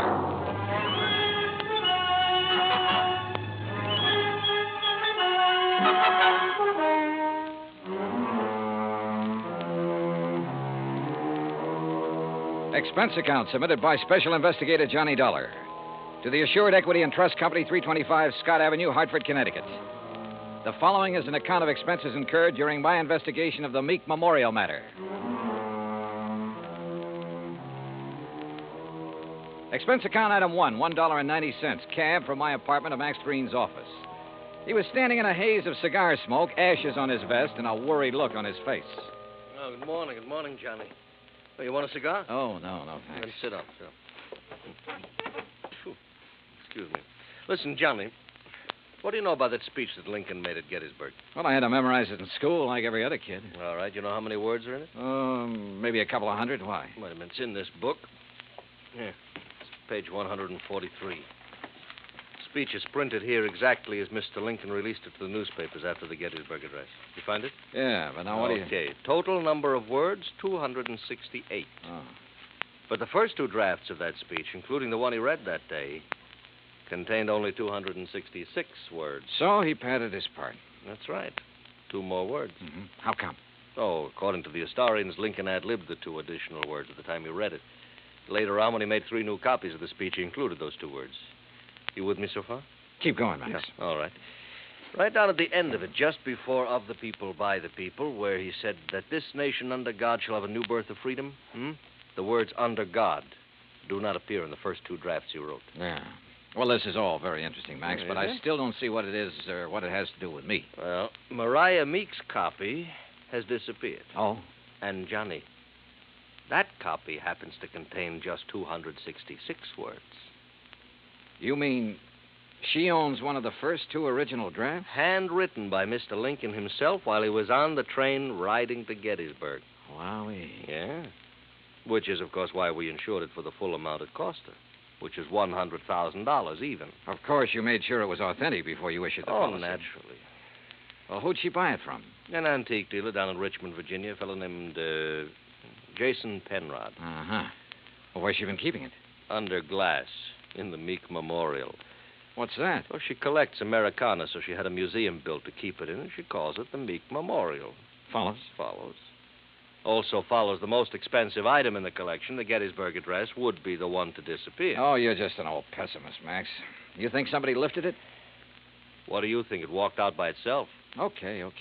So what are you going to do about it? Well, we're going to run newspaper ads. We're going to offer a $10,000 reward for information leading to its return. If anyone answers it, you let me know where you'll be, and I'll refer them to you. Good. When was it taken? The night before last. Is there any kind of market for something that rare? It's hard to say, Johnny. A hot camera would be easier to peddle, sure.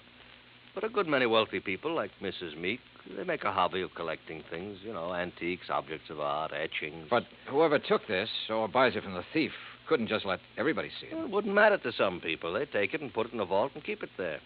Then what's the point in having it around? Pride of possession. You got something no other collector could own. And, of course, it might not have really disappeared at all. You're thinking of fraud? $100,000 is a lot of cash.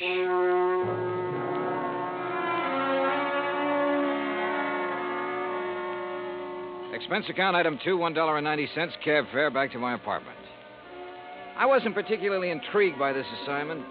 Rare documents, like anything else antique, have always seemed to be just one step from decay. And that sometimes goes for the people who collect such things. Item 3, $16.10, transportation, including a round-trip ticket, Hartford to New Bedford, and cab fare to the Whalers Hotel.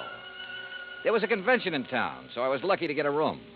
After checking in, I called the Meek residence. Mrs. Meek was expecting me and said she'd have her car pick me up. I had just put down the phone when someone knocked on the door. You in there? Depends on what you're looking for. Oh, looking for Mr. J. Jay, did you say? Nobody by that name here. Oh, yeah. I see. I guess I got the wrong room. Yeah, well, why don't you ask down at the desk? Huh? Yeah. Oh, sure. Yeah. Funny. Or is it? I cracked the door open again. Watched him walk to the stairs. Then I took the elevator down the 8 flights to the lobby. Half an hour later, I was in the back seat of the Meek limousine heading toward the home out on Buzzards Bay. It was a big, sprawling frame building facing on the beach. About 50 yards behind it, closer to the road, was the Meek Memorial Museum. I was starting up the front steps when the door opened. Mr. Dollar? That's right. I'm Paul Meek. I understand you have an appointment with my grandmother. Right again. Come in, please. She's waiting for you upstairs in the sitting room. Okay, thanks. Before you go up, I wonder if I could have a few words with you. Why not? In here, then. You've never met my grandmother, have you? No, I haven't had that pleasure. Some people consider it a dubious one, Mr. Dollar. Oh? Mr. Dollar, this is my wife, Janice. Mrs. Meek? Hi. How about a drink? Thanks, not just now. How about you, old stick in the mud? You want another one? After a bit, Janice. And if I were you, I wouldn't have any more. But you're not me, are you?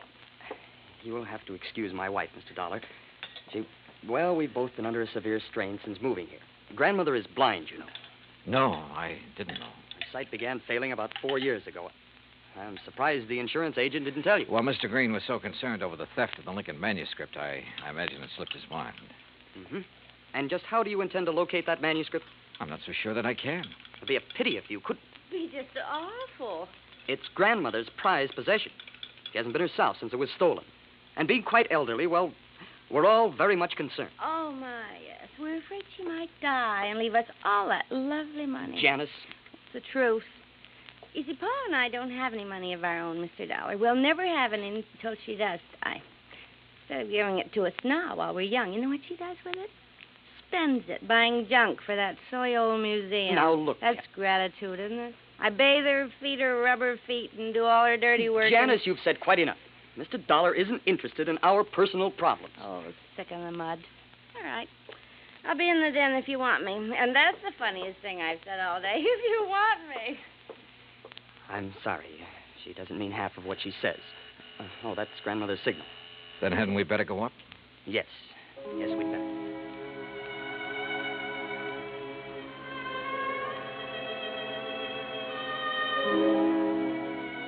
We went up the broad staircase, through a hall, and into a bright, sunny room. Wrapped in an old kimono and shawl, Martha Meek sat in an invalid chair, facing the ocean.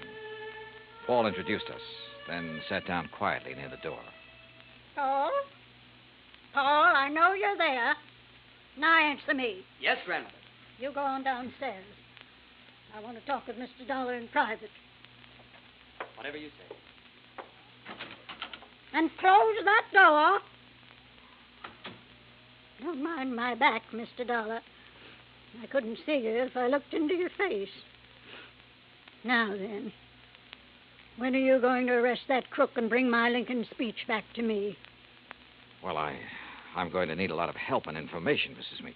Mm-hmm. What kind of information? Mostly about the museum. Like what? Well, do you know who was in there the night the manuscript disappeared? Certainly. That dirty robber was. Anyone else? Well, old Pete's always there. Supposed to be guarding the place, but he didn't do a very good job the other night. Got himself slugged. Does he live on the grounds? Yes. I brought him over from Naples 10 years ago. He was my guide in Italy. Showed me around so nice I decided to bring him back. Tell me, is the memorial open to the public? It was going to be. I intended it to be once. But when my eyes...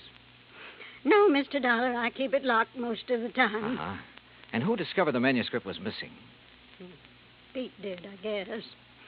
At least when he recovered, he ran yelling bloody murder up here to the house. Everybody went down to see what had happened. Everybody but me. They left me all to myself. Were there any strangers here in the house that night, Mrs. Meek? Anyone beside the servants and your grandson and his wife? One person, but he's no stranger. Who's that? Jason Penrod from Richmond. He's an art dealer. We were discussing some business.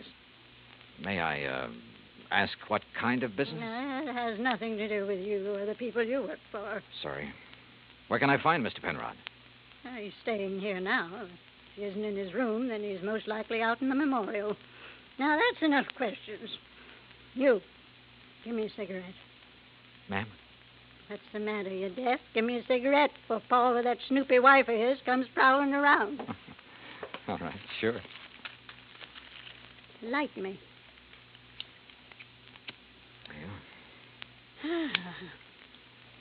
Well, you want any more information, Pete's the one to talk to. All right, thanks. But what about your son and daughter-in-law? Were they inside the house at the time of the robbery? You don't suspect them, do you? Right now, I suspect everybody, Mrs. Meek. Even me? Yes, ma'am. Even you. Well, bless you, boy.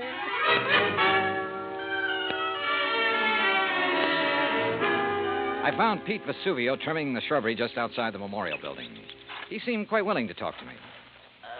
How you say what happened to me, mister? I'm hit out? Knocked out, Pete. Ah, si, senor. And because of this, I do not see anything. Nothing at all, huh? Please, mister, do not use the insult. I am American citizen, first papers. And because of the kindness of my patron, I will soon be second papers. I know by heart the Constitution, United States, the Gettysburg Address, pledge allegiance to my flag. Yeah. You know how I know that these things which help me be citizen? Because of my lady. She's letting me work in a place where great papers are for me to read. Because of her, I would not hide anything, mister. Okay, Pete, okay. I'm convinced. But I'm sorry I cannot help you, mister. Well, it's not your fault. Hey, you like to hear me say Gettysburg Address? Well- Do it very good. Learn it right from President's own writing. Some other time, Pete. Right now, I have to find Mr. Penrod. Oh, he's inside, mister. Counting the treasures, all of the beautiful things a lady can no longer see. You'll find him in Section L, senor. I found the small, neat-appearing art dealer just where Pete had said he'd be, peering into a glass case crowded with Derringer pistols. He had a notebook under his arm and seemed to be making some sort of inventory. Oh, dear. You gave me quite a fright, sir. Oh, I'm sorry. Well, I wish I could concentrate like that. Oh, well, there's nothing more interesting to me than these fine old pistol things. What histories they must have, Mr. Dollar. Johnny Dollar. Oh, yes, the insurance investigator. Paul told me you were wandering about the place. I suppose you'd like to ask me some questions, hmm? If you don't mind. Oh, no, goodness, no. I understand you were with Mrs. Meek the night of the robbery. That is correct, sir. We heard the shouting. We ran out here just as fast as we could. I was the one who discovered the manuscript was missing. You have any idea how the thief got in here? No, sir, no. Unless someone forgot to lock the front door, or unless he had a key. Well, has Mrs. Meek given out many of the keys? Well, in my opinion, too many. Even I have one. What about Paul Meek and his wife? No, I don't think so. Well, they really aren't interested in the museum at all, Mr. Dollar. Oh. Mr. Penrod, I understand you're quite an authority on antique art and things like that. Well, Isn't taking inventory a little beneath your position? Well, I suppose it is, Mr. Dollar. Last week when I received dear Mariah's wire asking me to do it, I simply couldn't refuse. She's been such a good customer of mine. Well, yes. You have any idea who might have wanted the Lincoln manuscript? Well, I know several persons who'd love to have it. Give most anything, but I don't know anyone with the nerve to break in here and take it by force. You remember where Paul Meek and his wife were when you heard Pete shouting? They were right in here when I arrived. I see. Well, thanks for... Oh, just one more thing. Oh, yes? If you'd stolen the manuscript... Mr. Dollar. A hypothetical question, Mr. Penrod. But if you had, and you wanted to sell it at a good price with the least danger of being caught, how would you go about it? Well, I'd take it abroad, of course. I'd put it on the open market over there. Huh. You aren't planning on going abroad soon, are you, Mr. Penrod? Oh, gracious, no. You know anyone who is? Anyone who, Well, didn't Paul and Janice tell you? Oh, they're flying to Paris Wednesday night.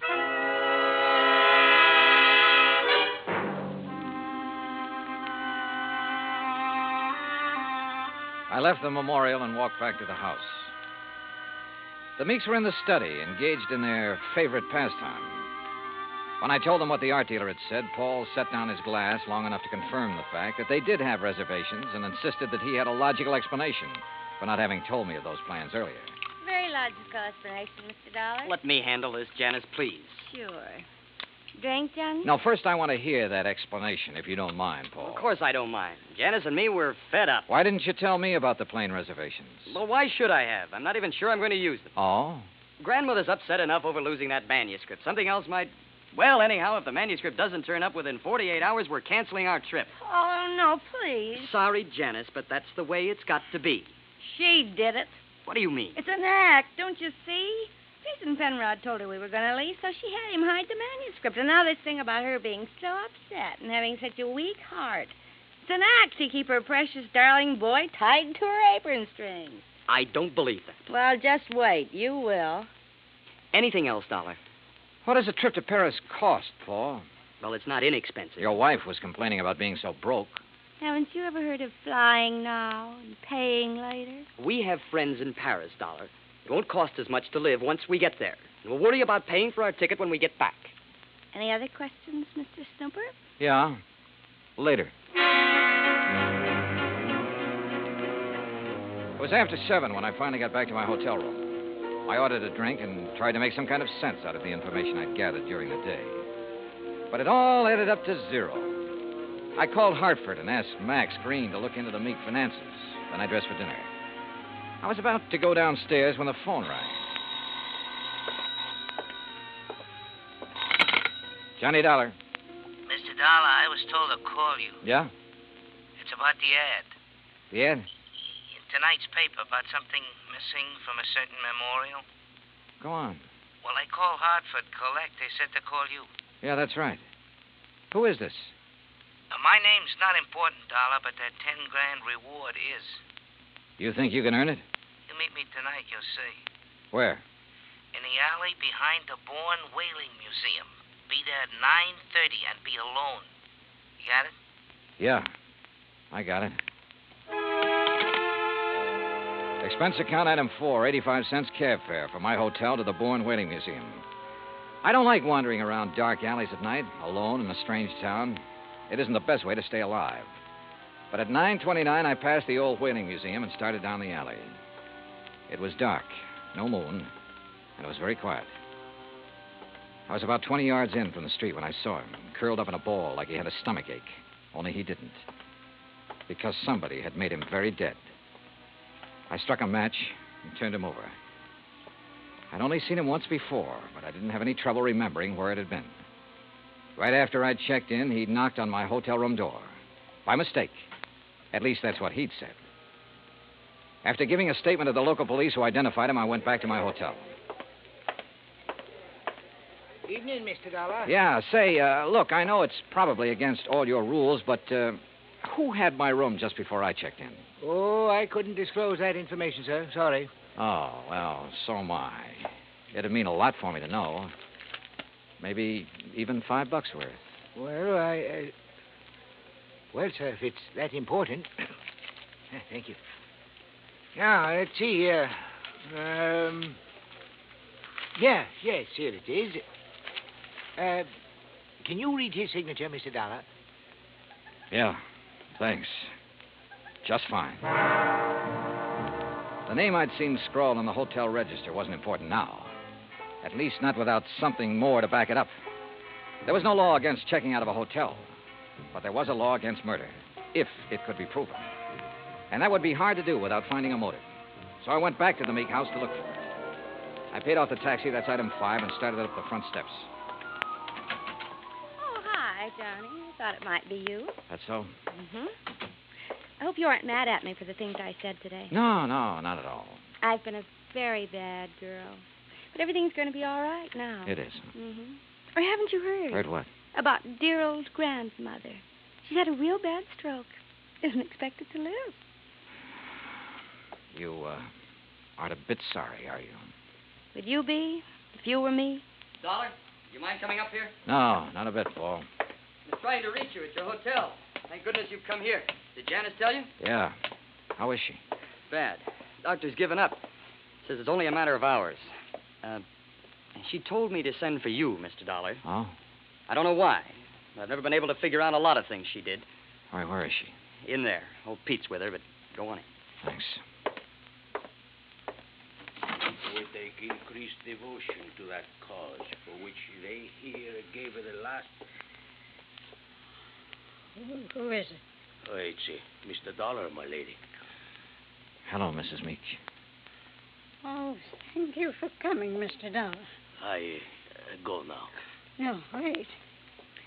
Mr. Dollar, you have a moment, haven't you? Of course. I promised Pete the last time I visited the museum. I promised I'd let him recite some of the things he's learned while working there. Haven't been able to keep that promise till now. Go on, Pete. Please. Yes, my lady. They here gave her the last full measure of devotion. That we here highly resolve that these dead shall not have died in vain. That this nation under God shall have a new birth of freedom. And that the government of the people, by the people, for the people, shall not perish from the earth. Thank you. That was wonderful. Thank you, my lady. Now I go. Well, Mr. Dollar, I have a confession to make to you. Yes? I lied to you. Oh, I'm sure it wasn't a very big lie, Mrs. Meek. Oh, but it was.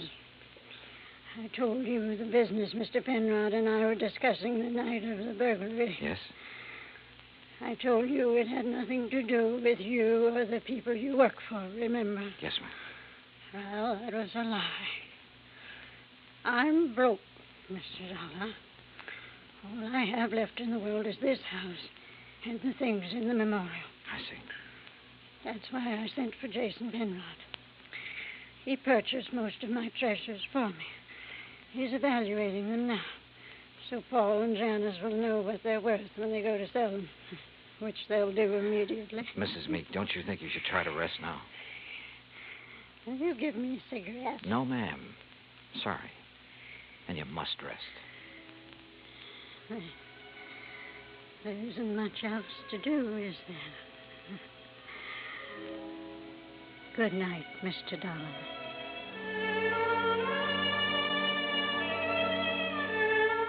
Outside in the hall, Paul and Janice Meek were talking quietly to Jason Penrod. Off in the corner, standing with his back to the others, was Pete Vesuvio.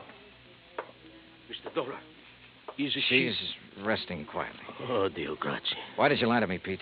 What? I never lied to nobody. Who say I did? I say you did. You're crazy, mister. What lie I tell you? You said you learned the Gettysburg Address right from Mr. Lincoln's own writing in the museum. That's a no lie. What's the matter? You don't believe that, mister? I believe you, Pete. But I just had to be sure.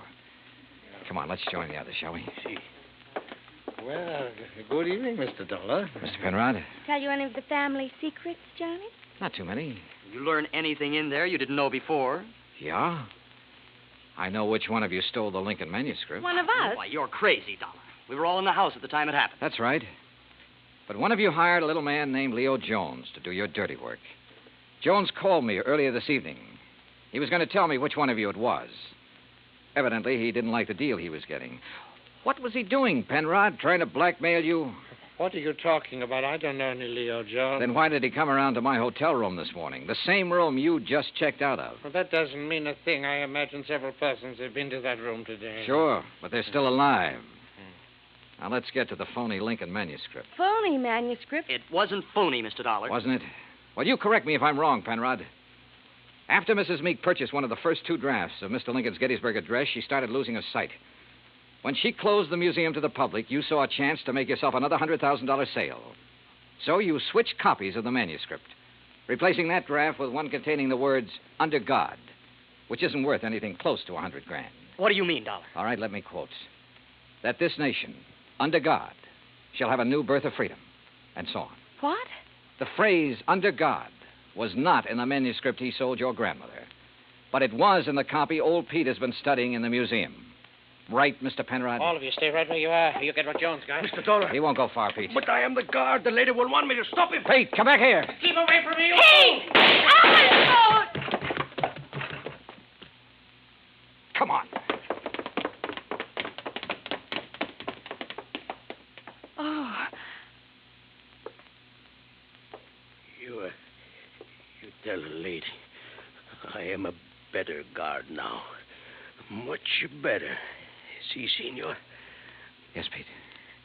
I did good. You did fine.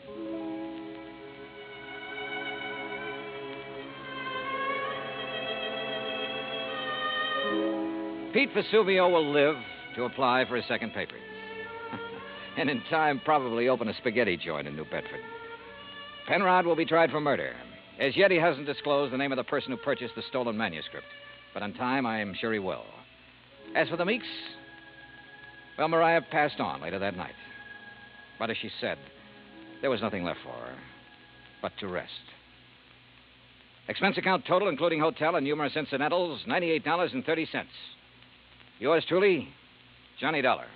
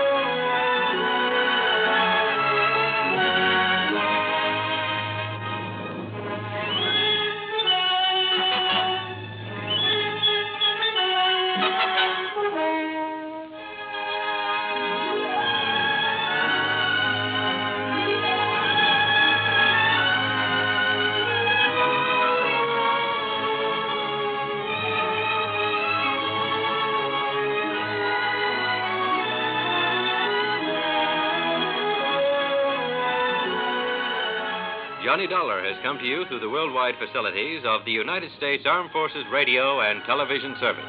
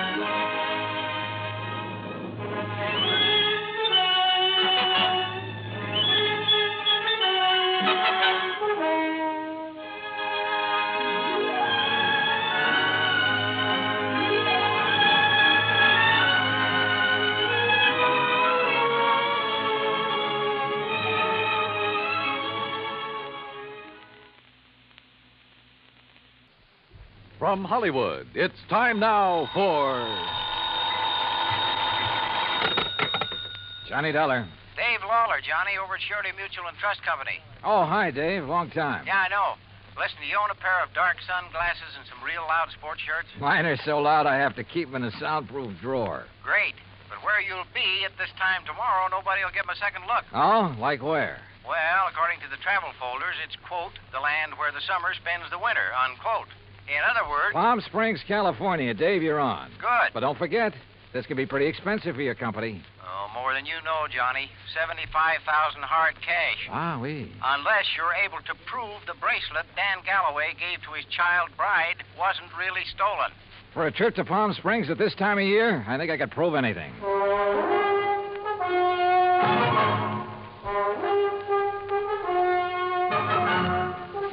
Bob Bailey in the exciting adventures of the man with the action-packed expense account, America's fabulous freelance insurance investigator. Yours truly, Johnny Dollar.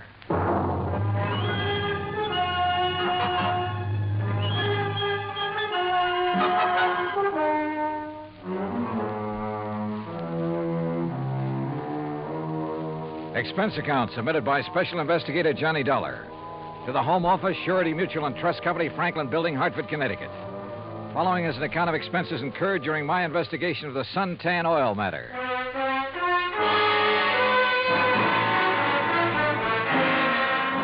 Expense account item 1, $197.40. Airline fare and incidentals, Hartford to Palm Springs, California. I registered at La Casa de Paz on South Palm Canyon Drive, changed into casual clothes, and sauntered over to police headquarters. Detective Sergeant Lacey was about to leave for lunch, so I went along with him. Yeah, Dollar. You'd be surprised at how much stuff is lost in this town during the course of just one season. The report we got says it was stolen, Sergeant. Oh, sure. But I doubt it. A $75,000 bracelet, just 5 days old? That'd be a little careless of the lady, wouldn't it? Well, if you were married to one of the biggest wildcatters in the oil business, maybe you could afford to be careless. What about Dan Galloway? Didn't you say he was drilling somewhere around here? About 80 miles south, in the middle of the desert, down by Salton Sea. Salton Sea. Oh, that's really a big inland lake that lies way down below sea level, isn't it? Want to bring me a check, Dottie? 245 feet below sea level, Dollar. There's oil there? Dan Galloway figures it this way. One of the most successful new fields that's been worked in years is deep under the Gulf of Mexico off the coast of Louisiana. There are a lot of salt domes down there, and underneath them are big pools of oil, millions of barrels. So, why not under the Salton Sea, which is all salt deposits? Who knows? Maybe he has something. Anybody else drilling down there? Just Galloway. Who else needs it? I mean, any more than he does. Well, does he? All yours, Dottie. How would I know if Galloway needs it? But there has been talk around. You know. But if he's hard up, how could he afford that fancy bracelet last week? Yeah, or the snazzy Italian sports car the week before that. I don't know either, Dollar. What about his wife? Oh, that Roberta. What a doll. And in 3D, if you know what I mean. How an old coot like him could ever latch onto a pretty little chick like her? Ruff. I take it Roberta's somewhat younger than her husband. Oh, not more than 35, 40 years. Oh, I see. How long have they been married? 2, maybe 3 years. Down in Dallas, I think it was. She's a Texas girl. Well, is it working out? I mean, are they happy? There's talk about that, too. What kind of talk? Oh, it's really just small-town gossip for the most part. Ever hear of Sonny Wyman? Wyman? No. Well, Sonny's around Roberta's age. One of those kids who came up from nothing, but all the time knew exactly where he was going. You know, made a point of meeting the right people, shaking the right hands. Real nice kid, too. What's he do? Well, when the season's over here, he works Pasadena, Beverly Hills, and L.A. Always has something that'll intrigue his wealthy friends. This season, it's Italian sports cars. Cosmo Romas, I think they are. And he's the one who sold the Galloways theirs, huh? He sold Roberta hers. Any angle there in connection with the bracelet? Huh? There is. You let me know. Well, if there isn't, what have you been working up to? Well, actually, nothing. You see, I still believe it was lost.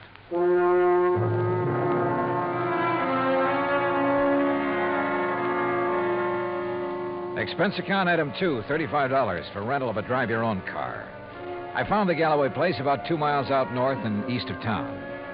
As I parked in the broad U-shaped driveway, I noticed a low, shiny, suntan color sports car standing in the shade of a date palm back by the garage. I started over to take a look at it, but the front door of the house opened, a Filipino boy appeared, took my name, and showed me into the living room. Through the solid wall of picture windows, I could see that the whole place was built around a kidney-shaped swimming pool. Mighty inviting. And so was Roberta, Mrs. Galloway, when she stepped into the room a minute or two later. Hi there, Mr. Dollar. My, it's nice of you to come all the way out here. Yeah, Sergeant Lacey was right. Roberta was a living doll. 22 or 3, trim, petite, and with a figure that... Well, let's not go into that. She said it would be more comfortable out on the lanai beside the pool. I just wish there was something I could tell you about that bracelet that'd help you find it, Mr. Dollar, but... Well, just must have been stolen. Well, it makes no difference insofar as your claim is concerned, Mrs. Galloway. The company will still have to pay up, you know, unless, of course, it's found. Oh, I know that. How do you go about your investigation? I mean, do you offer a reward or something? Usually, yes. Of course, it depends on... How much have they offered for my bracelet? Well, frankly, I haven't checked on that yet. But now, Mrs. How Galloway... much would you guess, Johnny? Well, claim this size, probably somewhere between 10 and 30%. What's the matter, Johnny? Your ear's out a mile. Nothing. I just thought I heard... Now, that's funny. I didn't hear a thing. But I had. Quick footsteps somewhere in the house. Then a door opened and closed. Then a few seconds later, the unmistakable growl of a high-powered engine thundering out through twin straight pipes. Oh, that. Probably some hot rod fan in the neighborhood just drove by. Aren't they She prattled on for another hour or so and again asked about possibilities of a reward for her bracelet. But so far as helpful information was concerned, she came up with nothing. So I excused myself and drove back to town. I wanted to talk to the driver of that sports car. I also wanted to check with Wilhoit Van Hook, the jeweler who had sold the bracelet. I found his shop on Palm Canyon Drive, a small place, but very ultra. As I was about to enter the door... Hey, Mr. Dollar, got a minute? Oh, yeah, sure. 2 or 3 minutes. And I like your car. Mr. Wyman, isn't it? That's right. How'd you know? How'd you know mine? Yeah, real cloak and dagger stuff, huh?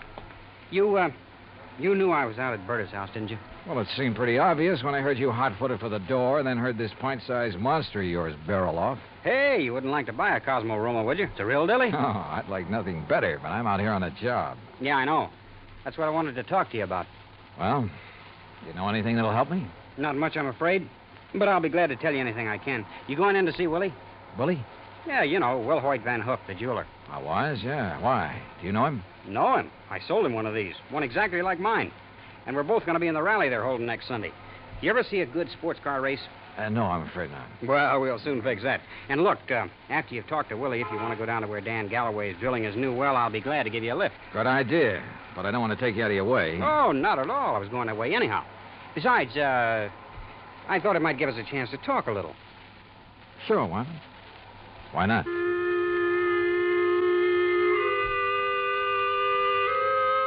With a name like Wilhoit Van Hook, I expected...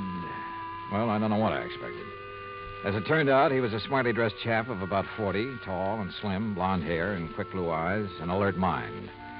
I told him why I was in Palm Springs, showed him my credentials, and he immediately offered full cooperation. Now, here we are, Mr. Dollar. Here's a copy of the appraisal. A duplicate of the statement I sent Dan Galloway. And here, yes, here's a sketch of the bracelet. Ah, very good. Diamonds here, emeralds, and the mounting is yellow gold. Hand-worked, all of it. Mm-hmm. One thing I can't help wondering about, Mr. Van Hook. Yes? Isn't a $75,000 bracelet a bit unusual for a shop in a resort town? As a matter of fact, it is. As you can see, I specialize in rare and exclusive sort of things. But very little over, say, $10,000 or $12,000. Then the Galloway bracelet was an exception. Yes. After Dan told me what he had in mind to give to his wife, I had some sent over from Pasadena and Los Angeles by wholesalers with whom I do business. You know, had them shipped down on consignment. He liked one, and that was that. I see. Mr. Dollar, I wouldn't want this to go any farther, of course. But after all, jewelers and insurance companies are... Well, our businesses are pretty well tied together, at least on occasion. Yes, unfortunately. But what are you getting at? I'll tell you. 2 days after the bracelet was delivered, one morning, just as I was opening up, Dan came in here. So? He was ill at ease, looked worried. He said he had to have some cash quickly. He asked if I could possibly refund his money. Oh? Did you? No, because I couldn't. Things have been rather slow for me this season. Quite frankly, I'd used all I'd made on the bracelet to pay up some old bills. I told him as much and that I was sorry, but I just couldn't help him. Did Galloway say why he had to have that much cash right away? Yes. Well? I don't know much about oil drilling, but as I understand it, his test well is down some 400 feet further than he'd planned on going. And the day before he came in here, something on his rig had broken loose and left him with a highly expensive repair job before he could proceed any further. Apparently, it was all very serious and very expensive. Strange his wife didn't seem to be bothered. I just talked to her. Berta? Believe me, Mr. Dollar, she wouldn't be. In fact, I doubt if she even knows. Oh? Figure it out for yourself. A man of nearly 60 who has to give bracelets and fancy cars to his wife to keep up her interest. Well, you'd hardly expect him to tell her that kind of news, now would you? No, I suppose not. Especially if he's worried about the competition. And if you ask me, he has competition. If only he could see it.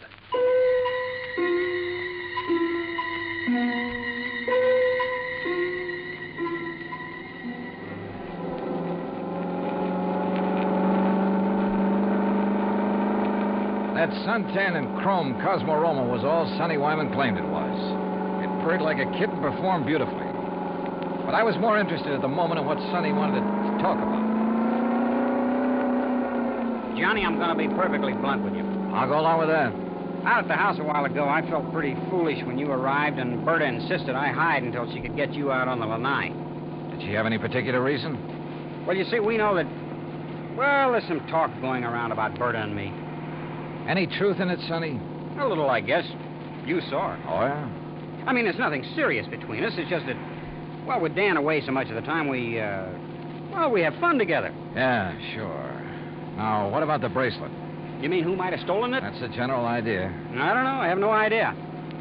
That sound funny to you? Should it? Well, after all, Dan and Berta keeping their house open to everybody. People in to swim, play badminton, cocktails, barbecues. I guess half the population of Palm Springs has been there at one time or another. And even if it weren't an invited guest, why, it'd be simple for someone to just sneak in and walk off with it. Providing, of course, they knew where it was kept. Well, yeah, someone who was close enough to... Well, yeah, I heard Berta ask you about a reward for it. You think a big enough reward would turn it up? I would think so. I understand that stolen jewelry brings about 20 cents on the dollar. Sometimes it brings 20 cents. Sometimes 20 years. Well, yeah. Well, I just wondered.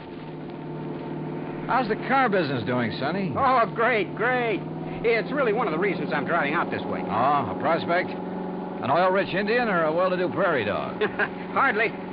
No, I told you we were having a sports car rally on Sunday. Well, being the promoter, so to speak, I'm going down to check the course. If you're still around, you ought to come. Oh, maybe I will. Having some good events, too. Willie Van Hook and I are running a match race. He's quite a bug, you know.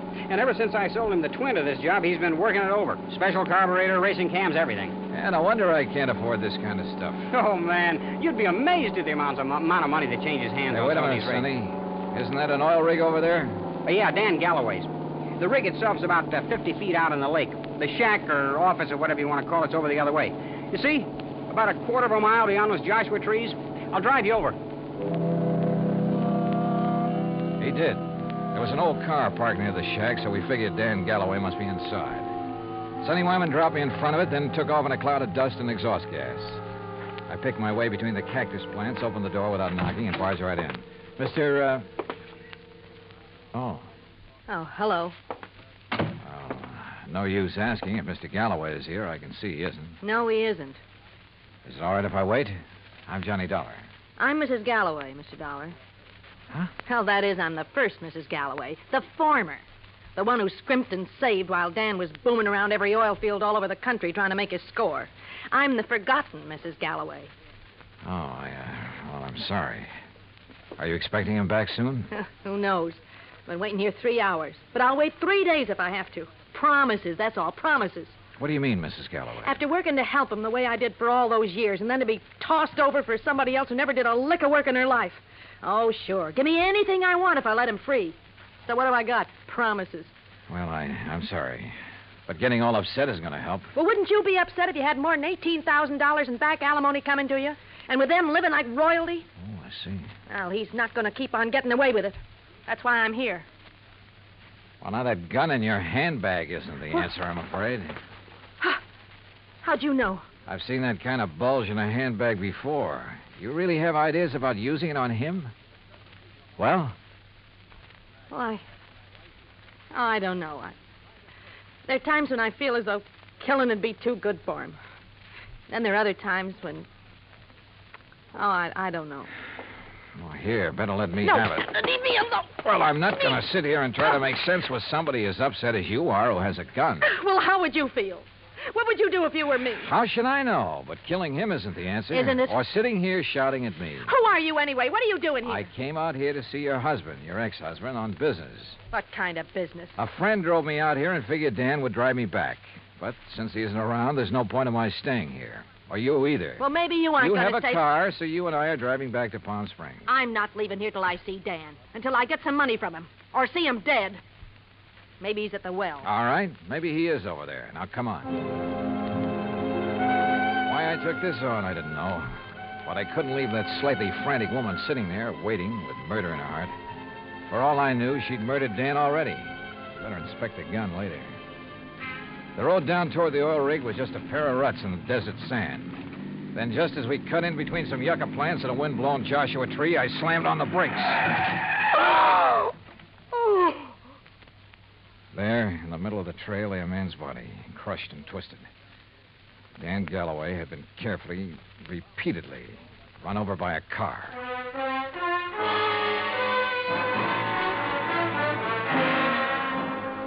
Expense account item 3, $1.19 for a quick phone call to Sergeant Lacey in Palm Springs and smelling salts and a bromide for Florida, the ex-Mrs. Galloway. Then I dropped her off at the Galloway house. She and Roberta ended up consoling each other while I huddled with Lacey in his office at headquarters. Some of the boys are still out there, Dollar, checking tire prints, taking pictures, and so on. No clue as to who ran Galloway down? Not yet. Looked to me as though Galloway stepped out of his own car to see whoever had pulled up in the other and was run down for his trouble. The car that did it ran around in a circle over and over him. Any suspects, Sergeant? You found his ex-wife, Flora, waiting for him in the field office, you said. That's right. And she was pretty nervous, on edge, you said. So? Also, she was carrying a gun. Whoa, now, wait a minute. Any reason why she couldn't have run him down earlier, then gone back and just waited for somebody like you to come along? Somebody with whom she could then discover the body? Only one hitch. You told me yourself, Dollar, that she was pretty insistent about your going over there to look for Galloway. Yeah, I know. But, Sergeant, you're off on the wrong foot. Why? Because of the tracks left by the killer's car. They didn't match the tires on Flora's car. You checked? I checked. And if I were you, I'd have your boys find out whose car did make those tracks. I'm way ahead of you.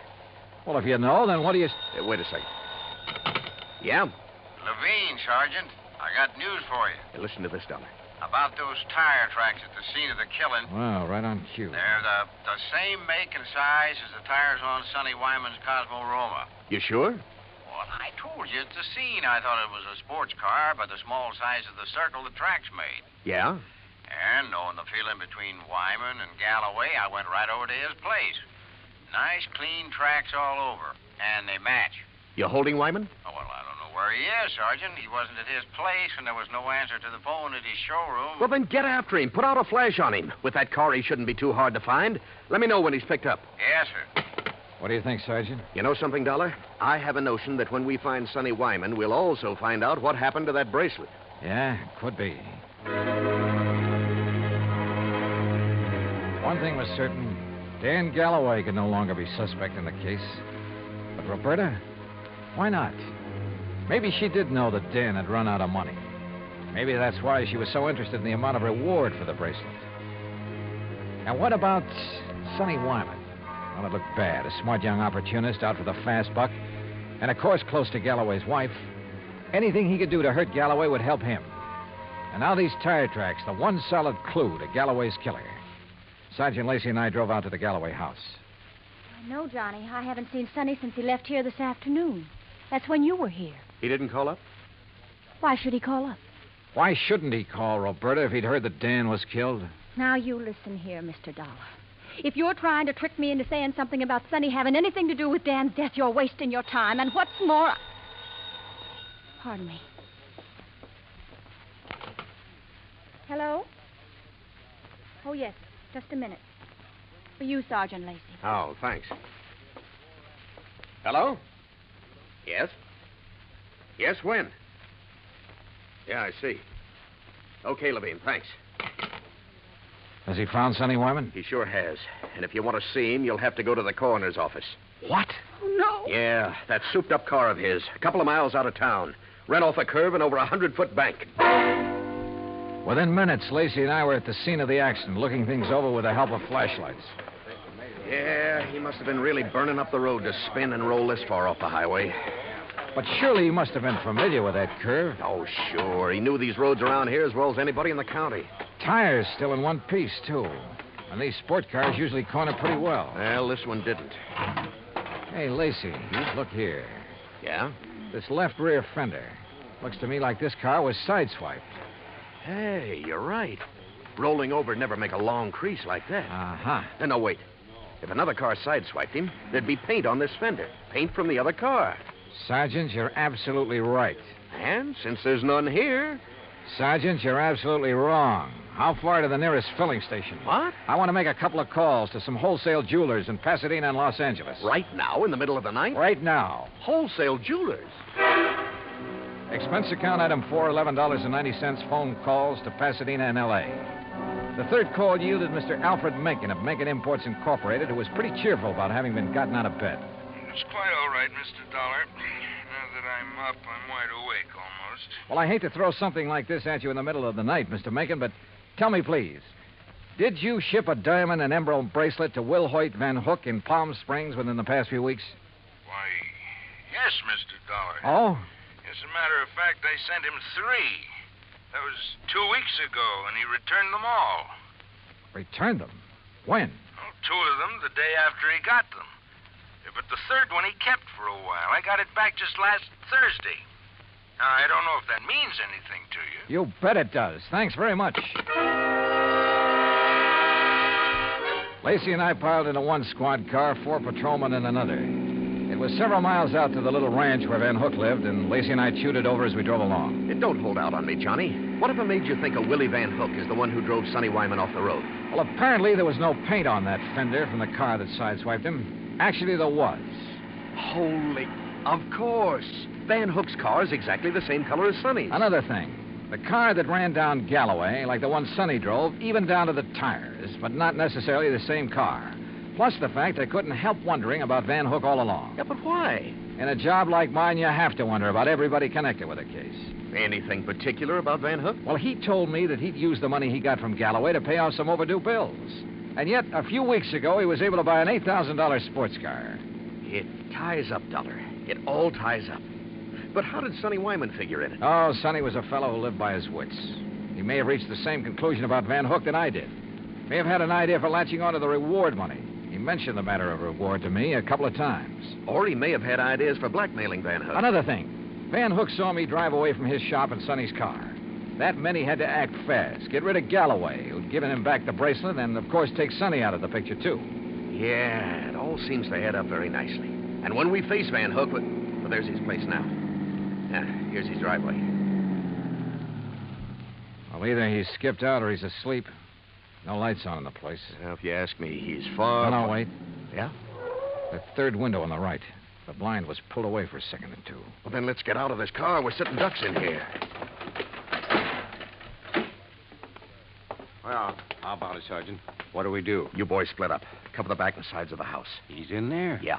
Okay, boys. Come on. Johnny, maybe you better keep out of this. Are you kidding? Hey, listen. That car door, I'm sure of it. Yeah, I know. Holy... What's he up to? Gonna lock himself in and take the monoxide route? Come on. Are there back doors in that garage? Not that I know of. Here, wait a minute. Van Hook! This is the police. We've got men all around this place. Turn off that engine and come out of there with your hands over your head. Don't be a fool, Van Hook. You haven't got a chance. Come out of that garage.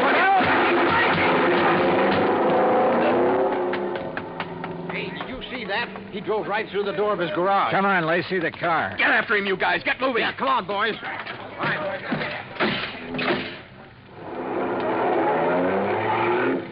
Crazy fool. He's getting into the sideswiping habit.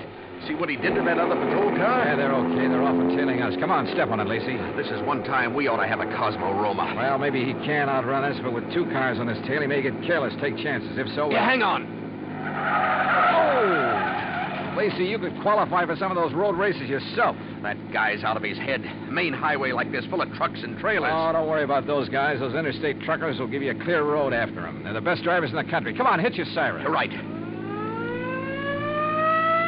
Hey, you see, I told you those guys would give you the road. Holy... Look! The trailer in front of him. And the oncoming truck. Van Hook's trying to squeeze through. Pull up. Pull up, or we'll...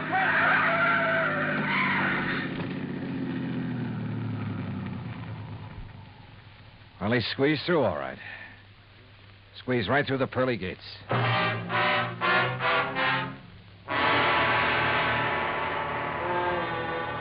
Expense account item 5, $38.75, room, 2 meals, and valet service at the Casa de Paz. Item 6, $191.60, airfare and incidentals, Palm Springs, California, back to Hartford. Expense account total, $474.84. Remarks? Well, justice is done in pretty strange ways sometimes. Kind of makes you think. Maybe it pays to tread the straight and narrow, doesn't it? Yours truly, Johnny Dollar.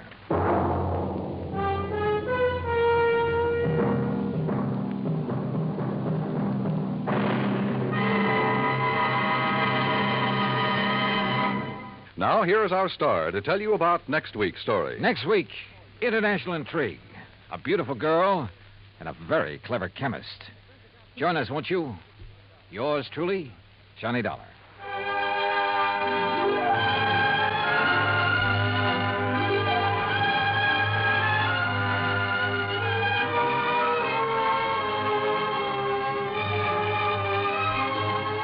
Yours truly, Johnny Dollar, starring Bob Bailey, originates in Hollywood. It is written by Paul Franklin and is produced and directed by Jack Johnstone. Heard in our cast were Barbara Eiler, Paula Winslow, Forrest Lewis, Frank Nelson, Sam Edwards, Austin Green, and Shep Menken. Musical supervision is by Amerigo Marino. Be sure to join us next week, same time and station, for another exciting story of yours truly, Johnny Dollar.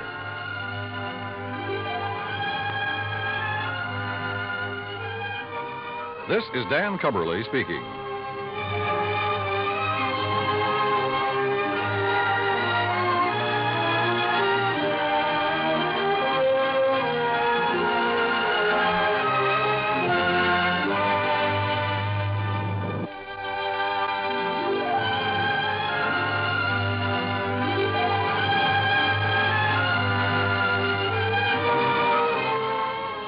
Johnny Dollar has come to you through the worldwide facilities of the United States Armed Forces Radio and Television Service.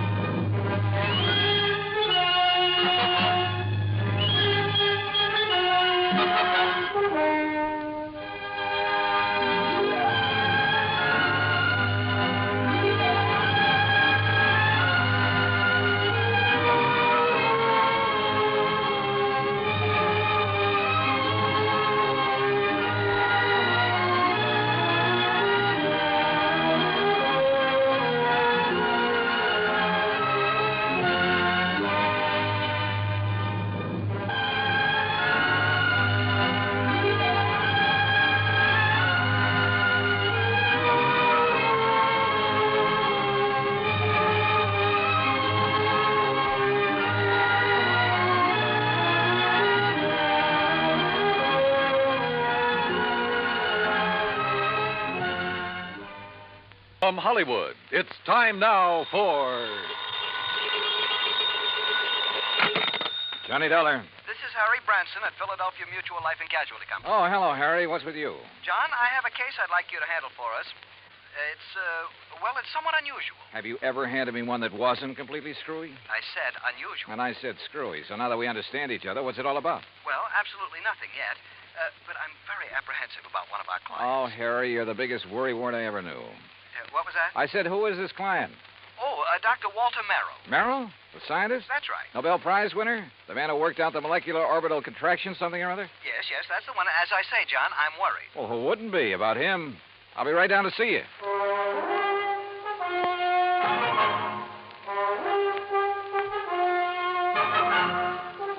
Bob Bailey in the exciting adventures of the man with the action-packed expense account.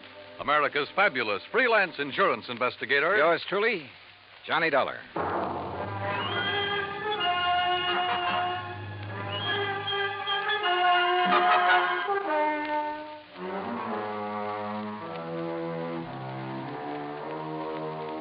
Expense account submitted by Special Investigator Johnny Dollar to the Philadelphia Mutual Life and Casualty Insurance Company in Philadelphia. Where else? Following is an account of expenses incurred during my investigation of the clever chemist matter.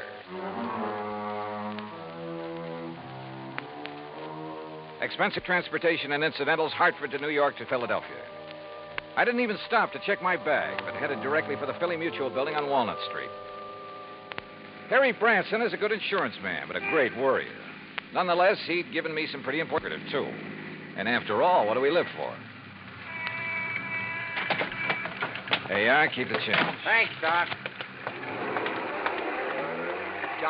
John, what took you so long? Oh, now, what's the matter, Harry? Forget to pay the rent on your office or just forgot the key? No, John, as a matter of fact, I have the key right... This is hardly the place for levity. Well, surely you haven't been waiting here on the sidewalk ever since you called me. No, I haven't, but by checking plane schedules, I was able to determine when you'd arrive almost to the minute, and not wanting to waste time taking you upstairs to the office. Pretty urgent matter, huh? For you should be here shortly. What?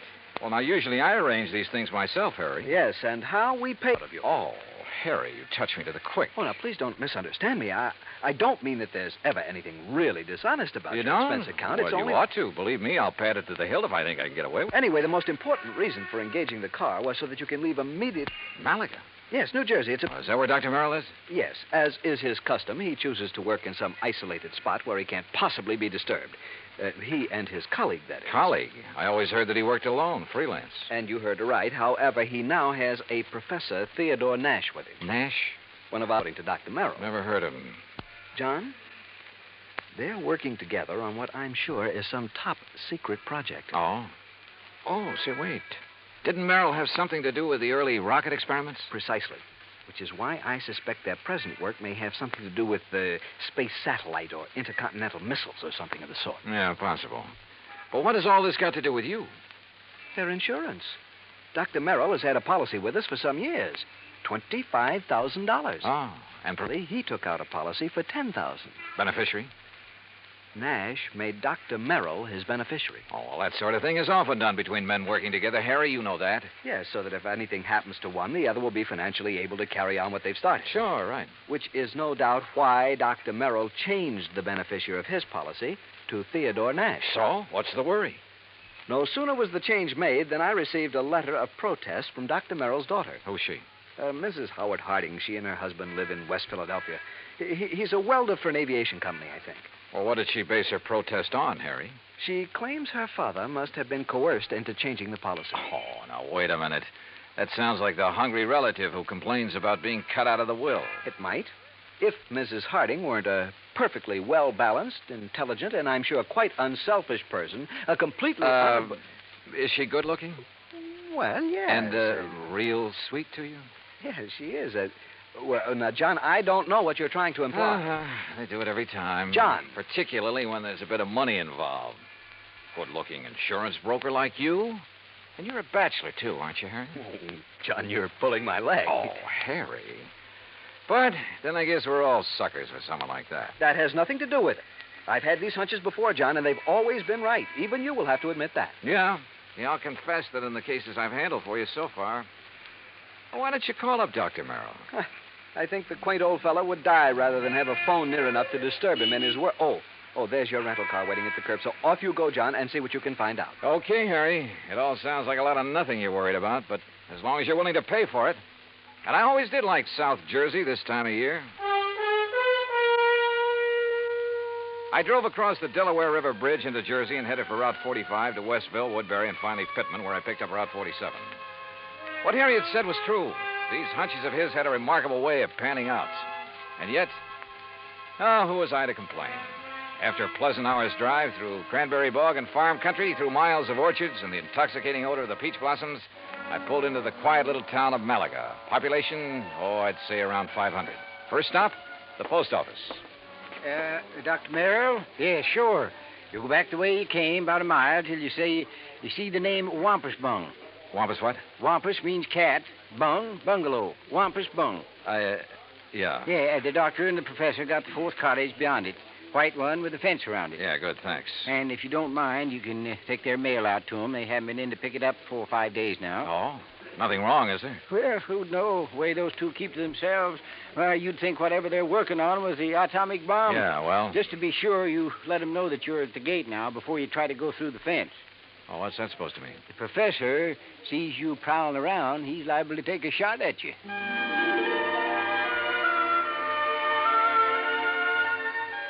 As I drove back and toward the edge of Little Malaga Lake, the idea of getting shot at by anyone living in this peaceful, quiet place seemed ridiculous.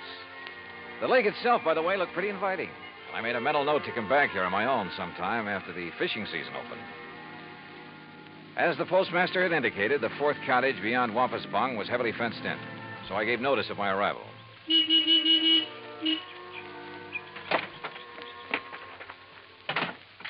I'd barely left the car when the door of the little cottage opened. Yes? Who is it? Dr. Merrill? Oh, yes. My name is Dollar, sir. Johnny Dollar, insurance investigator. Harry Branson? Yes, sir, that's right. Harry Branson sent me down here to see you. Oh, come in. I'm most glad to see you. Please, come into the house. All right, thank you. Is, Professor Nash here? In the laboratory. But please, As come he spoke, into the sliding door on the garage at the side of the house opened. A rather swarthy man stepped out, quickly closed the door, and threw a heavy bolt on it. Then looked over toward us suspiciously. Yes, because it's better that you and I talk in private, alone. Doctor, who is that? Oh, yes, Professor. If we have a visitor, why do you not bring him here where we can both speak to him? Oh, yes, of course. This is Mr. Johnny Dollar, Professor Theodore Nash. Mr. Dollar? How do, Professor? I'm from your insurance company. Just making a little routine checkup. Oh, fine. I'm very glad to see you. As a matter of fact, I wish to talk with you. How do you do? Now, come into the laboratory. Professor, do you think it Oh, wise? of course, Doctor. Since he is not a man of science, I'm sure there is no harm in his seeing it. And you have an experiment going, remember? But I wish to Mr. speak Dollar, to him alone. within these four walls, the genius of Dr. Merrill and my own poor efforts are creating things that will startle the world. Outside, the small building looked like an ordinary two-car garage, someone in need of paint and repair. But inside, it was immaculate and loaded with scientific equipment of all shapes and sorts and sizes. There were racks of test tubes, bottles of chemicals, beakers, a centrifuge, machines and apparatus I'd never seen before, that I imagine much of the world never dreamed of. And all of it as neat as a pin, not so much as a stirring rod out of place. Look, Doctor. The polymerization step is almost complete. Eh? Now, you must continue the molecular balance check immediately. Oh, yes. And you must both leave me. This must not be seen by anyone. Yeah, we understand, Doctor. We understand. I hope you will pardon me, Mr. Dollar. Yes, of course, Doctor. Oh, come, Mr. Dollar. Yes, I will lock the door. Yes. He does require privacy, doesn't he? Yes. Oh, hey, you're not going to bolt that door, are you? Oh, of course not. Force of habit, I guess. Oh, it is he who keeps things locked so tightly when he is working, unnecessarily so. But then genius is permitted his idiosyncrasies, huh? Harry Branson seems to think you two may be working on something to do with guided missiles. A very perceptive man. But that is something we must not speak about. Now, why have you come here, Mr. Dollar? Well, like I said, just a routine checkup. We usually do this when a sizable policy has changed. Oh, there is something unusual about two men working together on important things, ensuring in each other's favor? Well, no. But when his daughter perhaps objects. You know Dr. Merrill's daughter? Oh, I know about her and about her unfortunate marriage to that day laborer. Nothing wrong with day labor, Professor? Yeah, but one who waits for a great man like the doctor to die so that he can get his hands on the insurance money. You think that's why his daughter objected to the change? Of course. But his money will be used to further his work by me. And, of course, for the good of humanity. I see. Well, how soon do you think the doctor will be through with his experiment? An hour, perhaps two. And then he will call me in to assist him with the next, the crucial step. But now, about this look, why don't I insurance- run in town, arrange for a place to stay, grab a bite to eat, and then come back here, huh? If you like. I'm sorry we have no room in the cottage. No, to don't put give it you a second up. thought. I'll see you later. Something of Harry Branson's hunch had passed on to me. A strange feeling about the whole setup. There was something wrong about both Merrill and Nash, particularly the latter. Something I couldn't quite put my finger on. Was Dr. Merrill afraid of Nash? I don't know. Item 2, $1 even for a quick bite in a little cafe along the highway after I'd made arrangements for a room for the night in a private home. It was not much over an hour later when I drove back to the little cottage by the lake.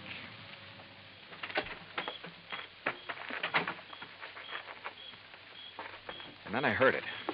Someone pounding on the door of the laboratory from the inside. Someone calling for help. Professor!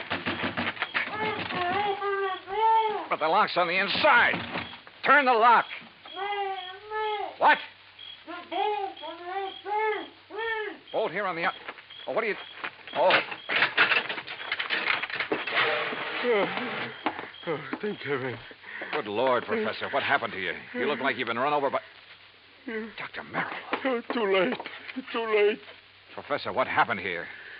He beat me. Threw acid at me. The doctor? No, the man who... Then he killed the doctor with a gun. He killed him. Who, Professor? Who? I don't know.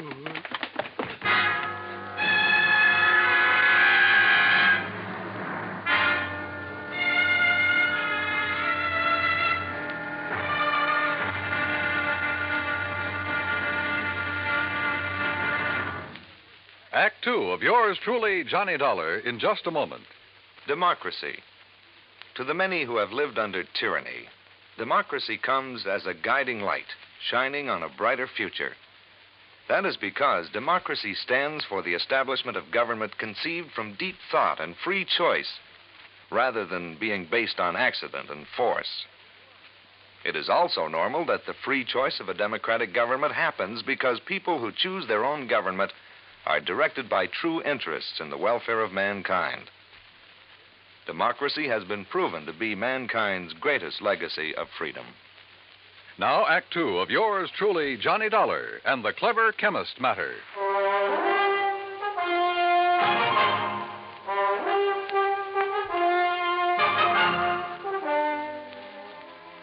Expense account item 3, $10 for the services of one Dr. Frederick Foote, the only resident medico in the little town of Malaga, New Jersey.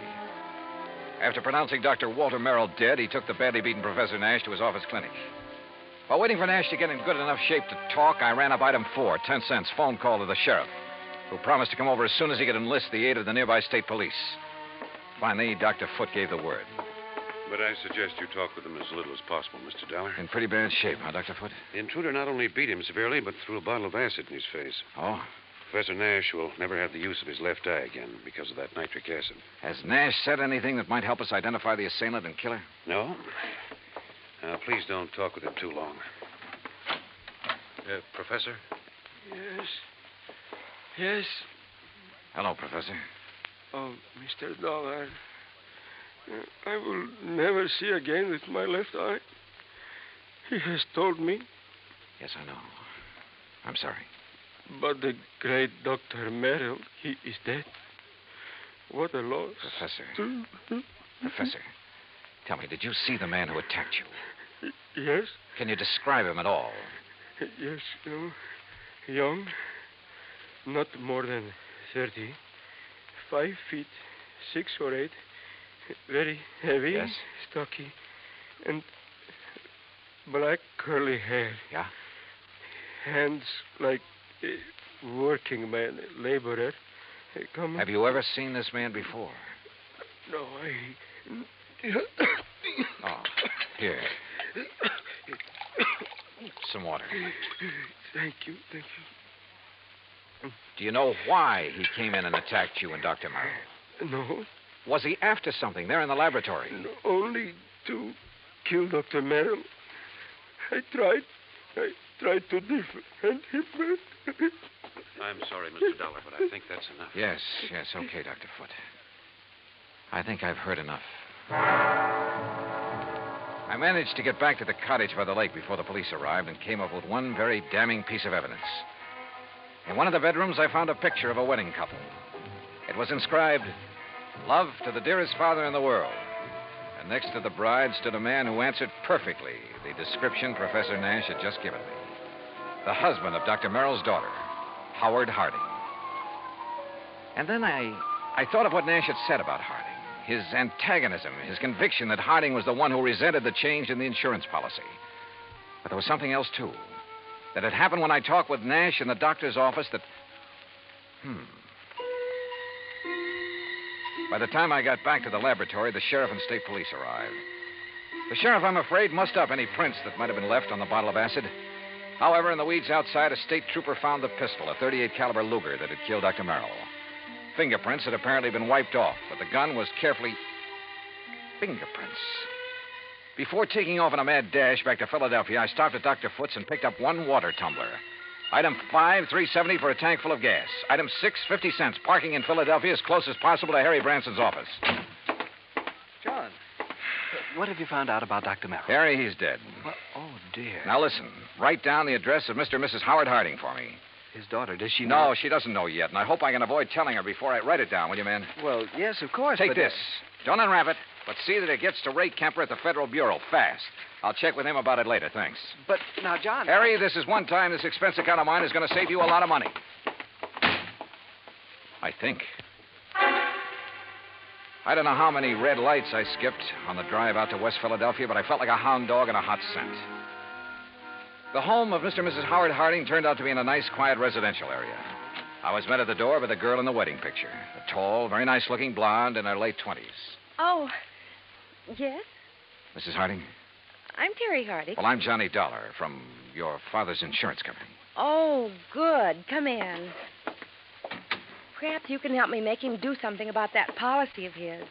Well, that isn't exactly... Someone has poisoned Daddy's mind, Mr. Dollar. Oh? What do you mean? Well, it isn't that I need the money if Daddy dies, which heaven forbid. No. It doesn't exactly look as though you do. No, of course we don't. Howard's been doing so wonderfully at Colonial Aviation. Yes, apparently. And I'd had a notion he was just a laborer or something. Oh, dear, no. That's what Daddy called him because he wasn't too fond of Howard.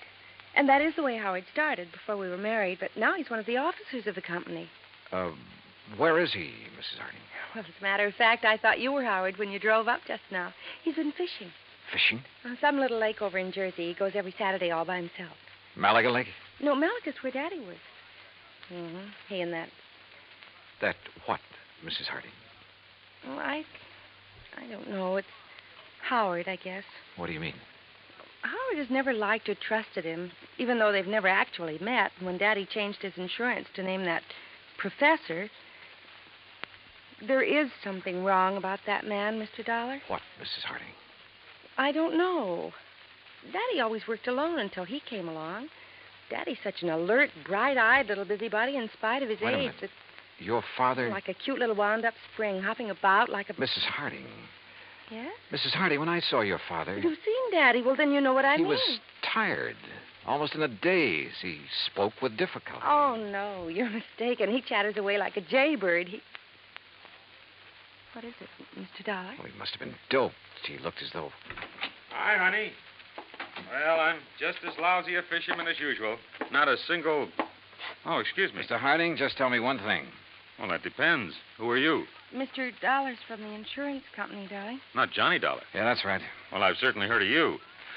Tell me... No, you tell me, Harding. Where have you been? Why, fishing. Where? Over in Jersey. Where in Jersey? Little private lake. Where? Over near Mount Holly. One place I know of where nobody else ever goes, where I can get rid of the cobwebs at my job.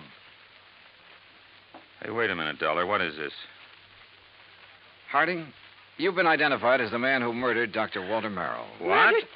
I'm sorry, Mrs. Harding. I'm sorry, but it's true. No, what are you talking about, Dollar? You didn't know about it? Of course not. How could I? Where did it happen? How? At his place in Malaga. Oh. Professor Nash. I'll kill that man. You'll take it easy. You seem to forget that so far you're the only suspect in the case. You're out of your mind. If it was anybody, it was that Nash. Never have trusted that man. And the insurance policy. If anybody killed Dr. Merrill, it was that professor. Now listen to me. Nash was with Dr. Merrill when he was killed there in his laboratory. Of course he was. But Nash was attacked also, beaten, acid thrown at him. He lost the sight of one eye because of it. And I tell you... You sure? Yes, of course I'm sure. It was I who found them. Nash beating against the inside of the door of that laboratory crying for help. A door that was bolted on the outside. But, Dollar, You're sure of that? I'm sure. Well, I still think... Oh, Terry, I'm sorry, honey. Here, let me... Howard, it's so terrible. Better answer that phone, Howard. Yeah. Hello? Yes?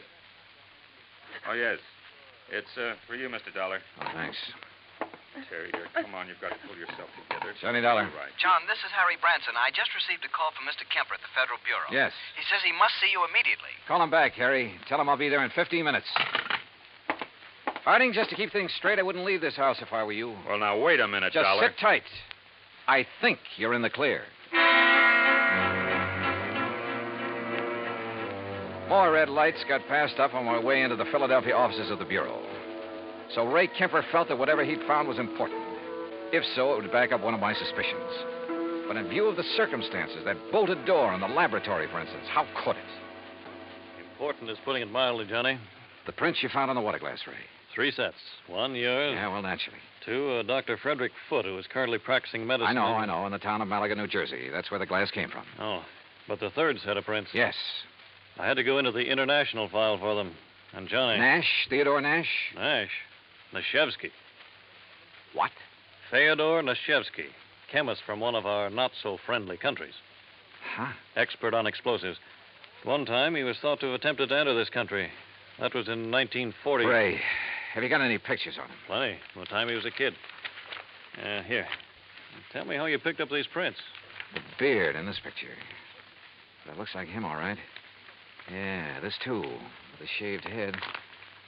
Almost as though he tried to keep changing his appearance. Johnny... Oh, wait a sec.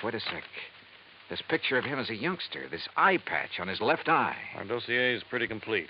He was quite an athlete until he injured that eye. But it doesn't show in these other pictures, and he hasn't a glass eye. No, his eye always looked perfectly natural.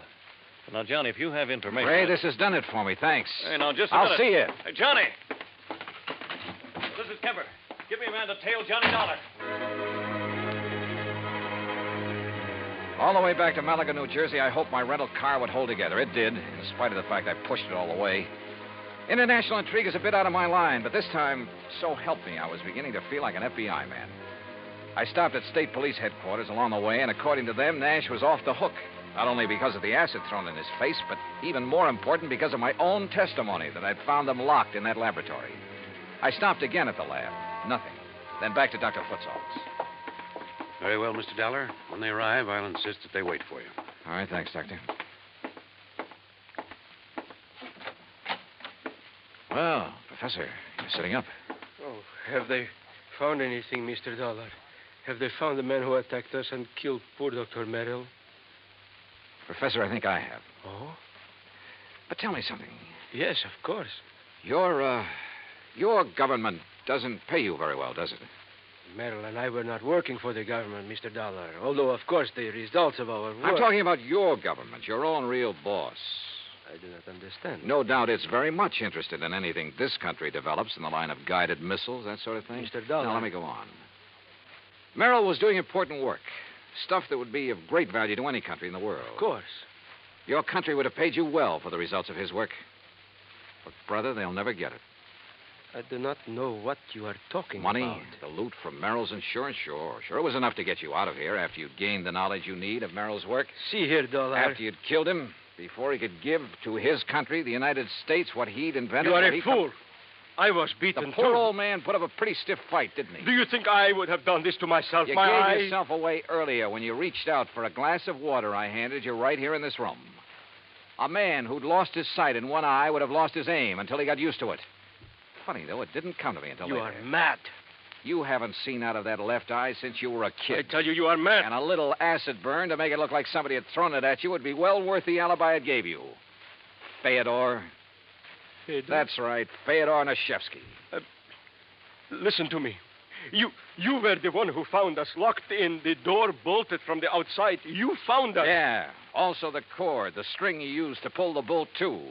That you looped over the bolt and pulled after you got inside. You couldn't have. I dropped it in a vat of acid. Yeah. Thanks. I was bluffing. But I made a lucky guess. What? Oh, what a brain. Nashevsky, I'm sure glad you're not working on our side.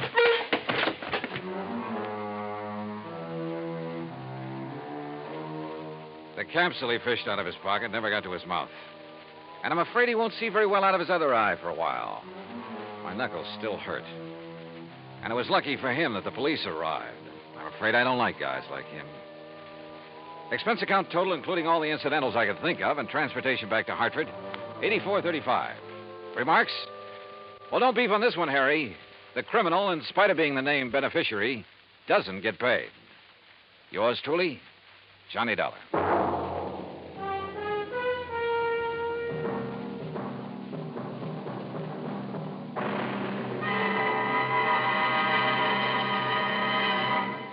Now, here is our star to tell you about next week's story. Next week, a real close look at a little-known but very dramatic side of Hollywood. Join us, won't you? Yours truly, Johnny Dollar.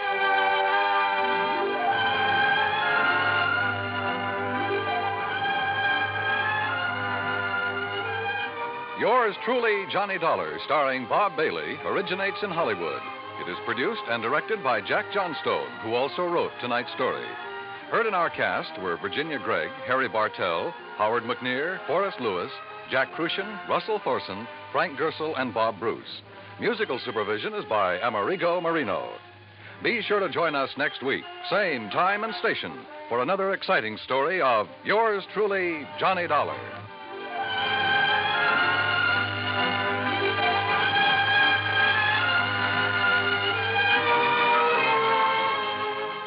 Johnny Dollar has come to you through the worldwide facilities of the United States Armed Forces Radio and Television Service.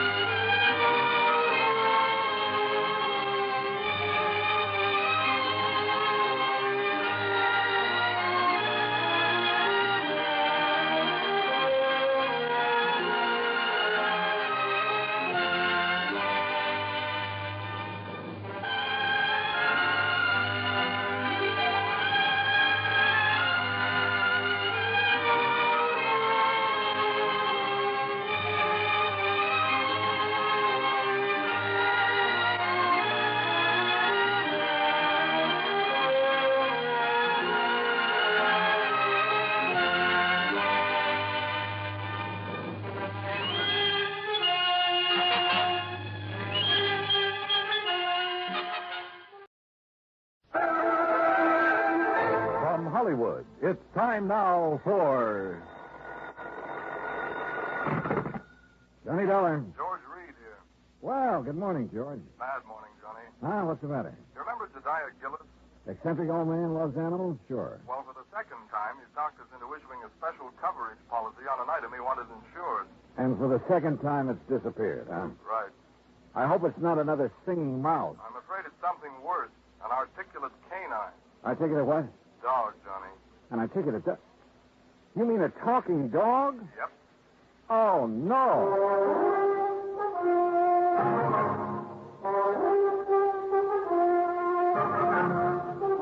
Bob Bailey in the exciting adventures of the man with the action-packed expense account. America's fabulous freelance insurance investigator. Yours truly, Johnny Dollar. Different. I didn't know about mice. I do know about dogs. And I've never heard one yet that could say anything but rough. Well, maybe you haven't, but Michael Murphy has. Michael Murphy? Iron Mike Murphy, vice president of Milford Steel. Oh, what's he got to do with this? Well, he's the former owner of the articulating canine. Gillis bought the dog from him? According to this application, he did. When did it happen? Oh, about 3 weeks ago. First I heard of it was when Gillis called from New York asking for the coverage. How much insurance does he have on the critter? The maximum we'd allow, $7,500. 75? Oh, no, George. That's hardly worth my time. I can't make any commission from a small policy like that. Why don't you pay him off and forget it? I'd like to, Johnny, but it isn't that simple. No? No. Since you found his mouse, Gillis thinks you're some kind of a miracle worker. No, Pied Piper, you mean. Or Pie-Eyed something or other. Anyway, the boys upstairs have agreed to let you write your own ticket again, providing... Yeah? Providing you locate the dog. Or in the event you don't, you pacify Gillis. Keep him happy so that he doesn't cancel his other policies. And if I can't do either? Then you wind up with your regular commission and expense account, which our auditors will check and double-check. A real sucker bet. But okay, George, you've got yourself a deal. Expense account item 2, 85 cents cab fare back to my apartment. Item 3, $26, transportation Hartford to New York City, including cab fare to the Statler Hotel. By the time I checked in, changed my shirt, it was 8:30. I picked up the phone and called the number George Reed had given me.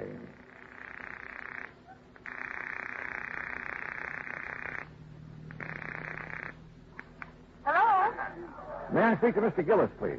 Johnny Dollar. Dad told me you were coming.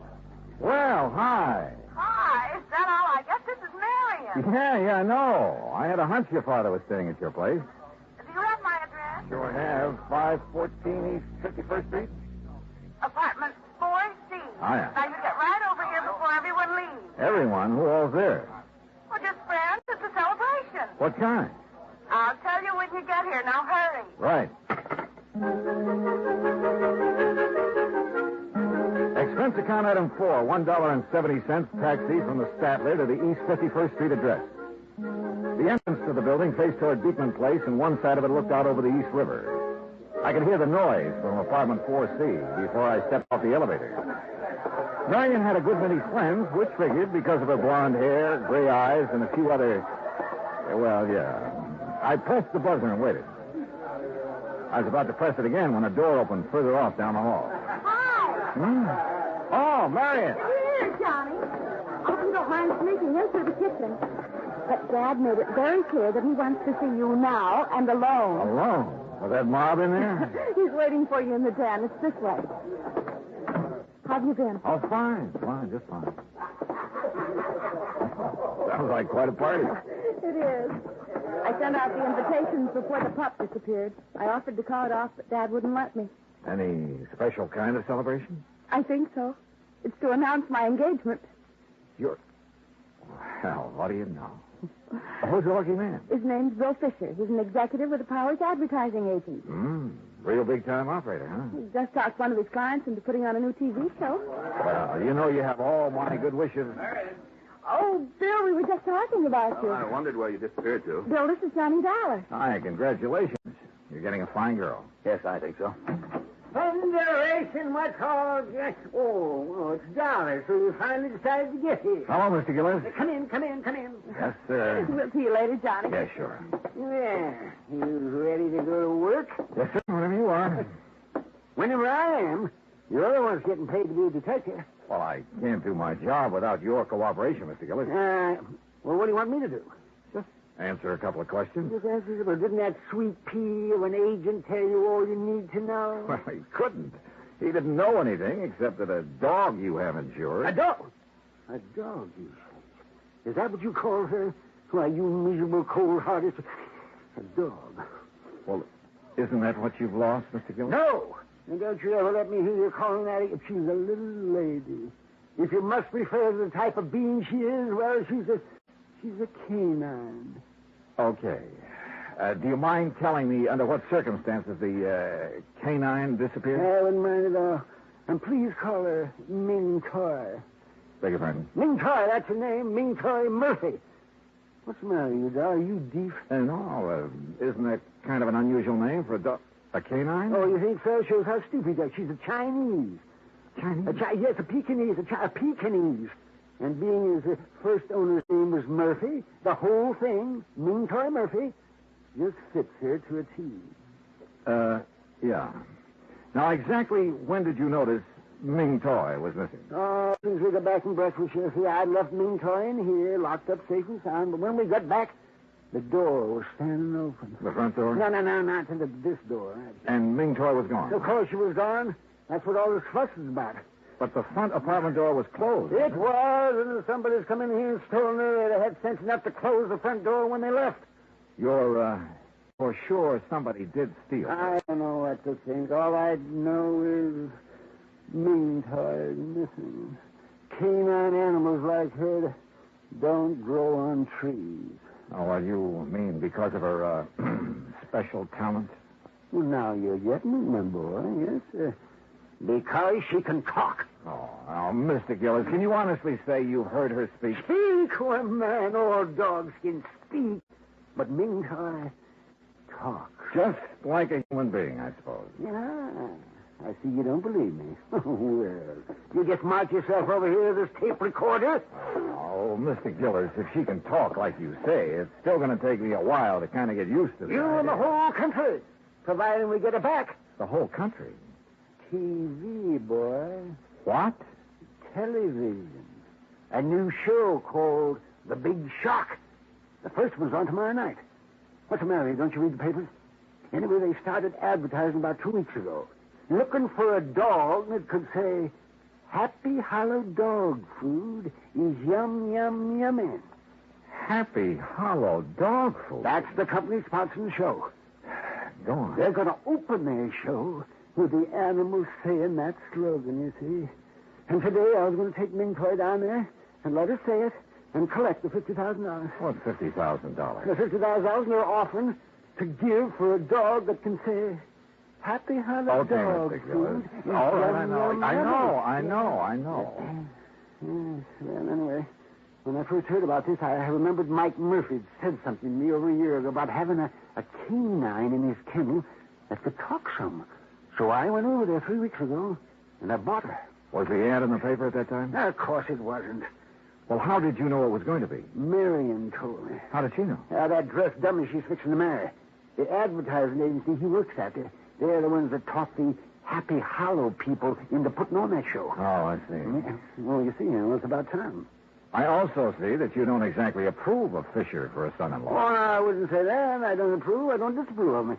If she wants to marry a stuffed shirt, that's her business. Let me play this tape recording for you. You're going to hear the sweetest little voice this side of China. Ah, now then, me little pet. You Get see, yourself set and ready we for the made trial. this at Mike Murphy. All right, girlie. Now talk to me. Pretty now. Talk pretty. Hello! Hello, everybody! See? She said hello. That's a dog? It's canine. Be quiet. Be quiet. Very good, lad. Now tell me, how are you feeling these fine days?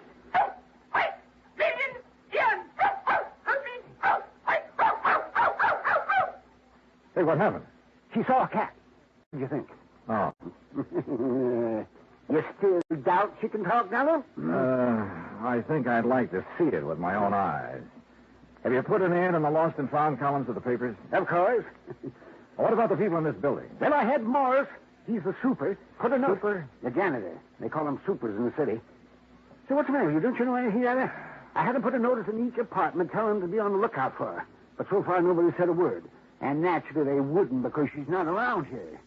She's been stolen. Oh, now, look, why would anyone want to steal her? They couldn't put stolen property Well, on TV. maybe it could have been somebody doing it for spite. Like who? Yes, like Iron Mike Murphy. That's who. He's been saying nasty things to me, claiming I cheated him out of Mean Toy.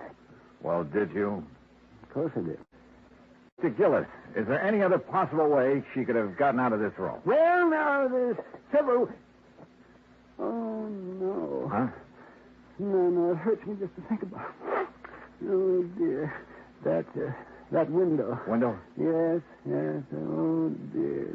Was that open yesterday morning? Yes, it was open. I forgot to close it. Oh, dear. Well, what's down below there? Nothing. Nothing but the East River. I continued questioning him, making sure he'd given me all the facts. Then, after promising to take him along when I visited Iron Mike Murphy, I said goodnight and left. Expense account item 5, $1.70 for a cab back to my hotel. The next morning, I called Murphy and wangled an invitation to his Long Island home. At exactly 9 o'clock, I was in front of the Gillis apartment. Hey, Mister. Yeah? You looking for Mr. Gillis? No, Mr. Gillis. You seen him? Sure. When they go out to put their breakfast. Oh, yeah, I see. Do you pick up the trash and garbage from the apartments every morning? That's my job, senor. Well, what time do you usually hit this floor? The same time as now, about 9 o'clock. Do the Gillises go out for breakfast every morning at this time? Almost every morning. What about day before yesterday? When the little one disappeared, see, it was the same hour. Uh-huh. Tell me, Morris, do you remember seeing anyone on this floor that morning? You know one who did not have a business here? But there was someone? See. Near the Gillis apartment? Where you stand, waiting at the meeting. Well, who was it, you know? Oh, no, I don't know his name. Yeah. He's such a nice gentleman, and he carried what I know was another present for Mr. Gillis. I told him they were out for their breakfast, and he went away. You still haven't told me who it was, Morris. My heavens, senor. Who else would bring Mr. Gillis such a pretty box or such a beautiful gift? Who else but the gentleman she's soon to marry?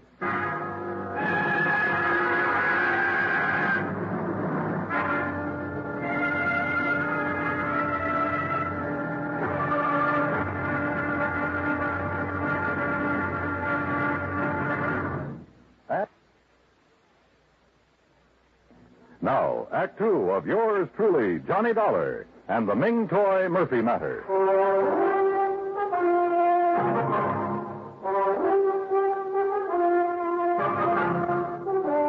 People in love usually keep odd hours, so I wasn't surprised that Morris, the janitor, had seen Marion Gillis's fiancée outside the apartment the morning the dog, canine, had disappeared. I thanked Morris for his help, went back downstairs to my cab, where I saw the Gillises walking toward me from First Avenue. Morning, Dollar. Morning. Sorry we're late. Got to gabbing over that second cup of coffee. Better not let your doctor hear you say that. No, Marion, be still. Yes, you ready, Dollar? Ready and waiting, Mr. Gillis. And then let's go. I got a few things I can't wait to say to Mr. Iron Mike Murphy. Now remember, Dad, no excitement. I'll remember. Marion. Yes? Are you going to be busy around noon? No, I don't think so far. Just thought we might have lunch together. 21? Anywhere you like. Say 12:30? Perfect. See you then. According to Mr. Gillis, Iron Mike Murphy didn't know that Ming Toy was missing, so it was going to be interesting to see his reactions when we told him. The Murphy home was spread across a couple of acres near Great Neck. The main house was a large two-story brick affair with a tack room, swimming pool, and the kennels behind it. For Iron Mike pursued his hobby of raising Pekingese dogs. We found Murphy at the kennel. Well, Gillis, you lying, thieving devil. You hold your tongue, Mike. What are you doing out here anyway? I came along to help Mr. Dollar. He doesn't know you like I do, so he wouldn't be able to tell when you're lying like I can. I suppose you think that's funny. Dollar, you know what this man did to me? He stole a wonderful little dog right out from under me nose. And you stole her back. Well, what do you mean by that? You know what I mean. The day after you called me on the phone, you saw that ad in the paper. Well, the next day, somebody stole Mean Toy. And I'm sure it was you. You shanty Irishman. Why, you dirty-minded evil old man. I've half a mind to take a horsewhip to you for saying such a thing. Oh, you deny it, Ed? Of course I deny it. And you say it again, I'll deny it with me fist. Oh, is that so? Well, I whipped you when you were in the steel mills, and I can whip you now. Look out, fella. Oh, Mr. Gillis, remember what your daughter said. Defend yourself, Murphy. Mr. Gillis? Bring yourself at me, Taxi! Taxi! Mr. Gillis, please, Mr. Murphy. Here I come. Ooh. Justice triumph. Oh. Ow. Call me names with Hey, you. driver, over here.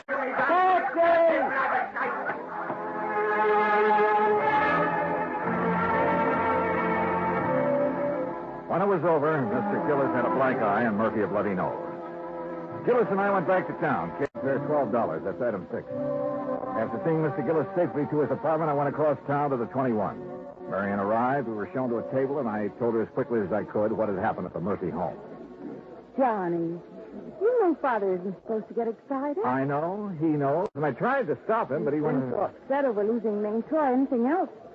Well, especially something as strenuous as a fight. Well, it might prove to be too much. Oh, he's all right, believe me. Well, I'll call him in a few minutes to be sure. Marion, this morning while I was waiting for you to come back from breakfast, I had a talk with Morris, the super at your apartment. No? Yeah, he... Marion, darling. Oh, darling. well, I told Bill to join us, Johnny. I hope you don't mind. No, of course not. Sit down. No, thanks. Johnny's been out all morning with Dad. Oh? Hunting for the dog, huh? That's right. Any luck? I'm not sure. Excuse us, Bill. But what does Morris have to say, Johnny? Oh, it wasn't important. Don't try lying to me, Johnny Dollar. I know you too well. Now, you tell us what Morris have to say. Bill, the morning the dog disappeared, you were at Marion's apartment, weren't you? Of course he wasn't. Bill? Day before yesterday? No. You sure? Positive. I was in my office all morning. What time did you get there? You remember? Yes, we've been very busy lately getting the big shock ready for the air. It was about 8:45. Your secretary will swear to that? Naturally. Johnny, what's this all... Excuse me. Where are you I'll going? make a couple of phone calls. Be right back. I called Bill's office, spoke to his secretary, and of course he had lied. Instead of going back to the table, I took a cab to my hotel, made a couple of more phone calls, and waited. About 40 minutes later, Bill Fisher called and asked me to meet him in a bar near Rockefeller Center. You like a drink, Johnny? No, thanks. Not right now. No? I figured you'd be thirsty. You've been such a busy little boy. What do you mean? You know what I mean. Calling my secretary, then calling the Happy Hollow people to find out whose idea it was to advertise offering $50,000 for a talking dog. Oh, I wouldn't be ashamed of having that idea if I were you. It's a good one. Except for one thing. It was meant strictly for the publicity value. Nobody ever heard of a dog that could really talk, so I guaranteed them their $50,000 would be safe. Go on. See, it was tough enough getting the Happy Hollow people to put a show on TV in the first place. They really don't have that kind of money. And if they'd had to pay out the $50,000 on top of everything else, well, that would be it. We'd lose their account. I'd lose my job. Uh-huh. So what did you do with Ming Toy? Well, naturally, since she could talk, I had to get rid of her. You understand that, don't you? How did you get into the Gillis apartment? That was easy. I'd been there the night before. When I left, I slipped the latch so the door wouldn't lock. When they went out to breakfast the next morning, I went in. I was going to put her in that box and carry her out, but she put up such a fuss, I just tossed her out the window. Into the river? Yes, Dollar, into the East River.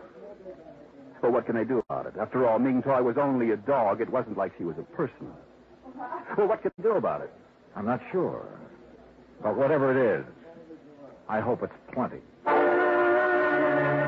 I left him there and walked down 6th Avenue.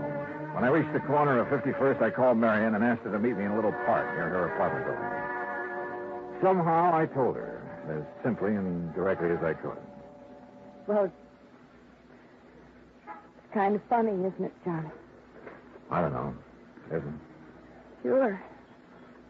If I hadn't met Bill, none of this would ever have happened. Dad would still be feeling chipper. I might have been engaged to somebody else. Maybe even a nice guy like you. And why do things like this have to happen? I don't know, Marion. I just don't know. We were about a block away from her apartment when we heard the ambulance. We watched it turn into 51st Street, then stop. Then we were running. Johnny, it's Dad. I know it. No, you don't know any such thing. Oh. All right, folks, all right. Now keep back. Give the men room to work. Johnny, they're not going into the building. No, they're doing something out there in the middle of the street. Officer, what's happened? That sounds like a little girl's cot down there under the street. Under the street? Yeah, lady, in the drain pipe that goes down to the river. Are you sure it's a little girl and not a dog? You kidding? Dogs can't talk like that. Like what? Well, it sounds like she's trying to say something about a dog food being yum, yummy. Get your fire, Marion. Yes, oh, yes. Excuse me. Hey, come back here. I joined the power and water men who had lifted up a manhole cover and put down a ladder. It didn't take us long under the street, just a couple of minutes. Then we climbed back out again. Johnny! Dollar, where is she? Where's my baby? She's still down there, Mr. Gillis. You left her. Dollar, she's not? No, sir, she's fine. Then why didn't you bring her back? Well, maybe you better look for yourself, Mr. Gillis. All right, I'll do just that. Dad, you can't. You just try stopping me, will? Come on, Dollar. Come on. Annie. Careful now, Mr. Gillis. Yes. Watch your step here. Don't you worry about me. You just look out for yourself. Yes, sir, I am.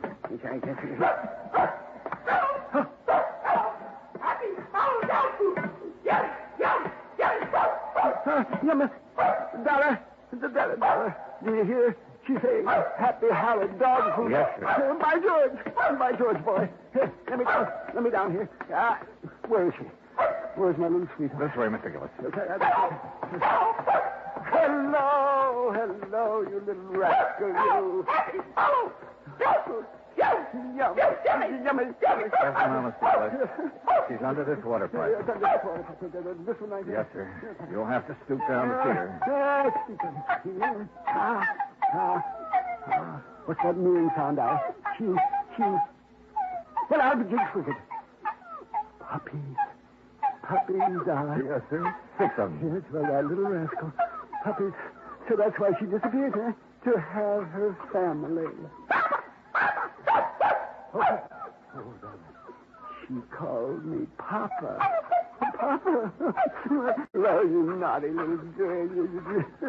By golly. Papa. Well, sir, by golly. Well, who'd have thought? I guess Ming Toy did, sir. Yes, he must have. Yes, indeed. Oh, Papa. Look, Johnny. I'm a grandfather.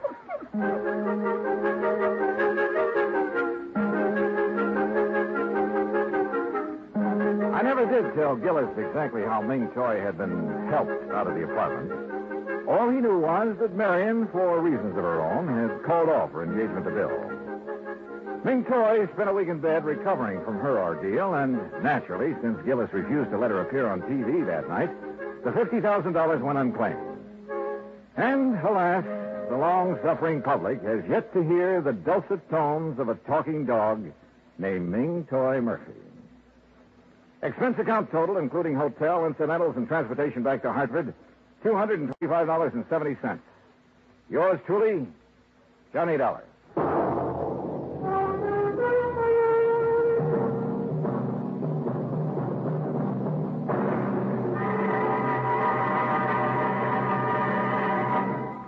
Now, here is our star to tell you about next week's story. Next week, a vessel that was lost at sea suddenly turns up, thanks to the true love of my gay young life. Join us, won't you? Yours truly, Johnny Dollar.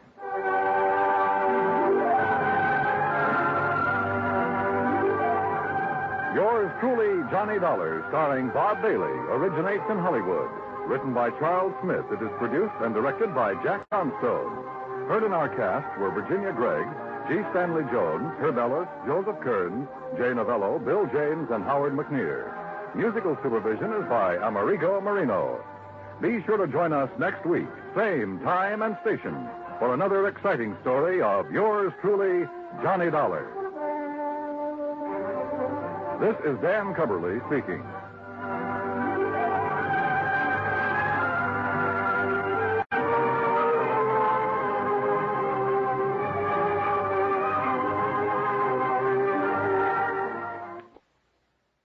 Johnny Dollar. Johnny. Huh? Who's that? Bert McGraw. Oh, hi, Bert. What's on your mind? Haley's Comet. What? Harry Haley, pitcher for the Spartans. They call his fastball Haley's Comet. Oh, yeah, sure. Great guy. Reminded me of a cross between Schoolboy Rowe and Bob Feller.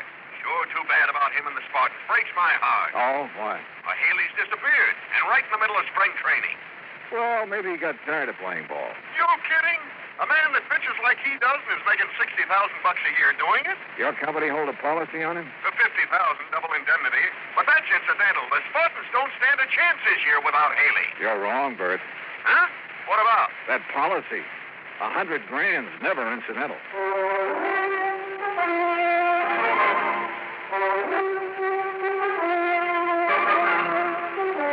Bob Bailey in the exciting adventures of the man with the action-packed expense account. America's fabulous freelance insurance investigator. Yours truly, Johnny Dollar. And now, Act One of yours truly, Johnny Dollar.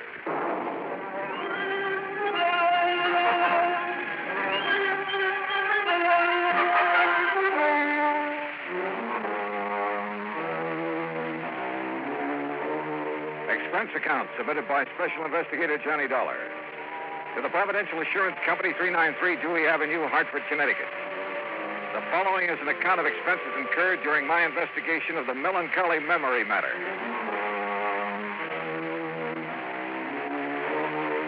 Expense account item 1, $1.20, taxi from my apartment to Bert McGraw's office. Bert's a large man with a voice to match. Before becoming an insurance agent, he played ball with the Bush Leagues and eventually spent a year with the Spartans. He'd never forgotten it. Come in, Johnny. Sit down, sit down. Thanks. Sure didn't take you long to get here. No reason why it should. But that's why I called you, boy. Always on the ball. Yes, sir, I said to myself, if anyone can get in there and pitch, it's Johnny Dollar. A man with a real batting average. And just what the job needs. Yeah, sure. So what's the catch? Find Haley, that's what. Find Haley, dead or alive. Only I sure hope it's alive. Dead, he wouldn't be much good to the Spartans. Or your company, who'd have to pay out at least $50,000, huh? Or have you forgotten about that? Oh, good gravy. No, I'm a company man first, last, and always. In fact, I'm the bird who sold Haley that policy. When was that? About 6 months ago. The day me and the boys at the Lions gave him a testimonial dinner. Who's the beneficiary? Well, the original beneficiary was Haley's sister. Her name's Mildred Womack. Lives in Omaha. Oh, did Haley change the beneficiary? Yeah. Who figures to collect now? His wife. Her name... Wife? Papers didn't say anything about him being married. I know. Well, it happened recently? Since he's been in Tucson for spring training with the rest of the team. Oh, well, maybe he's on his honeymoon. Not Haley. Why not? Because, like I said, the team's been in spring training. Last week, they started playing exhibition games. Haley wouldn't miss those for anything in the world. And according to Slats Lewis, he's the Spartan manager, Haley was going to stand up against the Redlegs last Wednesday. But nobody's seen him since Tuesday night. Almost a week. Yeah, sure is. But it's still no sign he isn't taking a little vacation. Oh, Johnny, come on. This man's an athlete. A precision machine built to pitch baseballs. Did you know he started playing when he was 8 years old? Loves the game. Huh? Yes, sir. And he doesn't think of anything, ever, except playing it. Oh, I wouldn't say that. Hmm? He got married, didn't he? Oh. Oh, well, you know what I mean. Okay, Bert. Well, what do you got to go on? Well, maybe I got it right here. What's that? A telegram came in late yesterday. Here, read it. Feel sure my brother Harry Haley has been murdered. Please conduct thorough investigation before settling any claim on his estate. Signed, Mildred Womack. Where did you say she was? Well, she lives in Omaha, but that wire came from Tucson. You have her address out there? Yeah. I'd better have a talk with her. That's the way I'd play it. And, Johnny, yeah? Me and the Spartans, and, of course, the company are counting on you. You get a hit, okay? Coach, I'll do my best.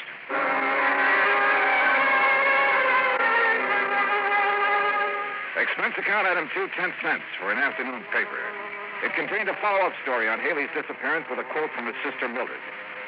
But again, there was no mention of Haley's wife. Item 3, $148 air travel to Tucson and cab fare to the Westerner Hotel. I called the Casa Grande Motel where Mildred Womack was staying, then rented a car and drove out to it. It was on the highway to Nogales, and she was waiting for me. A tall, thin woman, obviously Haley's older sister. I followed her in and sat down on the stiff chair between the bed and the dresser. You ever see Harry Slade, Mr. Dollar? No, ma'am. I'm afraid that's something I've missed. Oh. Well, this is his picture in case you want to know what he looks like. I've seen pictures of him in the papers and newsreels, Mrs. Womack. Handsome man, ain't he? And famous. Too famous. All that publicity about his new contract, that's what started the trouble. How do you mean? If he'd never reached the big leagues, he'd be alive today. Do you really believe he's dead? Of course I do. Did you read my telegram? Well, yes, ma'am. But do you have any proof of his death? Have all I need. Would you mind telling me what it is? The record of my brother's doings before I came to Arizona. Oh? I didn't get out here until the day before he disappeared. I came because Harry wasn't writing to me like he was supposed to, so I hired me a detective to find out what he was doing with his time. You hired a detective to follow your brother? There's no law against it. No. Especially when I suspected something was wrong. Yeah, I've had to watch out for Harry since our pa died 12 years ago. How old is your brother? 25. That's physically. But he's still a baby. Mrs. Womack, about this proof you have. I'll get to it. See, before Harry signed up with the Spartans, he never had nothing. And after last year, well, now they're paying him a heap of money. Naturally, a man like him, simple and all, why, he was just like a ripe melon waiting for some little chippy to come along and pick him off the vine, which is just what happened. Then you know he's married. Of course I know, but I wouldn't have known if it hadn't been for that detective, Mr. Oglethorpe. You know why he kept his marriage a secret? Sure. Same reason I've tried to keep it one. What's that? Well, now, would you have gone around broadcasting it if you'd woke up some morning and found yourself hitched to a person called Juanita Torres? I don't know. Never met the lady. She ain't no lady, Mr. Dollar. Torres, Mexican. So? Well, you know. Afraid I don't. Oh, no. Well, this Juanita, she works in nightclubs, dancer, she calls herself. That's what Oglethorpe told you? That's right. The way I figure it, Harry must have been good and drunk to let her talk him into marrying her. Have you met her? Hope not. And don't plan to, neither. Well, don't you think that's being a little unfair, Mrs. Womack? I don't need to. I got all the information I needed from Mr. Oglethorpe's report. Little gold digger. But she's a horrible, cheap, painted dancing girl. You're sure of that? I am. As soon as she could, she had Harry change his life insurance, making her the beneficiary. And that was like putting a gun in her hand. And you think she had something to do with his disappearance? It's murder. It ain't no disappearance. That's a very serious charge, Mrs. Womack. But she's serious. Mister, Harry didn't run off. Leave me. He had no reason to. There just wasn't no reason for him to leave without telling anybody. You're sure of that? You find the reason. I'll change my mind. When I finally got away from Mildred Womack, I headed cross town to the Oglethorpe Detective Agency. Mr. Oglethorpe wasn't in, so I left word for him to call me, then stopped by Tucson's police headquarters. Lieutenant Snyder was in his office eating his lunch out of a paper bag. Dollar, come in. Pull up a chair. Thanks, Lieutenant. You like hard-boiled eggs? Sometimes. Me too, sometimes, but not every day like my wife thinks I do. You want it? No, thanks. Me either. Sergeant tells me you hear about that Haley case. Yeah, that's right. Well, that's not much, but you're welcome to anything we have on it. Well, what do you think's happened to him, Lieutenant? I don't know. When I'm around that sister of his, I'm convinced he's been murdered. When I start thinking about it logically. Yeah? Well, if he was murdered, where's his car, for instance? That missing, too? It sure is. Bright new red convertible. Well, if you've got the license, it shouldn't be too hard to find. Man like Haley shouldn't be either. Face as well known as his, you'd think somebody'd spot him. Dollar, we got an all-points bulletin out on both sides of the border, but so far, nothing. Just how far is the border from here, Lieutenant? About an hour's drive. Could be he's down there someplace. Yeah, but like his sister said, why would he leave his team, his friends, his sister, all of them, without even a goodbye? No, it's got me. What's his wife say? Oh, didn't you know? No, what? She's gone, too. Disappeared the same day Haley did.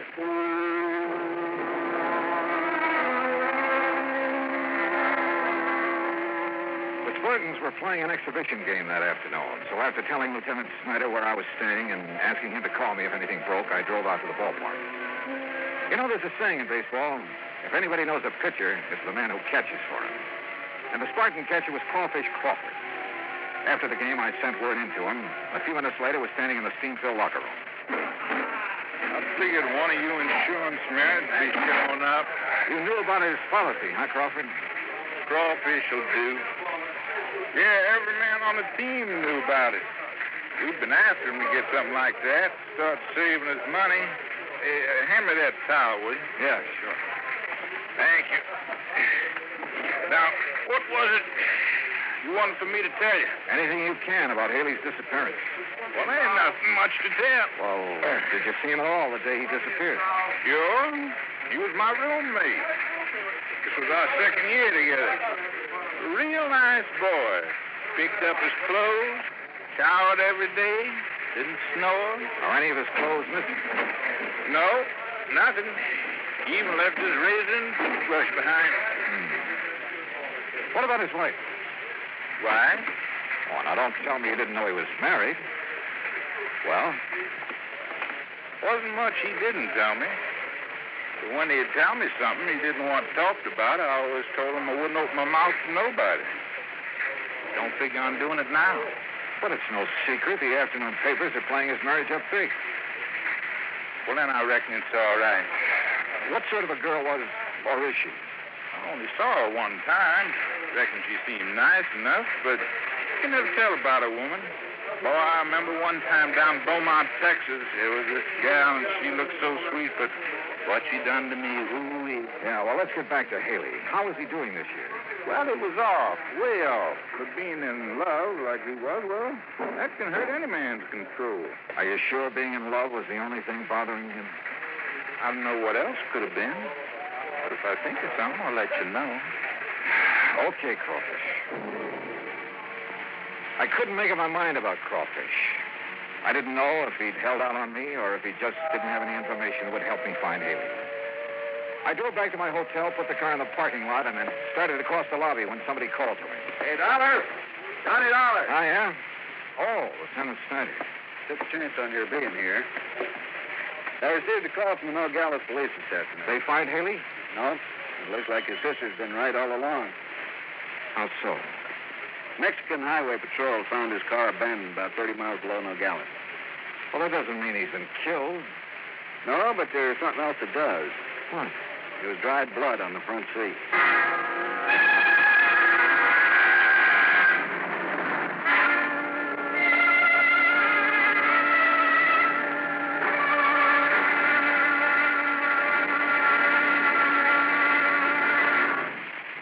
Act two of yours truly, Johnny Dollar, in a moment. Our flag now numbers 50 stars. And behind each star, there stands yet another flag representing one of the 50 states.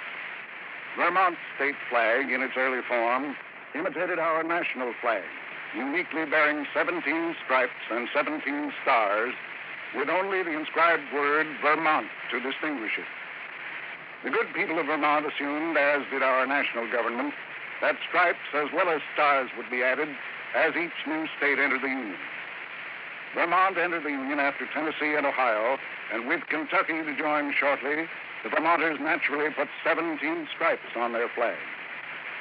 In 1818, the United States Congress put a stop to this. And since then, the stripes have always been at 13, and only stars are added for each new state. Vermont's present flag captures the famous beauty of the Green Mountain State in its coat of arms, and inscribed is the phrase, Vermont, freedom and unity. Vermont's state flag, the flag of the 14th state to enter the Union, was adopted on April 26, 1923. Now, Act two of yours truly, Johnny Dollar, and the Melancholy Memory Matter. After Lieutenant Snyder told me about the Mexican police finding Haley's car abandoned below the border, I asked if he was going down there. He said it was out of his jurisdiction, and besides, he felt the Mexican police could do as well as he could. Snyder left, and I crossed to the desk to pick up my key and messages. There was one from the Oglethorpe Detective Agency. Upstairs, I called their number. Oglethorpe speaking. Oh, Mr. Oglethorpe, this is Johnny Dollar.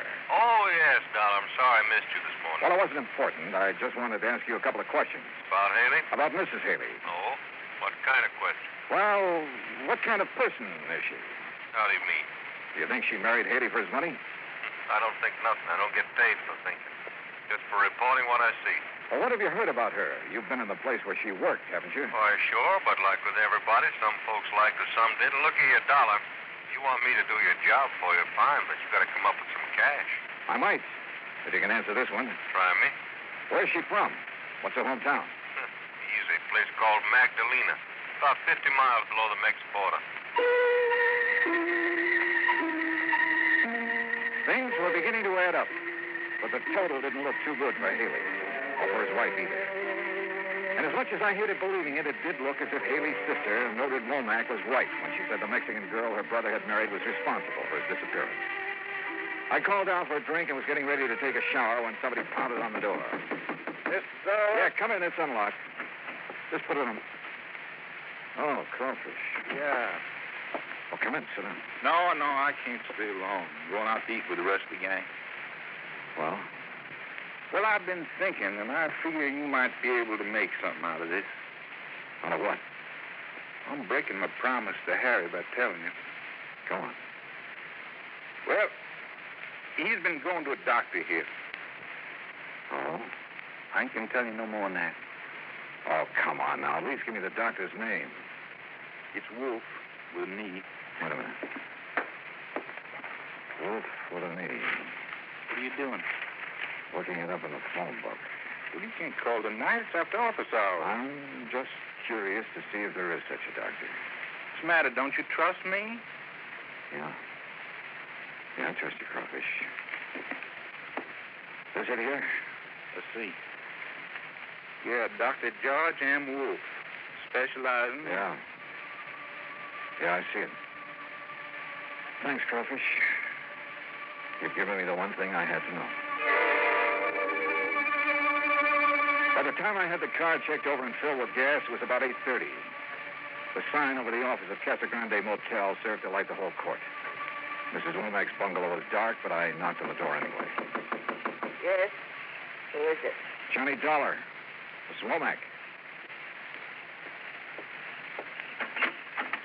I'm sorry if I woke you up this You didn't. I've been sitting and thinking about Harry. Lieutenant Snyder told me they found his car. With blood on the seat. It's like I knew all along. Mrs. Womack, I wouldn't give up hope if I were you. I gave up hope when I heard he'd married that girl. And if I ever get my hands on her, Do you remember telling me this morning that if I could find a reason for Harry wanting to get away from everyone, to disappear, you'd change your mind about his wife? I remember. Well, I have that reason. What is it? I'll tell you late tomorrow afternoon. Tomorrow afternoon? Yes, ma'am. Provided you'll be ready to leave here with me at 8 in the morning. Leave for where? A little town south of the border. It's called Magdalena.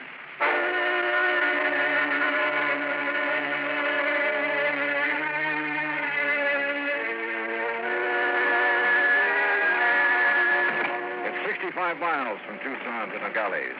We made it in an hour. But from there on, the road became progressively worse. It was early afternoon when we reached the outskirts of Magdalena.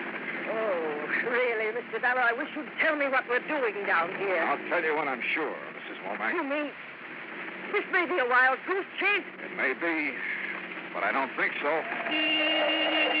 Oh, really? Oh.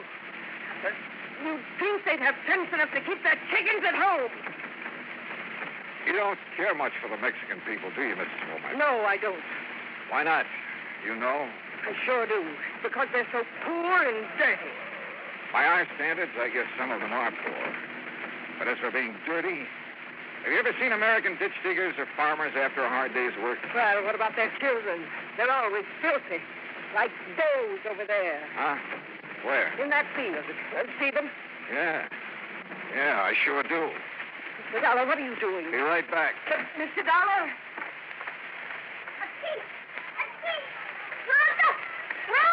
Hey, Sonny.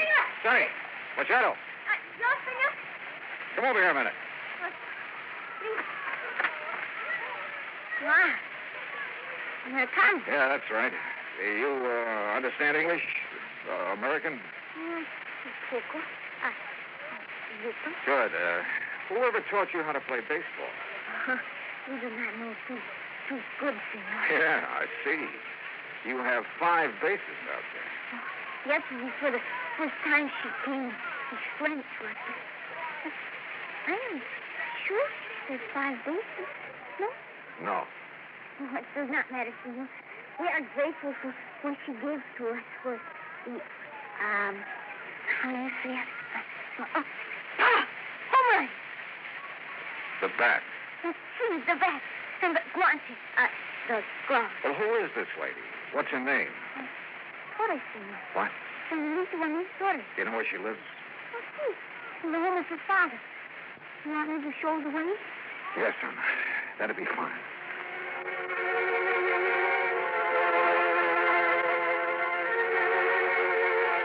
The Torres family home was a large, rambling ranch house made of red brick and tile. I parked the car near the front door and we got out. I still hadn't told Mildred Womack why we were there. I only told her whose house it was.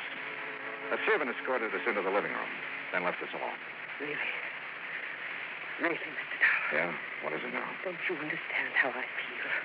You think I can face these Torres people after that little slip of a daughter has got away with my property? Your brother hasn't been done away with, Mrs. Womack. Oh, you aren't really sure of that. I'm not sure of anything. Whose blood did they find on the front seat of his car? Why not ask him? Him? Your brother. He's standing there in the doorway right behind you. Harry. Hello, Mildred. Oh, Harry. Oh, I'm so glad. I'm so very glad. Are you? Oh, why, of course, I thought. Oh, the things I thought. I'll bet. Now, you hurry and get your things together, dear. We'll let Mr. Dollar drive us back to civilization. I'm not going back, Mildred. What? I hoped you'd never find me. Harry, why?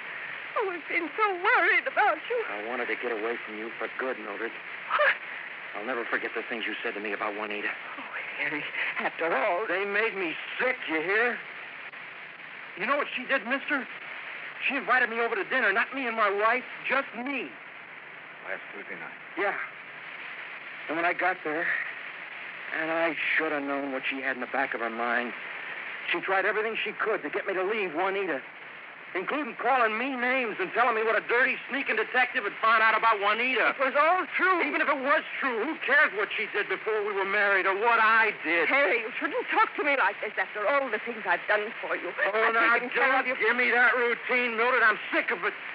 Ever since I was a kid. But I did everything for you, even after you grew up. Sure. And even tagging along every year to spring training to see that I behaved like a nice little boy. Harry, well, ain't it the truth? I had to protect you, Harry.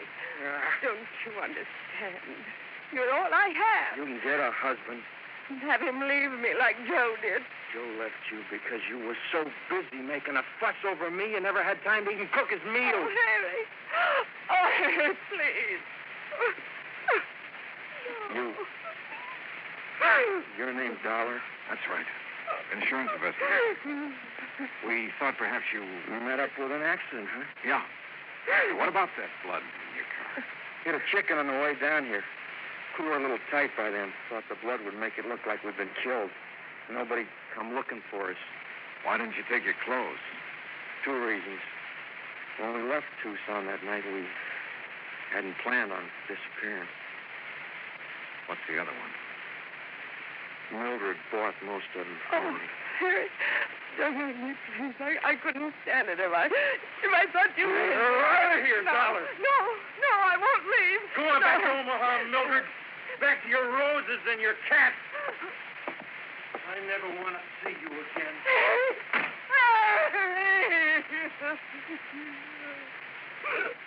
Oh, Max, please. I guess we better. Mr. Dollar, have I been wrong all this time? Selfish.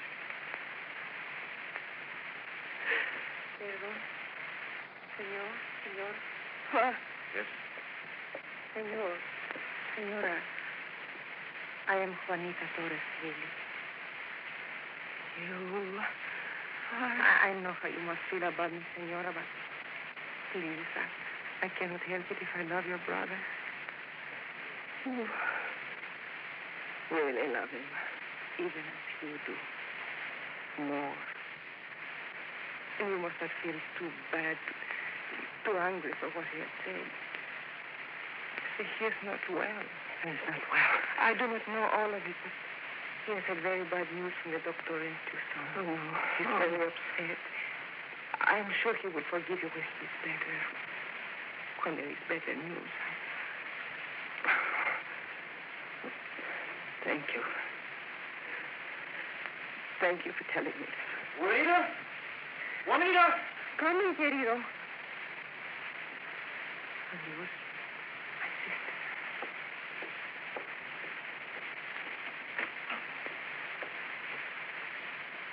Wow. She's a lovely girl, isn't she? Yeah. Hey, did you see her, senor? She's just left. Yeah, we saw her, thanks. 5 faces. You tell her that was them? No, that's something you'll have to do. Oh, see. I will. Adios.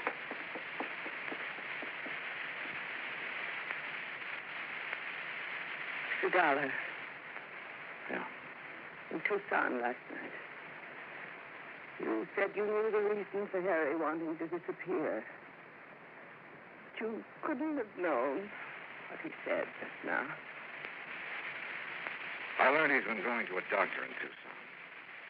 A specialist. Diseases of the eye. What? I called the doctor before we left Tucson this morning. He told me your brother is losing his sight. What? He's going blind.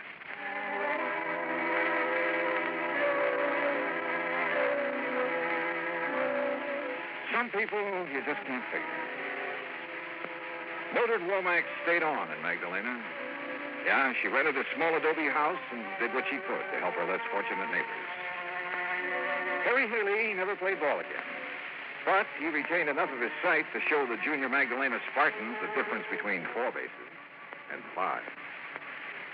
Expense account total, including car rental, hotel bill, incidentals, and transportation back to Hartford, $579.12. Yours truly, Johnny Dollar.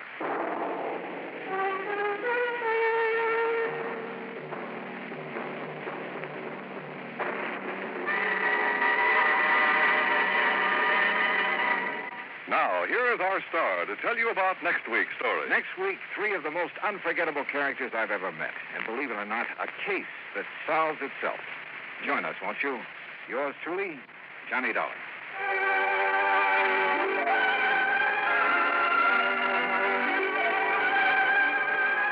Yours truly, Johnny Dollar, starring Bob Bailey, originates in Hollywood. Written by Charles B. Smith, it is produced and directed by Jack Johnstone. Heard in our cast were Virginia Gregg, Lillian Bayef, Richard Beals, Barney Phillips, Frank Nelson, Harry Bartell, Dick Crenna, and Lawrence Snubkin. Musical supervision is by Amerigo Marino.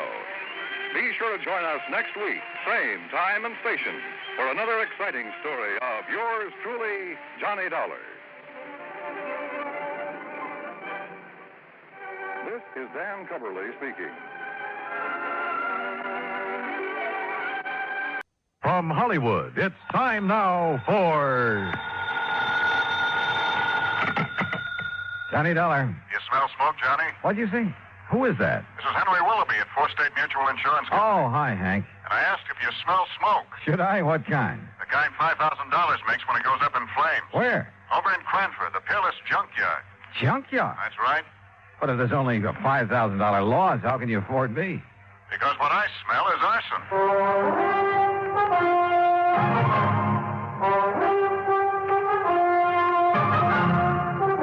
Bob Bailey in the exciting adventures of the man with the action-packed expense account. America's fabulous freelance insurance investigator. Yours truly, Johnny Dollar.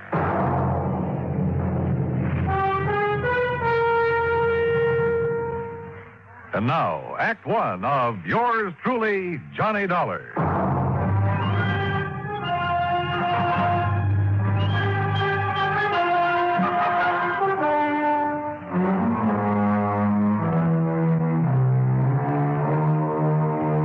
Expense account submitted by Special Investigator Johnny Dollar to the 4 State Mutual Insurance Company, Hartford, Connecticut. Following is an account of expenses incurred during my investigation of the Peerless Fire matter.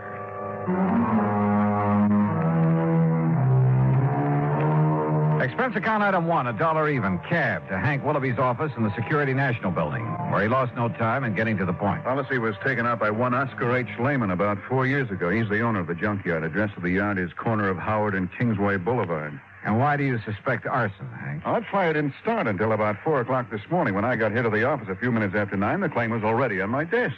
Almost as though he'd had it filled out and waiting even before the fire occurred, huh? Precisely.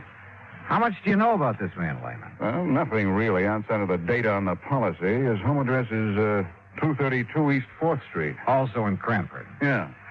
Okay, Hank. I'll see what I can see.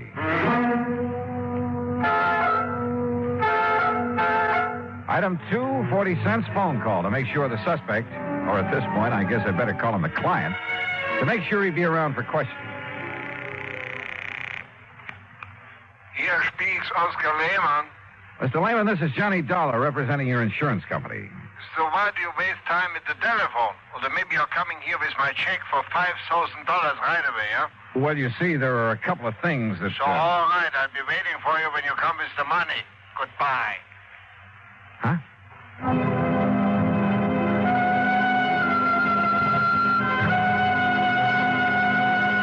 Item 3, $1.20 for a train ticket to Cranford. Item 4, $2 for an old rattletrap taxi when I got there. Cranford is a new town, or rather a new one built on what was left of the old. When the big clock company folded up at the end of World War II, Cranford kind of fell to pieces. But situated as it was, just a few miles above the busy city of New Haven, a bunch of smart New York operators had stepped in and were busy making a nice modern residential community out of it. New stores, new homes, and all the fixings. You see there in the block up there ahead? Huh? You had a big fire there this AM, big junkyard. Yeah, I see. Man, it was really hot. Thought it was going to take the 3 houses there on Howard Street along with it. You know, flying embers and the heat and all. But the wind swung round. They didn't even get touched. Yeah, well, pull up, will you? I want to look it over. Okay, mister, you're the boss. Hey, you want me to keep the meter running? No, I'll leave you here. Okay. That's 85 cents. But it would have been $1.50 to where you first wanted to go. Okay. Hey, Hey, thanks. Boy, how I hate to see that junkyard gone. Oh? Why? Oh, well, that's where I've been buying my parts to keep this old crate tied together. You know something? It looks it. Now that Peerless is gone, I'll probably either have to get a new cab or either try and fix this one up right, you know, and that costs dough. Yeah, well, happy fixing. Yeah, like I say, though, out of something bad always comes something good. Sure. And I not only mean my taxi, mister, but them houses there, too. Well, what about them? Oh, they're on Howard Street. They've been beefing their heads off ever since the yard got its license. So now, no more junkyard. Now the whole place could be residential like it ought to. Like I always say, out of something bad always something comes... good, yeah. Yeah. Now, I got to get going. Hey, you know something?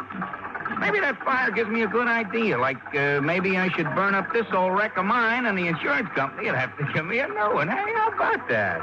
Maybe you'd better be careful who you say that to. Oh, sure. Especially not to an insurance investigator Yeah, like well, me. don't you worry, bud. I'm too smart.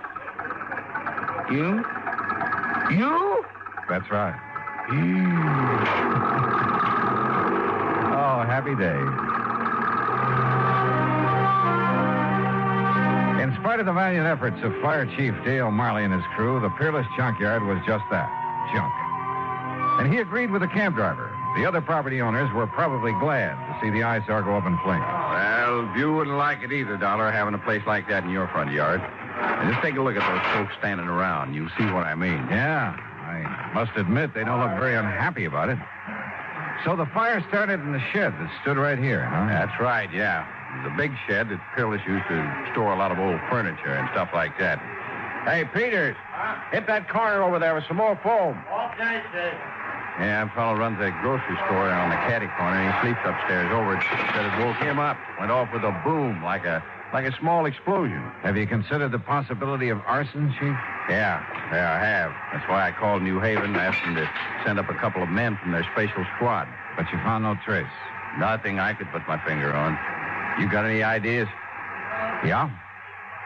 Yeah, I think maybe I have. I learned a long time ago that a lumber yard or furniture factory were about the worst places in the world to look for signs of arson. The wood goes up so hot and so fast. And the remains of this shed wouldn't be much better. So I walked over to the little grocery store and spent item 5, 21 cents, for a loaf of white bread. Then I rejoined Chief Marley at the ruins of the shed. The arson experts can come up from it. Hey, what's the matter, Dollar? You get to eat breakfast? Oh, something like that. Hey, you want a chunk? Not without strawberry jam and a cup of coffee. Hey, Herb, take it easy over there. Hey. Stomping around like that, you wipe out all the clues. Now, like I told you, Dollar, the fire started somewhere right around here. Uh-huh. And the quick shift in the wind moved it over that way. Chief. Yeah. Here, chew a piece of this fresh bread. What? That's right, chew it. Get the taste of it in your mouth. What for? Just do it, will you please? Here. Well, you got an idea, son? You bet I have. Here. You mean chewing on a hunk of bread is going to what? Now swallow it. What is this, a gag or something? No, not by a long shot. Now watch. Well, don't throw it away. Now you got my appetite up. I'll have some more. Here now. Chew on this piece. What? After you dropped it in the ashes? That's right. Chew on it. Oh, now Go wait. ahead, do it. I'm serious. Holy kerosene. That's right. Well, I'll be doggone. Yeah? Fresh bread will pick up even the slightest trace. Even after the fire? Even after a fire. That means kerosene was brought in and poured over the floor of this furniture shed to set it off. And, Dollar, I'm going to get in the police and have them lock up old Oscar Lehman so No, fast. wait. What for? Until I can talk to Lehman. Well, now, look. You look. This isn't any absolute proof of arson. Well, it's good enough for me. It's good enough for a suspicion charge. I'll tell the police what I found out. Who found out? Well, what I found out. Now, don't forget that. But if it puts us on the trail of an arsonist, if you like, you can take the credit for it. Only if you'll cooperate. Yeah, but Dollar... Otherwise, you'll lose any cooperation from me. Okay? Okay. Item 6, 80 cents, cab to the address on East 4th Street where Oscar Lehman lived. Like the Howard Street address, this was a has-been section. Lehman's home reminded me of some of those on the other side of the town, next to the junkyard. When the old character let me in, I wasted no time in getting to the point. You ask why I should be staying here in my home instead of at the yard? And I'm asking you why not? What good can I do over there? My lovely junkyard is gone. There's nothing I can do. So I'm waiting here to collect the money your company owes me. So are you going to pay me or not? Well, now, that depends. As I started to say, I Mr. tell Lehman, you, I didn't even know about the fire till I went down there to open up the gate and start the day. What time did you go down there, Mr. Lehman? 11 o'clock, like always. Well, you sure didn't waste any time getting your claim into the office in Hartford, did you? Of course not. So soon as I see what's happened, I sign up the claim and take it to Hartford. And the office is closed, so I leave it under the door. Yeah, well... What else could I do? Sit around and wait to think about it while the money's coming to me? It's my money, so I should have it. You know how much merchandise I have in that yard? $25,000. Retail? Yeah. Then why'd you burn it up? You think I'm crazy I should do such a thing? Don't you understand now I'm out of business, for God? Oh, what do you mean? My license for the yard on condition, you know? A conditional license? Yeah, that's right. If I'm not in business, every day I lose the license. I lose the lease on the land. Then they make houses, little stores. It's a big development company. So you're crazy to come and talk to me, tell me I should set fire. Maybe I've suddenly changed my mind, Mr. Lehman. Maybe I've already met the arsonist. Huh? And I was just too blind to see him.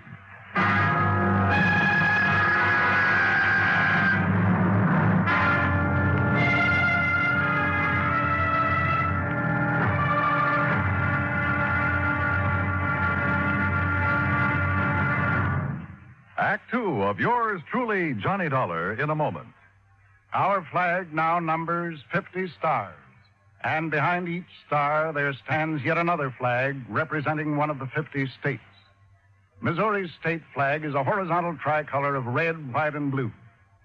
In the center is a circular device bearing the state coat of arms.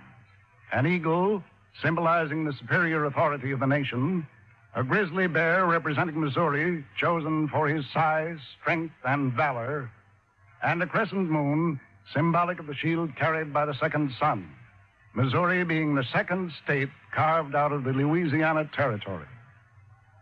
A belt encircles the coat of arms with a motto inscribed, "United we stand, divided we fall."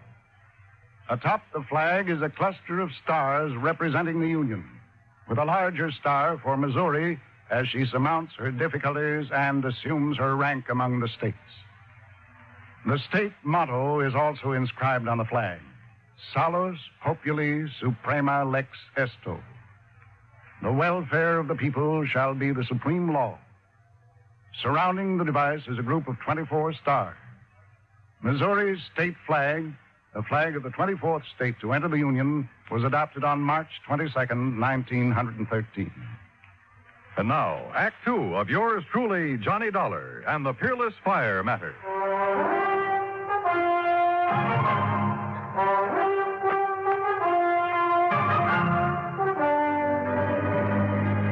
Something the cab driver had said while taking me to the scene of the junkyard fire had suddenly come back to me.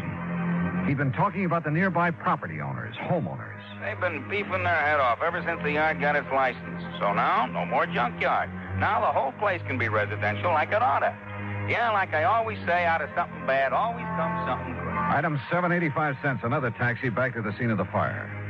The men from the department were still busy cleaning up. Their chief, Dale Miley, had been busy with some detective work. Had some answers that seemed to make good sense. Now, look here, Dolly. You see this hardware? See this groove in the foundation wall? Yeah. Big sliding door, huh? That's right. And here, the lock was still in the hasp. Yeah, I see. It's hardly likely somebody tried to pull a big sliding door closed and lock it after starting a fire with kerosene. It's too dangerous.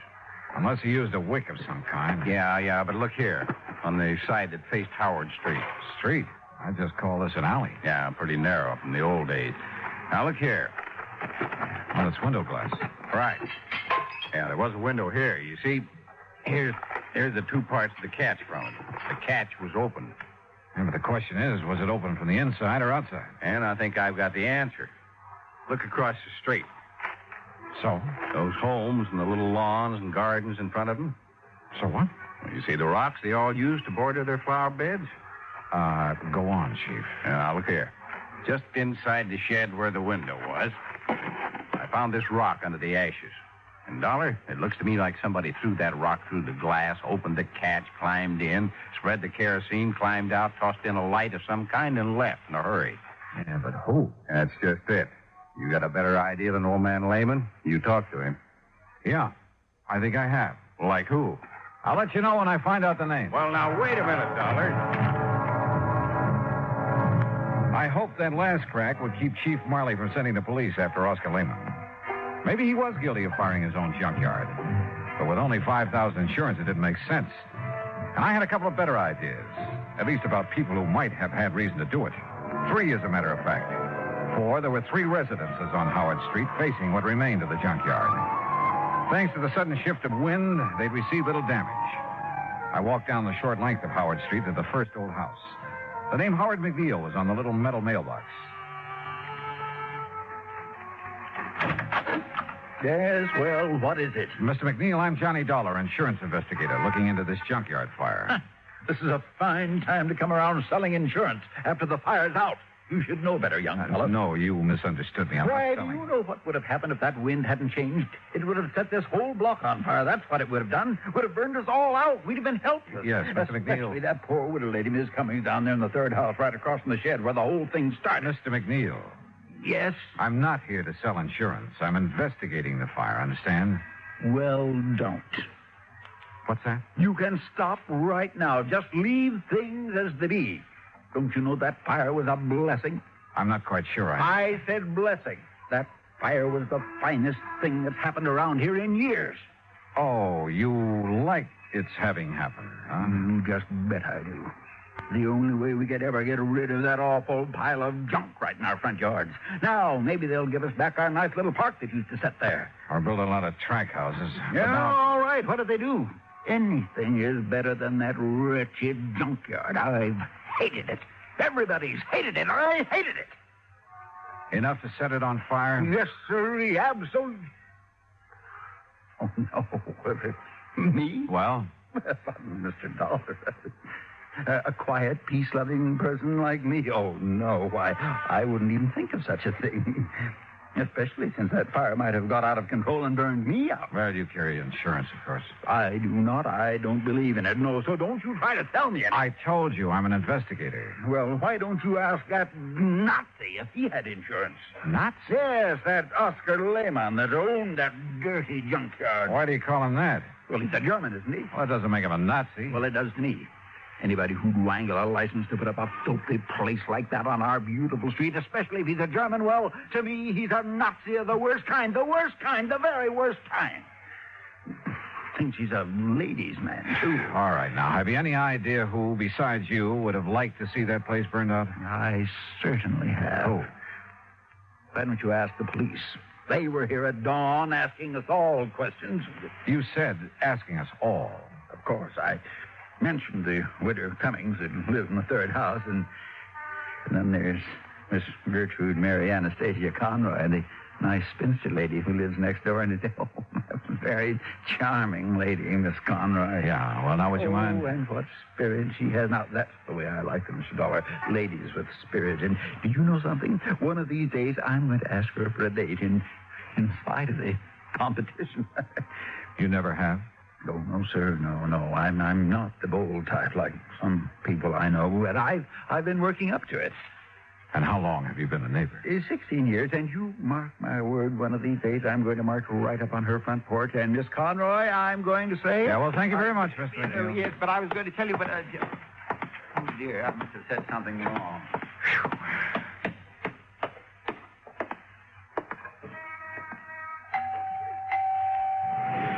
And what the devil is it you'd be wanting? Miss Conroy? That's right. And don't you see the sign beside the door? No peddlers, no solicitations. So be gone with you. I'm busy clearing the smoke out of my house for that awful fire this morning. Well, that's what I'm calling about, ma'am, that fire. I'm an insurance investigator. Investigator, huh? Well, now, just a...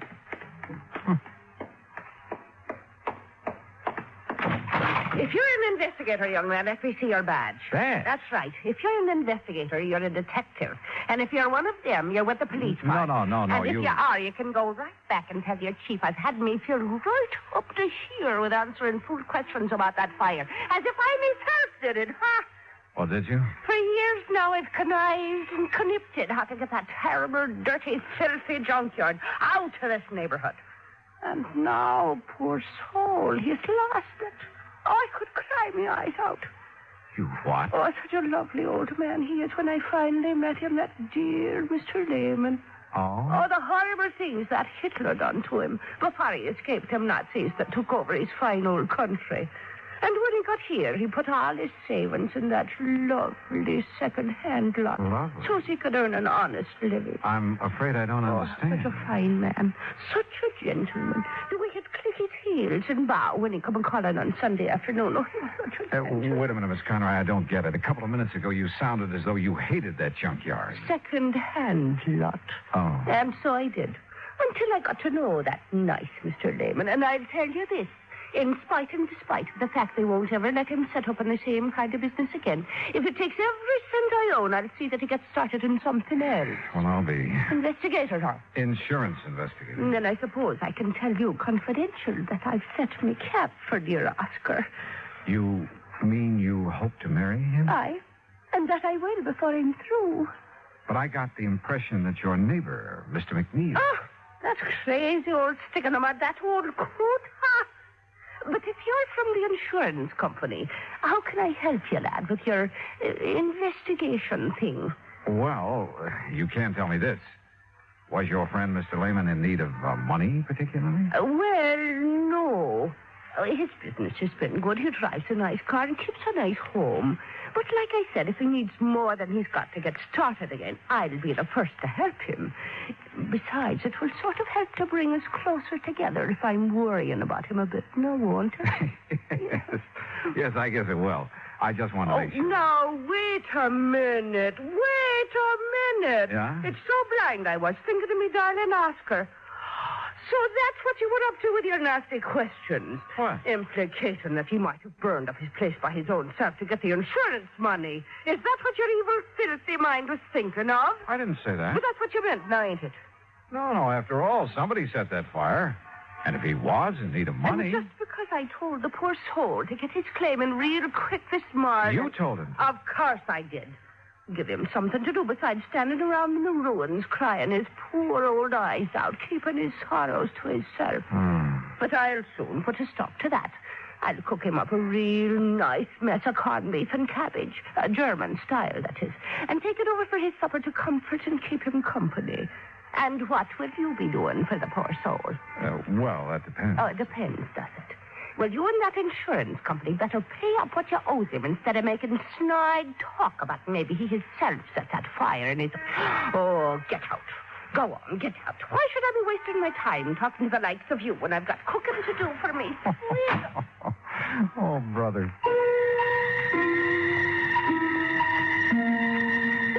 This was turning out to be the most offbeat insurance matter I ever handled. Well, there was only one suspect left.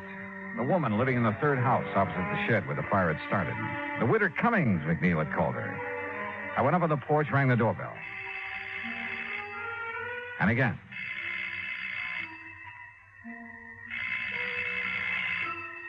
After the third time, I was about to decide no one was home when the door slowly opened. And just inside the door, in a wheelchair, sat a little old lady, pale, gray-haired. Her face reflected years of pain, of worry. I've been waiting for you to come, Mr. Dollar. So you know who I am. I overheard you at my window when you talked to Mr. McNeil and Miss Conroy. Listening to the neighborhood is the only thing I have left these days, tied down as I am to this wheelchair. Yes, I see. I'm sorry. Come in and sit down, please. Thanks. There's, no one to take care of you here? Only Rudolph, who does as little as he dares. And you must take him away, Mr. Dollar. Rudolph? My stepson, who keeps me here, waits for me to die. What? Not even a rest home where I'd have care and friends, but here to die. He'd help me die, too, if he dared, because of the money. What money, Mrs. Cummings? That my husband left me. A lot, Mr. Dollar. And this Rudolph wants to get his hands on it? That's all he wants. That's why he wants me dead. But he hasn't dared kill me, because everybody knows that we're alone here together. And if I should die from his neglect, they'd know he did it. But he's smart. That's why he thought of the fire. He what? He thought that it would burn down this house, too, and trap me here. Mrs. Cummings, do you know what you're saying? The divine providence. The changing wind kept the fire away. He set that fire to burn this house and you? He's clever. He made it known that he'd be away all night, that he wouldn't be back here until he finished his work at the plant in New Haven. But he came back, Mr. Dollar. This morning, before dawn, I heard him here in this house. And from this window, I could see him in the moonlight. Mrs. Cummings. No, I must tell you. Quickly, because he'll be coming back from work. His work. To keep up appearances, to keep them from suspecting. His gambling. The terrible people he goes out with at night. Gangsters, that's all. And I must tell you, because if I don't, listen to me. I'm listening. I saw him take a can, the kerosene we keep in the cellar for when the electricity goes out. He took it across the street. He broke the window of the shed and went in. Then he came out. He threw a piece of burning waste back in. Then ran. Mrs. Cummings, are you sure? I lied to the police. I couldn't make myself tell them. After all these years of knowing what he's been and saying nothing. But I thought I'd wait for him. Maybe when he saw his evil plan had failed, that I was still here. Maybe I could make him give himself up. But in my heart, I knew he wouldn't. Because he's bad. All bad. Mrs. Cummings, I'm glad you told me. God forgive me. But I knew that if I didn't, he'd find some other way to... We must take him away, Mr. Dollar. Before he does murder.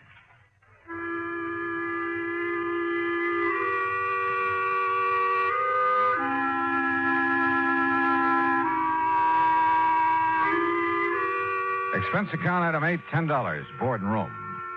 I've stayed an extra day in Cranford to clear things up. For while I waited for Rudolph to return, I found the kerosene can he'd used down in the cellar. Chief Marley found the top from it in the ashes. The police have since found only his prints on it. Rudolph is in the city jail. And I'm sure Mrs. Cummings will testify against him. After all, her life is at stake. Hospital layman, his claim will be paid in full.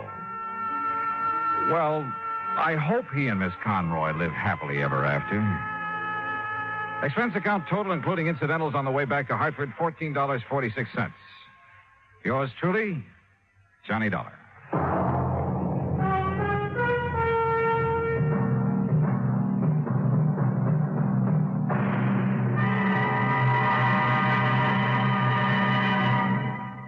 Now, here is our star to tell you about next week's story. Next week, exploration in the high Sierra country of California. And at the end of the trail lies death. Join us, won't you? Yours truly, Johnny Dollar.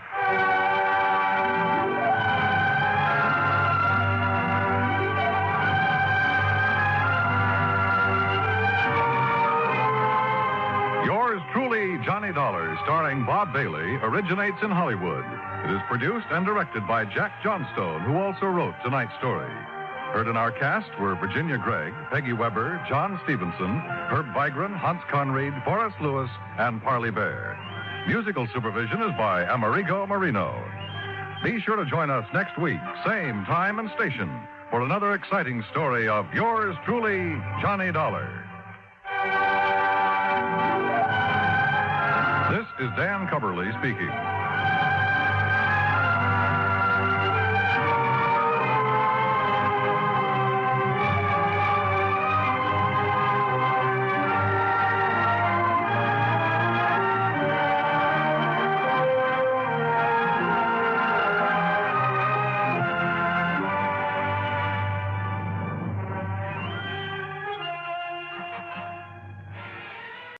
From Hollywood, it's time now for... Johnny Dollar. George Reed speaking. Oh, good morning, George. Is it? Well, sure. The birds are singing, the bees are buzzing. And there are whales in the Gulf of Mexico. So there are. What? You know anything about whales, Johnny? Can't say that I do. Well, neither do I. Neither does our agent down in Gulfport, Mississippi. Can you go down there? Well, yeah, sure, but what's this all about? I told you. A whale. Oh, come on. You people didn't insure it. Now, George. Oh, Johnny, of course we didn't. But we did write a floater policy covering 80 pounds of ambergris. Amber who? Gris comes from a whale. Very valuable, used in the making of perfume. Oh, yeah. We issued the policy a week ago. Yesterday, the stuff disappeared. How much did you cover it for? $20,000. And our agent down there is W.C. Owen. Got it? Owen, huh? Yes. You really shouldn't have any trouble locating the stuff. No? Why not? Because, and I quote Mr. Owen, ambergris smells worse than a hound dog which has caught a skunk.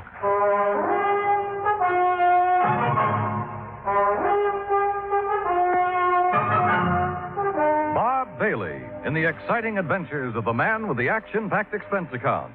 America's fabulous freelance insurance investigator. Yours truly, Johnny Dollar. And now, Act One of yours truly, Johnny Dollar.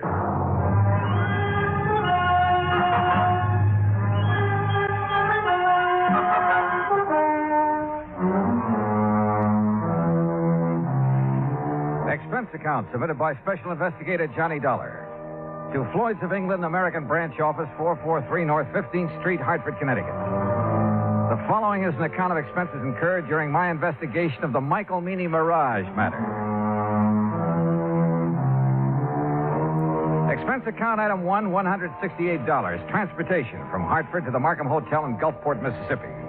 I called W.C. Owen, the agent who had sold the policy covering the ambergris. Half an hour later, I opened the door of my room to a middle-aged man wearing a brown seersucker suit. Mr. Dollar, is that right? Sure is. Come on in, Mr. Owen. Come on. In. Thanks. Well, Dollar, I'm not going to fool around about this. I'm in a mess, and you're my only chance of getting out of it. Well, I'll do whatever I can, Mr. Owen. You just find that ambergris. And, man, please find it within the next 48 hours. Oh, why the rush? 2 reasons.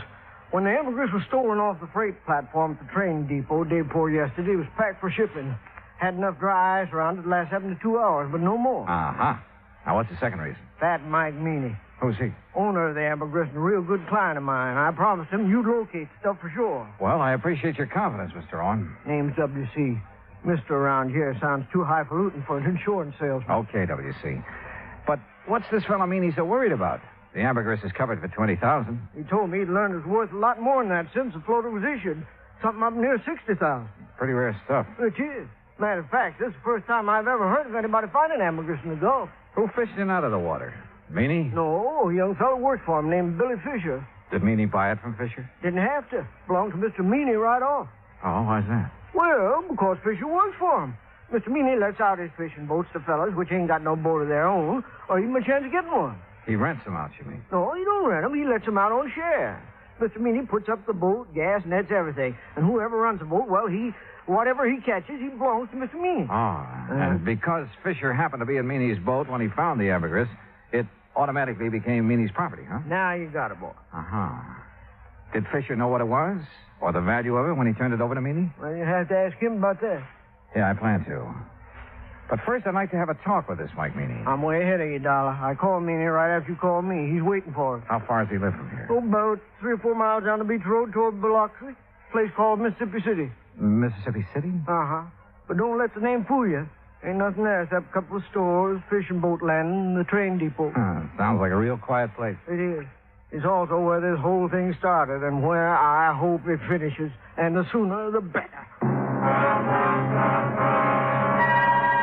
A few minutes later, we were driving east along the coast. Ahead of us, we could see Mississippi City's one and only landmark, a long wooden pier extending far out into the Gulf. Anchored near the end of it were several small fishing boats. We passed the Meany General Store and the Meany Fish Market, then turned into a narrow driveway. I'm not sure what kind of a house I'd expected Mike Meany to live in, but this certainly wasn't it. It was too small and it needed a coat of paint. We got out and Owen led the way to the side porch.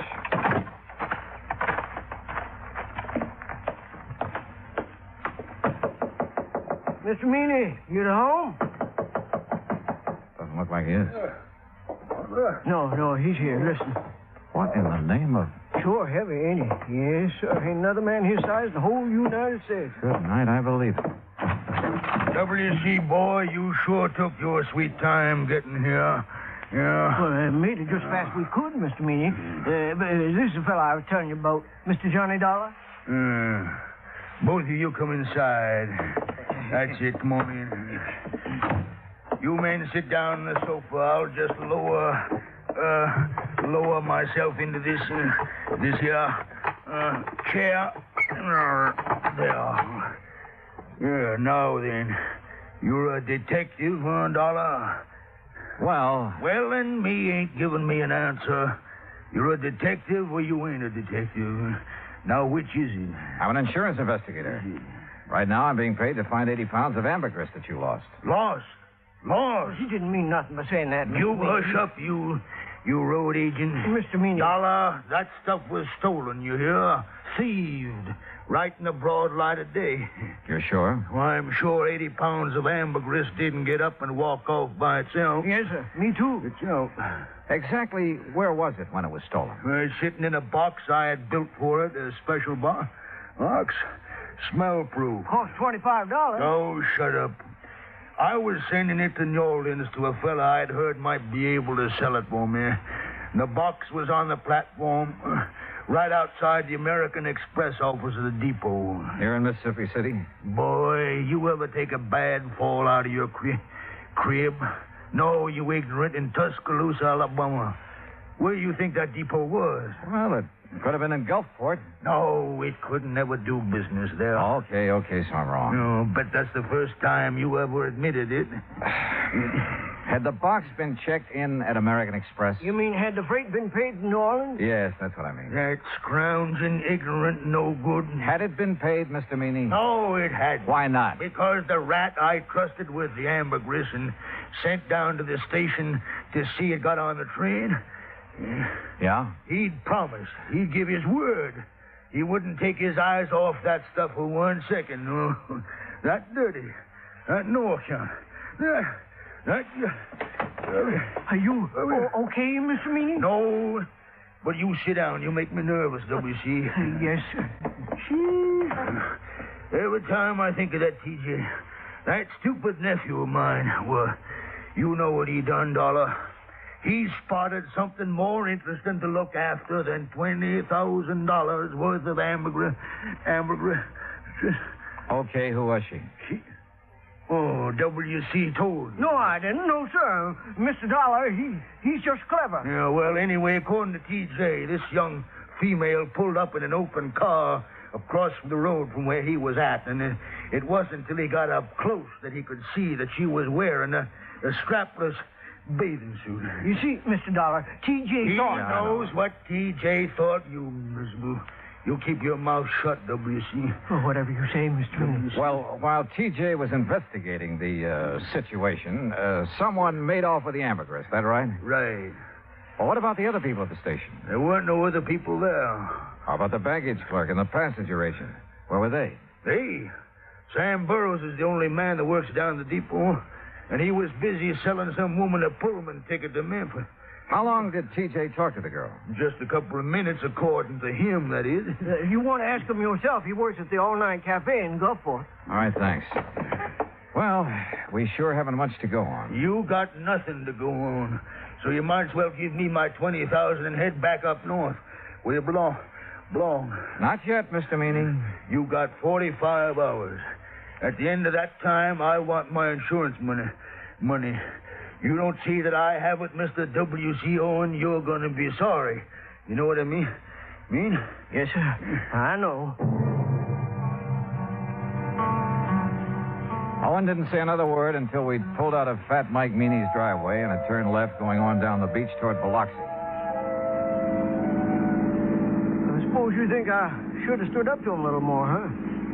No, I figured you had your reasons for not wanting to get into an argument with him. See those boats off the end of the pier? The small fishing boats, Well, they belong to Meany. He's also got money invested in half the business place along the beach. You know what that means, Dollar. Yeah, well, where I come from, he'd pull a lot of weight. That's it. And anybody he gets riled at, well, one word from him and a good many of my clients would be screaming for me to cancel their policies. Like that, huh? Just like that. Hey, where are we going? Billy Fisher's. This way, this here's the boarding house he lives in. Come on. Uh-oh. Okay, boy. Okay. Easy now, easy. That's it. Good boy, good boy. Did you know the dog get back in this house? Well, afternoon, Miss Harvey. Oh, well, my goodness, Mr. Owen, this is an unexpected pleasure for sure. Why, thank you, ma'am. This here is Mr. Johnny Dollar, Miss Harvey. Afternoon. Pleased to know you, Mr. Dollar. Wouldn't you like to come in and sit down? No, thanks. We really don't have much time. Oh? Mr. Dollar is an insurance investigator. Right now, he wants to have a talk with Billy Fisher, providing his home. Why, sure he is. You'll find him round the side there. Oh, but... Yes, sir? Well, he's with Jane Higgins, Mr. Owen. Jane Higgins? Oh, you know her pa rented that old Miller place again. The girl that got Billy into that trouble. Oh, yes. What kind of trouble, Mrs. Harvey? Well, it happened when the Higginses were down here 2 years ago.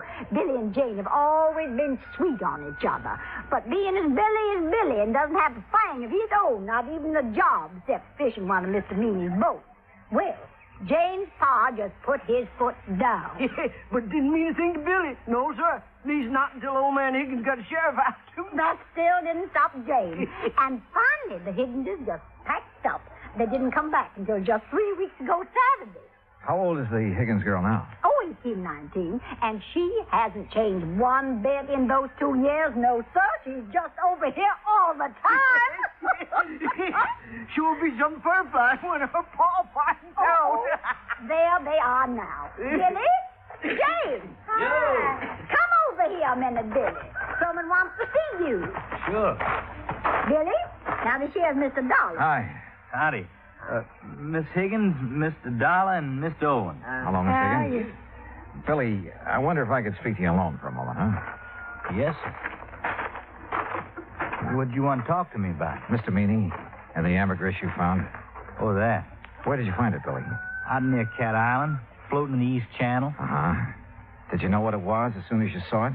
No, sir, not exactly, but I read a story once about a fellow that found some ambergris, and he sure made a lot of money off it. So you weren't going to take any chances, and you hauled it aboard, is that right? Yes, sir. Something like that.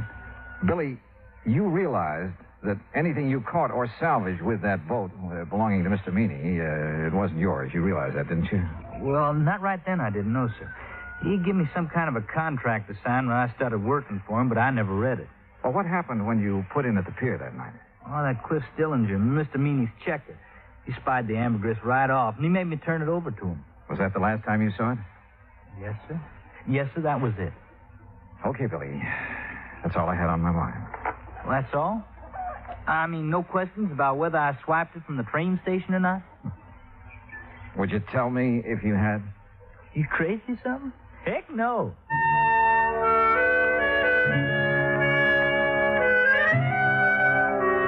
After saying goodbye to Jane Higgins and taking a rain check on a dinner invitation for Mrs. Harvey, Owen and I drove back to town. I was tired and I was discouraged, and I needed a good night's sleep, so I had him drop me off at the hotel. At the desk, I found a message to call long-distance operator 19. A few minutes later, the call was completed. George Reed speaking. Hi, George. Thought it was you. Johnny, where in blazes have you been? I've been trying to get hold of you all afternoon. Oh, something important? No, I was just curious about the weather down there. Oh, well, it's great. Warm, but not too warm. Johnny. Okay, George, what's happened? One of the boys upstairs got wind of that ambergris claim. So? So he just happens to have a friend who's an ichthyologist. Well, bully for him. Johnny, this ichthyologist says that ambergris comes only from the sperm whale. And there has never been a sperm whale alive that would be caught dead swimming in the Gulf of Mexico. What? You follow me, Johnny? I think so. If there's never been a sperm whale in the Gulf, then that stuff you people insured couldn't have been... But, George, if it wasn't ambergris, what was it? I don't know. But unless you find it, we're stuck for $20,000. Holy smokes.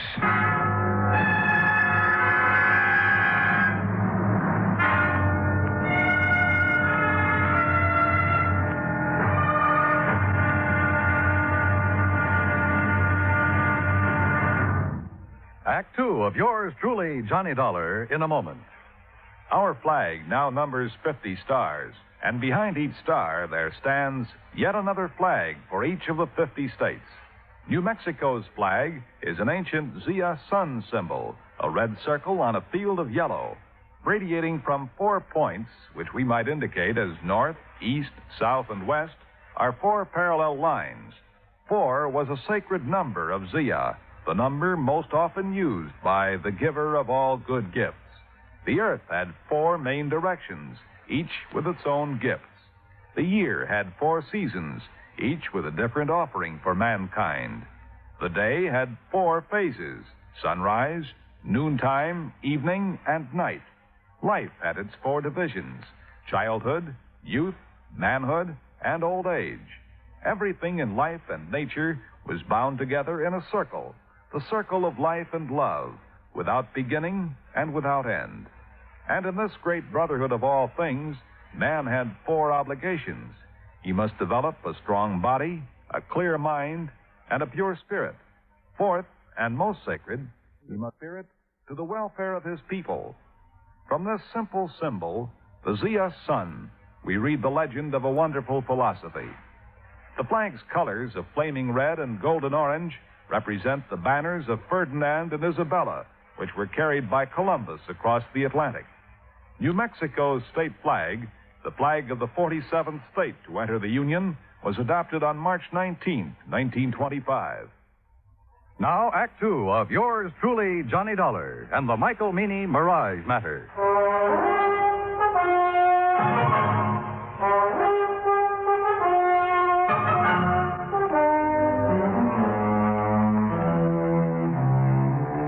After talking to George Reed and learning that there was considerable doubt in his mind concerning the origin of the ambergris Mike Meany had insured with Reed's company, I called WCO and the agent who had issued the policy to come down to the hotel.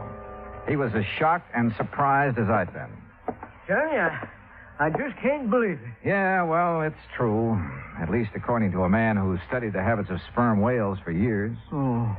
And those kind of whales never come into the Gulf? No, not according to him. Well, if ambergris isn't ambergris, what is it?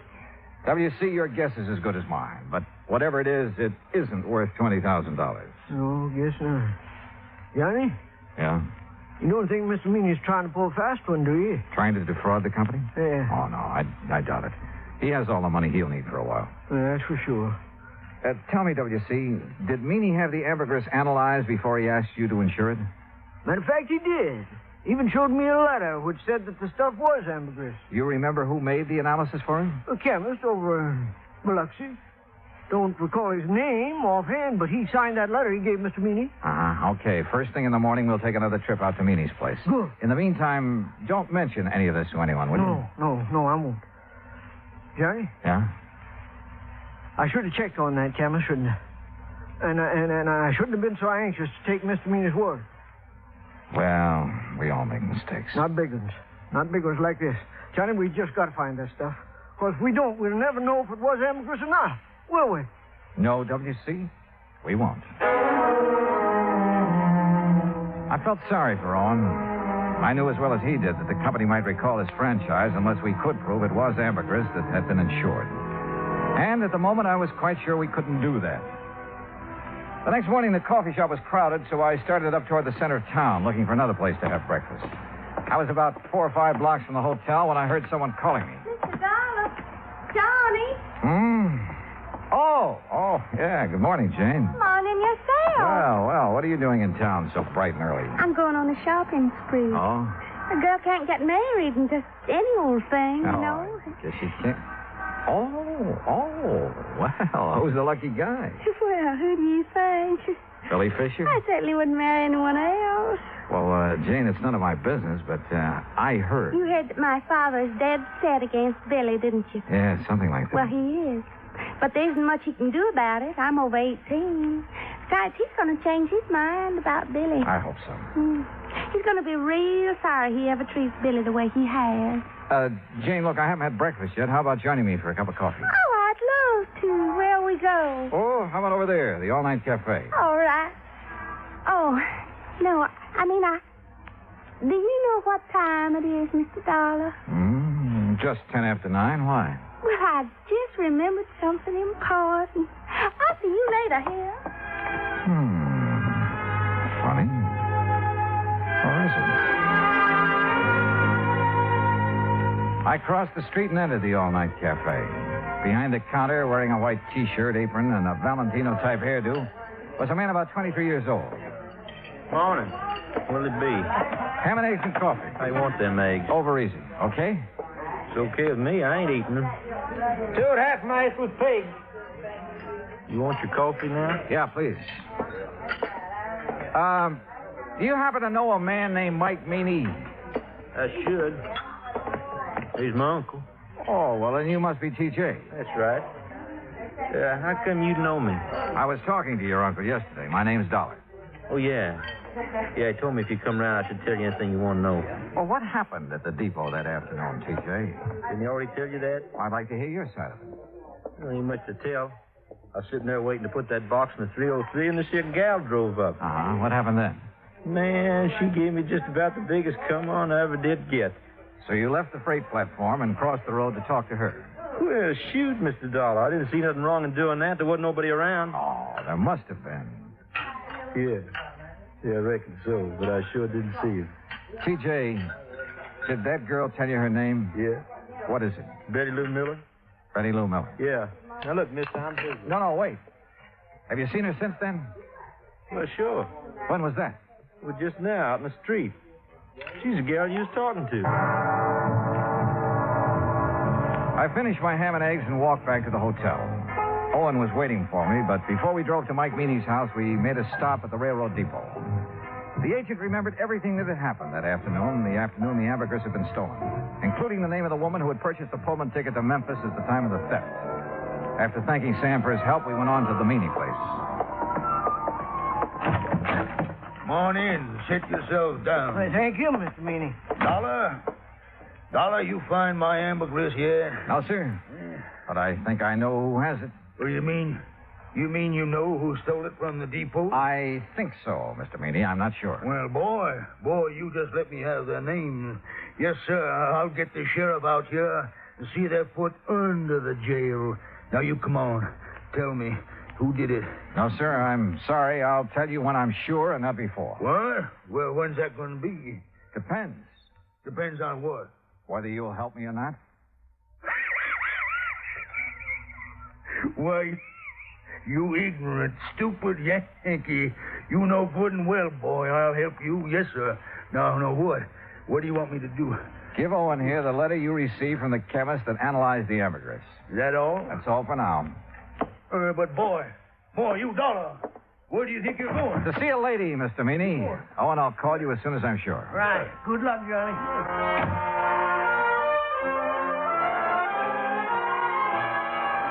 In Owen's car, I drove down the beach to Mrs. Harvey's boarding house. Billy Fisher was out with the boat, so I had plenty of time to tell her what I knew. It's all my fault, Mr. Dollar. I planned the whole thing and put Billy up to it. And bought the Pullman ticket? Yes, I still have it. Been meaning to turn it in for the money, but just haven't had a chance to get down to the depot.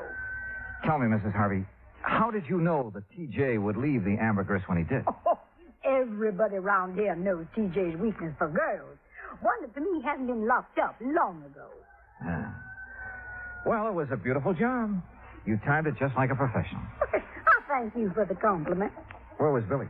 In the woods on the other side of the railroad track. He waited till Jane got T.J. all mixed up, then he scooted across, got the ambergris, and ran back into the tree. And Jane picked him up after leaving the depot? Yes, sir. You care for a cup of coffee, Mr. Dollar? No, thanks, Mrs. Harvey. You look so downhearted. Well, I guess that's part of my job, too. What did Billy do with the ambergris? I sent it on to Atlanta. A man there's going to sell it for him. Oh, I see. My, you sure look like you lost your best friend. Yeah, well, I ran into Jane this morning. She was going shopping for her trousseau. Yes, I know. Mrs. Harvey, if it turns out that isn't ambergris... Oh, they'll still get married no matter what, Mr. Dollar. If not now, then someday. Dollar! You Yankee schemer! What? Where you at? What on earth?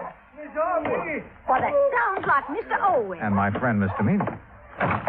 Dollar! Just what you trying to pull? I tried to keep him from coming over here, Mr. Dollar, but I just couldn't handle him at all. All right, Deputy. It's a long way from being all right. Just what do you want here, Mr. Fat Mike Meany? What do I want? Why, woman, I want to arrest you and that dirty, backbiting Billy Fisher and his girl was stealing my ambergris. That's what I want. Hush. I want to see you in jail. Jail?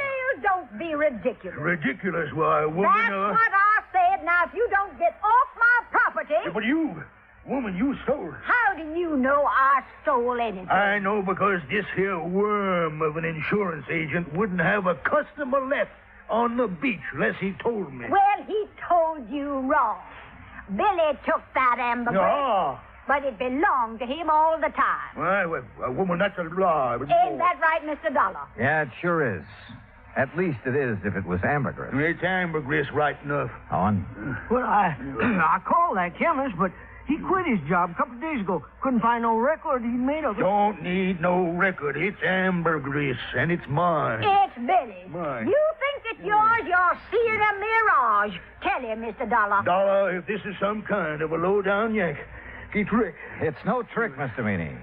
Mrs. Harvey showed me the contract you have with Billy. Well, what's that got to do with him stealing the ambergris? Just this. This. The contract states that all fish and fish products and byproducts caught or seined while using your boat belong to you. That's right. Exactly right, So, the ambergris doesn't. What? No, sir. Ambergris comes from a whale. And the whale is not a fish. It's a mammal. Dollar, you boy. No, wait a minute. Well, doggone. They say that young love can work miracles, and I guess it must be true, because later that day, a huge sperm whale was sighted about 3 miles offshore near the Cat Island Channel. Proving, as I've always said, you can't figure whales any more than you can people. Expense account total, including hotel bill and transportation back to Hartford, $420.10. Yours truly, Johnny Dollar.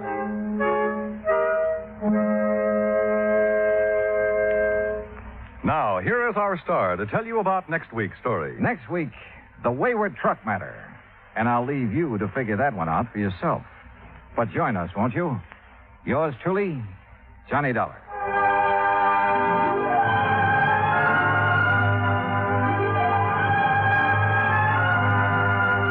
Yours truly, Johnny Dollar, starring Bob Bailey, originates in Hollywood.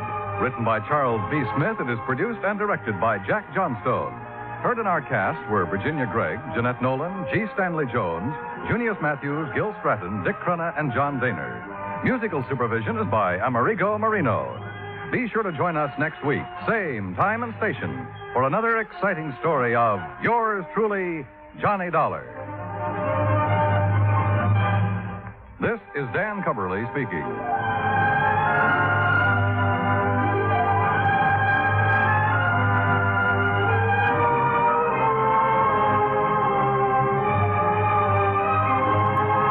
Johnny Dollar has come to you through the worldwide facilities of the United States Armed Forces Radio and Television Service.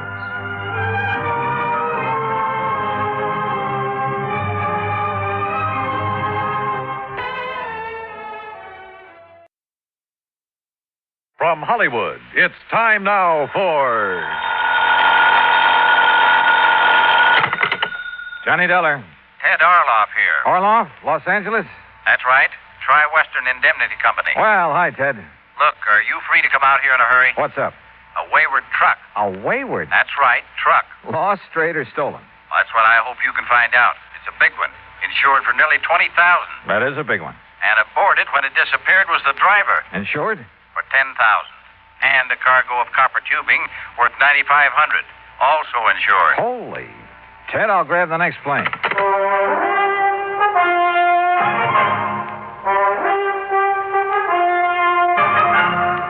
Bob Bailey in the exciting adventures of the man with the action-packed expense account. America's fabulous freelance insurance investigator. Yours truly, Johnny Dollar.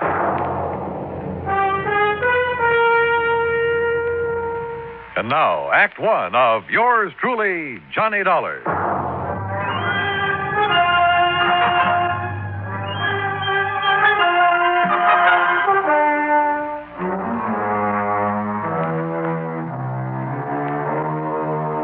Expense account submitted by Special Investigator Johnny Dollar to the Tri-Western Indemnity Company, Los Angeles office. The following is an account of expenses incurred during my investigation of the wayward truck matter.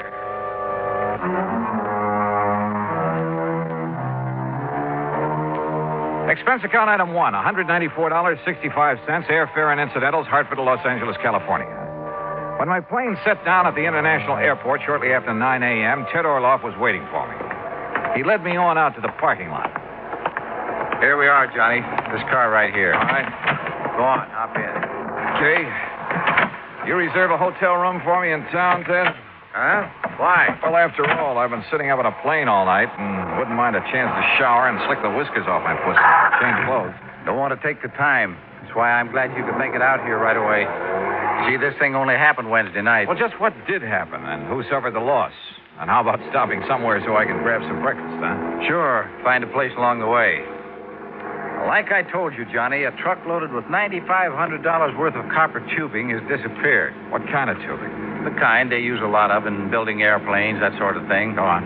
It was shipped from Marlowe Copper Products over in East Los Angeles. That's where we're heading. Marlowe's a big jobber, distributor. Okay, so what happened? Well, late Wednesday night, a driver by the name of Jackie McAllen was scheduled to haul this order of tubing over to the Belden Aircraft Corporation over in Victorville.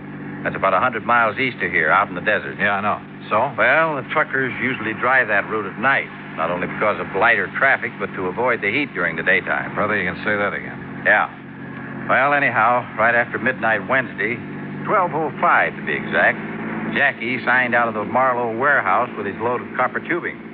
Yesterday morning, Friday, Belden Aircraft was screaming for it, wanting to know why it hadn't been delivered as promised. Just disappeared? Just disappeared. Hijacked, obviously. And the driver? Any word of him? Nothing. Well, what kind of a market is there for stuff like that out here? Plenty of market for it. Not only because it's expensive, but it's hard to get, too. Especially for some of the new little companies that have sprung up around Palmdale and Lancaster out that way. Yeah, didn't Lockheed just build a plant out there? Lockheed, Belden, a lot of the big ones. And they subcontract work to the little boys. That's why nearly $10,000 worth of copper tubing would be worth its weight in gold to those little plants. Well, then it's a wonder there isn't more of this kind of hijacking, if that's what it is. What do you know about the driver of that truck? Jackie McAllen is as honest as the day is long. Yeah, who says? His employer, and he should know. Jackie's been driving for Marlowe Copper Products for years. They trust that boy with a load of pure gold. Yeah. What's that mean? Yeah. Man might have some trouble selling off a load of pure gold. Huh? But if what you say is true about the demand for copper tubing in this area. Oh, now, wait a minute. Well, every man's supposed to have his price, you know, Ted. Look, Johnny, I see what you're driving at, all right, but not Jackie McAllen. You sure? 10,000 is a lot of money. Wouldn't be worth 10,000 sold undercover. Jackie would certainly know where to sell it, though, wouldn't he? Johnny. And why hasn't he showed up? I'll tell you why. Because he's probably been killed. Item 2, $1.75, breakfast for me and a cup of coffee for Ted Orloff on the way into Milo Copper Products in East Los Angeles. I was amazed at the way this industrial area has grown in the past few years. The Milo operation turned out to consist of a small office and a couple of warehouses. Milo himself was a tall, lean man of about 50, very much on the ball. Yes, sir, Mr. Dollar. It's as simple as that. Now, Willie here is the night watchman. How do, sir? Hi, Willie. According to Willie's clock in the shipping order and the manifest, Jackie McCallion signed his load out at exactly 12:05. And that's the last we've seen of either of them. He took off alone with a load worth $10,000? $9,500, yes. Well, isn't that taking quite a chance? Well, he's done it many times. Mr. Marlowe, how much does this Jackie earn a week? Well, that would depend. Anywhere from 100 and... Oh, now, wait a minute. If you're thinking what I think you are, you're wrong, Dollar. You're dead wrong. Just as I said, Johnny. Sure, why, I'd trust Jackie with my own life. And believe me, whoever's done him in, well, he's going to have to deal with me. I'll see him hang. Well, what makes you so sure he's been done in? Well, it's the only thing that could have happened to make him give up a shipment of goods. A hijacker'd have to kill him. And whoever did this to Jackie... Tell me, do you think there's any possibility of his having been approached beforehand by hijackers? Perhaps threatened into turning the shipment over to them? No, not a chance. He would have told me of anything like that immediately. If he had time, maybe. Who's working on the case now, Mr. Marlowe? The L.A. Police Department and the Sheriff's Department of every county in Southern California. Are all your trucks like those two I see out the window there? Jackie's was. We got 4 of those big singles. Did have. Now it's 3. And 3 big tractor-trailer rigs. Mm-hmm. A truck like one of those is a pretty big hunk of stuff to just disappear.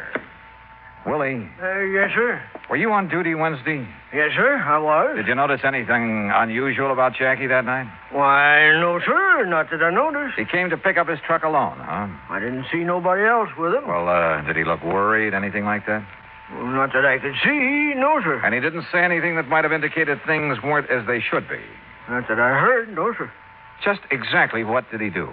What the driver always does. Come in, signed up the manifest, putting down the time, and then drove off with his truck like always. Nothing unusual at all? Not that I saw, no, sir. Mr. Marlowe, where did Jackie live? Somewhere over on West 3rd Street. He lived alone. Naturally, the police looked for him there first thing. May I have that address, please? I'll have my secretary get it for you. You all through with me, boss? Yes, Willie. If you're going to work tonight, you better get some sleep. Go ahead. Yes, sir. Thank you.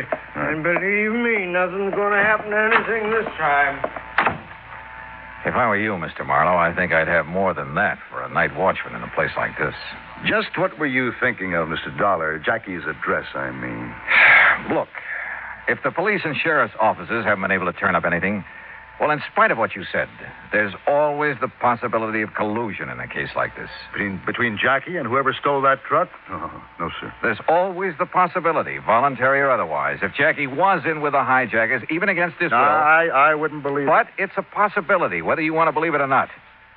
For one thing, how would the hijackers know when and how the shipment was to be made? From any one of a number of sources. The man who supervised the loading here, for instance. Who? Red Kingsley, or almost anybody in the place, or just as easily anyone over at Belton Aviation in Victorville. Belden would know exact time of departure from this warehouse? Well, no. Close timing in a hijack operation is usually pretty important. But they knew the stuff was due at their plant early Friday morning. They've been hollering for it ever since. I'll lay my money on the tip-off coming from this end.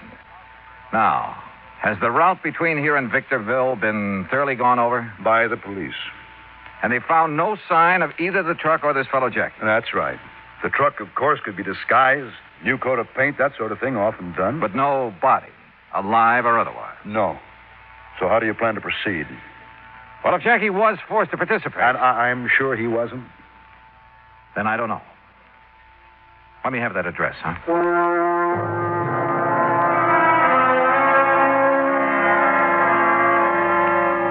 Frankly, I didn't have the least idea what I was looking for. But I couldn't just stand around, so I borrowed a company car with a name and a number plastered all over the side and drove to the West 3rd Street address, hoping I'd have no trouble persuading the manager to let me in. Manager? Not in that old ramshackle frame house. The front door was wide open, and the mailbox had the number 4 opposite Jackie's name. That meant upstairs. As I reached the second floor, I could see that the door of number 4 was slightly ajar. And I could hear somebody moving about inside, opening closets and drawers. Quietly, I slipped close to the door. Inside, his back toward me, was a big, broad-shouldered brute, hastily emptying one of the bureau drawers. He was dressed in dirty work pants and wore a heavy, tattered blue sweater. Hey, what? Maybe you better let me ask the questions, huh? Oh, yeah?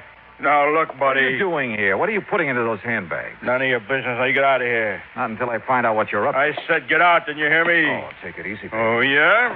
You want to play that way, huh? That's right. Brother, that was a big mistake. Oh, you asked for it. Oh, no, you don't.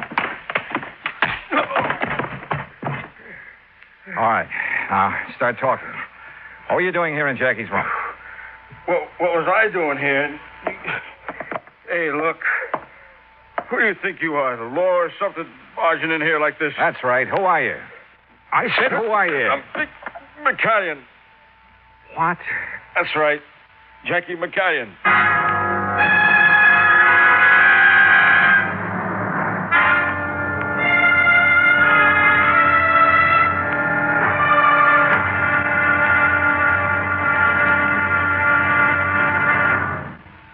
Act 2 of yours truly, Johnny Dollar, in a moment. Our flag now numbers 50 stars, and behind each star there stands yet another flag representing one of the 50 states. New Jersey's flag was created at the direction of George Washington. In 1779, General Washington directed that the New Jersey Continental regiments wear coats of dark blue with buff-colored facing. This was done as a tribute to the former ruler of these colonies, the Dutch, whose national colors were buff and blue. Later, he instructed that the field on the flag of New Jersey should be the same buff color, and the state coat of arms in blue be placed upon it. The state's motto, reflecting the aspirations of all who came to these shores, is also inscribed on the flag: liberty and prosperity. This flag was displayed proudly before the combined American and French armies at the surrender of Cornwallis's army at Yorktown. New Jersey's state flag, the flag of the third state to enter the Union, was adopted on March 26, 1896. Now, Act 2 of yours truly, Johnny Dollar, and the Wayward Truck Matter.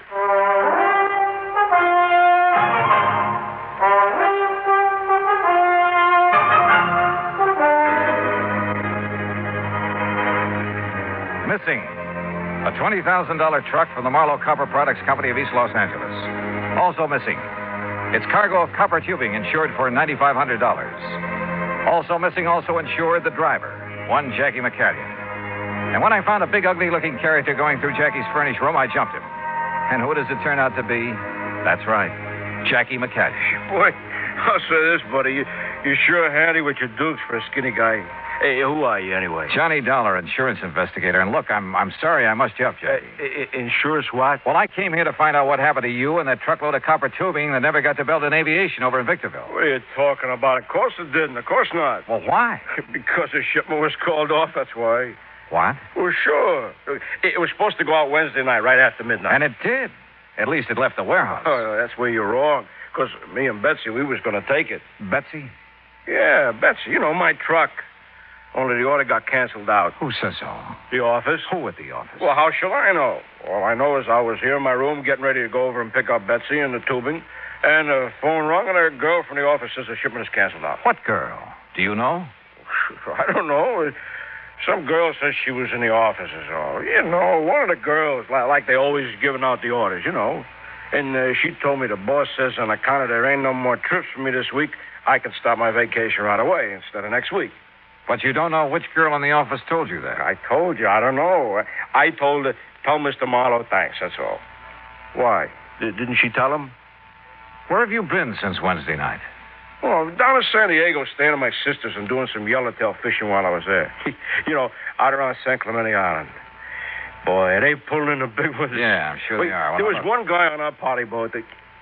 Hey, wait a minute. What do you mean the shipment went out? Just that. On schedule. A little after midnight But on that Wednesday. girl told me... And it hasn't been heard of since. You mean it went out in my truck? In Betsy? Who took it? According to everything we know, you. Oh, no, sir.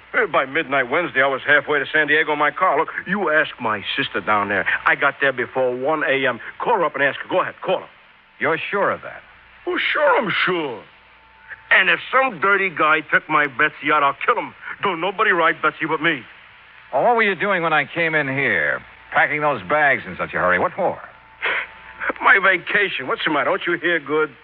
Hey, well, look, mister. If somebody took my truck out... Okay, Jackie, okay, calm down and come along with me. Where? We're going back to Milo Copper Products to talk with a couple of people. Maybe do a showdown. Jackie, with a name like that, I'd pictured a slim, wiry little fellow, not this big gorilla. And from what he'd said and what he told me on the way back to the Milo warehouse, I was convinced he was telling the truth about his whereabouts the night of the robbery. But then, who could possibly have been a close enough double for Jackie to fool the watchman? Or had the watchman been trying to fool me and the police? And why? Or could Milo himself have somehow contrived to... But again, why? And if Milo was up to something, well, he'd have been smart enough to put or at least keep Jackie out of the way. Honest to dollar, did you find it? Jackie! Hi, boss. Hey, what's going on around Jackie, here? thank heaven, boy, you're all right. Oh, sure I'm all right. We thought you'd been killed or something. Oh, me killed? Where'd you find him, Dollar? Where's the truck? Hey, boss, that's what I've been trying to find out. Only all this guy here does is ask me questions. Well, the important thing is you're all right. I didn't tell you this before, Dollar, but Jackie's as much a part of this business as I am. Ah, come on, boss. You started out with me in the beginning when I didn't have a penny to my name. Worked 7 days a week, night and day, helping me build up this business. And you've kept him just a truck driver? What do you mean, just kept me a truck driver? That's the way I like it. Oh. Yeah, even the big retirement he made for me. I don't want that. I just want to keep on driving the truck, just like I am, and maybe go fishing now and then. That's what I like, and I'm happy. Thank God you're still all right. Hey, but what about Bessie? Yes, Dollar, what about the truck? Any ideas, any leads? Mr. Marlowe, I want to talk to that night watchman of yours again. Oh, Willie? That's right. Let's just hope he hasn't skipped town. Skipped town? Would you see if you can locate him and get him down here? Well, of course. You think he was involved in the hijack operation? Well, let's get him in here, if we can, and we'll see.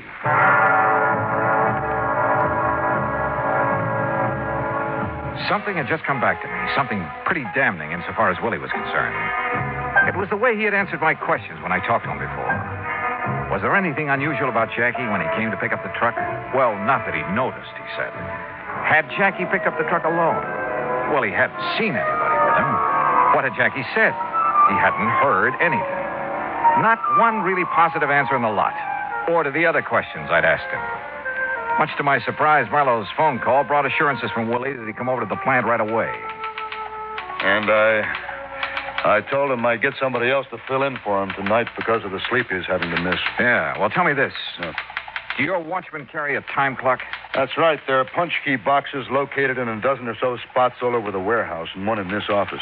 They register on a paper dial in the time clock, Yeah, sir. that's right. That way there's a record of what time he reaches every station on his nightly round. Would you get me that record for Wednesday night, please? Well, of course. And while you're at it, I'd like a copy of the shipping order and the manifest for that truckload of copper tubing. I'll have my secretary get them for you. By the time his secretary dug the punch clock record out of the files, old Willie arrived, looking somewhat the worse from lack of sleep, but apparently willing to cooperate in any way he could. I took him out to the watchman's booth, which was just inside the warehouse gate.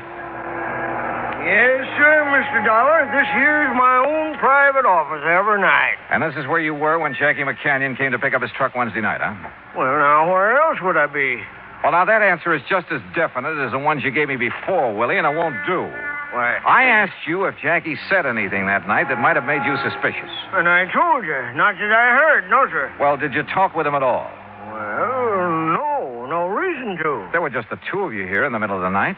Yes, sir. And you didn't even say hi to each other? Well, no reason. Driver comes around to pick up a shipment, all he has to do is sign up the manifest the time he leaves and... You knew what time he was to be here, didn't you? Sure. Yes, sir. It was right on the shipping order. But you didn't see him. You didn't see him pick up the shipping order or sign the manifest or drive out of here with his truck. Knowing he was coming, you left the gate open for him. Or knowing somebody was coming. That's against the rules, mister, leaving the gate... You weren't here when that truck went out. I didn't say that. No. So far you haven't said anything. You've just given a lot of evasive answers to all my questions. All right. Now, if you were here, you were partner to the hijacking operation. No, sir. You'd have had to be. Because Jackie McCanyon didn't pick up his truck that night, as you'd have us believe. If you were here at the gate, that is. And that's something we'll find out right now. Here. Say, that's out of my time clock. That's right.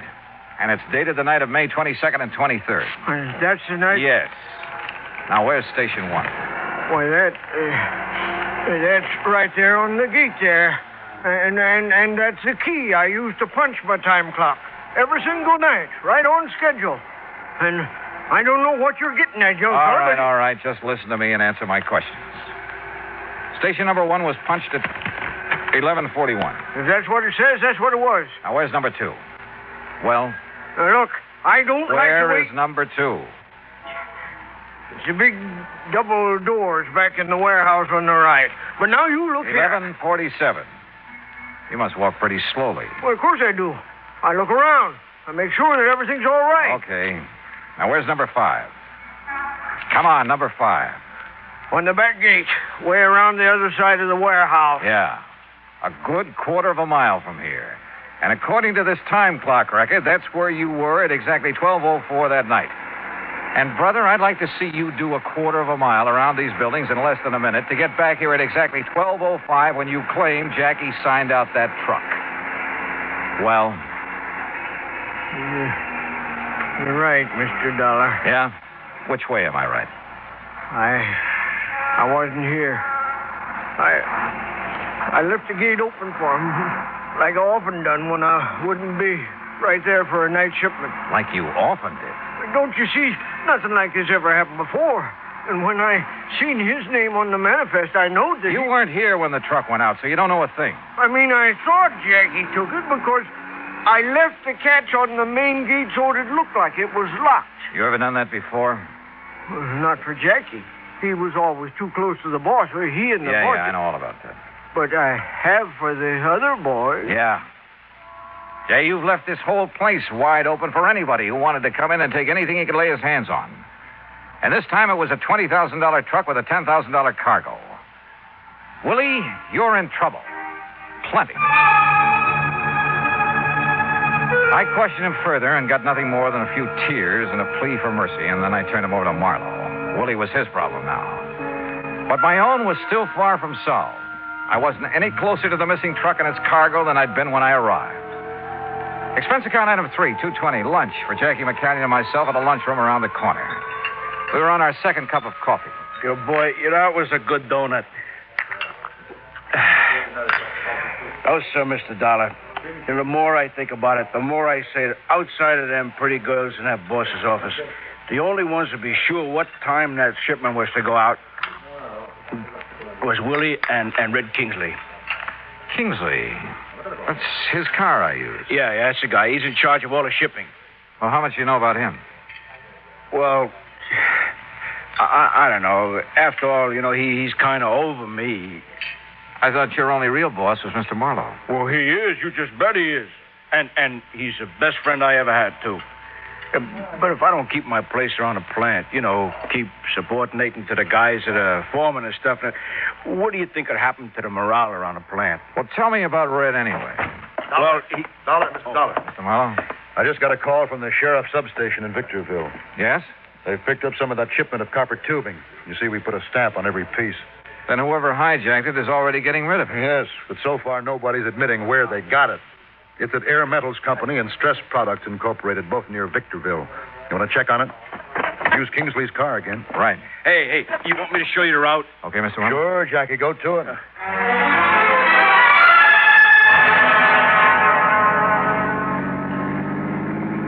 And believe me, we went. I don't know whether the police along the route have been alerted to let us by or not, but we earned more than one speeding ticket before we hit the cutoff around Victorville. The cutoff that would take us on past Edwards Air Force Base where the plants we were looking for were located. All along the way, Jackie had carefully scrutinized every truck we passed, going in either direction. No. Same make and model, but she ain't Betsy. Oh, Jackie, don't you realize that truck of yours is no doubt thoroughly disguised by now? You think a father couldn't tell his own little baby no matter how disguised it was? Maybe, but a truck.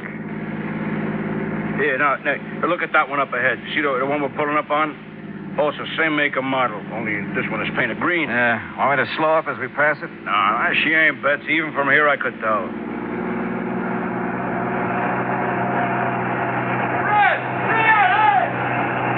What did he say? Well, I didn't quite... Hey, wait a minute. That's Betsy. You sure? That paint job looks pretty old. That's Betsy. I know by her sound. You stop and block her off. Hey, Red. That's what he shouted. And this is Red Kingsley's car with the company name all over it. Yeah, that's why he thought we was Red when we passed him. Sure, and look, he's catching up on us. Well, he sure knows we ain't Red by now. Hey, look out. He's going to pile into us. He's going to ram us. Holy, hang on.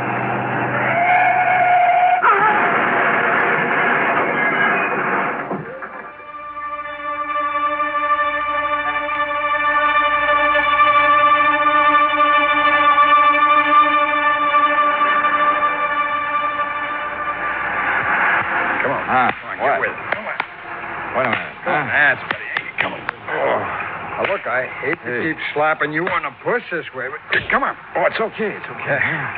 All right? I'm okay. Hey, your pal's up the road with that other truck. That's the sheriff's car. Up there where a couple of 1,000 miles of copper pipe spread all over the countryside. Oh, yeah. I edged him off the highway and he flipped over. Well, why did you do that? Why? Well, to hear those cops talk, you'd think I was a hero or something. The guys in the green truck rammed you off the road, didn't they? That's right. Well, when the cops seen that happen, they tried to force the truck off. Mister, that takes something like Clarabelle here. Clarabelle? Yeah. That's what I call this tractor-trailer rig of mine. It's not the first time I've given the police a hand.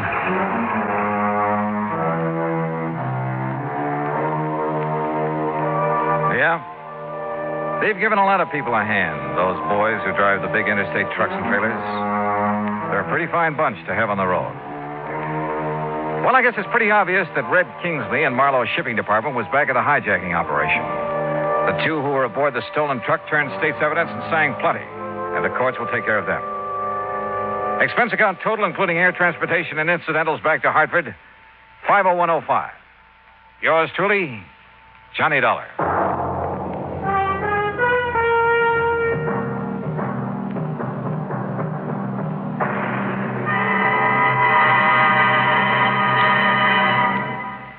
Now, here is our star to tell you about next week's story. Next week? Well, if you think a sudden case of complete amnesia is any fun, you're wrong. Because it happened to me. Join us, won't you? Yours truly, Johnny Dollar.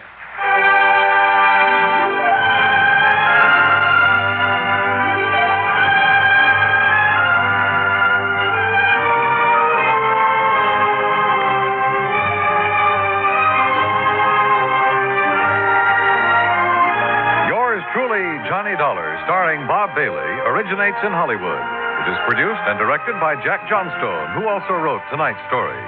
Heard in our cast were Forrest Lewis, John Daner, Junius Matthews, Stacey Harris, and Jack Crucian. Musical supervision is by Amerigo Marino. Be sure to join us next week, same time and station, for another exciting story of yours truly, Johnny Dollar. This is Dan Cubberly speaking.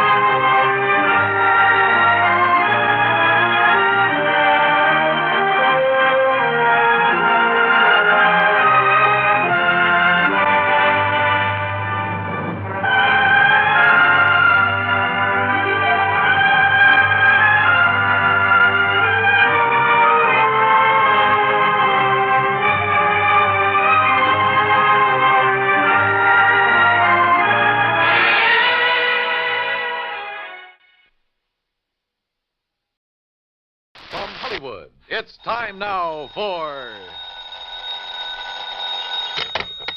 Johnny Dollar. Crutcher, Mr. Dollar. Lester Crutcher at Continental Insurance Company. Oh, how are you, Mr. Crutcher? Tell me, are you familiar with the Priest Expedition collection? Priest Expedition? Some of the relics, artifacts of considerable archaeological import that were excavated from the ruins of the city of Ur in the valley of the Euphrates. What? Findings from the temple erected to the god Baal, which proved of such historical value to students of the ancient Babylonian civilization. You know. Yeah, I certainly don't know. But what about it? We carry some special insurance on that collection. And what's happened to it? Nothing yet. But I think you'd better come over and see me. Right away. Okay, Mr. Crutcher. Why not?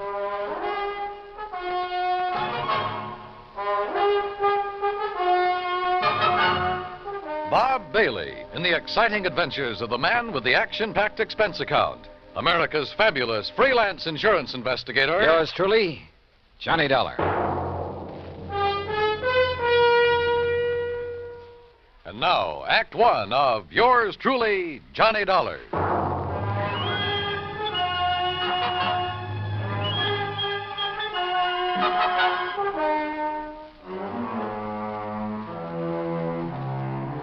Expense account submitted by Special Investigator Johnny Dollar to the Continental Insurance Company, Hartford, Connecticut. Following is an account of expenses incurred during my investigation of the loss of memory matter.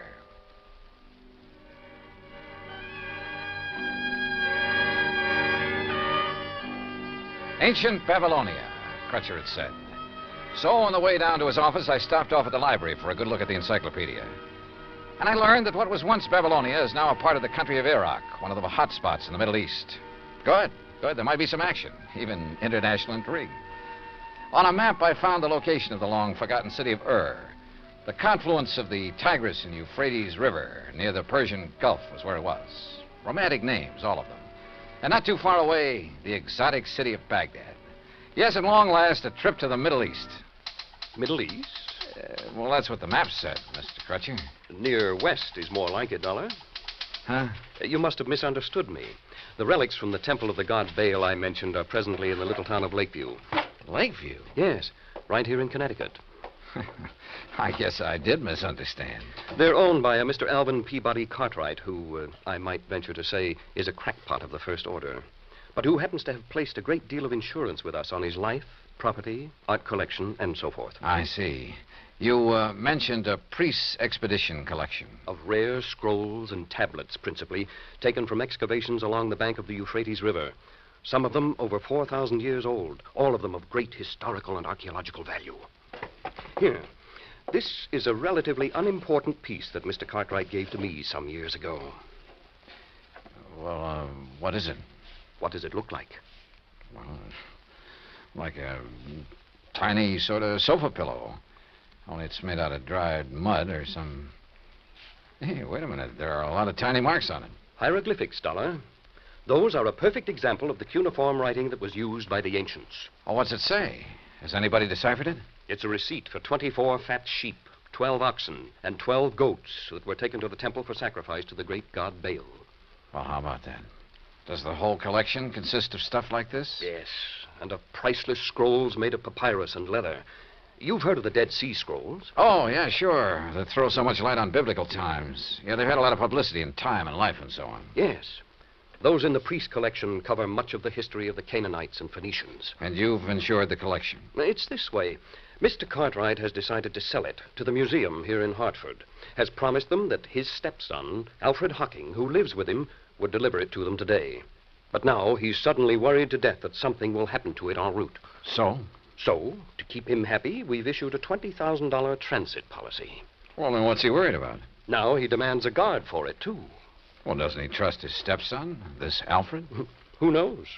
Who knows what old Cartwright thinks, whom he trusts. Well, now look, And after all, $250 plus whatever expense account you can dream up for a couple of hours' drive in the country. What if his own... Oh? Well, sure, why not?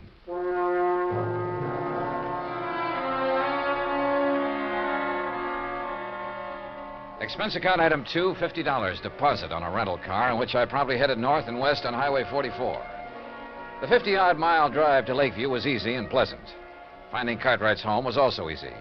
It sat prominently atop a hill on the outskirts of the little town with perhaps 2 acres of ground around it. All of it looking worth a lot of money, yet rather seedy and run down.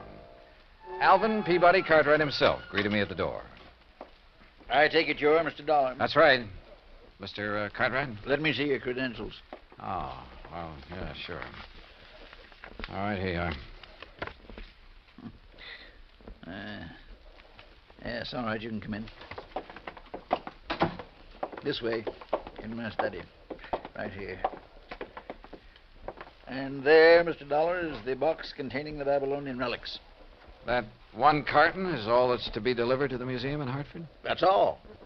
Young man, the contents of that sealed carton are worth $21,000, and it's sealed, you understand, so that neither you nor that worthless stepson of mine can get your hands on any part of it. Alfred, this is Mr. Dollar. Alfred Hocking. Hi, Dollar. Oh, I'm sorry I didn't see you sitting back there. Yeah. Now let me finish this phone call that you interrupted. You still there, Mr. Waring? All right, now. Huh? Yes, he finally got here. Dollar's his name. That's right. Shall I sit down? Yeah, sure. Well, just you be sure he identifies himself. Yes, and that he's accompanied by my stupid stepson, whose name's Alfred Hocking. Now, if only one of them appears, or if the seals on the carton are broken, you're not to accept it. Make him bring it back to me in a... No. Call the police. Yes, that's what I said. Call the police. Otherwise, give the money to Mr. Dollar. Not to that half-wit stepson of mine. I don't trust him. Now, they'll leave here shortly, and I know it's late, but Waring, just make sure that you're there waiting for them with the money. Goodbye. Mr. Cartwright. Yes? Well, what? If you're so concerned about it, I can't help wondering why you haven't asked the police to guard this shipment for you. Because I don't trust them. I don't trust them any more than I trust this numbskull Alfred. Thanks. I don't trust anybody. Oh, does that include me? Of course it does. Why do you suppose I'm having both of you take it over there? I'll tell you why, to keep an eye on each other. Now, get yourselves out of here and on the way to Hartford. Just be sure you bring that cash right back here to me tonight. You mean check, don't you? I mean cash. I don't believe in checks. I don't believe in banks. I don't trust them. I've kept all I have in my big safe here in the house for the past 47 years, and I intend to continue keeping it there, where I can watch over it myself. Now, go on, you and this dumb Alfred. Get out of here. Dumb, Alfred? I'm not so sure. On the other hand, as we drove back toward Hartford with Alfred at the wheel, he said he knew a backcountry shortcut. I decided he just wasn't as clever as he'd like to be. Hey, take it easy, Al. I'll give it to you straight, Dollar. I'd hoped the old buzzard would let me make this delivery alone. Because believe me, if he had, he'd never see 1 red cent of that 21 grand we're going to pick up. I take it you and your stepfather don't get along too well. That's putting it mild. But I'm telling you, boy, that once I figure a way to relieve him of his dough, he'll never see me again. $21,000. Boy, that would get me so far away from here, I tell you... You, Been living with him long? All my life. The crazy old Scrooge has never let me have any money of my own. And me, I got a right to blow myself, have a little fun, as much as anybody. Well, maybe he thinks you ought to work for it. Hey, now, you better slow down, Al. Work, did you say? When he's got more than he'll ever be able to use stashed away in that old safe in the cellar? Why should I have to work? Hey, I said take it easy, Al. Why don't those trucks stay off those back country roads? Oh, now, Al. Why should I work when all I need to do is to get my hands on some of that pile he's got in the safe and I can live like a king? He'll never spend it, and he'll never leave it to me when he kicks off. That's why I haven't knocked him off myself, but believe me, Al, look, just stop this crate and let me take the wheel. Yeah, why? Oh, with all your ranting and raving, you're all over the road. Sure, okay. Sure, you can drive. Well, stop. Sure, I'll stop. Look out, we'll skid. Let us skid. Look out!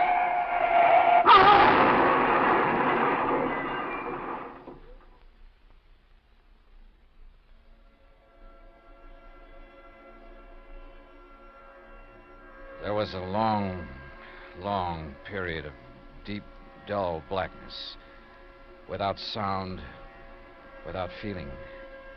And then, slowly, hazily, the light came back, but it wasn't clear.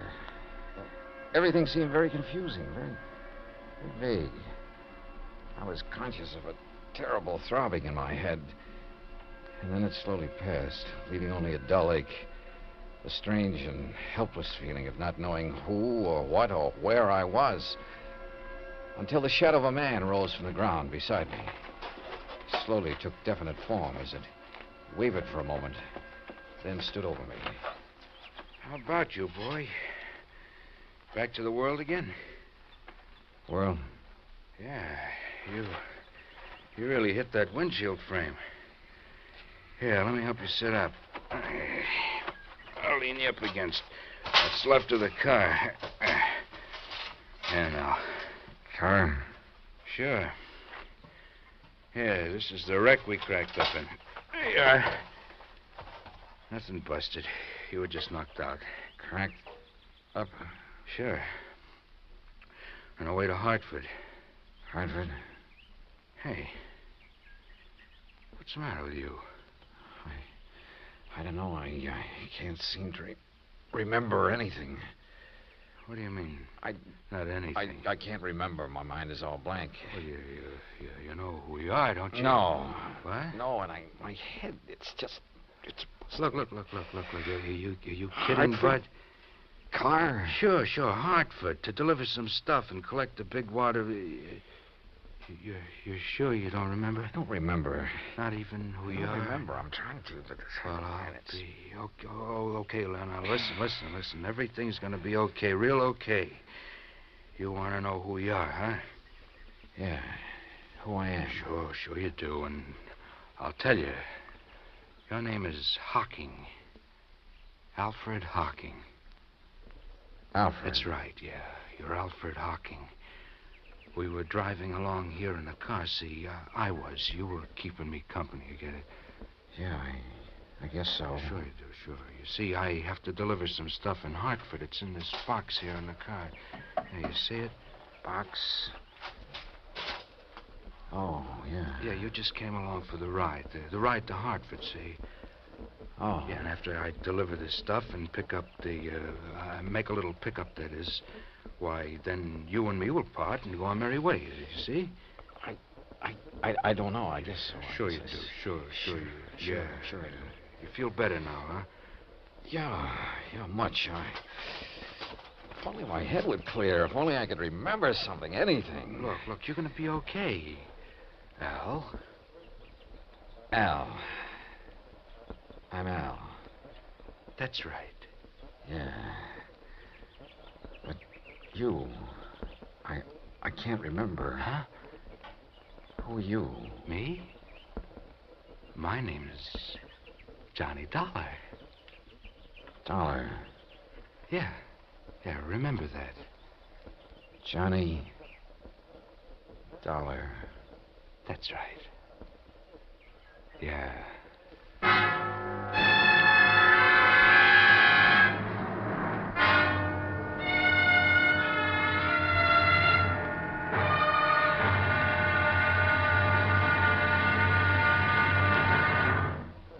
Act Two of yours truly, Johnny Dollar, in a moment. We sometimes wonder, what is the life of a human being really worth? Not too much? Or maybe a great deal? Does it depend on whose life it is? Whatever the answer, one thing is certain. Fred Hargesheimer, since World War II, has felt that his life is worth quite a lot of gratitude. During the war in the Pacific, about June of 1943, Lieutenant Hargesheimer had his P-38 fighter plane shot out of the sky. Badly wounded, he bailed out over a tiny island, New Britain. It looked pretty small from where he hit the silk, but he found it much bigger when he hit the ground. It was bigger, and in complete control of the enemy. But Hargesheimer was lucky. After a month of lonely hiding, he was found by a group of friendly natives from the village of Nantambu. They cared for him and successfully hid him from enemy patrols for the next 4 months at the risk of their own lives. Then Hargesheimer was able to make it back to civilization. For the next 17 years, Fred Hargesheimer thought about those wonderful people of Nantambu.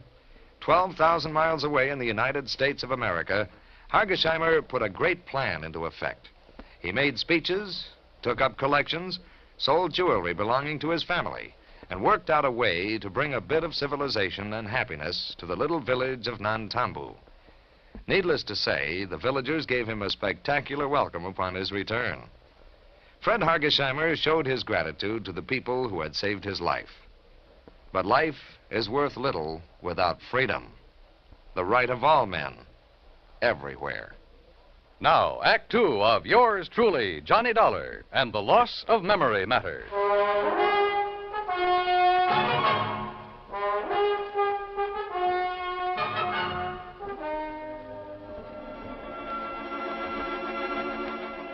Amnesia. Sudden, complete amnesia. And all the feeling of utter helplessness that goes with it.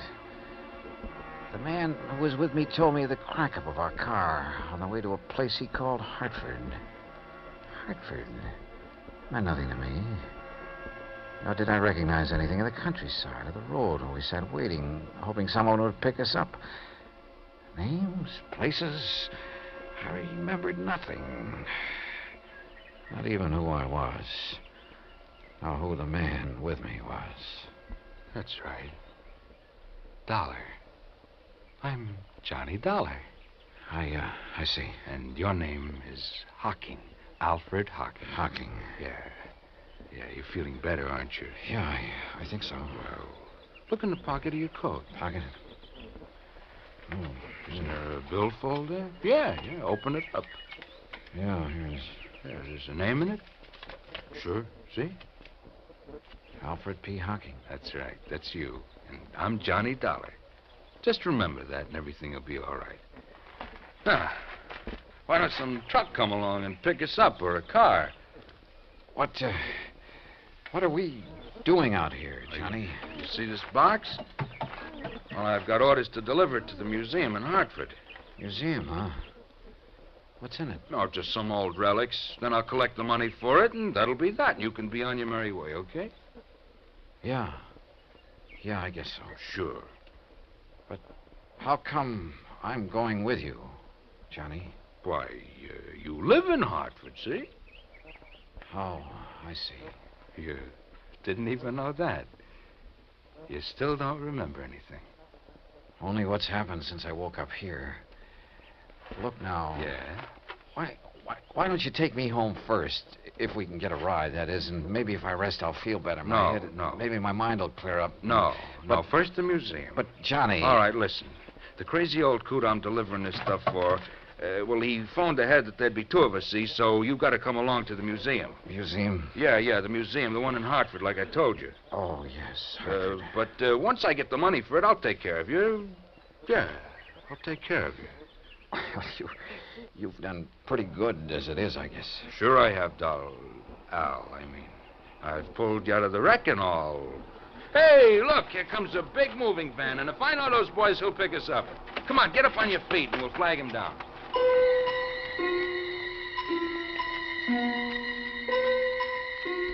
The helpful driver of the big cross-country truck picked us up and was all for getting me to a hospital before anything else. But my companion, who called himself Johnny Dollar, assured him he'd do it as soon as our mission was accomplished.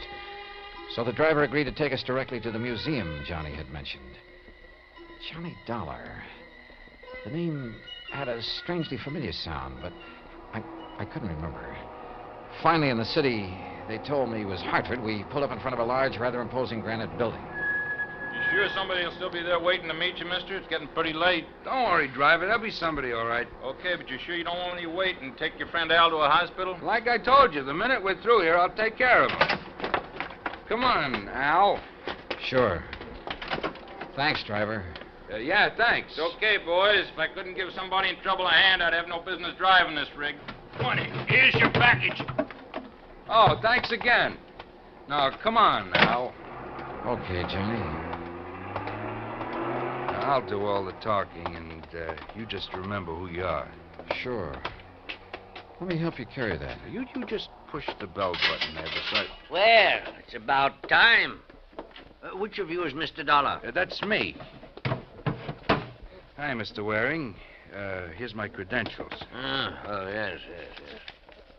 Then you... Al Hocking. Oh, yes. Just as Mr. Cartwright said on the phone. But what happened to you? I had a little car accident on the way. Oh, yes. Are you feeling all right, Mr. Hocking? Well, Oh, sure. I'm going to take care of him as soon as we leave here. So, if you don't mind, you've got something for me, haven't you? Of course. Seals are still intact. Sure are, in spite of the accident. Oh, very well. If you'll step inside, I'll give you the money. Good. Come on, Al.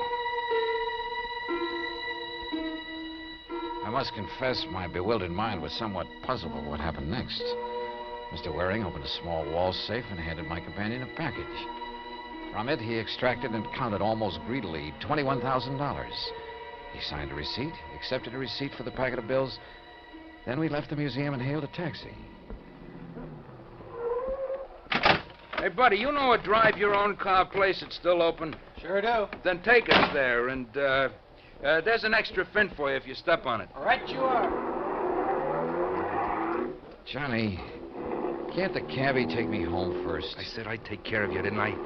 All right, now, don't ask any questions. We haven't got time. Maybe I had lost all memory. Maybe my mind was befuddled, confused. The pain in my head nearly driving me out of whatever sanity I'd retained. Nonetheless, I had a strange feeling that things weren't what they should be. Still, my friend, this Johnny Dollar who'd saved me from the wrecked car... If only I could remember things from before we cracked up. There was something strange, too, in the way he slowly, painstakingly signed the application for the drive-your-own car, looking carefully all the while at the license he pulled out of his pocket. Then a few minutes later, we were on the road again, and we were heading, according to the highway signs, out of town and toward a place called Danbury on Route 6. These rental cars could stand a little souping up. Look, Johnny, I thought you were going to take me home. I am. But you said I live in Hartford. Listen, if I know that stepfather of yours, the sooner we get out of the state. What? What were you going to say? Nothing. Now, listen. I got to get you to a hospital, see, and the best one I know is over the line in New York. You want to get your memory back, don't you? Yeah, sure, but now look, Al. Huh? What'd you say? It's funny. I called you Al. What's funny about it? Sure you aren't beginning to remember things, huh? How about it? I wish to heaven I could.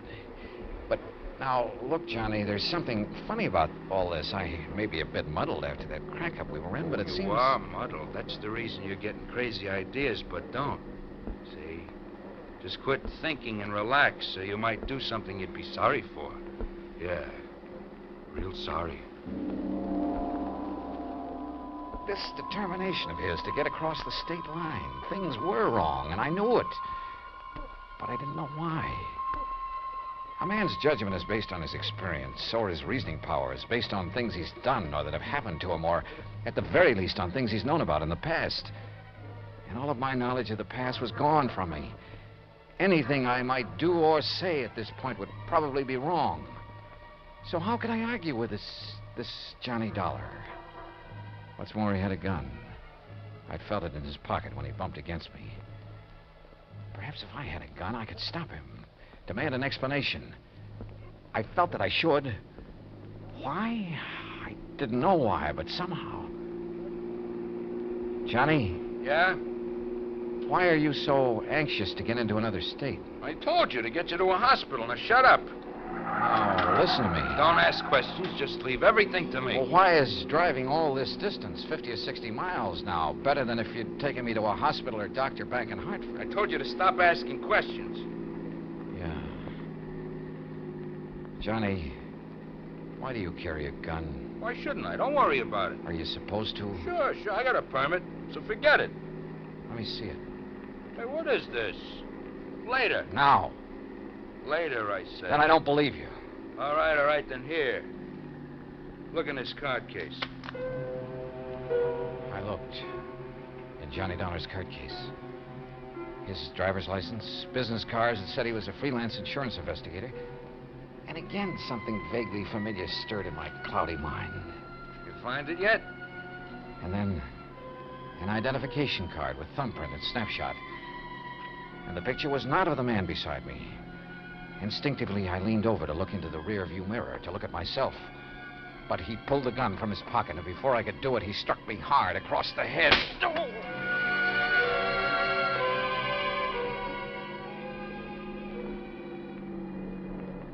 All right now, Al. We're gonna stop. You hear me, Al? Yeah. You hit me with that gun. That's right. That was a mistake. Because that second blow on the head. Why have we stopped? You'll see. You see, you gave me an idea about this gun. Get out. Sure. Why not? Pretty wobbly, huh? All right, now. Look down over the side of the road there. What about it? See that deep ravine down there? Why? Al? That's why. Because you called me Al. And this time you meant it. Yeah? I guess I did. Thanks to that poke on the head. So, you got some of your memory back, huh? But not your strength. No. So before you do... No, put that away. Oh, you're not going to... What the...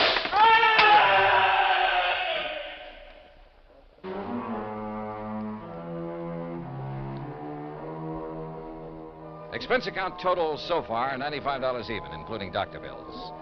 Repair bill on rental car is still to come, and strangely enough, old Cartwright is perfectly willing to pay it and any other expenses that may be involved. He's a changed man with his chiseling stepson out from underfoot. Also, I'll be required to appear in court against Alfred Hocking, and there'll be expenses involved there, too. The extra $500 Cartwright insisted I take doesn't go in this account since it came out of his own pocket. Not bad for just a couple of wallops on the head, huh? Yours truly, Johnny Dollar.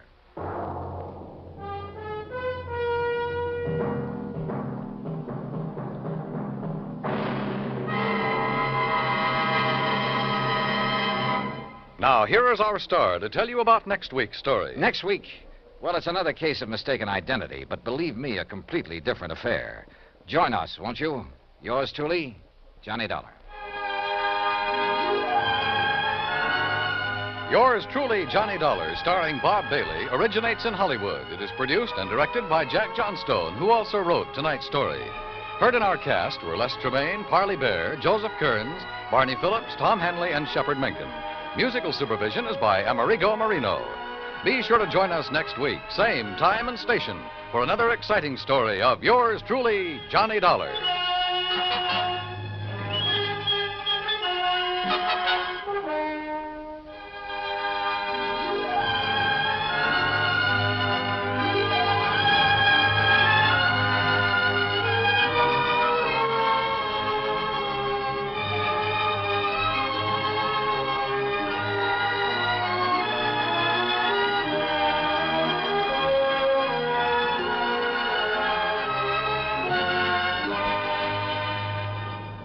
This is the United States Armed Forces Radio and Television Service.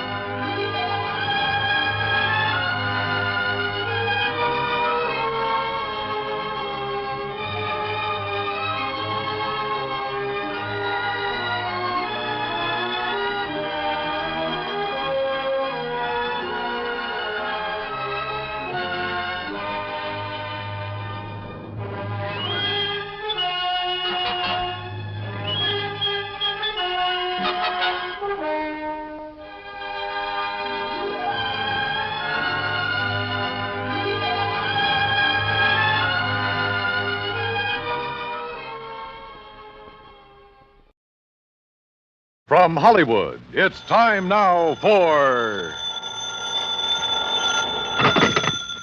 Johnny Dollar. Batter up, Johnny. Who's that? McGraw. Oh, as if I didn't know. What's on your mind, Bert? Dollar Mason. Ever hear of her? Her uncle, Sylvester Mason. Mason's steel and iron? That's the man. Dollar's his favorite niece. About 6 weeks ago, she disappeared. So? So, yesterday, a body washed up on Newport Beach not too far from her parents' home. Darlis? According to her father, And you hold a policy on her? for $25,000, double indemnity. Ouch. So, why don't you pay it off? We would have today, except for one thing. Well, what's that? Right after Mason identified the body, a man named Dixon showed up and swore it was the body of his daughter. What?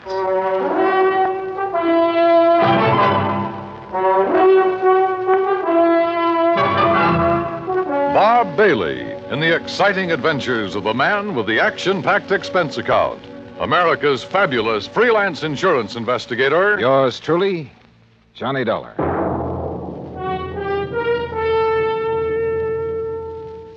And now, Act One of yours truly, Johnny Dollar.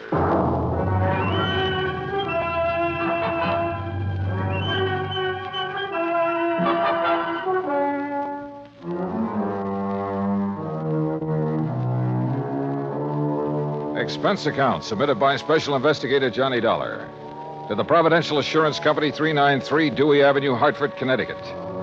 The following is an account of expenses incurred during my investigation of the Mason-Dixon mismatch matter. Expense account item 1, $1.20, taxi from my apartment to the Providential Building. The walls of Bert McGraw's office are covered with pictures of sporting events, and as I entered, Bert was preparing to hang another one. Oh, Johnny. Well, come in, come in. You ever see this? Who is it? Who? Well, it's me, that's who. The day I pitched for the Valdosta Lions. Struck out 10 of the Cherry Pointers that afternoon. Yes, sir. You win the game for him? Huh? I said, did you win the game for him? Oh. No, cheating umpire. There. Well, Johnny boy, you ready to join our little team? I don't know. The body of a girl being found on a beach, Mason identifying it as his daughter, then somebody else showing up. Henry Dixon. Yeah, and saying the same thing. Can't the authorities identify her? Haven't been able to yet. Neither one of those girls had their fingerprints on record? Nope. Well, what about dental work? Nothing to go on there either. Oh, brother. It's not going to be an easy one, Johnny. How long had the body been in the ocean before it was washed up? Well, they figure about 6 weeks. You know what that means. Yeah. Hello? Oh, yes, sir. I see. Uh-huh. Well, if it isn't the Mason girl... Yes, sir. Yes, sir, that's right. Thanks for calling, Captain. That was Captain Miller of the Newport Police. They find out who she is? No. So if it is the Mason girl, we're going to have to pay out $50,000 on the double indemnity clause. You aren't surprised, are you? No, I didn't think she died from a natural cause. But I didn't think it'd be from a gunshot wound either. What kind of a gunshot wound? A 38, right through here. How old did you say the Mason girl was, Britt? Oh, around 20. Dixon girl, too. Both of them pretty, full of life. At least they were. When did the Mason girl disappear? Oh, about 6 weeks ago. And the Dixon girl? Well, she's been missing about 3 months. Well, one of them's still alive. I'll try to find her. Bert gave me all the information he had on both the Mason and the Dixon families. I took a cab back to my apartment. That's expense account item 2. Item 3, $18.10 transportation, Hartford to Newport, Rhode Island. After checking in at the Ogden Hotel, I called Darla Mason's father, rented a car, and drove out to the Mason home on the beach. I was about to ring the bell when the front door opened. Hi. Well, hi. You must be Johnny Dollar. That's right. Come on in. I'm Joan Mason. Darla's little sister. Uh-huh. This way, Mr. Dollar. Mother's waiting for you in the den. Your mother? I thought my appointment was with your... Oh, my father's indisposed. Besides, Mother's the brains of this family. Of course, if you really want to know about Darla, you ask me. Maybe I will. You better. Mr. Dollar's here, Mother. Thank you, my dear. Come in, please, Mr. Dollar. See you later, Johnny. A dreadful mistake my husband made has upset him so. I thought it best to see you myself. Just what mistake are you referring to, Mrs. Mason? Well, we've released a statement to the newspapers. I thought you had heard. No, ma'am, I haven't. You've made a trip over here for nothing, then. Oh? Yes, you see, my husband erred when he identified that body as being our daughter's. It couldn't possibly have been. Well, I know you're glad of that, Mrs. Mason. But what made Mr. Mason change his mind? I haven't changed it, Dollar. George, I thought you were going to stay in your room. Never mind. Dollar, any questions you want to ask, I'll try to answer them. Why, George Mason, you've been drinking. Only enough to take the bad taste out of my mouth, and you know what put it there. Don't look so mixed up, Jenny. I tried going along with you, but I got too weak a stomach. So here I am. I don't